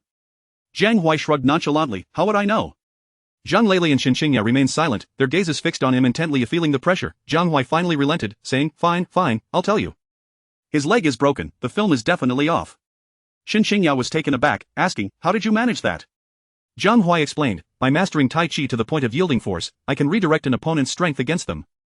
Zhuo harbored resentment toward me, that kick of his was full force and ended up injuring his own calf upon rebounding.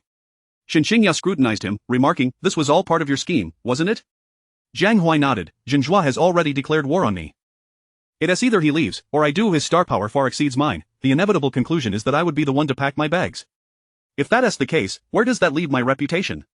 Thus, I intentionally berated him, provoking him into a rage that led to his assault. Honestly, it's not that I look down on him, but with Zhuo's mediocre skills, if he dared to strike, I have 100 ways to defeat him. Ah, if only I weren't so benevolent.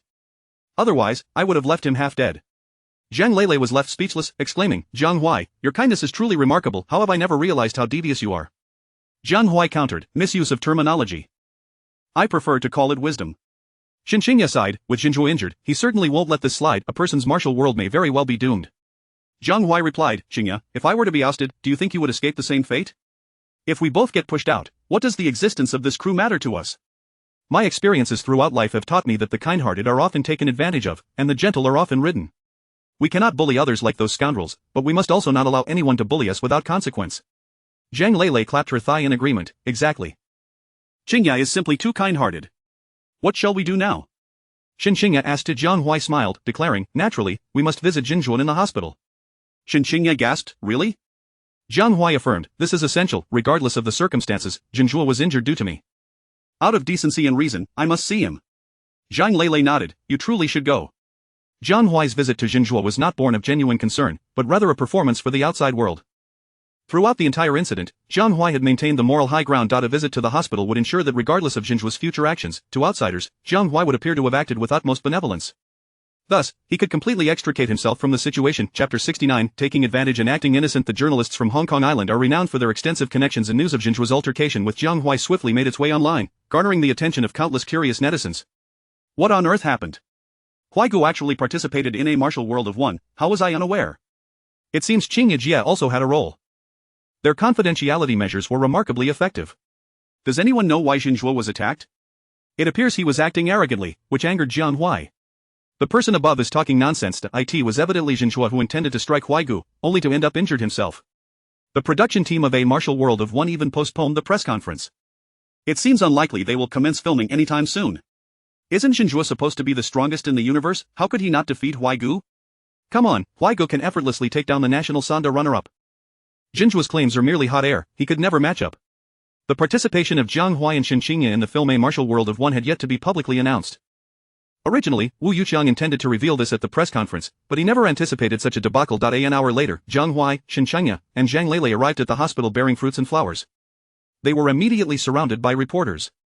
"Mr. Jiang, there are reports suggesting that Zhuo was injured by you, is this true?" "Certainly not. How could I possibly get into a fight with Zhengge while collaborating on a new film? Then how did Zhuo sustain his injuries? This is Zhengge's private matter, I cannot disclose it." "Mr. Jiang, did Zhengge attack you?" "Absolutely not. We were previously unacquainted and held no grievances, how could there be an altercation? Please refrain from spreading unfounded rumors." As Jiang Huai addressed the reporters, he guided Shen Qingya and Zhang Lele into the hospital. Soon, the three found themselves in Zhuo's hospital room. Upon seeing Jiang Huai, Zhuo's eyes blazed with fury. He had just undergone an examination, discovering that 3 bones in his right leg were fractured. A complete recovery would take no less than 6 months. For a rising star, such an extended period was simply too long. Fortunately, Jiang was a capable performer. Had he been an up-and-coming idol, a 6-month hiatus would likely have plummeted his popularity to unprecedented lows. What are you doing here? Get out! Jiang barked. Jiang Huai smiled faintly, placing the fruit basket and flowers on the table, and replied, Jiang, I truly apologize, I had no idea you would be so severely injured. Alas, it's all my fault for failing to evade your kick in time, which resulted in your leg injury. But at that moment, I had no means of avoiding it. Your kick was simply too swift for me to evade. Hearing Jiang Huai's words, Zhang Lele and Shen Qingya nearly burst into laughter. What did it mean to fail to evade in time, resulting in an injury? It was a clear mockery of Jiang's ineptitude. Jiang, naturally, recognized the sarcasm and erupted in fury, shouting, Get out, Jiang Huai, don't get too cocky, I will definitely hire a lawyer to sue you for intentional injury. Jiang Huai feigned concern, responding, Jiang, please don't be angry. Someone in your condition requires ample rest. As for your intention to sue, that is acceptable. If a judge rules that I intentionally injured you, I would serve a few years in prison, which would feel like reliving old memories. However, I advise against such a course of action. Because, from the entirety of the video footage, it is evident that you were the one attacking me. Had I collapsed at that moment, you would likely not be in a hospital but rather sipping tea with the police. From this perspective, you ought to thank me. Jiang was nearly driven to the brink of rage by Jiang Huai's words. Even with a broken leg, he was being told to express gratitude. It was utterly ridiculous. Mr. Jiang, you are not welcome here, please leave immediately, Jiang's manager, Yi Kai, said coldly. Jiang Huai nodded and stated, Very well, I will say one last thing and then depart. Jiang, I hope you can learn to temper your volatile disposition. Constantly trying to expel others may lead you to kick a steel plate, and that would be more than just a broken leg. Jiang, sincere advice can be hard to swallow. I wish you a swift recovery. With that, Jiang Huai bowed to Jiang and turned to leave with Zhang Lele and Shen Qingya. Just as they reached the elevator, they heard a cacophony of objects crashing to the floor from the hospital room. Jiang Huai sighed, I truly wasn't mistaken, this celebrity's temper certainly needs some adjustment. Shen Qingya playfully hit him, saying, taking advantage and acting innocent, let's hurry and leave. Upon entering the elevator, they encountered Wu Yuqiang. He paused, surprised, and asked, What brings you here? Jiang Huai sighed, Jiang was injured because of me, I felt guilty, so I brought some items to visit him, only to be berated and kicked out. Wu Yuqiang scrutinized him for a moment and said, You handled that quite well. Jiang Huai, come with me, I have something to discuss. The two moved to a secluded corner, where Wu Yuqiang said, I just had a video conference with the production team of A Martial World of One, and they are extremely upset about Jiang's injury. Your and Miss Shen's roles are likely in jeopardy. Jiang Huai furrowed his brows, Director Wu, are you implying they want to replace the leads? Wu Yuqiang nodded, indeed, however, I did not agree. No other actor can compare. Upon hearing this, Jiang Huai's gaze towards Wu Yuqiang shifted. He solemnly stated, Director Wu, regardless of whether I can collaborate with you this time, I consider you a friend. If you ever encounter difficulties, do not hesitate to seek me out. I will never shy away from helping, as long as it is within my power. In his past life as a powerful figure, Jiang Huai had always placed great importance on promises. Today, he felt most remorseful towards Wu Yuqiang. Wu Yuqiang was no fool, he understood that Jiang's injury was undoubtedly instigated by Jiang Huai. Even so, he continued to support Jiang Huai's role as Feng Yuxiu, which deeply moved him. Wu Yuqiang patted his shoulder, smiling, I will remember your words. Chapter 70 Mr. Zhen, you are charged with attempted assault. The news of Jiang Huai visiting Jiang in the hospital swiftly spread across the internet, further complicating the nature of their relationship. Many netizens even speculated that the uproar surrounding them was merely a publicity stunt for their upcoming film, asserting that Jiang had either not been injured at all or had only sustained minor injuries. In the hospital room, Jiang turned to his lawyer, Xiao Tingting, and inquired, What do you think, if this goes to court, do I stand a chance of winning? Xiao Tingting replied, Mr. Zhen, the footage clearly shows you on the offensive while the other party was merely evading. Throughout the entire encounter, he did not strike first. She continued, if this escalates to a courtroom, our chances of prevailing are virtually non-existent. Fuming, Jiang retorted, that scoundrel is plotting against me. Xiao Tingting sighed and said, Mr. Zhen, if I may be frank, we ought to be more concerned about the possibility of Jiang Huai suing you. Taken aback, Jiang asked, what do you mean? Xiao Tingting grimaced and explained, if he countersues you for attempted assault, the likelihood of your defeat is significant. What? Jiang exclaimed, his eyes wide in disbelief. Are you joking? Xiao Tingting replied, as a lawyer, I never joke about such matters. Mr. Zhen, your actions certainly resemble an intent to harm Jiang Huai. Should he pursue this, it could prove extremely detrimental for you. Jiang's manager, Yi Kai, inquired, what is the worst-case scenario? Xiao Tingting responded, attempted assault, resulting in a 6-month prison sentence. Yi Kai gasped, no way, that absolutely cannot happen. Jiang insisted, we were merely sparring, not fighting. Xiao Tingting countered, is there any evidence to prove you were sparring? Jiang fell silent. His actions had been provoked entirely by Jiang Huai's taunts. Where could he possibly find evidence? Xiao Tingting advised, Mr. Zhen, it would be prudent to downplay this incident, resolving it quietly without further pursuit from either side. Otherwise, you could find yourself in a considerable predicament. Ye Kai encouraged, brother Jin, the future is long, there is no need to engage in a bitter feud with this newcomer. Through gritted teeth, Jin Zhuo declared, I will reclaim my honor one day. Xiao Tingting regarded him silently, her thoughts casting doubt on his bravado. Inflicting harm upon another and then claiming to be the strongest in the universe was nothing short of a farce. The male lead of the Wulin of One had sustained injuries, rendering the film's production impossible in the near future. Jiang Huai and his companions spent 2 days on Hong Kong Island before returning to Yendu, just in time for the promotional events of the Imperial Guard. Chen Lang proved to be the industry's most adept and efficient operator, completing the transition from filming to release in a mere month. By this efficiency, one could deduce that the time it took Wong Kar-wai to shoot a film could suffice for Chen Lang to produce 4 or 5. The promotional team for the Imperial Guard provided all the stars with a comprehensive publicity schedule. Jiang Huai glanced at it and exclaimed in disbelief. Over the following week, he was slated to attend 18 promotional events across various cities. Additionally, he was required to participate in the immensely popular music variety show Super Voice. The itinerary was tightly packed, allowing an average of only 5 to 6 hours of rest each day. However, Jiang Huai was unfazed. His constitution far exceeded that of an average person, requiring only 3 to 4 hours of sleep to remain invigorated. Conversely, Shen Qingya faced a significant challenge. Among all the cast members of the Imperial Guard, her popularity was the highest, leading the promotional team to assign her an even more demanding schedule than Jiang Huai. What on earth is going on? Jiang Huai slammed the schedule down on the table, exclaiming, I'm going to speak with old Chen and demand he cut Shen Qingya's promotional commitments in half. Is this even sustainable? Zhang Lele raised an eyebrow and teased, what's wrong, feeling protective? Jiang Huai retorted, of course, she is my girlfriend, who else would I be concerned about? Zhang Lele replied, feeling protective won't change anything. Qingya is the female lead of the Imperial Guard and also an investor, she must set an example, otherwise, what would the other actors think? Jiang Huai paused, turning to Shen Qingya and asking, did you already know about this schedule? Shen Qingya nodded, stating, I was involved in the creation of this promotional plan. With a heavy sigh, Jiang Huai expressed his frustration, why put yourself through such hardship? Shen Qingya responded, in comparison to the promotion for the era of women, this is actually quite manageable. Jiang Huai conceded, fine. You re the boss, I trust your judgment. The following day, the creative team of the Imperial Guard commenced their tour of promotional activities across major cities. For the first time, Jiang Huai experienced the arduous nature of an actor's life. Returning to the hotel at dawn and rising before daylight to catch flights became the norm, whether on the road or in the air. All the actors were desperately trying to catch up on sleep. At the promotional events, regardless of their exhaustion, everyone was compelled to maintain radiant smiles and engage with fans. The initial days were tolerable, but as time dragged on, it felt as though each day stretched into an eternity.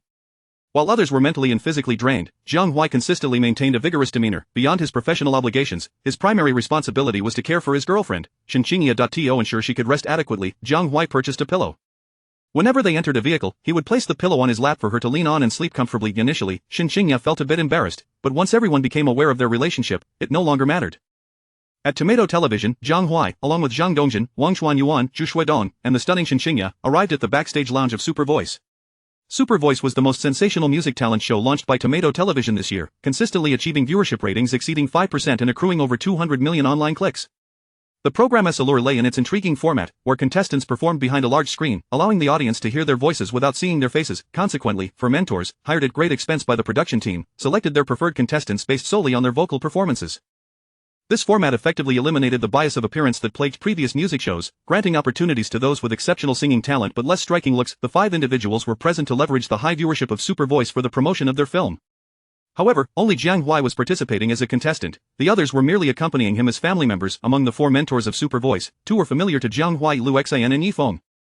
Chapter 71 Brother Huai, wishing you failure. After waiting for nearly half an hour, it was finally Jiang Huai's turn to take the stage. The host, Zhang Xinhua, smiled and inquired, does anyone have any blessings to offer Brother Huai? Zhang Dongjin declared, Brother Huai, go for it. For the promotion of Jinhui, you must sing as poorly as possible. Wang Chuanyuan echoed, indeed. To capture everyone's attention on this stage, you absolutely cannot perform well. Brother Huai, I wish you failure. Zhu Shuidong clenched his fist and said, Brother Huai, our goal is to embarrass ourselves. If conditions permit, it would be best to embarrass ourselves on a grand scale, thus trending on social media. In this way, the box office for Jinhui will surely see a significant boost. Upon hearing the words of the 3, Jiang Huai was left utterly bewildered. He turned to Zhang Xinhua and asked, has your production team prepared a script for them? This is utterly shameless. Zhang Xinhua, stifling laughter, replied, Brother Huai, I assure you on my character that their words are heartfelt and have nothing to do with our production team. Ha! Zhang Xinhua could no longer contain his laughter. The others joined in, and the audience in the live broadcast burst into laughter as well. Poor Brother Huai.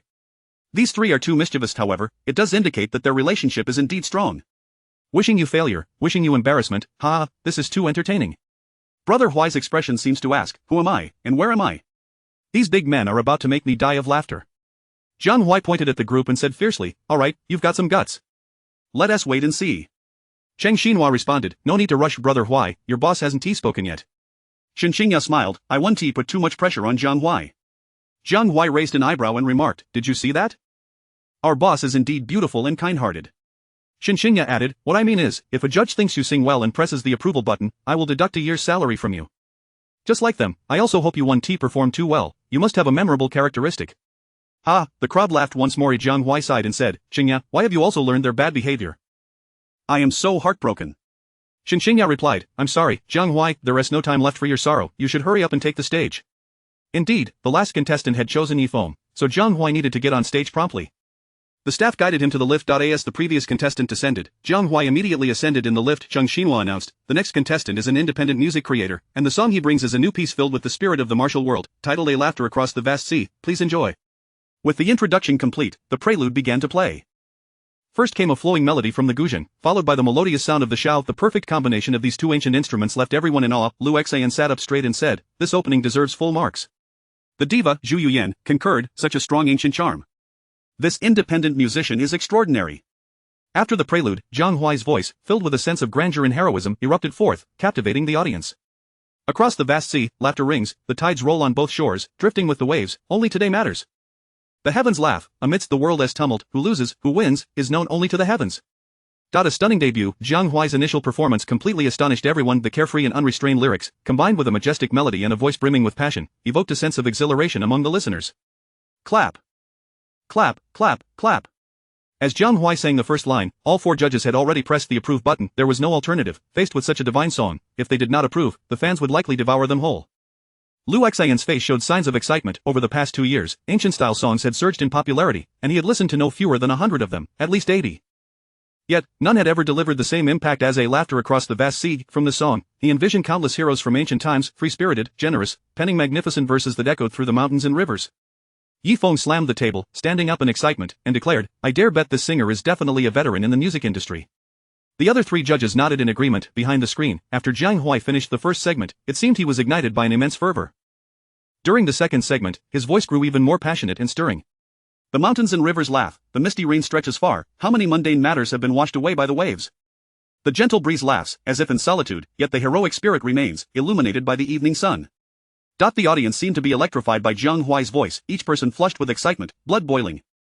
Even many delicate female fans were stirred, embodying the spirit of heroines. Backstage, Zhang Dongjin, Wang Chuanyuan, and Xu Xuedong were left speechless, their mouths agape in astonishment. They knew Jiang Huai was a remarkably talented music creator, having penned numerous classic songs before. However, the boldness and grandeur expressed in A Laughter Across the Vast Sea truly left them with heartfelt shock. Among the Jinui crew, only Shen Qingya maintained some semblance of composure. However, deep down, she was far from tranquil. After Jiang Huai composed A Laughter Across the Vast Sea, she had reviewed the lyrics and melody. At that time, she thought the lyrics were somewhat brief and the melody a bit simplistic. Little did she expect that through Jiang Huai's interpretation, the song transformed into something so exhilarating and unparalleled. In the live broadcast, the audience's comments flooded in like rain. This is the song a real man should listen to. A Laughter Across the Vast Sea, Brother Huai has written it brilliantly and sung it even better. Blood boiling, Brother Huai has sung the aspirations of men. What seems simple in words and melody has indeed created a grand masterpiece. Brother Huai is truly a genius. I believe Brother Huai is currently the most outstanding music creator in the entertainment industry, bar none. The melody of A Laughter Across the Vast Sea is exceedingly simple. There may not be a simpler song in the entire music realm, yet the sentiments it conveys are beyond what any other song can encompass. At this moment, Jiang Huai had completely immersed himself in the song, passionately expressing the emotions within him, sending shivers down the spines of all present. As the performance reached its climax, he sang, la la la la la la la la la la. Under the inspiration of Jiang Huai's voice, all four judges and hundreds of audience members stood up in unison, joining in a rousing chorus alongside him, accompanied by the exuberant guzheng. Only when the final note fell did they reluctantly cease, and a storm of applause and cheers nearly lifted the roof off. Zhu Xuedong, in a fit of excitement, clapped and shouted, incredible. Brother Huai is phenomenal. Wang Chuanyuan murmured, a divine song, this is truly a divine song. Zhang Dongjin remarked, to write and sing a song to this extent is truly unparalleled. Shen Qingya gazed at the big screen, her pride evident in her eyes, so apparent that even a fool could discern it. Chapter 72, Does your production team not pay for dry ice? Host Jiang Xinhua ascended the stage, taking a full 2 minutes to regain control of the situation. Have all four mentors approved? Jiang Xinhua inquired. The king of Hong Kong, Chen Yisan, replied impatiently, with a song like this, of course it's a pass. Host, spare us the small talk and unveil the screen. I am particularly eager to witness this teacher's talent. Jiang Xinhua, playing coy, responded, to reveal the answer directly would be rather dull. Let us do this. I will give the 4 mentors 3 chances to guess the identity of this performer. I can offer you a hint, this singer is exceptionally talented and has penned several classic songs. Lu Xin asked, is it the esteemed Yu Ku? Jiang Huai shook his head. Zhu Yuyan suggested, listening to his singing style, could it be teacher Lu Xinglong? Jiang Huai again shook his head. Yi Feng exclaimed, it must be teacher Chu Huacheng. Jiang Huai shook his head for the 3rd time, stating, all incorrect. Yi Feng said, let us stop this game and unveil the screen. Very well, please assist me. Before Jiang Huai could finish his sentence, the 2 screens were abruptly pulled aside by Jiang Huai. Does your production team not pay for dry ice? I have finished singing, yet you still keep the suspense going? Jiang Huai remarked, eliciting a burst of laughter from the audience. Lu Xian, pointing at Jiang Huai, exclaimed in disbelief, how could it possibly be you? Yi Feng, equally astonished, added, was that really you singing? This is impossible. Jiang Huai rolled his eyes and said, Teacher Lu, Teacher Yi, it was all quite obvious. I cannot believe you both were unaware of my presence. Yi Feng retorted, if we had known, we would have gone backstage to find you. Jiang Huai asked suspiciously, really? Jiang Huai chuckled, Teacher Jiang, we indeed did not inform the 4 mentors that you would be singing. Jiang Huai scratched the back of his head, conceding, all right then. I had planned to commend their acting skills, yet it seems they were merely being themselves. The laughter erupted once more backstage. Zhu Xuedong expressed his admiration, stating, I have come to realize that Brother Huai dares to speak his mind wherever he goes. Shen Qingya smiled, in Jiang Huai's dictionary, the word fear does not exist. Expecting him to behave modestly is utterly impossible. Chenison inquired, Teachers Lu and Yi, do you know him? Lu Xian replied, we know him all too well, his name is Jiang Huai. He is the brilliant mind behind the viral hits Liang Liang, 3 Lives 3 Worlds, Peach Blossom Promise, Invisible Wings, Red Beans, A Diao, Big Brother, and Next Stop, Diva. He is an exceptionally talented music creator. Yi Feng chimed in, it was precisely because this fellow wrote 3 songs for Shaohan that it led to our defeat on the stage of Peak Singer. Chenison suddenly understood, saying, so you are Jiang Huai. I have listened to almost all your songs, your writing is simply marvelous. Jiang Huai chuckled, I appreciate the compliments from the 3 esteemed teachers. In truth, you can freely extol my virtues, there is no need for restraint. I can certainly handle it. The audience erupted in laughter, with diva Zhu Yuyan laughing so hard that tears streamed down her face. Jiang Huai remarked, Teacher Zhu, your sense of humor is rather low. You ought to exercise it more. Zhu Yuyan nodded, I shall. With that, she burst into laughter again. Lu Xian shook his head, alright, let us stop jesting. Jiang Huai, tell us about the song Song Hai Yi Shang Xiaoda. What inspired you to write it? Jiang Huai explained, the melodies of our ancient songs correspond to the notes gong, shang, jiao, ji, yu, which relate to the simplified scores 1, 2, 3, 5, 6. I was idly passing time, reversed the score, and found it quite pleasing, thus Song Hai Yi Shang Xiao was born. Lu Xian nodded, great music must be simple, the straightforward melody combined with lyrics of fewer than 50 words stirred our spirits immensely. Jiang Huai, you are truly remarkable. Jiang Huai sighed, what can I say, I am simply too talented. Lu Xian laughed heartily, could you not be a tad more humble? Jiang Huai retorted, we are all in the same boat. Who was it that claimed to have the strongest drinking capacity in Yendu, only to end up failing? Zhu Yuyan could not help but laugh again. Chenison, intrigued, asked, I sense there is a story here. Could you share it? Lu Xian, with a hint of resignation, replied, there is not much to tell. After the finals of Peak Singer, we gathered for a meal. And as a result, this rascal managed to get all the singers completely intoxicated. My once glorious reputation is now thoroughly tarnished by his antics. Yi Feng added, in truth, we have only met Jiang Huai once, yet that encounter left an indelible impression. I even silently vowed never to drink with this guy again. The audience erupted in laughter. Zhu Yuyan asked, Teacher Jiang, why did you choose to come to our program? Jiang Huai replied, Sister Zhu, you may simply call me Jiang Huai. Please do not address me as teacher, I did not graduate from middle school, and I truly cannot bear such a title. As for why I am here, it is because your program boasts the highest ratings. I am here to promote the film Jiang Huai, so naturally, I must choose a program that garners more attention from film enthusiasts. By the way, there is a significant matter I nearly forgot to mention.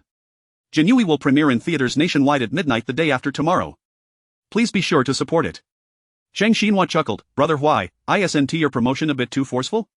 Jiang Huai replied, then you help me deliver a more subtle one. Jiang Xinhua said, I will pass. I will leave the opportunity to other actors of Jiang Huai. Ladies and gentlemen, let us now give the warmest applause to welcome the actors of Jiang Huai Zheng Dongjin, Shen Qingya, Wang Chuanyuan, and Zhu Xuedong as they take the stage. Amidst the thunderous applause and cheers from the audience, the 4 waved as they approached the stage. After introducing themselves, Lu Xian chuckled, Qingya, since you are here, why let Jiang Huai sing? Jiang Huai interjected, is that even a question? Her voice is so distinctive, as soon as she opens her mouth, you can recognize it, what's the point? Lu Xian, exasperated, responded, I was asking Qingya, not you. Yi Feng concurred, exactly. Jiang Huai, please step aside, we wish to converse with Qingya and the others. Jiang Huai sighed, truly, kindness begets exploitation, good horses are ridden. Laughter erupted once again. Chapter 73. Hilarious. Jiang Huai. Wang Chuanyuan remarked, Brother Huai, I must say, it's high time you ceased your incessant chatter. After all this talk, you merely mentioned Jiang Huai in passing, displaying a complete lack of awareness for promoting the film, which is rather unacceptable. Zhang Dongjin added, indeed, the production team ought to withhold his remuneration as a cautionary measure. Jiang Huai widened his eyes and exclaimed, what are you all plotting? A rebellion? Let it not escape your minds that I am your elder brother, you are crossing the line. Lu Xian interjected, wait a moment Chuanyuan, aren't you all older than him, how did he become the elder brother? Wang Chuanyuan forced a wry smile and said, one misstep can lead to eternal regret. The day before Jiang Huai commenced filming, this rascal treated us to drinks. When the drinking commenced, he proposed that whoever had the best alcohol tolerance would be deemed the leader of the Jiang Huai crew, with everyone required to address him as elder brother. We fancied ourselves quite the drinkers and agreed. And, as you now know, the result was quite the spectacle. Lu Xian laughed heartily, only Jiang Huai could pull off such a stunt. In the live streaming room, the comments began to flood in once more. I'm dying of laughter. Brother Huai is truly incorrigible. To become the elder brother, Jiang Huai resorted to cunning schemes. It seems Brother Huai can charm his way everywhere. Brother Huai's popularity is remarkable. Jiang Huai interjected, enough of this banter. Let us swiftly introduce the film. If we continue, they might charge us for advertising. Chen Qingya chimed in, Brother Huai is right thus far, we remain oblivious to the actual storyline of Jiang Huai. Furthermore, what roles do you all play in the film? Shen Qingya spoke up, allow me to elaborate, Jiang Huai unfolds during the late Ming and early Qing dynasties.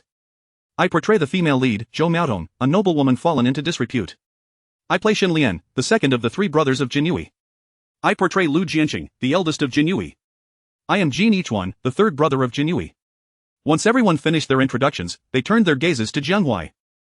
Jiang Huai rubbed his nose and declared, I play Ding Xiu, the elder brother of Jin Yichuan, and the pinnacle of combat prowess in the entire film. Yi Feng asked in astonishment, so you are the unrivaled master of the realm? Jiang Huai nodded, more or less. Yi Feng, skeptical, inquired, is that true? You aren't embellishing your own glory, are you? Wang Chuanyuan affirmed, what he says is indeed true. I in the film, Ding Xiu's martial arts are the highest in skill, and he is also the most shameless rogue of the Jianghu. For money, he would do anything. Lu Xian slammed the table and exclaimed, your director has an impeccable eye for casting. Having Jiang Huai play Ding Xiu requires no acting, it's essentially a portrayal of his true self. Ha! Ha ha ha ha. The entire studio erupted in laughter. Jiang Huai remarked, laughter is all well and good, but let us not forget to watch Jiang Huai in theaters tomorrow night. This is my first film with lines, surely, you all can extend me some courtesy, yes? The audience chorused, of course. Will you go to the cinema to see Jiang Huai? Yes. Is Jiang Huai handsome? Very. As the audience realized something was amiss, they burst into laughter. Jiang Huai, beaming with pride, stated, do you see, the eyes of the masses are indeed discerning. Alright, we've sufficiently promoted the film. Host, may we take our leave? Cheng Xinhua replied, that cannot be since Shen Tian's marriage is upon us, we must leave behind a song, at the very least. Lu Xian nodded in agreement, precisely. Jiang Huai, how about you and Qingya perform Liang Liang? Jiang Huai turned to Shen Qingya, who responded, then let us sing a song. Soon, as the prelude played, Jiang Huai and Shen Qingya joined hands and performed Liang Liang, earning thunderous applause from the audience.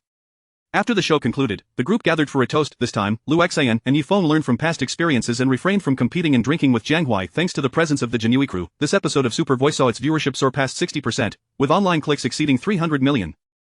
Jiang Huai's rendition of Song Hai Yi Shang Xia captured the hearts of countless fans. Once released on major music platforms, within a mere 24 hours, Song Hai Yi Shang Xia garnered over 100 million clicks and 30 million downloads, becoming a viral sensation across the internet. On September 12, the premiere of Jiang Huai took place. Chen Lang did not organize a grand premiere like Lu Kaming, nor did he summon friends to support his film. Nonetheless, over 30 prominent artists arrived uninvited, adding considerable glamour to the premiere of Jiang Huai. Jiang Huai softly remarked, Old Chen, your popularity is impressive. Chen Lang, beaming with pride, replied, of course. At the stroke of midnight, Jiang Huai met audiences in theaters nationwide. The intricate plot, rapid-fire editing, and raw, brutal fight scenes captivated the attention of film enthusiasts. Asa supporting character, Jiang Huai made his first appearance 20 minutes into the film, following a fight scene with Zhu Xuedong. The audience found themselves astonished. Jiang Huai's portrayal of Ding Xiu was remarkably vivid, whether in speech or combat. He embodied the archetype of an ancient Jianghu figure with striking accuracy. The line "gotta add money" was especially brilliant, eliciting uproarious laughter from the entire audience. Brother Huai's performance was outstanding. I give 100 points for that twist. I thought he was a man of honor. Who knew he was motivated by money? Even though Brother Huai only appeared twice, he left a lasting impression on me. Brother Huai's acting skills are phenomenal. In the theater, Shen Qingya, hearing the audience's comments, nudged Jiang Huai and whispered, you are about to become a sensation. Jiang Huai took Shen Qingya's hand and grinned, I was already quite the sensation. Shen Qingya, exasperated, replied, you are far too immodest. Let go of my hand. Jiang Huai retorted, what's wrong with holding my girlfriend's hand, I want to let go. With no choice, Shen Qingya allowed Jiang Huai to hold her hand soon after, following the phrase gotta add money. Jiang Huai's line, this girl is very, once again resonated with the audience. His intense battle with Zhu Xuedong drew gasps of astonishment. During filming, Jiang Huai urged Zhu Xuedong to attack him with full force. Though the process was perilous, the result was astonishingly effective, marking it as the film's best action sequence. Due to their duel, Chen Lang was compelled to adjust the climactic showdown, amplifying its excitement beyond the original design. Particularly, Jiang Huai's fierce battle against over 20 cavalrymen was nothing short of extraordinary. As the film concluded, the audience erupted into enthusiastic applause. Chapter 74. Both box office and reception were extraordinary. The following day, the box office figures for The Imperial Guard were freshly released. On its opening day, it garnered an impressive 82.2 million, securing the third position among films released during the same period. On the movie rating website, over 30,000 individuals have bestowed an impressive score of 8.44 upon The Night of Shadows, far surpassing the second-place rating of 7.28. The comments section is abuzz with activity, as countless cinephiles eagerly express their opinions. This is a sincere masterpiece by the esteemed director Chen Lang. The screenplay of The Assassins is robust, the action sequences are exhilarating, and the performances of the cast are all commendable. I would rate it an impressive 8.82. As a prominent director within the Yen circle, Chen Lang undeniably surpasses Liu Kaming in storytelling prowess by a significant margin. I wholeheartedly recommend everyone to experience The Assassins in theaters. It is truly remarkable. Sister Qingya's portrayal of a noblewoman fallen into the brothel is nothing short of exceptional, surpassing my expectations. The greatest surprise for me was Huai Gu's line about needing to pay extra completely disarmed the entire audience. Indeed, the finest performance came from Huai Gu. I've heard that both the line about paying extra and the charming dialogue were his own creations, quite impressive. Without Huai Gu's brilliant interpretation, The Assassins would likely earn no more than a 7. Upon witnessing the overwhelmingly positive reception of The Assassins, Major Cinemas promptly responded by increasing its screening schedule by 30%. The exceptionally high number of screenings and the favorable word of mouth have propelled the box office of Jiang Huai to surpass 150 million for 3 consecutive days. By the fourth day, the fervor has slightly diminished, yet it continues to hover around the 100 million mark. A week later, the total box office revenue of The Assassins reached an astonishing 822 million, sending shockwaves throughout the film industry. It is noteworthy that the total investment for The Assassins was less than 200 million, with a mere 500 million required to break even. Having been released for only 7 days, it has already crossed the 800 million mark. By the time it concludes its run, it is anticipated to surpass 1.5 billion. When considering future copyright revenue, the investors are poised to reap substantial profits. The success of The Assassins has inevitably elevated the status of its cast. The leading actors, Zhang Dongjin and Shen Qingya, have experienced a meteoric rise in popularity. Particularly, Shen Qingya delivered a performance that showcased her near-future potential as an award-winning actress, garnering accolades from countless film enthusiasts. This achievement has solidified her standing in the film industry, effectively erasing the shame brought by the era of women. However, she is not the most celebrated. The title belongs to Jiang Huai, who portrayed Ding Xiu. Several clips of Jiang Huai's performances were surreptitiously recorded by fans and disseminated across various short video platforms, accumulating an astounding total of over 1 billion views. The remarkable success of The Assassins can, in significant part, be attributed to the look no further than Huai Gu. It was Huai Ji's short videos that compelled me to watch The Assassins. Every penny spent was worthwhile. The story is compelling, the fight scenes are strikingly realistic, and the performances are commendable, with Huai Gu standing out as the best. He can write songs, sing, and act so proficiently. I dare wager that Huai Gu is destined for stardom. Go, Huai Gu, you are the best. I eagerly await your Master of the Republic. Jiang Huai's Weibo comment section is replete with fans' praise, and his follower count has surged past 40 million. Like Shen Qingya, this figure is entirely genuine. Jiang Huai is elated to finally receive endorsement offers from major brands. Zhang Lele placed over 10 endorsement agreements before Jiang Huai, smiling as she said, Jiang Huai, congratulations. These brands wish to collaborate with you, please make your selection. Jiang Huai shrugged, replying, I have no expertise in this area. La sister, I would appreciate your guidance. Without hesitation, Zhang Lele extracted one agreement, stating, this is a highly regarded domestic sportswear brand. They have great confidence in your future and wish to sign a 3-year contract with an annual endorsement fee of 6 million. Jiang Huai frowned, La sister, I believe it would be best not to sign a long-term contract. As a time-traveling individual equipped with an entertainment achievement system, Jiang Huai is confident he can ascend to the ranks of first-tier stars within a year. For artists of this caliber, annual endorsement fees typically exceed 10 million. The 6 million offered by the brand is, frankly, insufficient. Zhang Lele chuckled, it seems we are on the same wavelength. I will negotiate with them to shorten the contract to 1 year. Next year, under the same conditions, we can have priority in endorsing their products. What do you think? Jiang Huai gave a thumbs up, exclaiming, La sister, you are brilliant. Zhang Lele continued, as for the other brands, to be honest, I am not particularly impressed. However, if you are in urgent need of money, we could consider them. Jiang Huai waved his hand, saying, no need to consider, I trust your professional judgment, besides, I am not in dire need of funds at the moment. Zhang Lele raised an eyebrow, grinning, you certainly know how to speak well. My positioning for you is the same as for Qingya, we will only pursue high-end brands, disregarding the mid and low-end. Jiang Huai nodded in agreement, stating, I wholeheartedly concur. Zhang Lele added, moreover, several major television networks wish to invite you as a guest on various variety shows. Would you like to consider this? Jiang Huai replied without hesitation, I do not wish to consider it. I only want to write songs, sing, and act. When I have new works, I may appear on a variety show, but I will not become a permanent guest. Such programs can be detrimental to an actor's career. Once the audience accepts your comedic side, it becomes challenging to resonate with them when you later perform serious roles. This could severely limit your future opportunities, relegating you to comedic roles at best. Zhang Lele expressed her surprise. Jiang Huai, impressive. Who have you been listening to? Jiang Huai smiled. Is it necessary to listen to others? Many actors, despite their commendable skills, find themselves overlooked for serious roles after appearing on a popular variety show, ultimately relegating them to comedic parts. This is indeed a positive development. I can rest assured leaving Qingya in your care. Jiang Huai was taken aback, asking, What do you mean, La sister, you are not considering a career change, are you? Zhang Lele replied, How could that be? What I mean is, I am merely an agent and cannot be by Qingya's side at all times. However, if you two become close, you can protect her. Jiang Huai nodded earnestly, reassuring her, You need not worry. I will protect her diligently. As long as I am around, no one will harm her. Zhang Lele smiled, I believe in you. Chapter 75 of the powerful box office appeal of Jiang Huai. In a tea house on Hong Kong Island, Wu Yuqian was seated with a middle-aged man in his 40s named Xiang Chengfeng, the head of Hong Kong's largest entertainment company, Hongdae Entertainment, and the principal investor of a person's martial world. Wu Yuqian took a sip of tea and remarked, Mr. Xiang, have you seen the news? Jiang has surpassed 1 billion in box office revenue. Xiang Chengfeng nodded, saying, Indeed, I never expected that. In an era where martial arts films have waned, one could still achieve such remarkable box office success. It truly is impressive. Wu Yuqian inquired, Do you know why it has attained such outstanding results? Upon hearing this, Xiang Chengfeng immediately grasped the underlying implication of Wu Yuqian's words, responding, Are you suggesting Jiang Huai and Shen Qingya? Not long ago, a person's martial world was forced to halt production, not only due to the injury of the lead actor but also because of Xiang Chengfeng's significant dissatisfaction with Jiang Huai. Although it appeared from the video that Jinzhuo was injured while attacking Jiang Huai, the incident was closely tied to Jiang Huai. To provide Jinzhuo with an explanation, Xiang Chengfeng called Wu Yuqian, requesting that Jiang Huai and Shen Qingya be removed from the cast. Wu Yuqian's authority in the production of the person's martial world stemmed not only from his status as a top director but also from Xiang Chengfeng's unwavering support, as half of the film's funding came from Xiang Chengfeng, with Wu Yuqian contributing 10. This combined investment accounted for 60 of the total budget, allowing Wu Yuqian the liberty to select his cast as he pleased. He firmly opposed Xiang Chengfeng's request to dismiss Jiang Huai and Shen Qingya. The discord between the director and the primary investor was the true reason behind the film's suspension. Wu Yuqian asserted, Mr. Xiang, I can assure you that Jiang Huai and Shen Qingya are at least half responsible for Jiang success in achieving $1 billion in box office. Jiang Huai's performance in the film was outstanding, garnering widespread recognition from fans. Numerous netizens have edited his performance clips into short videos, which have amassed over 500 million views. As for Shen Qingya, she is a queen of the music industry with over 60 million fans. These are not mere zombie fans bought by other young stars, but true die-hard supporters. When Shen Qingya makes a call, millions, even tens of millions, of fans flock to theaters to support her films.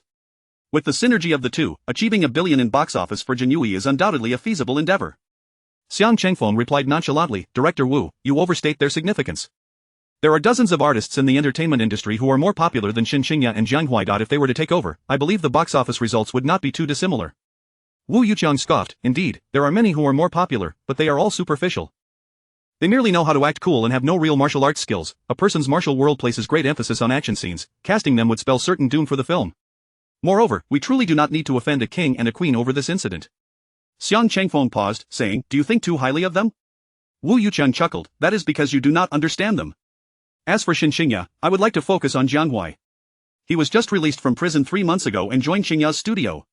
During this time, Jiang Huai has filmed 2 movies, namely Chen Lang's Jiang and Wong Kar-wai's Master of the Republic. But that is not the most alarming part. The most concerning aspect is that this fellow has penned nearly 10 classic songs, making this year's summer music scene virtually his domain. At the same time, his singing ability is quite impressive.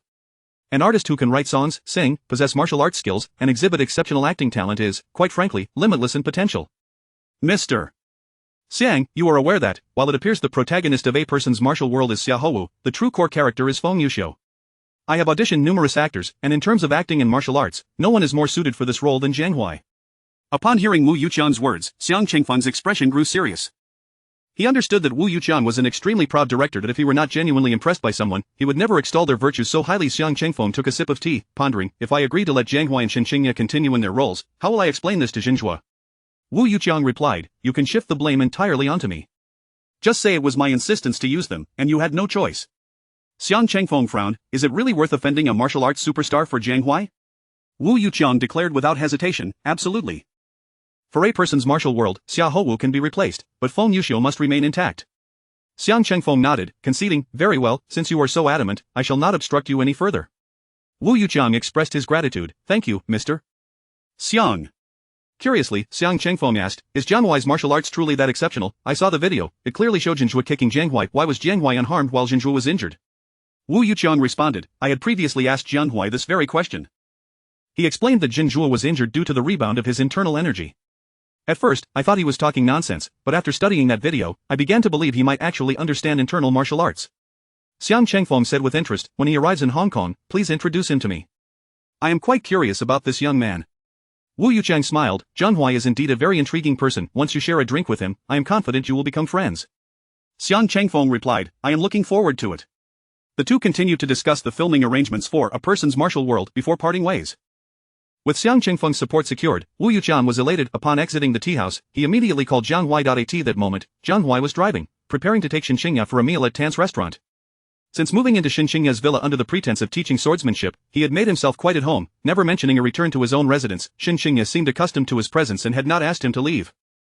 Following the conclusion of the promotional work for Jianhui, the two were practically cohabitating. Seeing that it was Wu Yuqiang calling, Jiang Huai promptly answered, Director Wu, what instructions do you have? Wu Di Director, congratulations on the phenomenal box office success of Jianhui. I heard you have become an internet sensation. Ha, there's no helping it. Gold will shine eventually. Director Wu, you didn't call just to congratulate me, did you?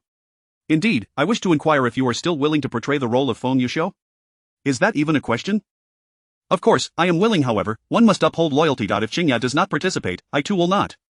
Rest assured, I have already secured roles for both of you. Wait, if you pull this off, won't Jinzhua be furious? Let him be angry. I can hardly concern myself with that. I intend to cast Zhang Chen for the role of Xia Houwu. Jiang Huai was familiar with Zhang Chen, a martial arts superstar in the Hong Kong film industry whose achievements rivaled Jinzhua's. At 42 years of age, he had gained fame much earlier than Jinzhua. Unfortunately, during Zhang Chen's prime, he fell victim to a scheme that led to a significant decline in his popularity. Although the police later cleared his name, his career was essentially in ruins. In recent years, he had starred in numerous films and was gradually recovering, desperately in need of a film to revitalize his career. A Person's Martial World undoubtedly presented a promising opportunity. Jiang Huai remarked, I have heard about Zhang Ji's situation and feel quite sorry for him. If he takes on the role, I will certainly collaborate with him closely. By the way, when does filming commence? Wu Yuqiang replied, in a week. The production team can no longer afford to delay. Jiang Huai responded, alright. We shall meet in Hong Kong then. Chapter 76 of the film commences. Jinzhua's fury. After hanging up the phone, Jiang Huai turned to Shen Qingya and said, Qingya, the filming of A Martial World of One will begin in a week. Is your schedule still clear? Shen Qingya replied, Director Wu has yet to provide us with a definitive answer, so I have refrained from accepting other projects. Jiang Huai responded, that's good to hear. How about this? I've been diligently teaching you swordsmanship every day. It hasn't been in vain, has it? It's time to put it to use. Shen Qingya shot him a glance and remarked, I thought you were merely using the guise of teaching swordsmanship to linger at my place. It seems I have misjudged you. Let us put it this way, I have already mastered the sword techniques, so you might as well return home. Jiang Huai insisted. Upon hearing this, Jiang Huai was alarmed and quickly said, no way. Your swordsmanship is merely superficial, many stances have yet to be perfected. I must provide you with further training. Shen Qingya retorted, are you implying that you intend to stay at my home indefinitely? Jiang Huai clarified, my presence at your residence serves not only to teach you swordsmanship but also to protect you. In such a vast villa, with only you and the ant residing within, I truly have my reservations. Shen Qingya laughed. Your reasons are quite abundant. 5 days later, the launch conference for A Martial World of One was held at the Fuwa Hotel in Hong Kong. Director Wu Yuqiang was accompanied by leading man Zhang Chen, leading lady Li Kaier, supporting male lead Jiang Huai, and supporting female lead Shen Qingya. Wu Director, the original male protagonist of A Martial World of One was Jinzhua, but now it has been changed to Zhang Chen. Do you believe this will adversely affect the film's box office? The reporters in Hong Kong were bolder than those from other regions, and the first question was rather blunt. Wu Yuqiang responded calmly, both Zhang Chen and Jinzhua are exceptional action actors, each having developed their unique martial arts systems. Zhang Chen follows the path of traditional martial arts, with every move being vigorous and fierce. Jinzhua, on the other hand, adopts modern combat styles, integrating a variety of martial arts techniques, which is equally commendable. The capabilities of both actors are on par, and the results should be comparably impressive. The reporters continued to inquire. It is said that Jinzhua was injured by Jiang Huai. Does this imply that Jiang Huai is superior to both of them? Wu Yuqiang replied, that pertains to real combat. Action actors are judged by their ability to showcase their skills effectively on camera, rather than determining superiority through one-on-one confrontations. Thus, the quality of martial arts does not dictate an actor's excellence. Mr. Zhang Chen, having taken over as the male lead in A Martial World of One, do you feel pressured? Zhang Chen stated, with the commencement of a new film, both the director and actors inevitably feel pressure. For me, the greatest pressure lies in how to collaborate with Jiang Huai to create the best action scenes. The reporters posed challenging questions, sometimes setting traps, but fortunately, everyone was seasoned and adept at navigating through them seamlessly. When it was Jiang Huai's turn, a reporter asked, Mr. Jiang, it is reported that Jinzhuo was injured after a confrontation with you, resulting in multiple fractures in his calf. Is this true? Jiang Huai clarified, it was not a fight but rather an exchange of skills. I feel immense regret for inadvertently injuring Mr. Jin, which is why I rushed to the hospital to visit him. We heard that you were scolded out of the hospital by Mr. Shun. Jiang Huai chuckled, how could that be? That is merely a fabrication by unscrupulous media, our relationship remains quite amicable. Hearing Jiang Huai's words, Shen Qingya nearly burst into laughter. This was a classic example of speaking nonsense with eyes wide open. Mr. Jiang, we are all aware that The Assassins has surpassed 13 billion at the box office, and your performance in it has garnered acclaim from countless fans. Do you believe A Martial World of One will surpass The Assassins? Jiang Huai remarked, The Assassins was my first film, and achieving such remarkable box office results is naturally gratifying. As an actor, I also hope that A Martial World of One will greatly exceed the box office of The Assassins. In fact, it is not only A Martial World of One that I wish to see surpass its predecessor. I aspire for every film I participate in to exceed the last. Who among actors does not wish to witness the box office of their films continuously rise? If it were to decline, how could one navigate in this industry? Ha ha ha ha. Laughter erupted throughout the venue. In a luxurious villa in Hong Kong, Jinzhuo, with his leg in a cast, watched the launch conference video of A Martial World of One, his eyes nearly blazing with fury. He seized his laptop and hurled it to the ground, cursing, bastards, a bunch of bastards. His agent, Ye Kai, frowned and said, Zhuo, anger solves nothing. Jiang Huai has garnered favor from Mr. Xiang and director Wu, we are utterly powerless. Jinzhuo gritted his teeth and said, I cannot fathom why they place such importance on Jiang Huai. Ye Kai explained, it's about interests. Jiang Huai's performance in The Assassins has won the hearts of countless fans. The film's 13 billion box office is largely attributed to his performance. Moreover, with Shen Qingya's immense popularity in the domestic entertainment industry, their combination will undoubtedly boost the box office of A Martial World of One significantly. Mr. Xiang and director Wu recognized this, which is why they disregarded our vehement opposition and allowed them to continue in their roles as supporting male and female leads. Jinzhuo frowned, this matter cannot simply be overlooked. Ye Kai urged, Zhuo, Jiang Huai is now a cast member of A Martial World of One. If you take action against him now, it is likely that the first to come after us will not be Jiang Huai, but Mr. Xiang. After all, he is the film's largest investor and would not want to see any issues arise with the cast. Our film industry in Xia country is neither too big nor too small. There will be ample opportunities to deal with him in the future, there is no need for us to rush. Jinzhuo remained silent for a moment before viciously stating, one day, I will make Jiang Huai kneel before me like a dog. Seeing that Jinzhuo had abandoned the idea of immediate retaliation against Jiang Huai, Ye Kai let out a silent sigh of relief. At least he could provide Mr. Xiang with some assurance. It turned out that Mr. Xiang had long anticipated Jinzhuo would seek trouble with Jiang Huai, which is why he called Ye Kai over to persuade Jinzhuo not to take any rash actions against Jiang Huai. At the very least, Jiang Huai must not encounter any issues before the release of A Martial World of One. Although Ye Kai was a renowned agent in Hong Kong, he still felt nervous and cautious in front of a big shot like Mr. Xiang, and dared not refuse this task, thus agreeing to it. Hence, the scene that had just transpired unfolded. Chapter 77 Unexpected Resilience. Following the conclusion of the press conference for A Man's Martial World, Wu Yuqiang convened a ceremonial commencement with the principal creators. After a midday meal, the official shooting began in the afternoon. Wu Yuqiang selected the scene of Jiang Huai's poignant portrayal of a husband witnessing his wife's demise as the opening act, immediately capturing the attention of the entire crew.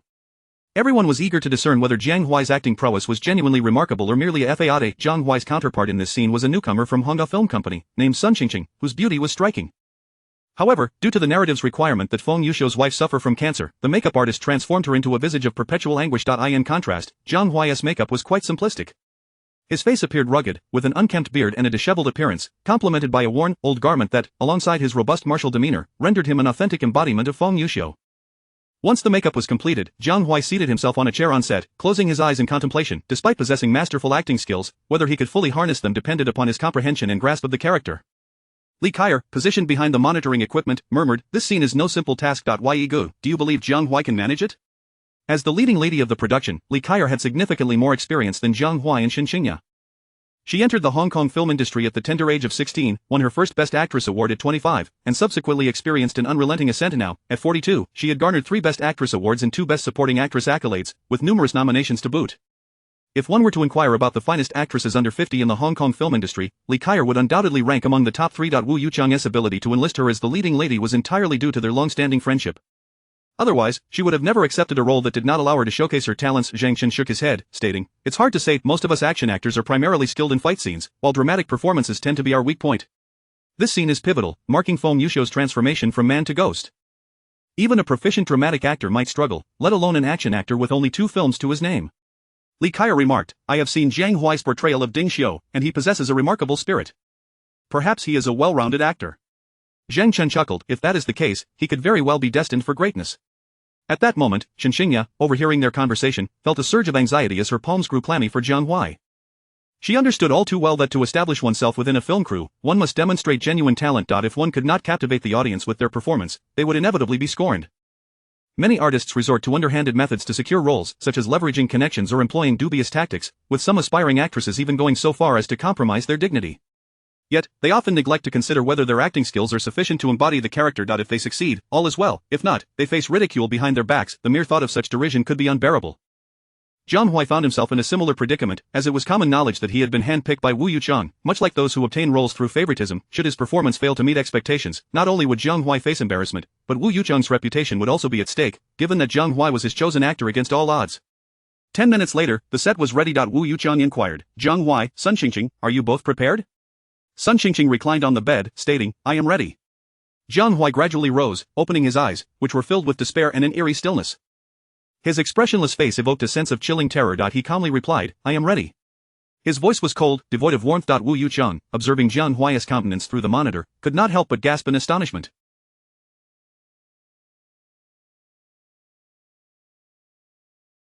Compared to the audition, Jiang Huai now exuded an even more intimidating presence. It was evident that during this time, Jiang Huai had deepened his understanding of Feng Yushuo.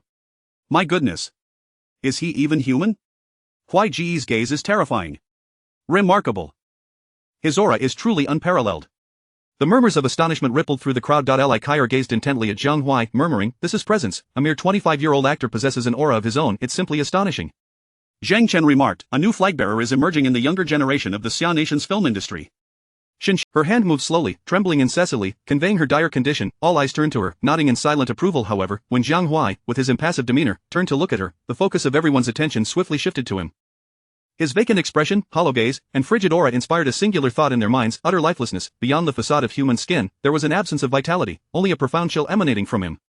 Jiang Huai advanced a few steps towards Sun Qingqing, who was struggling to reach for her medication, and for the first time, a flicker of emotion crossed his otherwise vacant eyes.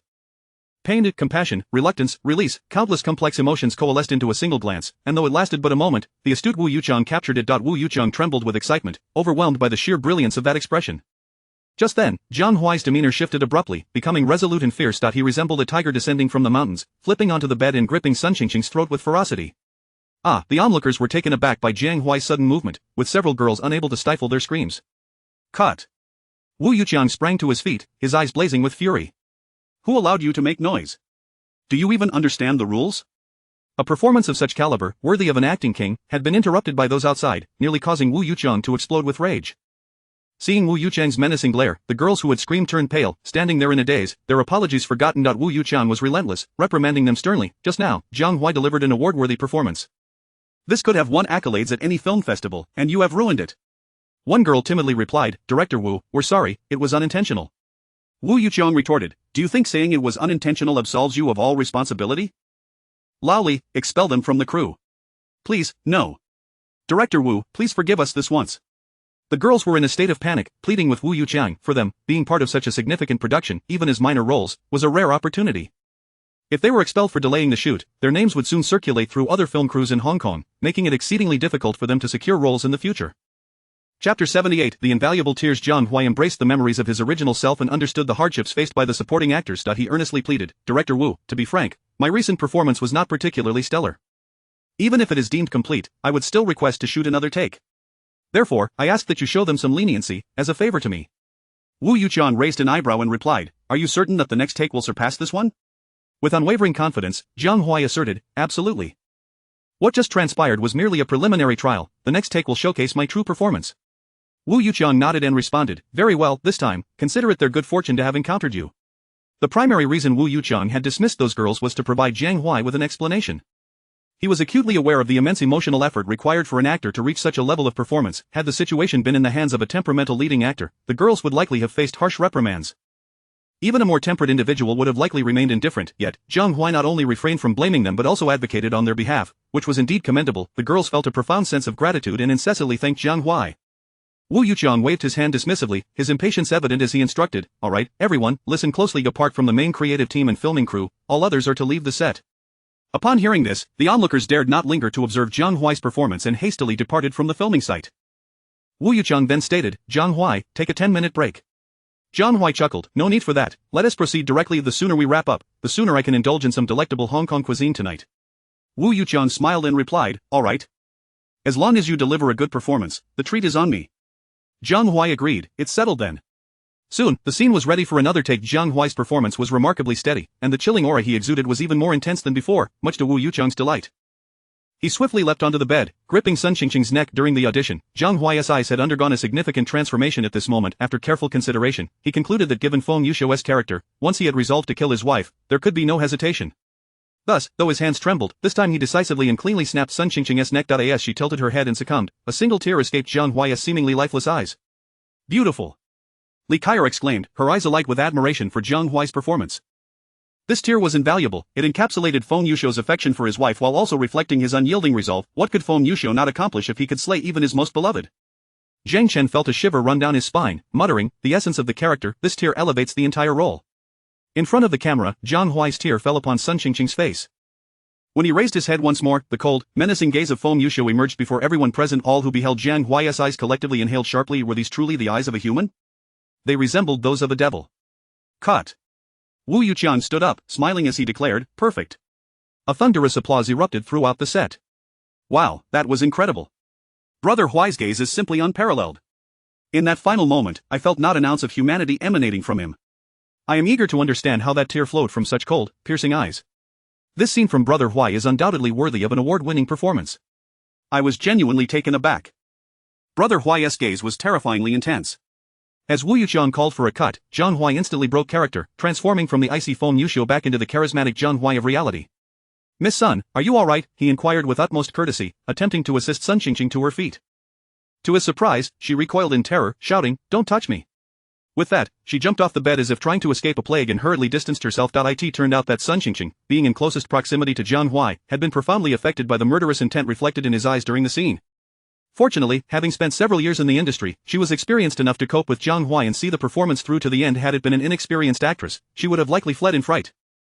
Jiang Huai stood there dumbfounded, asking, "What just happened?" Wu Yuqiang replied, "You frightened her." Jiang Huai was taken aback. "Is it really that extreme?" Wu Yuqiang chuckled, "How could it not be? Come, take a look at your own masterpiece." Wu Yuqiang was thoroughly pleased with Jiang Huai's recent performance, his face adorned with a constant smile. Jiang Huai approached the monitor to review his performance, nodding in approval as he remarked, "Not bad." Li Kaier interjected, "Not just not bad, but exceedingly well. Even if Liang Chaochuan were to perform, he might not surpass you." Jiang Huai quickly responded, "Sisterly, please don't say that. I have a good relationship with Brother Liang." Li Kaier replied, "I am merely stating the truth." Jiang Huai, I am genuinely curious, how did that tear manifest from your otherwise expressionless face? Jiang Huai scratched his nose and said, "If I told you that I was completely unaware of shedding a tear during the performance, would you believe me?" Li Kaier paused, then nodded, "I would." Immersive acting often leads many actors to fully embody their characters. Impressive. Jiang Huai, I now understand why director Wu would rather offend Jinzhua than forego casting you as Feng Yuxiu. You are the most talented actor I have ever encountered, bar none. At the age of 25, possessing skills rivaling those of esteemed leading actors, Li Kaier had never before witnessed such an extraordinary performer, nor had she heard of anyone like him. Jiang Huai smiled, "Thank you for the compliment, Sister Li. To be honest, I also think my acting is quite commendable." Li Kaier covered her mouth and chuckled, "I expected you to be a bit more modest." Nearby, Shen Qingya remarked, "Sister Kaier, you will find that the longer you spend with Jiang Huai, the more you will realize that no matter who praises him, he always graciously accepts it." Li Kaier couldn't help but smile. Perhaps not being modest is also a sign of confidence. Jiang Huai raised his thumb, exclaiming, "Well said. An actor as exceptional as I, if overly modest, might be perceived as insincere. Therefore, between the two, I choose to embrace confidence." Upon hearing this, Li Kaier burst into laughter, and others joined in, unable to contain their amusement. With his outstanding performance, Jiang Huai firmly established his footing within the cast of A Person's Martial World. Chapter 79 The Rules Within the Circle. The subsequent scene, in contrast to the initial one, was remarkably straightforward. Jiang Huai swiftly collaborated with the now composed Shen Qingya. After the shoot, any remnants of fear that Shen Qingya had previously harbored towards Jiang Huai were entirely replaced by admiration. Although their cooperation had spanned merely 3 scenes, totaling less than 10 minutes, Jiang Huai's acting prowess left her profoundly impressed. Brother Huai, your performance was truly exceptional, may I have your contact information? In the future, should I encounter a scene I struggle with, I would like to seek your guidance, Shen Qingya remarked. Jiang Huai chuckled, asking for guidance may be a stretch, but becoming friends is certainly feasible. The two exchanged contact details, and Shen Qingya departed with a radiant smile. Wu Yuqian cast a glance at the visibly displeased Shen Qingya before approaching Jiang Huai, inquiring, have you taken a liking to her? Jiang Huai was momentarily taken aback, responding, what do you mean? Wu Yuqian cautioned, Jiang Huai, to avoid misunderstandings, you should learn to decline any girl who requests your contact information in the future. Otherwise, they may assume you wish to pursue a deeper relationship with them, do you understand? Jiang Huai exclaimed, wait, is that really how it works? Wu Yuqian spoke softly, Shen Qingya is 24 years old, strikingly beautiful, and possesses commendable acting skills. However, her reputation in the industry leaves much to be desired. Do you grasp my meaning? Jiang Huai nodded, acknowledging, I understand Director Wu, believe me when I say I harbor no such intentions. Wu Yuqian patted his shoulder, chuckling, whether I believe it or not is inconsequential. What matters is that you must convince your superior. Jiang Huai glanced at Shen Qingya and indeed noticed her displeased expression. He quickly added, Director Wu, grant me a moment, I need to extinguish this fire. Wu Yuqian smiled, go ahead. Jiang Huai approached Shen Qingya, leading her to a secluded spot, and implored, Qingya, you must trust me. I genuinely had no idea that exchanging contact information could lead to such complications. Shen Qingya was not truly angry with Jiang Huai, she explained, the film industry is a place where hierarchies are distinctly defined. It is perfectly normal for leading actors or same-sex individuals to exchange numbers. However, if it involves two artists of vastly different statuses, it raises significant concerns. Especially when a young female artist proactively seeks contact. Their motives often revolve around advancing their careers and establishing a connection with you.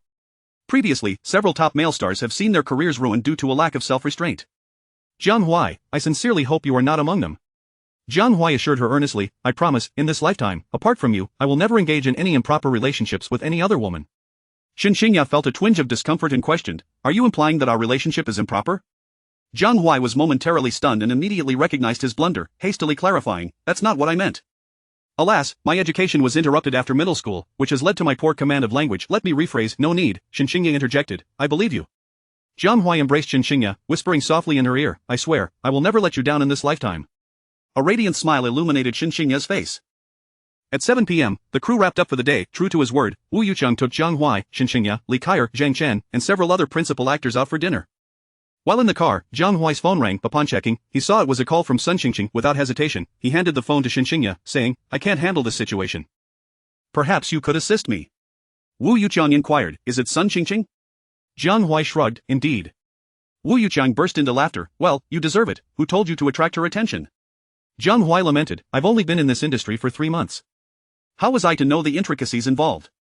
Laughter erupted from the others. Once the laughter subsided, Shen Qingya answered Shen Qingya's call. Brother Huai, are you free this evening? I have a question I'd like to ask you, Shen Qingya's voice came through.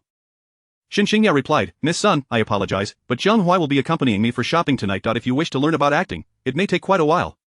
Upon hearing Shen Qingya's words, Shen Qingya immediately grasped the implication, stating, Sister Qingya, I sincerely apologize. I was unaware of your relationship with Brother Huai and have intruded. Without further ado, she hung up the phone, leaving no room for ambiguity. Shen Qingya deleted Shen Qingya's number and returned the phone to Jiang Huai. Jiang Huai was astonished, asking, was it really that simple? Shen Qingya responded, there are countless stars more famous than you in the entertainment industry, she has no reason to clash with me over you. Jiang Huai shrugged, they certainly are quite carefree. Li Kaier sighed, in truth, there are many lower-tier female artists like Shen Qingya in the industry. They are beautiful and possess decent acting skills, but lack connections and opportunities for fame. In pursuit of such opportunities, they may sacrifice their principles, choosing to align themselves with someone they deem a suitable benefactor. Shen Qingya's interest in you indicates she sees potential in your future and considers you a promising prospect. In comparison, she has maintained quite a degree of integrity.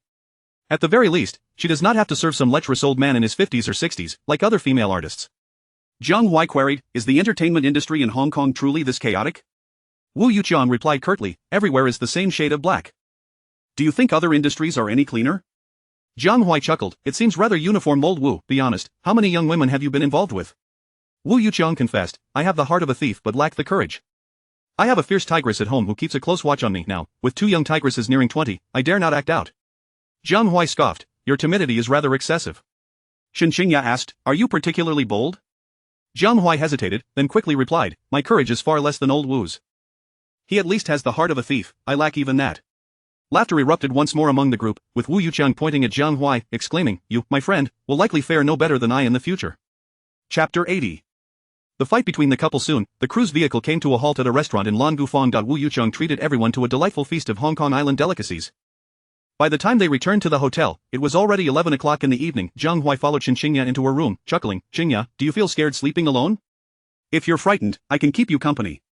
Shen Qingya replied with a hint of annoyance. I am not the least bit scared when you're not here. In fact, your presence would make me quite uneasy. Mr. Jiang, I wish to rest now, but if you have nothing further, please take your leave. Jiang Huai wrapped his arms around Shen Qingya's slender waist and said, wouldn't it be rather embarrassing for me to leave like this? Shen Qingya retorted, what do you wish to do? Jiang Huai pointed to his own face and remarked, they always portray it this way in the movies. Shen Qingya responded, Jiang Huai, do not overstep your bounds. Jiang Huai, with a sense of righteous indignation, declared, who is overstepping? You are my girlfriend, is it too much to ask for a goodnight kiss?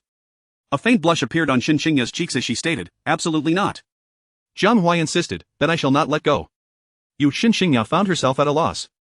She rose onto her tiptoes and pecked Jiang Huai on the cheek, saying, is that sufficient? Not quite, Jiang Huai countered, leaning in to kiss Shen Qingya in return before swiftly darting to the door, exclaiming triumphantly, now that is acceptable. Before Shen Qingya could utter a word, Jiang Huai had already made his escape. Ha! Shen Qingya couldn't help but laugh, remarking, what a coward. Their relationship had progressed to this point, and Shen Qingya had no qualms about engaging in more intimate gestures with Jiang Huai.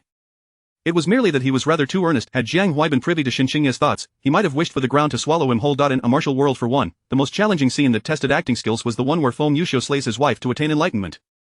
The remaining scenes predominantly revolved around combat, beginning with punches, followed by kicks and holds, blending weapons and internal martial arts. Alongside the police, Shen Qingya and Zhang Chen, Jiang Huai calculated that he needed to engage in no less than 10 full-fledged fights from start to finish. Wu Yucheng's insistence was that the action must be visceral, closely resembling real combat. To fulfill this requirement, he had summoned nearly all the renowned martial arts experts within the Hong Kong film industry. Each day, Jiang Huai's work consisted not of filming but of collaborating with the action team and these masters to design the fight sequences. Once the choreography was finalized, they would proceed to actual shooting. During this time, Jiang Huai earned the respect of all through his genuine martial prowess. Jiang Huai, just how many grappling techniques do you actually know? Inquired Ho Yuanqing, who portrayed the grappling master. During a post-shoot drinking session, his curiosity piqued.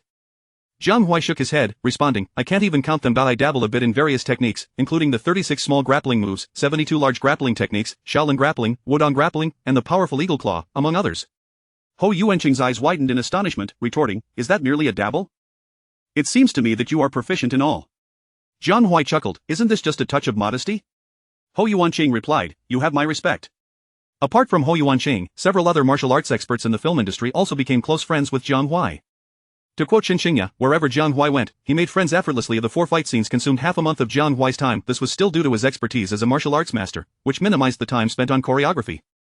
Otherwise, meeting Wu Yucheng's demands would have been an impossible feat without at least a month's worth of effort. Wu Yucheng was thoroughly satisfied with Jiang Huai's performance and silently rejoiced at having made the right choice. Just then, The Assassins, which had been in theaters for 38 days, finally concluded its run. 837 billion. The Assassins has delivered a response that satisfies everyone. After deducting the investment costs, box office shares, and various entertainment taxes, the net profit of The Assassins reaches an astonishing 400 million. Shen Qingya holds a 25% stake in this success, which means that from just this one film, she has amassed a fortune of 100 million, instantly becoming a renowned wealthy figure within the industry. With such immense earnings, Shen Qingya naturally does not hesitate to be generous. She requested a leave of absence from Wu Yucheng and hosted a celebration banquet in Yendu, where she distributed red envelopes amounting to 5 million. Originally, Jiang Huai also intended to return to participate, but unfortunately, his role was too significant, and he could only converse with the crew of The Assassins via video. Upon returning from Yendu, Shen Qingya treated the entire cast of A Person's Martial World to a lavish meal and continued to host afternoon tea for everyone for an entire week, earning her high praise for her magnanimity. On this day, it was finally time for the fight scene between Jiang Huai and Shen Qingya. The two were required to engage in a fierce battle in the very room where Jiang Huai had witnessed his wife's demise. Zhang Chen teased, Jiang Huai, Director Wu's requirement is for every punch to land. We've already seen your sparring with the other masters, and it seems they all ended up injured. Now it's Qingya's turn. You mustn't hold back. Otherwise, it won't be easy to explain to the other masters. Li Kaier chimed in, indeed. It must be a true exchange of blows. Shen Qingya responded, Sister Kaier, you claim we are good sisters? Do you genuinely wish for me to be struck by him? Li Kaier laughed, it's not the same with others, only Jiang Huai is an exception. After all, you are family, fighting is a form of affection. Ooh, the crew erupted in playful banter. Jiang Huai called out, the set is far too noisy, this is unacceptable. Director Wu, shouldn't you intervene with this rowdy bunch? Wu Yucheng smiled wryly, truthfully, I am quite eager to witness the dynamics of your marital sparring. Ha ha ha ha. Laughter filled the air. Jiang Huai sighed, truly, the hearts of people have changed. Yet, when it came time to film, everyone remained utterly serious. For this scene, Shen Qingya had devoted over a month to mastering a particularly graceful sword technique under Jiang Huai's tutelage. Upon joining the crew, Jiang Huai's first order of business during his free time was to choreograph their movements and practice together frequently, and now, they were finally ready for battle. Action! With the stage manager's command, Shen Qingya hesitated not for an instant. She drew her sword and lunged forward, graceful as a dragon, swift as a startled swan. This strike was a testament to Shen Qingya's month-long dedication. Wow! What incredible speed! Miss Shen is truly exceptional. The action team on set displayed expressions of astonishment. Zhang Chen nodded approvingly, murmuring, her movements are exquisite. Dressed in ancient attire, she would undoubtedly be a stunning heroine. Though Wu Yuqiang had often witnessed Shen Qingya practicing her swordplay, he was unprepared for the breathtaking elegance of her execution. It was a delightful surprise. Chapter 81. You become the emperor of the cinematic realm, and I shall marry you. Jiang Huai displayed the skill of unarmed combat against a blade, skillfully maneuvering with Shen Qingya. Shen Qingya's swordsmanship was exquisitely fierce, her movements ethereal, in stark contrast to Jiang Huai, whose techniques were imbued with a palpable aura of aggression. If the former embodied a celestial maiden descending from the heavens, the latter was akin to a demon emerging from the abyss. Their synergy was remarkable. The props surrounding them were either cleaved by Shen Qingya's sword or shattered by Jiang Huai's fists and kicks. The scene was thrilling and explosive, leaving everyone in awe. Wu Yuqiang had originally planned to divide the fight sequence into 4 parts, but as the two performers became increasingly captivating, he hesitated to call for a pause. It was only when Shen Qingya required the assistance of a wire for a particular sword strike that Wu Yuqiang begrudgingly shouted, "Cut!" Damn, had I known, I wouldn't have used the wire, he cursed under his breath, then stood up to lead the applause for their outstanding performance. Bravo! The martial arts crew joined in the applause. Absolutely spectacular. How many rehearsals must they have done to achieve such a result? Fluid and seamless. It feels even smoother than what Huaigu and other masters have produced. Miss Shen's swordplay is simply breathtaking. It can only be described as mesmerizing. I dare say, Huaigu must have given Miss Shen plenty of private lessons. Of course, they're a couple. Who knows how many times they've practiced together.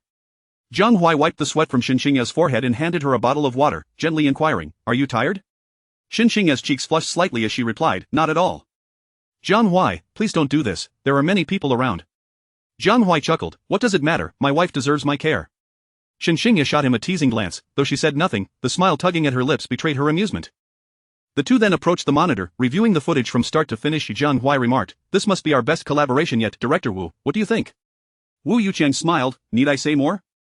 "It is undoubtedly a success, Qingya, your swordplay is exceptional. Once the film is released, I anticipate numerous action films will seek you out." Shen Qingya responded, "I wouldn't dare accept this swordplay was taught to me by Jiang Huai.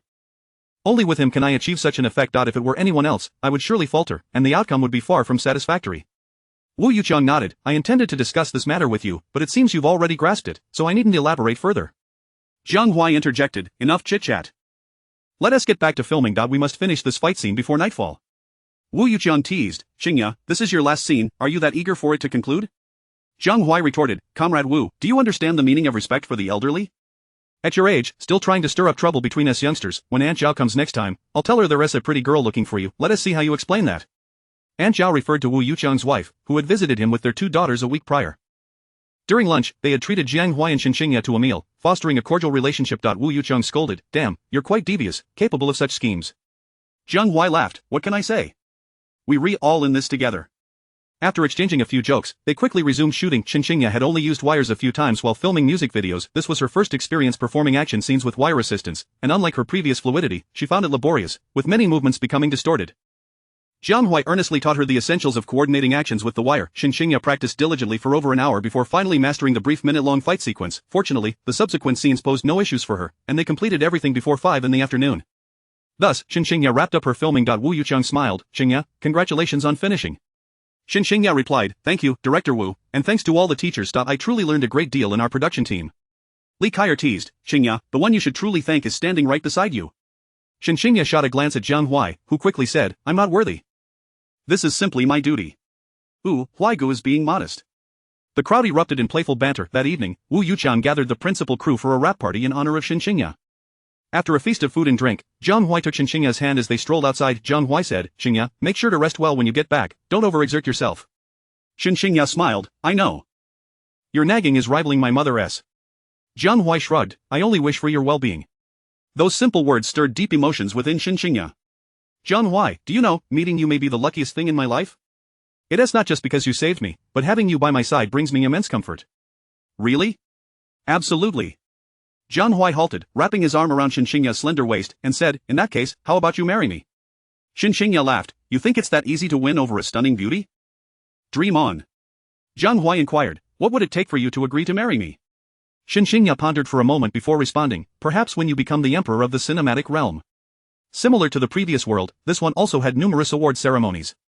However, the only film festival universally acknowledged as prestigious was the Wanxiang Film Festival. Every filmmaker in Xia country dreams of winning the Wanxiang Award trophy. For actors, only those who become the emperor of the Wanxiang Awards are deemed true emperors. As for the winners of other awards, fans have dubbed them pseudo-emperors.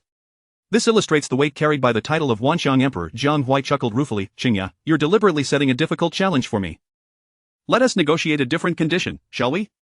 Shen Qingya asked, what do you wish to propose? Jiang Huai replied, how about the best music creator or best singer at the Xia Country Golden Melody Awards? Shen Qingya promptly stated, that one do. The Golden Melody Awards are just half a month away, you might well become this year's best music creator, that's too easy for you. Jiang Huai grinned, are you complimenting me? Shen Qingya laughed, yes. I must admit, in terms of music creation, you are the most talented person I've ever encountered, bar none. Jiang Huai said, thank you for your praise. Fine, from now on, becoming the Wanxiang Emperor shall be my goal. If I fail to achieve this, I shall remain unmarried for life. Shen Qingya gasped, that's unacceptable. Jiang Huai laughed heartily, I knew you wouldn't agree. Shen Qingya's face flushed crimson, and she playfully punched Jiang Huai, pouting, you're making fun of me. Jiang Huai grasped Shen Qingya's hand, gazing into her eyes with fervor, and declared, Qingya, I love you. Shen Qingya paused for a moment before responding, Jiang Huai, I love you too. Their gazes locked, gradually merging into one. Chapter 82 The Duel Among Masters. On the following day, Jiang Huai personally escorted Shen Qingya to the airport on Hong Kong Island. Upon returning to the film set, Wu Yuqiang raised an eyebrow and inquired, did you conquer the stronghold? Li Kai and Zhang Chen simultaneously turned their gazes toward Jiang Huai. Annoyed, Jiang Huai retorted, you three, don't you think you're being a tad too nosy? Zhang Chen remarked, it's over, just look at his expression, it's evident he failed. Li Kai sighed, patting Jiang Huai's shoulder, saying, the revolution has yet to succeed. Comrades must continue to strive.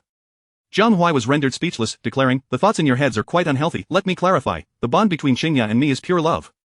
Wu Yuqiang scoffed, dismissively stating, spare me the nonsense.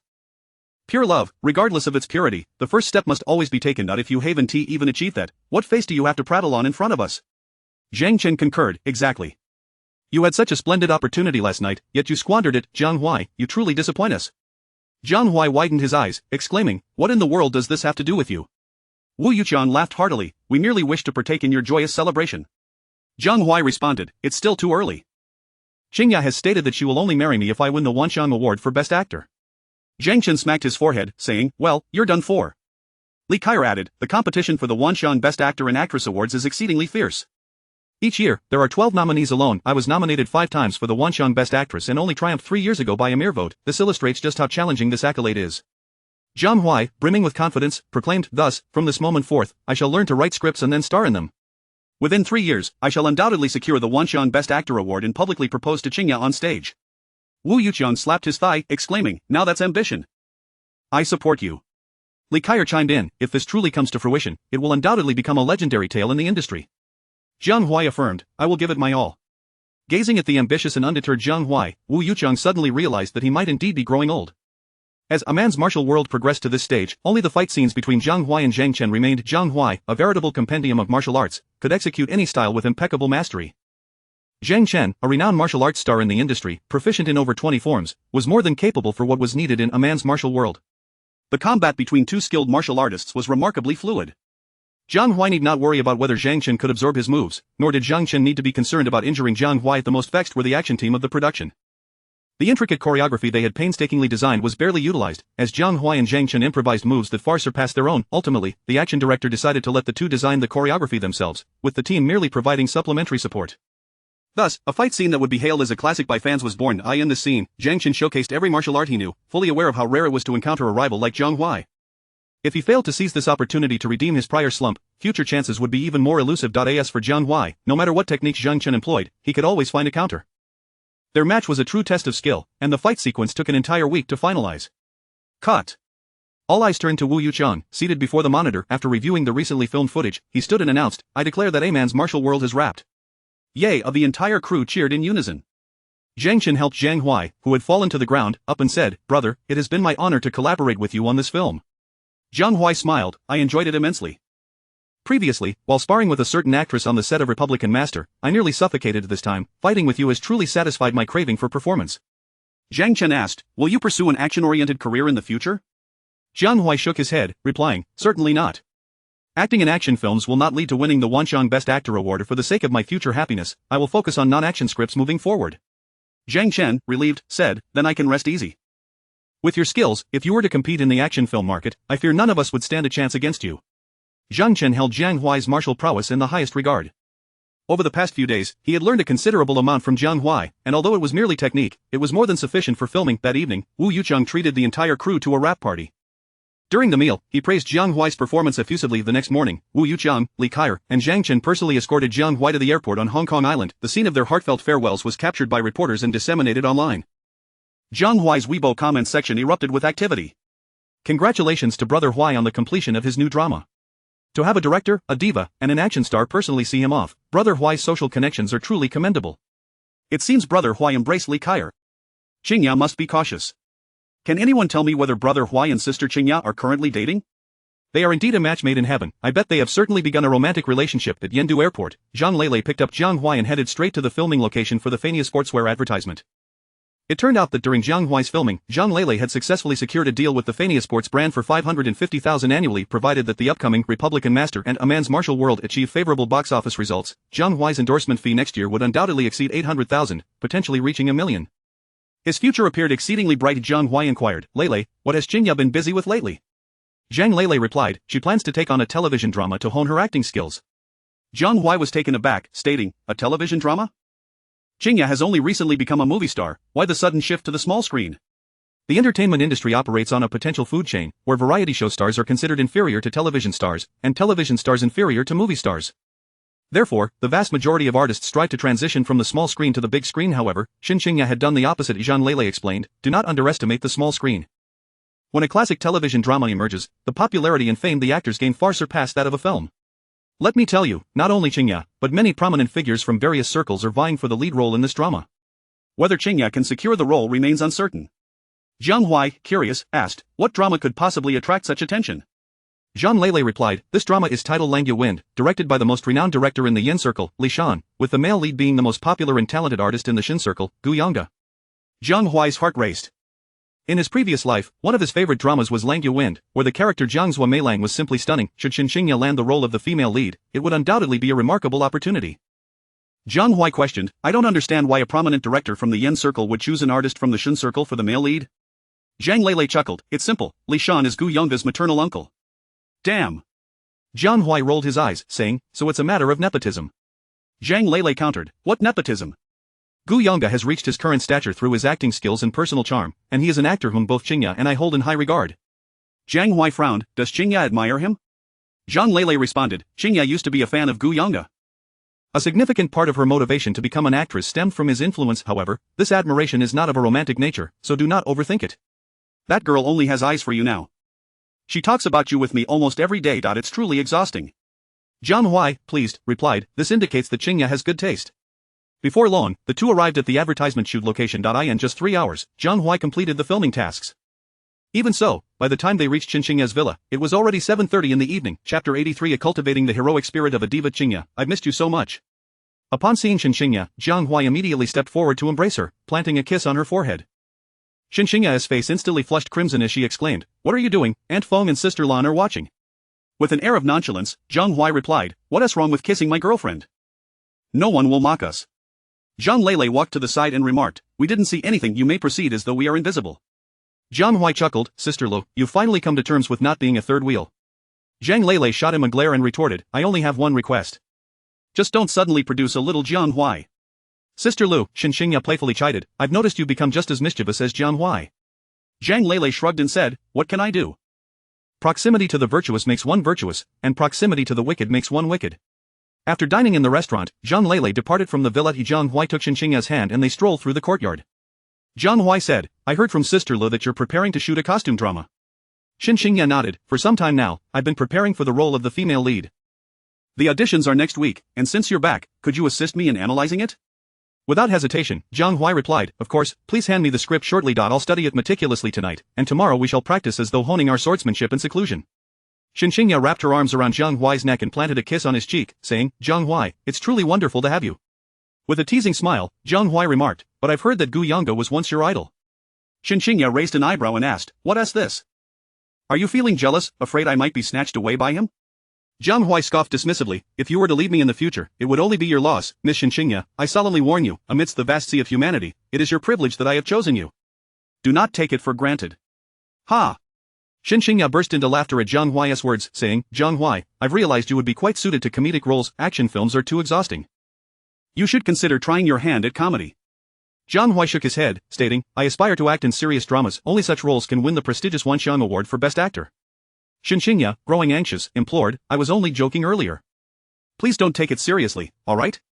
Jiang Huai replied earnestly, "But I have taken it seriously, Qingya. Listen carefully, I will become the Wanxiang Best Actor, and on that stage, I will profess my love for you. My motivation lies not elsewhere, but in proving to everyone that your judgment is impeccable." Tears welled in Shen Qingya's eyes as she responded, "Jiang Huai, you." Jiang Huai interjected, "Qingya, could you call me husband?" Shen Qingya bit her lip and softly uttered, "Husband." Jiang Huai lifted Shen Qingya into his arms, laughing heartily, "I have a wife now. I have a family." The last part of his statement caused Shen Qingya to break down in tears. She could genuinely feel Jiang Huai's yearning for a home that evening. Jiang Huai diligently studied the script for Langya Feng. Upon finishing, memories of the previous life as Langya Bang flooded Jiang Huai's mind. In Langya Feng, the female lead is Princess Ni Huang, a pivotal character. Though her screen time is relatively limited, the difficulty of the performance lies somewhere in between. If the director's expectations are modest, many actresses could easily secure the role, placing Shen Qingya at no particular advantage. To stand out, aside from regular preparation, additional elements would be beneficial. Jiang Huai vaguely remembered that the theme song of Langya Bang was immensely popular, yet he could not recall the name or lyrics and thus contacted the system immediately. "System, I wish to exchange for the theme song of Langya Bang. Please select from the available options." Before Jiang Huai appeared a list of 5 or 6 songs. "I choose Hong Yan Jiu." After paying 120 merit points, the lyrics and sheet music for Hong Yan Jiu surfaced in Jiang Huai's mind. The next day, after breakfast, Jiang Huai and Shen Qingya sat together to discuss the script. "Qingya, what do you think is the most important trait of Princess Ni Huang?" Without a moment's hesitation, Shen Qingya answered, "The heroic spirit of a female general." Jiang Huai nodded, affirming, "Indeed, this is the crux of portraying Ni Huang. For any role, if the actor possesses the right aura, whatever they say or do is justified. If I were the auditioning instructor, I would definitely have you don the attire of a female general to see if you can embody that aura. Across the entire entertainment industry, there are not many actresses who possess such a commanding presence. Thus, this is your opportunity." Shen Qingya, astonished, inquired, "Jiang Huai, you truly believe I possess that heroic spirit?" Jiang Huai smiled. "There is a saying in the martial arts community. Martial arts can transform a person. Today, I will teach you a lethal sword technique. With some practice and additional training, you will exude a sharp aura." Shen Qingya asked, "Is there enough time?" Jiang Huai assured her, "It should be sufficient. With the aura of a female general, and your proficiency in swordsmanship, the only remaining challenge is the dramatic scenes." Perusing the entire script, Ni Huang primarily plays a supporting role, with only one scene requiring substantial acting. Shen Qingya remarked, "You mean the part where she recognizes Lin Shu?" Jiang Huai nodded, saying, "Precisely. If I were the director, I would certainly have you perform that segment." Shen Qingya agreed, "I think so too." Jiang Huai grinned, "Then let us start with swordsmanship. You review the script while I go procure some auxiliary items." 2 hours later, Jiang Huai returned carrying a copper figure approximately 1.7 meters tall. Shen Qingya, astonished, asked, "What are you planning to do with that?" Jiang Huai set the copper figure down in the courtyard and chuckled, "The battlefield is the quickest place to cultivate a heroic spirit. We cannot step onto a real battlefield, so let us simulate one. From this moment on, envision this copper figure as your sworn enemy on the battlefield, and unleash your sword technique to slay it with all your might." Shen Qingya frowned, "Is that really feasible?" Jiang Huai replied confidently, "Absolutely. By the way, there are over 20 unsharpened swords in the car. I'll bring them over for you to alternate with." Shen Qingya was left speechless. Once all preparations were complete, Jiang Huai began teaching Shen Qingya a practical sword technique. Compared to the previous flashy moves, this set was considerably simpler. It consisted of only 10 moves, each demanding speed, precision, and ferocity, targeting vital areas of the human body. Shen Qingya quickly grasped the technique. Jiang Huai pointed at the copper figure and intoned gravely, "Shen Qingya, that is your unyielding enemy. Use the sword technique you've just learned to defeat it." "Kill!" Shen Qingya exclaimed, striding towards the copper figure and thrusting towards its heart. Chapter 84. Please call me Zhuge Jiang Huai. From the moment the bronze figurine was brought from Jiang Huai, Shen Qingya diligently practiced her swordsmanship each morning, delved into scripts each afternoon, and rehearsed with Jiang Huai each evening. In the span of merely 1 week, an extraordinary beauty, radiating an aura of heroism, emerged. On their way to the audition venue, Shen Qingya inquired, "Jiang Huai, am I truly ready?" Jiang Huai chuckled wryly, "My dear Miss Shen, you have asked that 8 times since morning." Shen Qingya patted her chest and confessed, "I feel a bit nervous." Jiang Huai reassured her, "You are placing too much emphasis on this. After 7 consecutive days of training, your demeanor has become remarkably akin to that of Princess Shen Qingya, and you've rehearsed the dramatic scenes extensively. There should be no issues. Moreover, with the song I penned, The Old Beauty, unless the director has already made a fixed choice, the role of Princess Shen Qingya is undoubtedly yours. Zhang Lei chimed in, indeed. Qingya, you may not realize it yourself, but when I watched your performance yesterday, there was a palpable aura of decisiveness about you. You will undoubtedly succeed in this audition. Shen Qingya nodded, expressing her hope. Let us wish for that. Upon arriving at a 5-star hotel, Zhang Lei accompanied Shen Qingya inside while Jiang Huai remained in the car, engrossed in a game. The aspiring actresses present for auditions greeted Shen Qingya with enthusiasm. She responded with a subtle nod, exuding the elegance of a high and aloof goddess. The previous anxiety and self-doubt had vanished without a trace. Thus, the saying that women are natural actresses holds true. 3 hours later, Zhang Lei and Shen Qingya returned, their faces adorned with smiles. Jiang Huai asked, "Did you succeed?" Zhang Lei flicked the contract playfully, exclaiming, "Absolutely. 60,000 per episode, with a 2-month filming schedule." Shen Qingya expressed her gratitude. "Jiang Huai, thank you, you accurately predicted nearly every aspect of the audition process." Jiang Huai's interest peaked. "Do tell me more." Shen Qingya elaborated. "The first round was a costume change. Including myself, 8 leading actresses donned the general's attire. 3 were eliminated for being too delicate to carry the costume. The second round involved swordplay. I performed both sets of sword techniques you taught me, earning the director's approval. Again, 2 were eliminated. The third round comprised a dramatic scene. Jiu Yonga accompanied the remaining 3 of us in performing a poignant reunion scene. The fourth round assessed our understanding of the characters.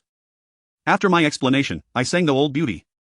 Director Lee made an immediate decision, signing a contract with me and purchasing the rights to The Old Beauty for 500,000.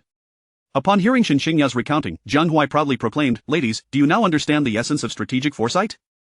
From now on, please refer to me as Zhuge Jiang Huai." Shen Qingya laughed. "Very well, Mr. Zhuge, may I inquire what you wish to have for lunch today?" Without hesitation, Jiang Huai replied, "Naturally, a seafood feast." Shen Qingya responded, "Excellent. Lei, gather the members of the studio. We shall celebrate with seafood." Zhang Lei chuckled, "No problem, with seafood on the table, those folks will be ecstatic." At noon, all members of Shen Qingya's studio congregated at a seafood restaurant. After several rounds of drinks and dishes, Zhang Lei suddenly screamed, startling everyone. Shen Qingya asked, "What happened?" Zhang Lei waved her phone, exclaiming, "The annual Summer Kingdom Golden Melody Awards have announced the nominees. Qingya has been nominated for Best Golden Melody and Best Female Singer for Red Bean, while Jiang Huai has received nominations for Best Songwriter for 4 songs, Invisible Wings, Red Bean, A Dao, and Next Stop, Queen." Upon hearing this, the room erupted in joyous exclamations. "Wow, that's fantastic. What a delightful surprise." Surprise? I anticipated it. Both Yejia and Huaigu were bound to be nominated. Indeed, with so many classic songs penned by Huaigu, how could he not be nominated? Shen Qingya said, "Jiang Huai, thank you for composing Red Bean for me." Jiang Huai waved dismissively, "It's nothing significant." Zhang Lei, astonished, asked, "Jiang Huai, you're on the verge of becoming best songwriter, aren't you even a little excited?" Jiang Huai replied, "What is there to be excited about?" Zhang Lei insisted, "This is the Golden Melody Awards. Countless singers dream of receiving this honor." Jiang Huai smiled, "I consider myself an actor. Songwriting and singing are merely hobbies for me. Winning an award would be wonderful, but not receiving one is inconsequential." Everyone was left speechless. A person who has written so many classic songs claims that songwriting and singing are mere hobbies. One can only imagine the reactions of industry professionals upon hearing such a statement. Following the announcement of the nominees for the Summer Kingdom Golden Melody Awards, Jiang Huai's Weibo comments section exploded. Huaigu is simply incredible, earning a nomination for Best Songwriter with 4 songs.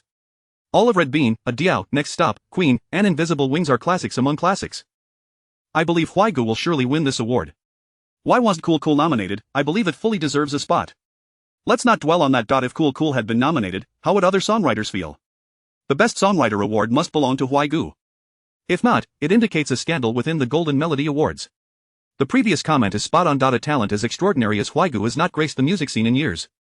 If he does not win, who will? Not necessarily. The Golden Melody Awards often have their share of questionable decisions. Winning is not guaranteed. Indeed, last year, the majority of awards went to popular idols. I suspect this year's results will be similar. That shouldn't be the case. Huaigu has multiple songs nominated, while other candidates have but one. If he cannot win Best Songwriter, that would be utterly unreasonable. Regardless, I firmly believe Huaigu is the most outstanding songwriter in today's entertainment industry. Go Huaigu, you are the best. In truth, Jiang Huai was genuinely indifferent about winning an award. With the entertainment achievement system at his disposal, he would undoubtedly compose countless classic songs in the future. Even without the endorsement of the Golden Melody Awards, his status in the music world would remain unscathed. Chapter 85 A Disparate Treatment. Jiang Huai weighs down his wife 3 days later. The Summer National Golden Melody Awards ceremony was held at the Yandu Convention Center. By 6 o'clock in the afternoon, a multitude of fans had gathered outside the center, brandishing an array of support paraphernalia and fervently displaying placards of their idols, each one brimming with excitement. Hundreds of reporters arrived even earlier than the fans, intent on securing the prime vantage points for capturing the red carpet spectacle. At precisely 7 o'clock, the star-studded red carpet event commenced. One by one, celebrities clad in splendid attire graced the red carpet, eliciting frenzied cheers from the throngs of admirers. Shui Yan, I love you. Brother you are the best. In an instant, the atmosphere at the convention center reached a fever pitch. The order of appearance on the red carpet for the Summer National Golden Melody Awards is typically arranged by prominence. The later one appears, the higher their status. Jiang Huai and Shen Qingya were slated to appear 72nd, with over 30 more singers following them. This arrangement greatly displeased Zhang Lele. It was one thing for someone like Liu Xian, a titan in the music industry, to follow them, but why should lesser-known stars be placed behind them? In terms of talent and popularity, Shen Qingya far surpassed them. Zhang Lele promptly contacted the organizers, who swiftly responded. Their message indicated that if Shen Qingya were to walk the red carpet solo, she would undoubtedly be scheduled to appear later.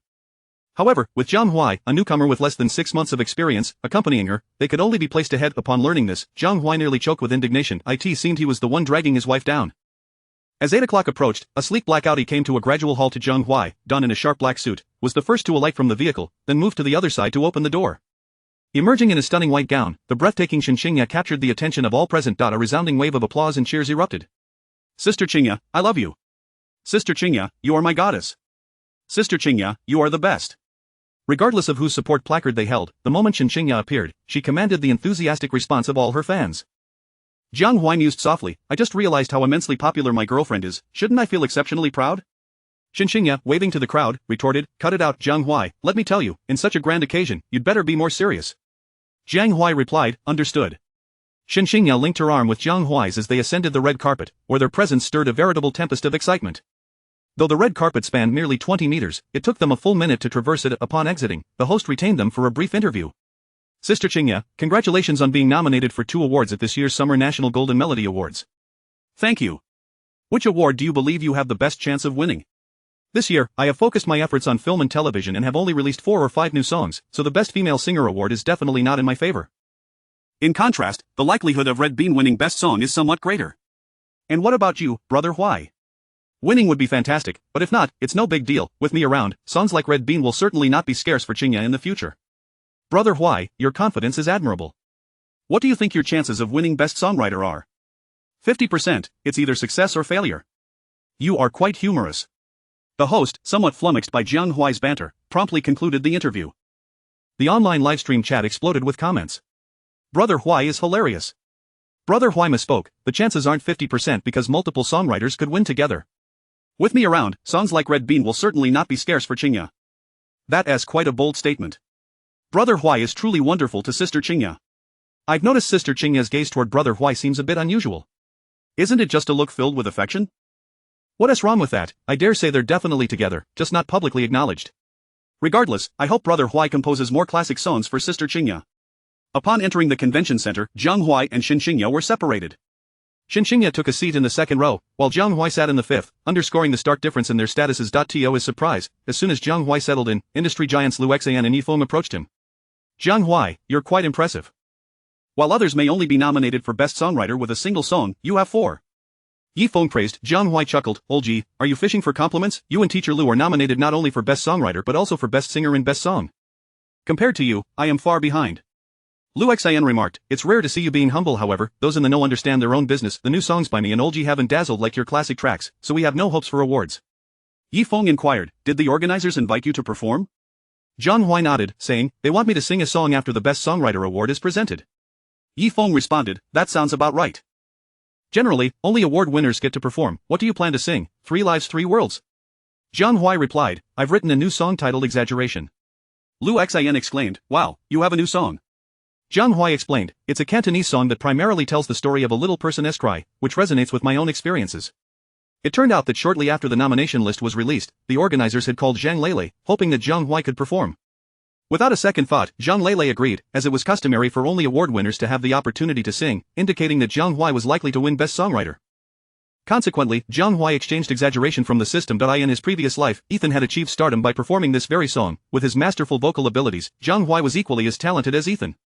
Should he perform exaggeration, he would assuredly rise to fame. Exaggeration exists in both Cantonese and Mandarin versions. If exchanged all at once, the system required 130 merit points. If exchanged separately, it would demand 200 merit points. Without hesitation, Jiang Huai opted to redeem both the Mandarin and Cantonese versions in their entirety. Chapter 86, Confronting the Young Heartthrob. Indeed, you are not very astute. Jiang Huai inquired. Teacher Lu, old Yi, does Qingya have a chance at securing the Best Golden Melody Award? Lu Xian pondered for a moment before responding. When judged purely by quality, any song you have penned deserves the Golden Melody Award. However, at this juncture, Lu Xian paused, adding, awards often hinge on luck. Jiang Huai discerned the underlying implications in Lu Xian's words and asked, does Teacher Lu possess any insider information? Lu Xian replied softly, I have heard that many awards have yielded unexpected outcomes. Given that they are unexpected, your songs may be in jeopardy. Yi Feng seethed. Last year, I genuinely had a shot at the Best Golden Melody, only to have it snatched away by a young heartthrob. If his song had been genuinely commendable, it would have been one thing, but that piece was nothing short of utter rubbish.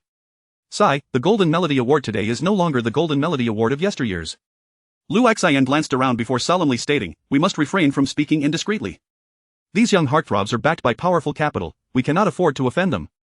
Yi Feng gritted his teeth, exclaiming, Teacher Lu, how much longer do you intend to endure? The music scene in our Xia country has been thoroughly tarnished by them over the years.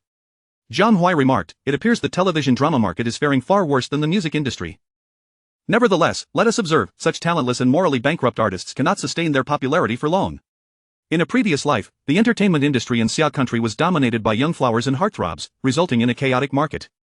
After 4 or 5 years, these individuals faded into obscurity amidst the audience's scorn. This world likely mirrors that trajectory. Witnessing the two music giants, Lu Xian and Yi Feng, engrossed in conversation with Jiang Huai, numerous musicians began to gather around. Most of them were seasoned talents within the music circle, long disillusioned with the current state of affairs, and their discussion soon turned to indignation. Gradually, Jiang Huai found himself surrounded by 20 or 30 individuals. Shen Qingya glanced back and could not help but smile softly. To this day, she remained puzzled by the charm Jiang Huai possessed that drew everyone to him. It had been the same during filming, and now, at an awards ceremony, the effect persisted. This man was undeniably remarkable in social situations. Qingya Jia, greetings, I am Shen Zhou. A strikingly handsome young man took a seat beside Shen Qingya, extending his hand toward her. Shen Qingya was not unfamiliar with Shen Zhou. He was a young heartthrob heavily promoted by the flourishing entertainment company. Having only entered the industry last year after starring in 2 idol dramas, he had become a nationwide sensation. This year, Shen Zhou had penned 3 new songs, each surpassing 200 million views, successfully earning nominations for Best Golden Melody, Best Male Singer, and Best Composer. Shen Qingya held little affection for such young heartthrobs, merely nodding lightly and saying, hello. Perceiving Shen Qingya's aloofness, Shen Zhou felt a twinge of displeasure, though he masked it well. He had long heard that if a beauty ranking were to be established in Xia country's entertainment circle, Shen Qingya would undoubtedly secure the top position. Today marked his first encounter with her, and she indeed was breathtakingly beautiful, infinitely superior to his previous girlfriends. Thus, the typically aloof Shen Zhou took the initiative to greet her, only to be met with her refusal to shake his hand. This only intensified Shen Zhou's desire to conquer her. Qingya Jie, congratulations on your nominations for Best Golden Melody and Best Female Singer. Thank you. Qingya Jie, it seems you do not wish to engage in conversation with me? Indeed. I am concerned my boyfriend might misunderstand. Is it Jiang Huai? Shen Qingya furrowed her brow slightly, saying, isn't it a bit impolite to address him by his first name? Shen Zhou chuckled, apologies. I have listened to all of Teacher Shen's songs. Both the lyrics and melodies are quite commendable. Unfortunately, such music is too traditional and lacks appeal among young audiences. Shen Qingya retorted coldly, whether or not young people appreciate it has nothing to do with you. Shen Zhou continued, Qingya Jia, I could write you a song. With our combined popularity, any song we produce is bound to sweep the nation. Forget it. I've heard all 3 of your songs, and they are indistinguishable from 3 piles of excrement. Unbeknownst to him, Jiang Huai had approached, mocking Shen Zhou who had offered to write a song for Shen Qingya. Shen Zhou's face flushed with rage as he turned to see Jiang Huai, coldly stating, Mr. Jiang, do you not find your comments about my songs to be excessive? Jiang Huai nodded, you are correct. It is indeed a bit excessive. In fact, your 3 songs are inferior to 3 piles of excrement. At least excrement can nourish crops. What can your songs accomplish? Jiang Huai showed no courtesy to someone audacious enough to covet his girlfriend. Lu Xian and Yi Feng nearby nearly burst into laughter. This fellow's words were remarkably cutting. Shen Zhou's face turned crimson with anger, his fingers poised dramatically as he pointed at Jiang Huai, sternly declaring, Jiang Huai, do not think yourself so important. I assure you, you will not be receiving any accolades at this year's Golden Melody Awards. Jiang Huai felt a spark of intrigue, deliberately feigning disdain as he retorted, whether I win an award has no bearing on you. Who do you think you are? Shen Zhou huffed, boasting, I have my own insider sources. The crowd, upon hearing this, regarded Shen Zhou with incredulous expressions. In such a setting, to make such a declaration was indeed foolish for this immensely popular young heartthrob. Jiang Huai smirked, insider sources, that must be from the judging panel, with 32 judges in total. Which one do you think is connected to you? If you can name one, I shall respect you as a man. Shen Zhou retorted, do you think I am foolish? Jiang Huai grinned. Indeed, you are not particularly astute. Ha ha ha ha. Laughter erupted from the crowd. Individuals like Shen Zhou, the young heartthrob, were universally despised, and the opportunity to mock him was not one they would let slip away. Lu Xian suggested. Qingya, let us switch places. I would like to sit beside Zhu Yuyan. Shen Qingya nodded, saying, thank you, Teacher Lu. Jiang Huai added, Qingya, should any flies buzz around your ear, be sure to inform me promptly. I delight in swatting flies. Shen Qingya shot him a glare, replying, understood. Shen Zhou's face turned ashen, seething silently in his seat. However, his angry demeanor was rather effeminate, eliciting disgust from onlookers. Chapter 87 of the Thick-Skinned Zhou. At precisely 9 o'clock, the Summer National Golden Melody Awards commenced with great fanfare. The two hosts rambled on for quite some time, dedicating a full 2 minutes merely to advertisements. After finally wrapping up the commercials, they indulged in a series of sentimental musings that left Jiang Huai with a slight headache. Like award ceremonies of yore, this event featured two celebrities exchanging insipid banter before inviting the winners to the stage for their acceptance speeches. The first to receive an award was Shen Zhou, who garnered the title of Best Newcomer. Observing Shen Zhou on stage, poised and articulate, Jiang Huai murmured, what a master of pretense. If these young talents were to translate their real-life performances into their acting, they wouldn't be subjected to such scathing criticism from the audience. Beside him, a voice floated in, indeed. Turning to the source of the voice, Jiang Huai saw a middle-aged man in his 40s and smiled, good sir, are you also a music creator? The man nodded and replied, hello, Teacher Jiang. I am Qiu Jihai, an independent musician. Jiang Huai's eyes lit up. So you are the esteemed Qiu Jihai, the writer of Autumn Wild Geese. I have listened to it. It is indeed a song that can be described as poetic and picturesque. Qiu Jihai chuckled ruefully, however, it pales in comparison to your classic compositions. As fellow nominees for Best Composer, the two engaged in conversation. Through Qiu Jihai, Jiang Huai learned that the music industry had been declining year by year, especially for lesser-known musicians like themselves. Without a hit song, even the basics of sustenance became a struggle. Many of Qiu Jihai's peers, unable to endure the hardship, had already left the scene. Only Qiu Jihai remained steadfast in his commitment. Fortunately, this year, he experienced a creative surge, resulting in Autumn Wild Geese being nominated for Best Golden Melody. Otherwise, he might have considered changing careers. Curious, Jiang Huai inquired, Teacher Qiu, what sort of income does Autumn Wild Geese generate for you? Qiu Jihai raised a single finger, 100,000 yuan. Jiang Huai gasped, is that all? Qiu Jihai sighed, after its release, I was uncertain of its potential, so I sold it outright. Jiang Huai lamented, what a pity. Qiu Jihai remarked, the music industry operates in extremes. The impoverished remain destitute while the affluent grow ever wealthier. Do you have any idea how much Shen Zhou has earned from those 3 nonsensical songs of his? Jiang Huai shook his head, I don't pay much attention to such matters. Qiu Jihai extended 5 fingers, at least 50 million. Jiang Huai inhaled sharply, how could it be so much? Qiu Jihai explained, he has millions of fans. If each spends just 10 or 20 yuan, it adds up. The platform split profits down the middle. Ha, why are today's young stars so arrogant? It's precisely because they are backed by substantial capital, he added. At that moment, the announcement for Best Golden Melody began. Jiang Huai and Qiu Jihai ceased their conversation and turned their attention to the screen. Among the 16 nominated songs, Jiang Huai had 4 entries. Presenting the award were the legendary singer Chang Yitong and the renowned diva Wang Yaji. Upon tearing open the envelope, Chang Yitong glanced at the name on the card, his expression shifting slightly. Yaji, perhaps you'd like to announce this one, he suggested. Wang Yaji took the card, her brows furrowing slightly before she handed it back to Chang Yitong with a smile, saying, such a daunting task is best suited for you. With no alternative, Chang Yitong chuckled awkwardly, very well. The recipient of this year's Golden Melody Award is Shen Zhou for self-reliance. Yay! Shen Zhou's fans erupted in cheers. Strangely, the musicians seated in the center wore sullen expressions, their applause conspicuously absent. As the camera panned to Shen Zhou, it captured Lu Xian next to him, who promptly closed his eyes, wishing to remain oblivious. Fortunately, Shen Zhou was positioned to the right of Lu Xian, allowing him to ascend the stage without encountering the latter's imposing figure. The screen displayed the other competitors, each one devoid of applause, their faces reflecting a shared disdain. Jiang Huai sensed that this year's Summer National Golden Melody Awards were far from ordinary. Viewers in the livestream were already voicing their outrage. Self-reliance winning the Golden Melody Award? Are you kidding me? Among the 16 songs, Self-Reliance is at the bottom. How can it possibly be this year's Golden Melody? It's utterly ridiculous. I'd like to ask how much the judges were bribed to elevate Self-Reliance to the top. I feel for Brother Huai. 4 classic songs and yet they all lost. It's downright infuriating. What a spectacle. Just look at those musicians' expressions, each one is more dismal than the last. Justice will reveal itself in time. Aside from Shen Zhou's fans, hardly anyone applauded him. Look at Shen Zhou, how does he even have the audacity to accept this award? Truly, one must be shameless to be invincible. Upon reaching the stage, Shen Zhou expressed his gratitude in a flurry, his speech mirroring that of his previous Best Newcomer acceptance. The difference this time was that apart from the fans in the far left section, the rest of the audience descended into a peculiar silence. Qiu Jihai remarked coldly, when it comes to shamelessness, Mr. Shen certainly takes the cake. Jiang Huai replied, who could argue otherwise? I thought I had a thick skin, but compared to him, I feel somewhat inadequate. At the very least, in such circumstances, I would never dare to accept an award. Jiang Huai nodded in agreement, neither would I. It's far too humiliating. After the Best Golden Melody Award was presented, Shen Qingya performed his award-winning song, Self-Reliance. In such a setting, no one dared to lip-sync, and Shen Qingya was no exception. However, his live performance exposed his true mediocrity. Even when compared to Jiang Huai before he attained masterful singing skills, Shen Qingya's abilities fell short. Coupled with the lackluster lyrics and melody, his 4-minute rendition turned into a veritable disaster.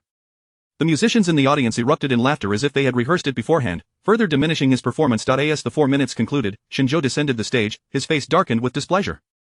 What followed was an even more baffling scene. After the Golden Melody Award, the next presentation was for Best Composer. Jiang Huai had assumed it was a foregone conclusion that he would win, yet to his astonishment, it was once again Shen Qingya.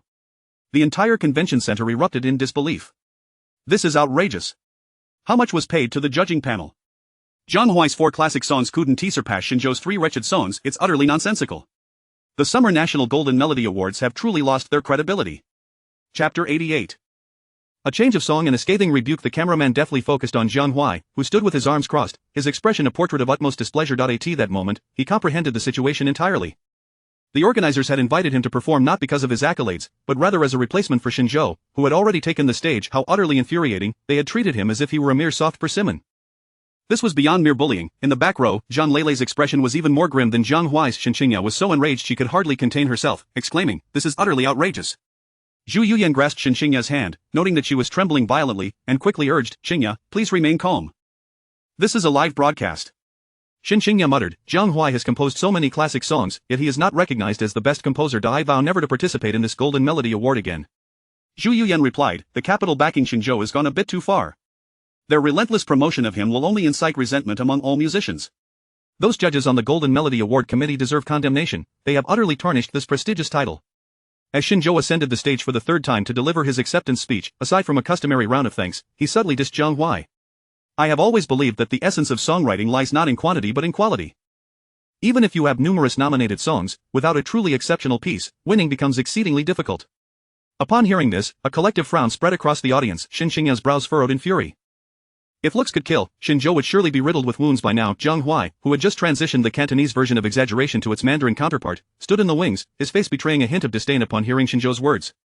"Just wait, soon you'll learn what a truly great song sounds like." Jiang Huai's fans were already in an uproar online. What does he mean by that? Claiming Huai lacks good songs, how dare he say such a thing? It's typical for Shen Qingya to make such comments, given that his musical discernment is as poor as the quality of his 3 songs. Where's Huai? Hurry up and retaliate. Next up is Huai's live performance. He must be waiting in the wings. With Huai's temperament, he certainly won't let Shen Qingya off the hook easily. The problem is, Huai hasn't even had a chance to speak. That scoundrel Shen Qingya is simply revolting.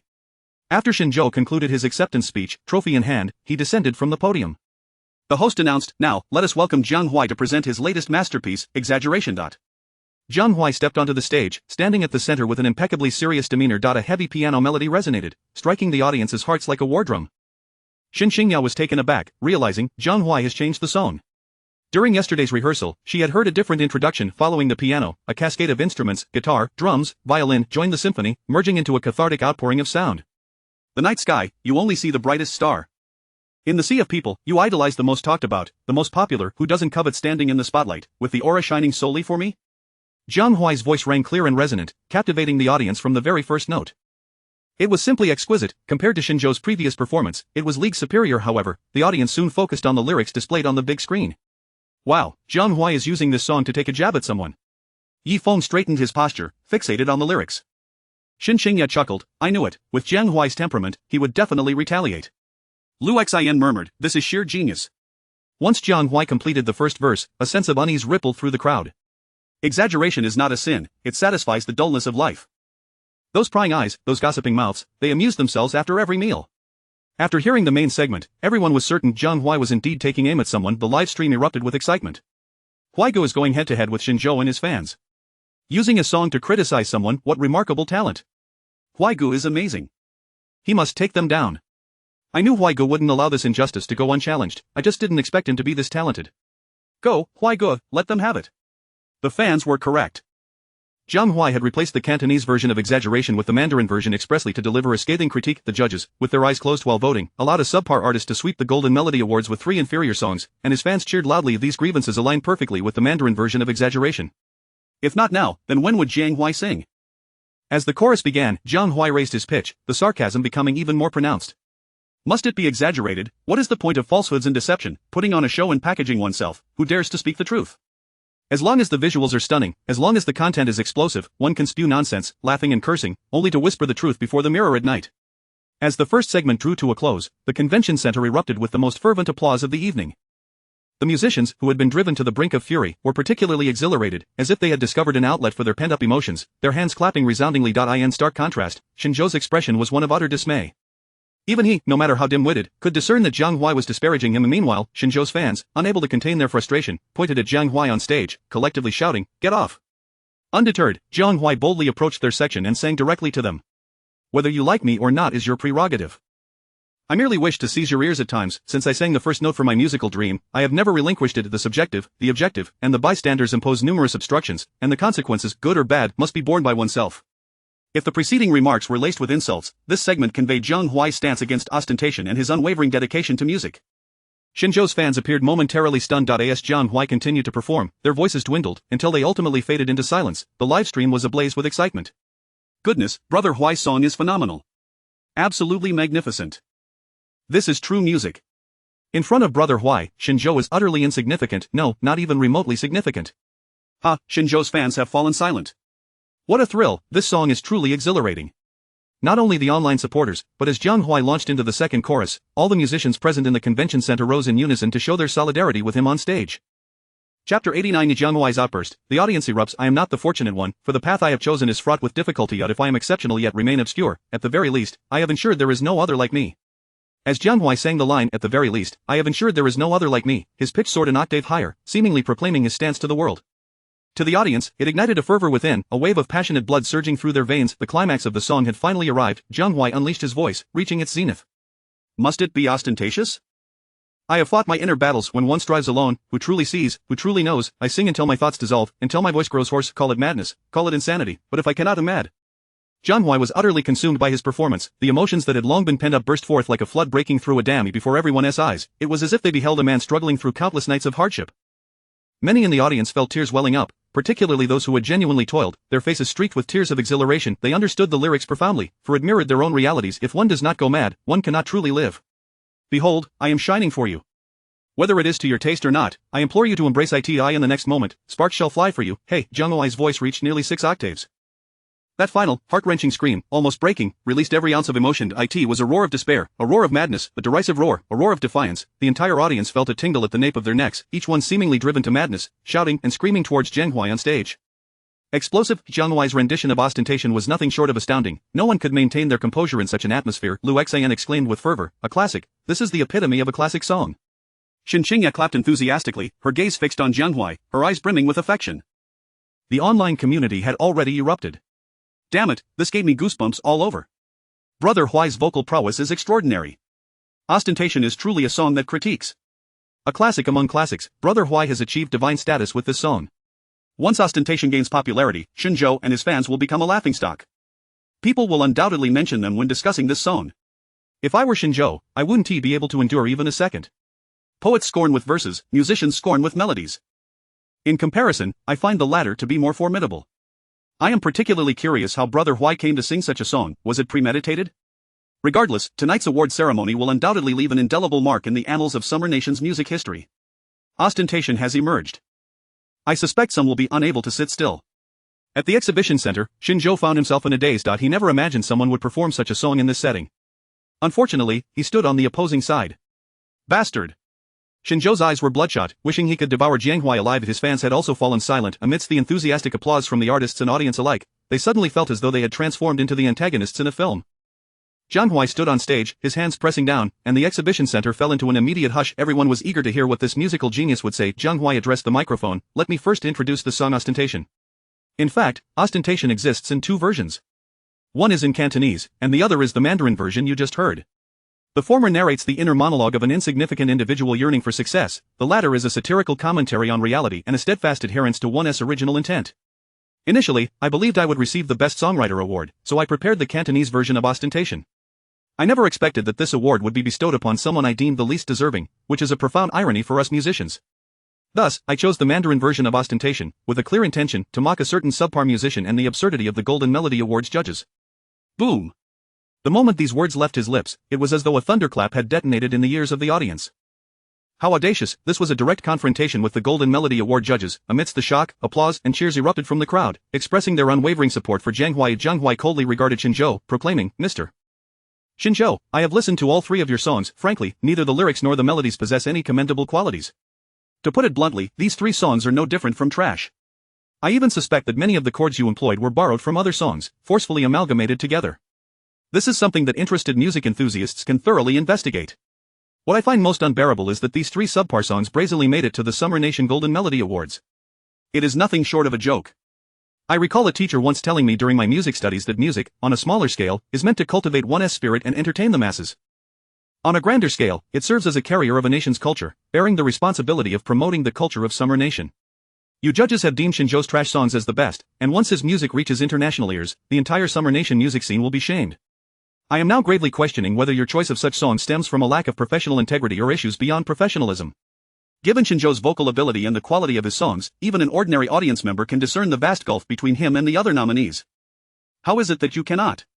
I call upon the relevant departments of the Ministry of Culture to conduct a thorough investigation into what transpired tonight and ascertain whether there are issues of vested interests at play. Madness. Everyone believed Jiang Huai had lost his wits. To publicly call for an investigation into the Golden Melody Award judges in front of a national audience was tantamount to declaring war. Jiang Huai, you truly have no fear of death. Lu Xian murmured, then was the first to applaud. Soon, the exhibition center resonated with fervent applause once more. Ojan Lele's face turned pale as he muttered, Jiang Huai, you fool, how dare you do this?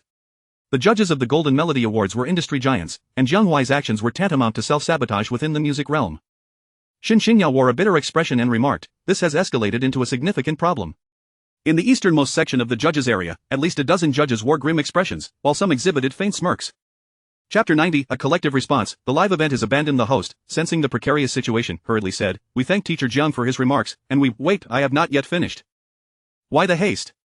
Jiang Huai shot a glare at the host and continued, I am a martial artist, and my temperament is not particularly mild. I cannot simply blend with the mundane. The only thing I can do is to remain true to my conscience.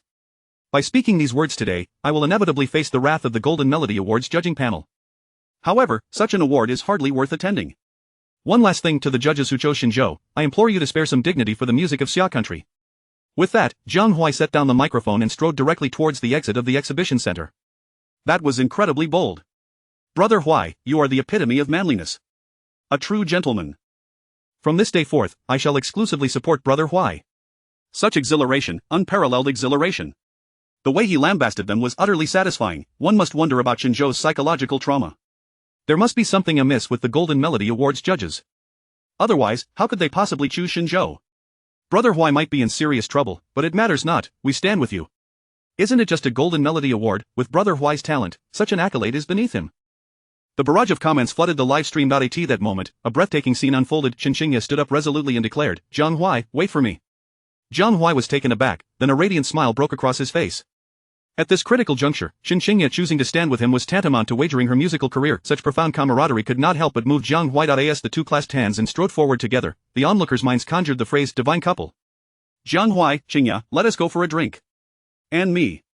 How can drinking be complete without me? Numerous top-tier artists, including Lu Xian, Yifeng, Zhu Yuyan, and Zhang Xiaohan, rose in unison, seeing others take the lead. Those musicians and singers who had been simmering with frustration also gathered the courage to stand. Whoosh! In the center of the venue, apart from a few minor stars, almost everyone had vacated the premises. Rumble. The audience, always eager for excitement, followed suit and exited as well. The Xia Country Golden Melody Awards ceremony had yet to conclude, yet both musicians and spectators had departed in droves. This was undoubtedly the most significant stage incident in history. This time, the Golden Melody Awards judging panel has lost face. With so many musicians collectively voicing their discontent, the Cultural Affairs Department will surely take notice. Today's live broadcast is truly a once-in-a-century spectacle. A single song, Exaggeration, has stripped the Golden Melody Awards bare. How amusing. Brother Huai has stirred up a hornet's nest, and Sister Qingya stands resolutely by his side. Such loyalty is rare in the entertainment industry. This couple is incredibly strong, they are destined to be together. Regardless of what transpires in the future, I resolutely stand by Brother Huai and Sister Qingya. Upon exiting the exhibition center, the stars found themselves besieged by reporters. Jiang Huai and Shen Qingya were surrounded by the most journalists. Brother Huai, was Exaggeration a song you had prepared in advance? Is your dissatisfaction with Shen Zhou stemming from not winning the Best Songwriter award? Jiang Huai replied, I have already stated on stage that Exaggeration is a dual lyric piece. I will record a Cantonese version shortly. Everyone may listen to it then. As for the Best Songwriter award, I have never held it in high regard. To speak somewhat arrogantly, I do not believe any trophy in music creation could possibly befit me. Next year, I will assist Qingya in creating an album consisting of 8 classic new songs. Stay tuned. A reporter inquired, Brother Huai, do you not fear retaliation from the Golden Melody Awards judges for questioning their choices? Jiang Huai retorted, then let me ask you, do you truly believe Shen Zhou's songs are superior to the others that were nominated? The reporter opened his mouth but could not find the words to respond. Jiang Huai shook his head and said, Brother, as a journalist, not daring to voice your true thoughts is indeed a lamentable situation, do you not think? Perhaps sensing the mocking gazes from his peers, the reporter exclaimed, trash. His songs are nothing but trash. Jiang Huai laughed, if the judges are bold enough to select a trash song to represent the Golden Melody Awards of Xia country, then why should others not question it? As for their revenge, let them come. I have endured far more difficult times, do you think I would fear them now? A female reporter asked, Sister Qingya, when Brother Huai left, you were the first to respond. What is the nature of your relationship? Shen Qingya looked at Jiang Huai, who shrugged and said, since we are at this point, let us speak frankly. Shen Qingya replied, recently, we officially established a romantic relationship. The reporters displayed expressions of as expected. On the other side, Lu Xian, seething with indignation, remarked, the Golden Melody Awards of Xia country have utterly decayed. I find it hard to believe that such a song could triumph over numerous classic pieces. It is simply absurd. The Cultural Affairs Department should indeed confront this issue. Apart from Lu Xian, other musicians also voiced their grievances regarding the results of this year's Golden Melody Awards. 10 minutes later, the interview concluded, and Jiang Huai and the others sought a place to drink. Just as they departed, Shen Zhou appeared before the journalists. Shen Zhou, how do you view the events of this evening? Shen Zhou fumed, jealousy. This is purely Jiang Huai's jealousy. Do you believe your 3 songs deserve to win all these trophies? Of course, the songs I create resonate with the youth, otherwise, sales would not be so robust. The Golden Melody Awards judging panel's choice of me is entirely justified. Jiang Huai has derided your songs as garbage, how do you respond? His songs are the real garbage. If you claim that winning the Golden Melody Awards and Best Music Creator is well deserved, why then is there such a multitude of musicians opposing it? That question should be directed at them, not at me.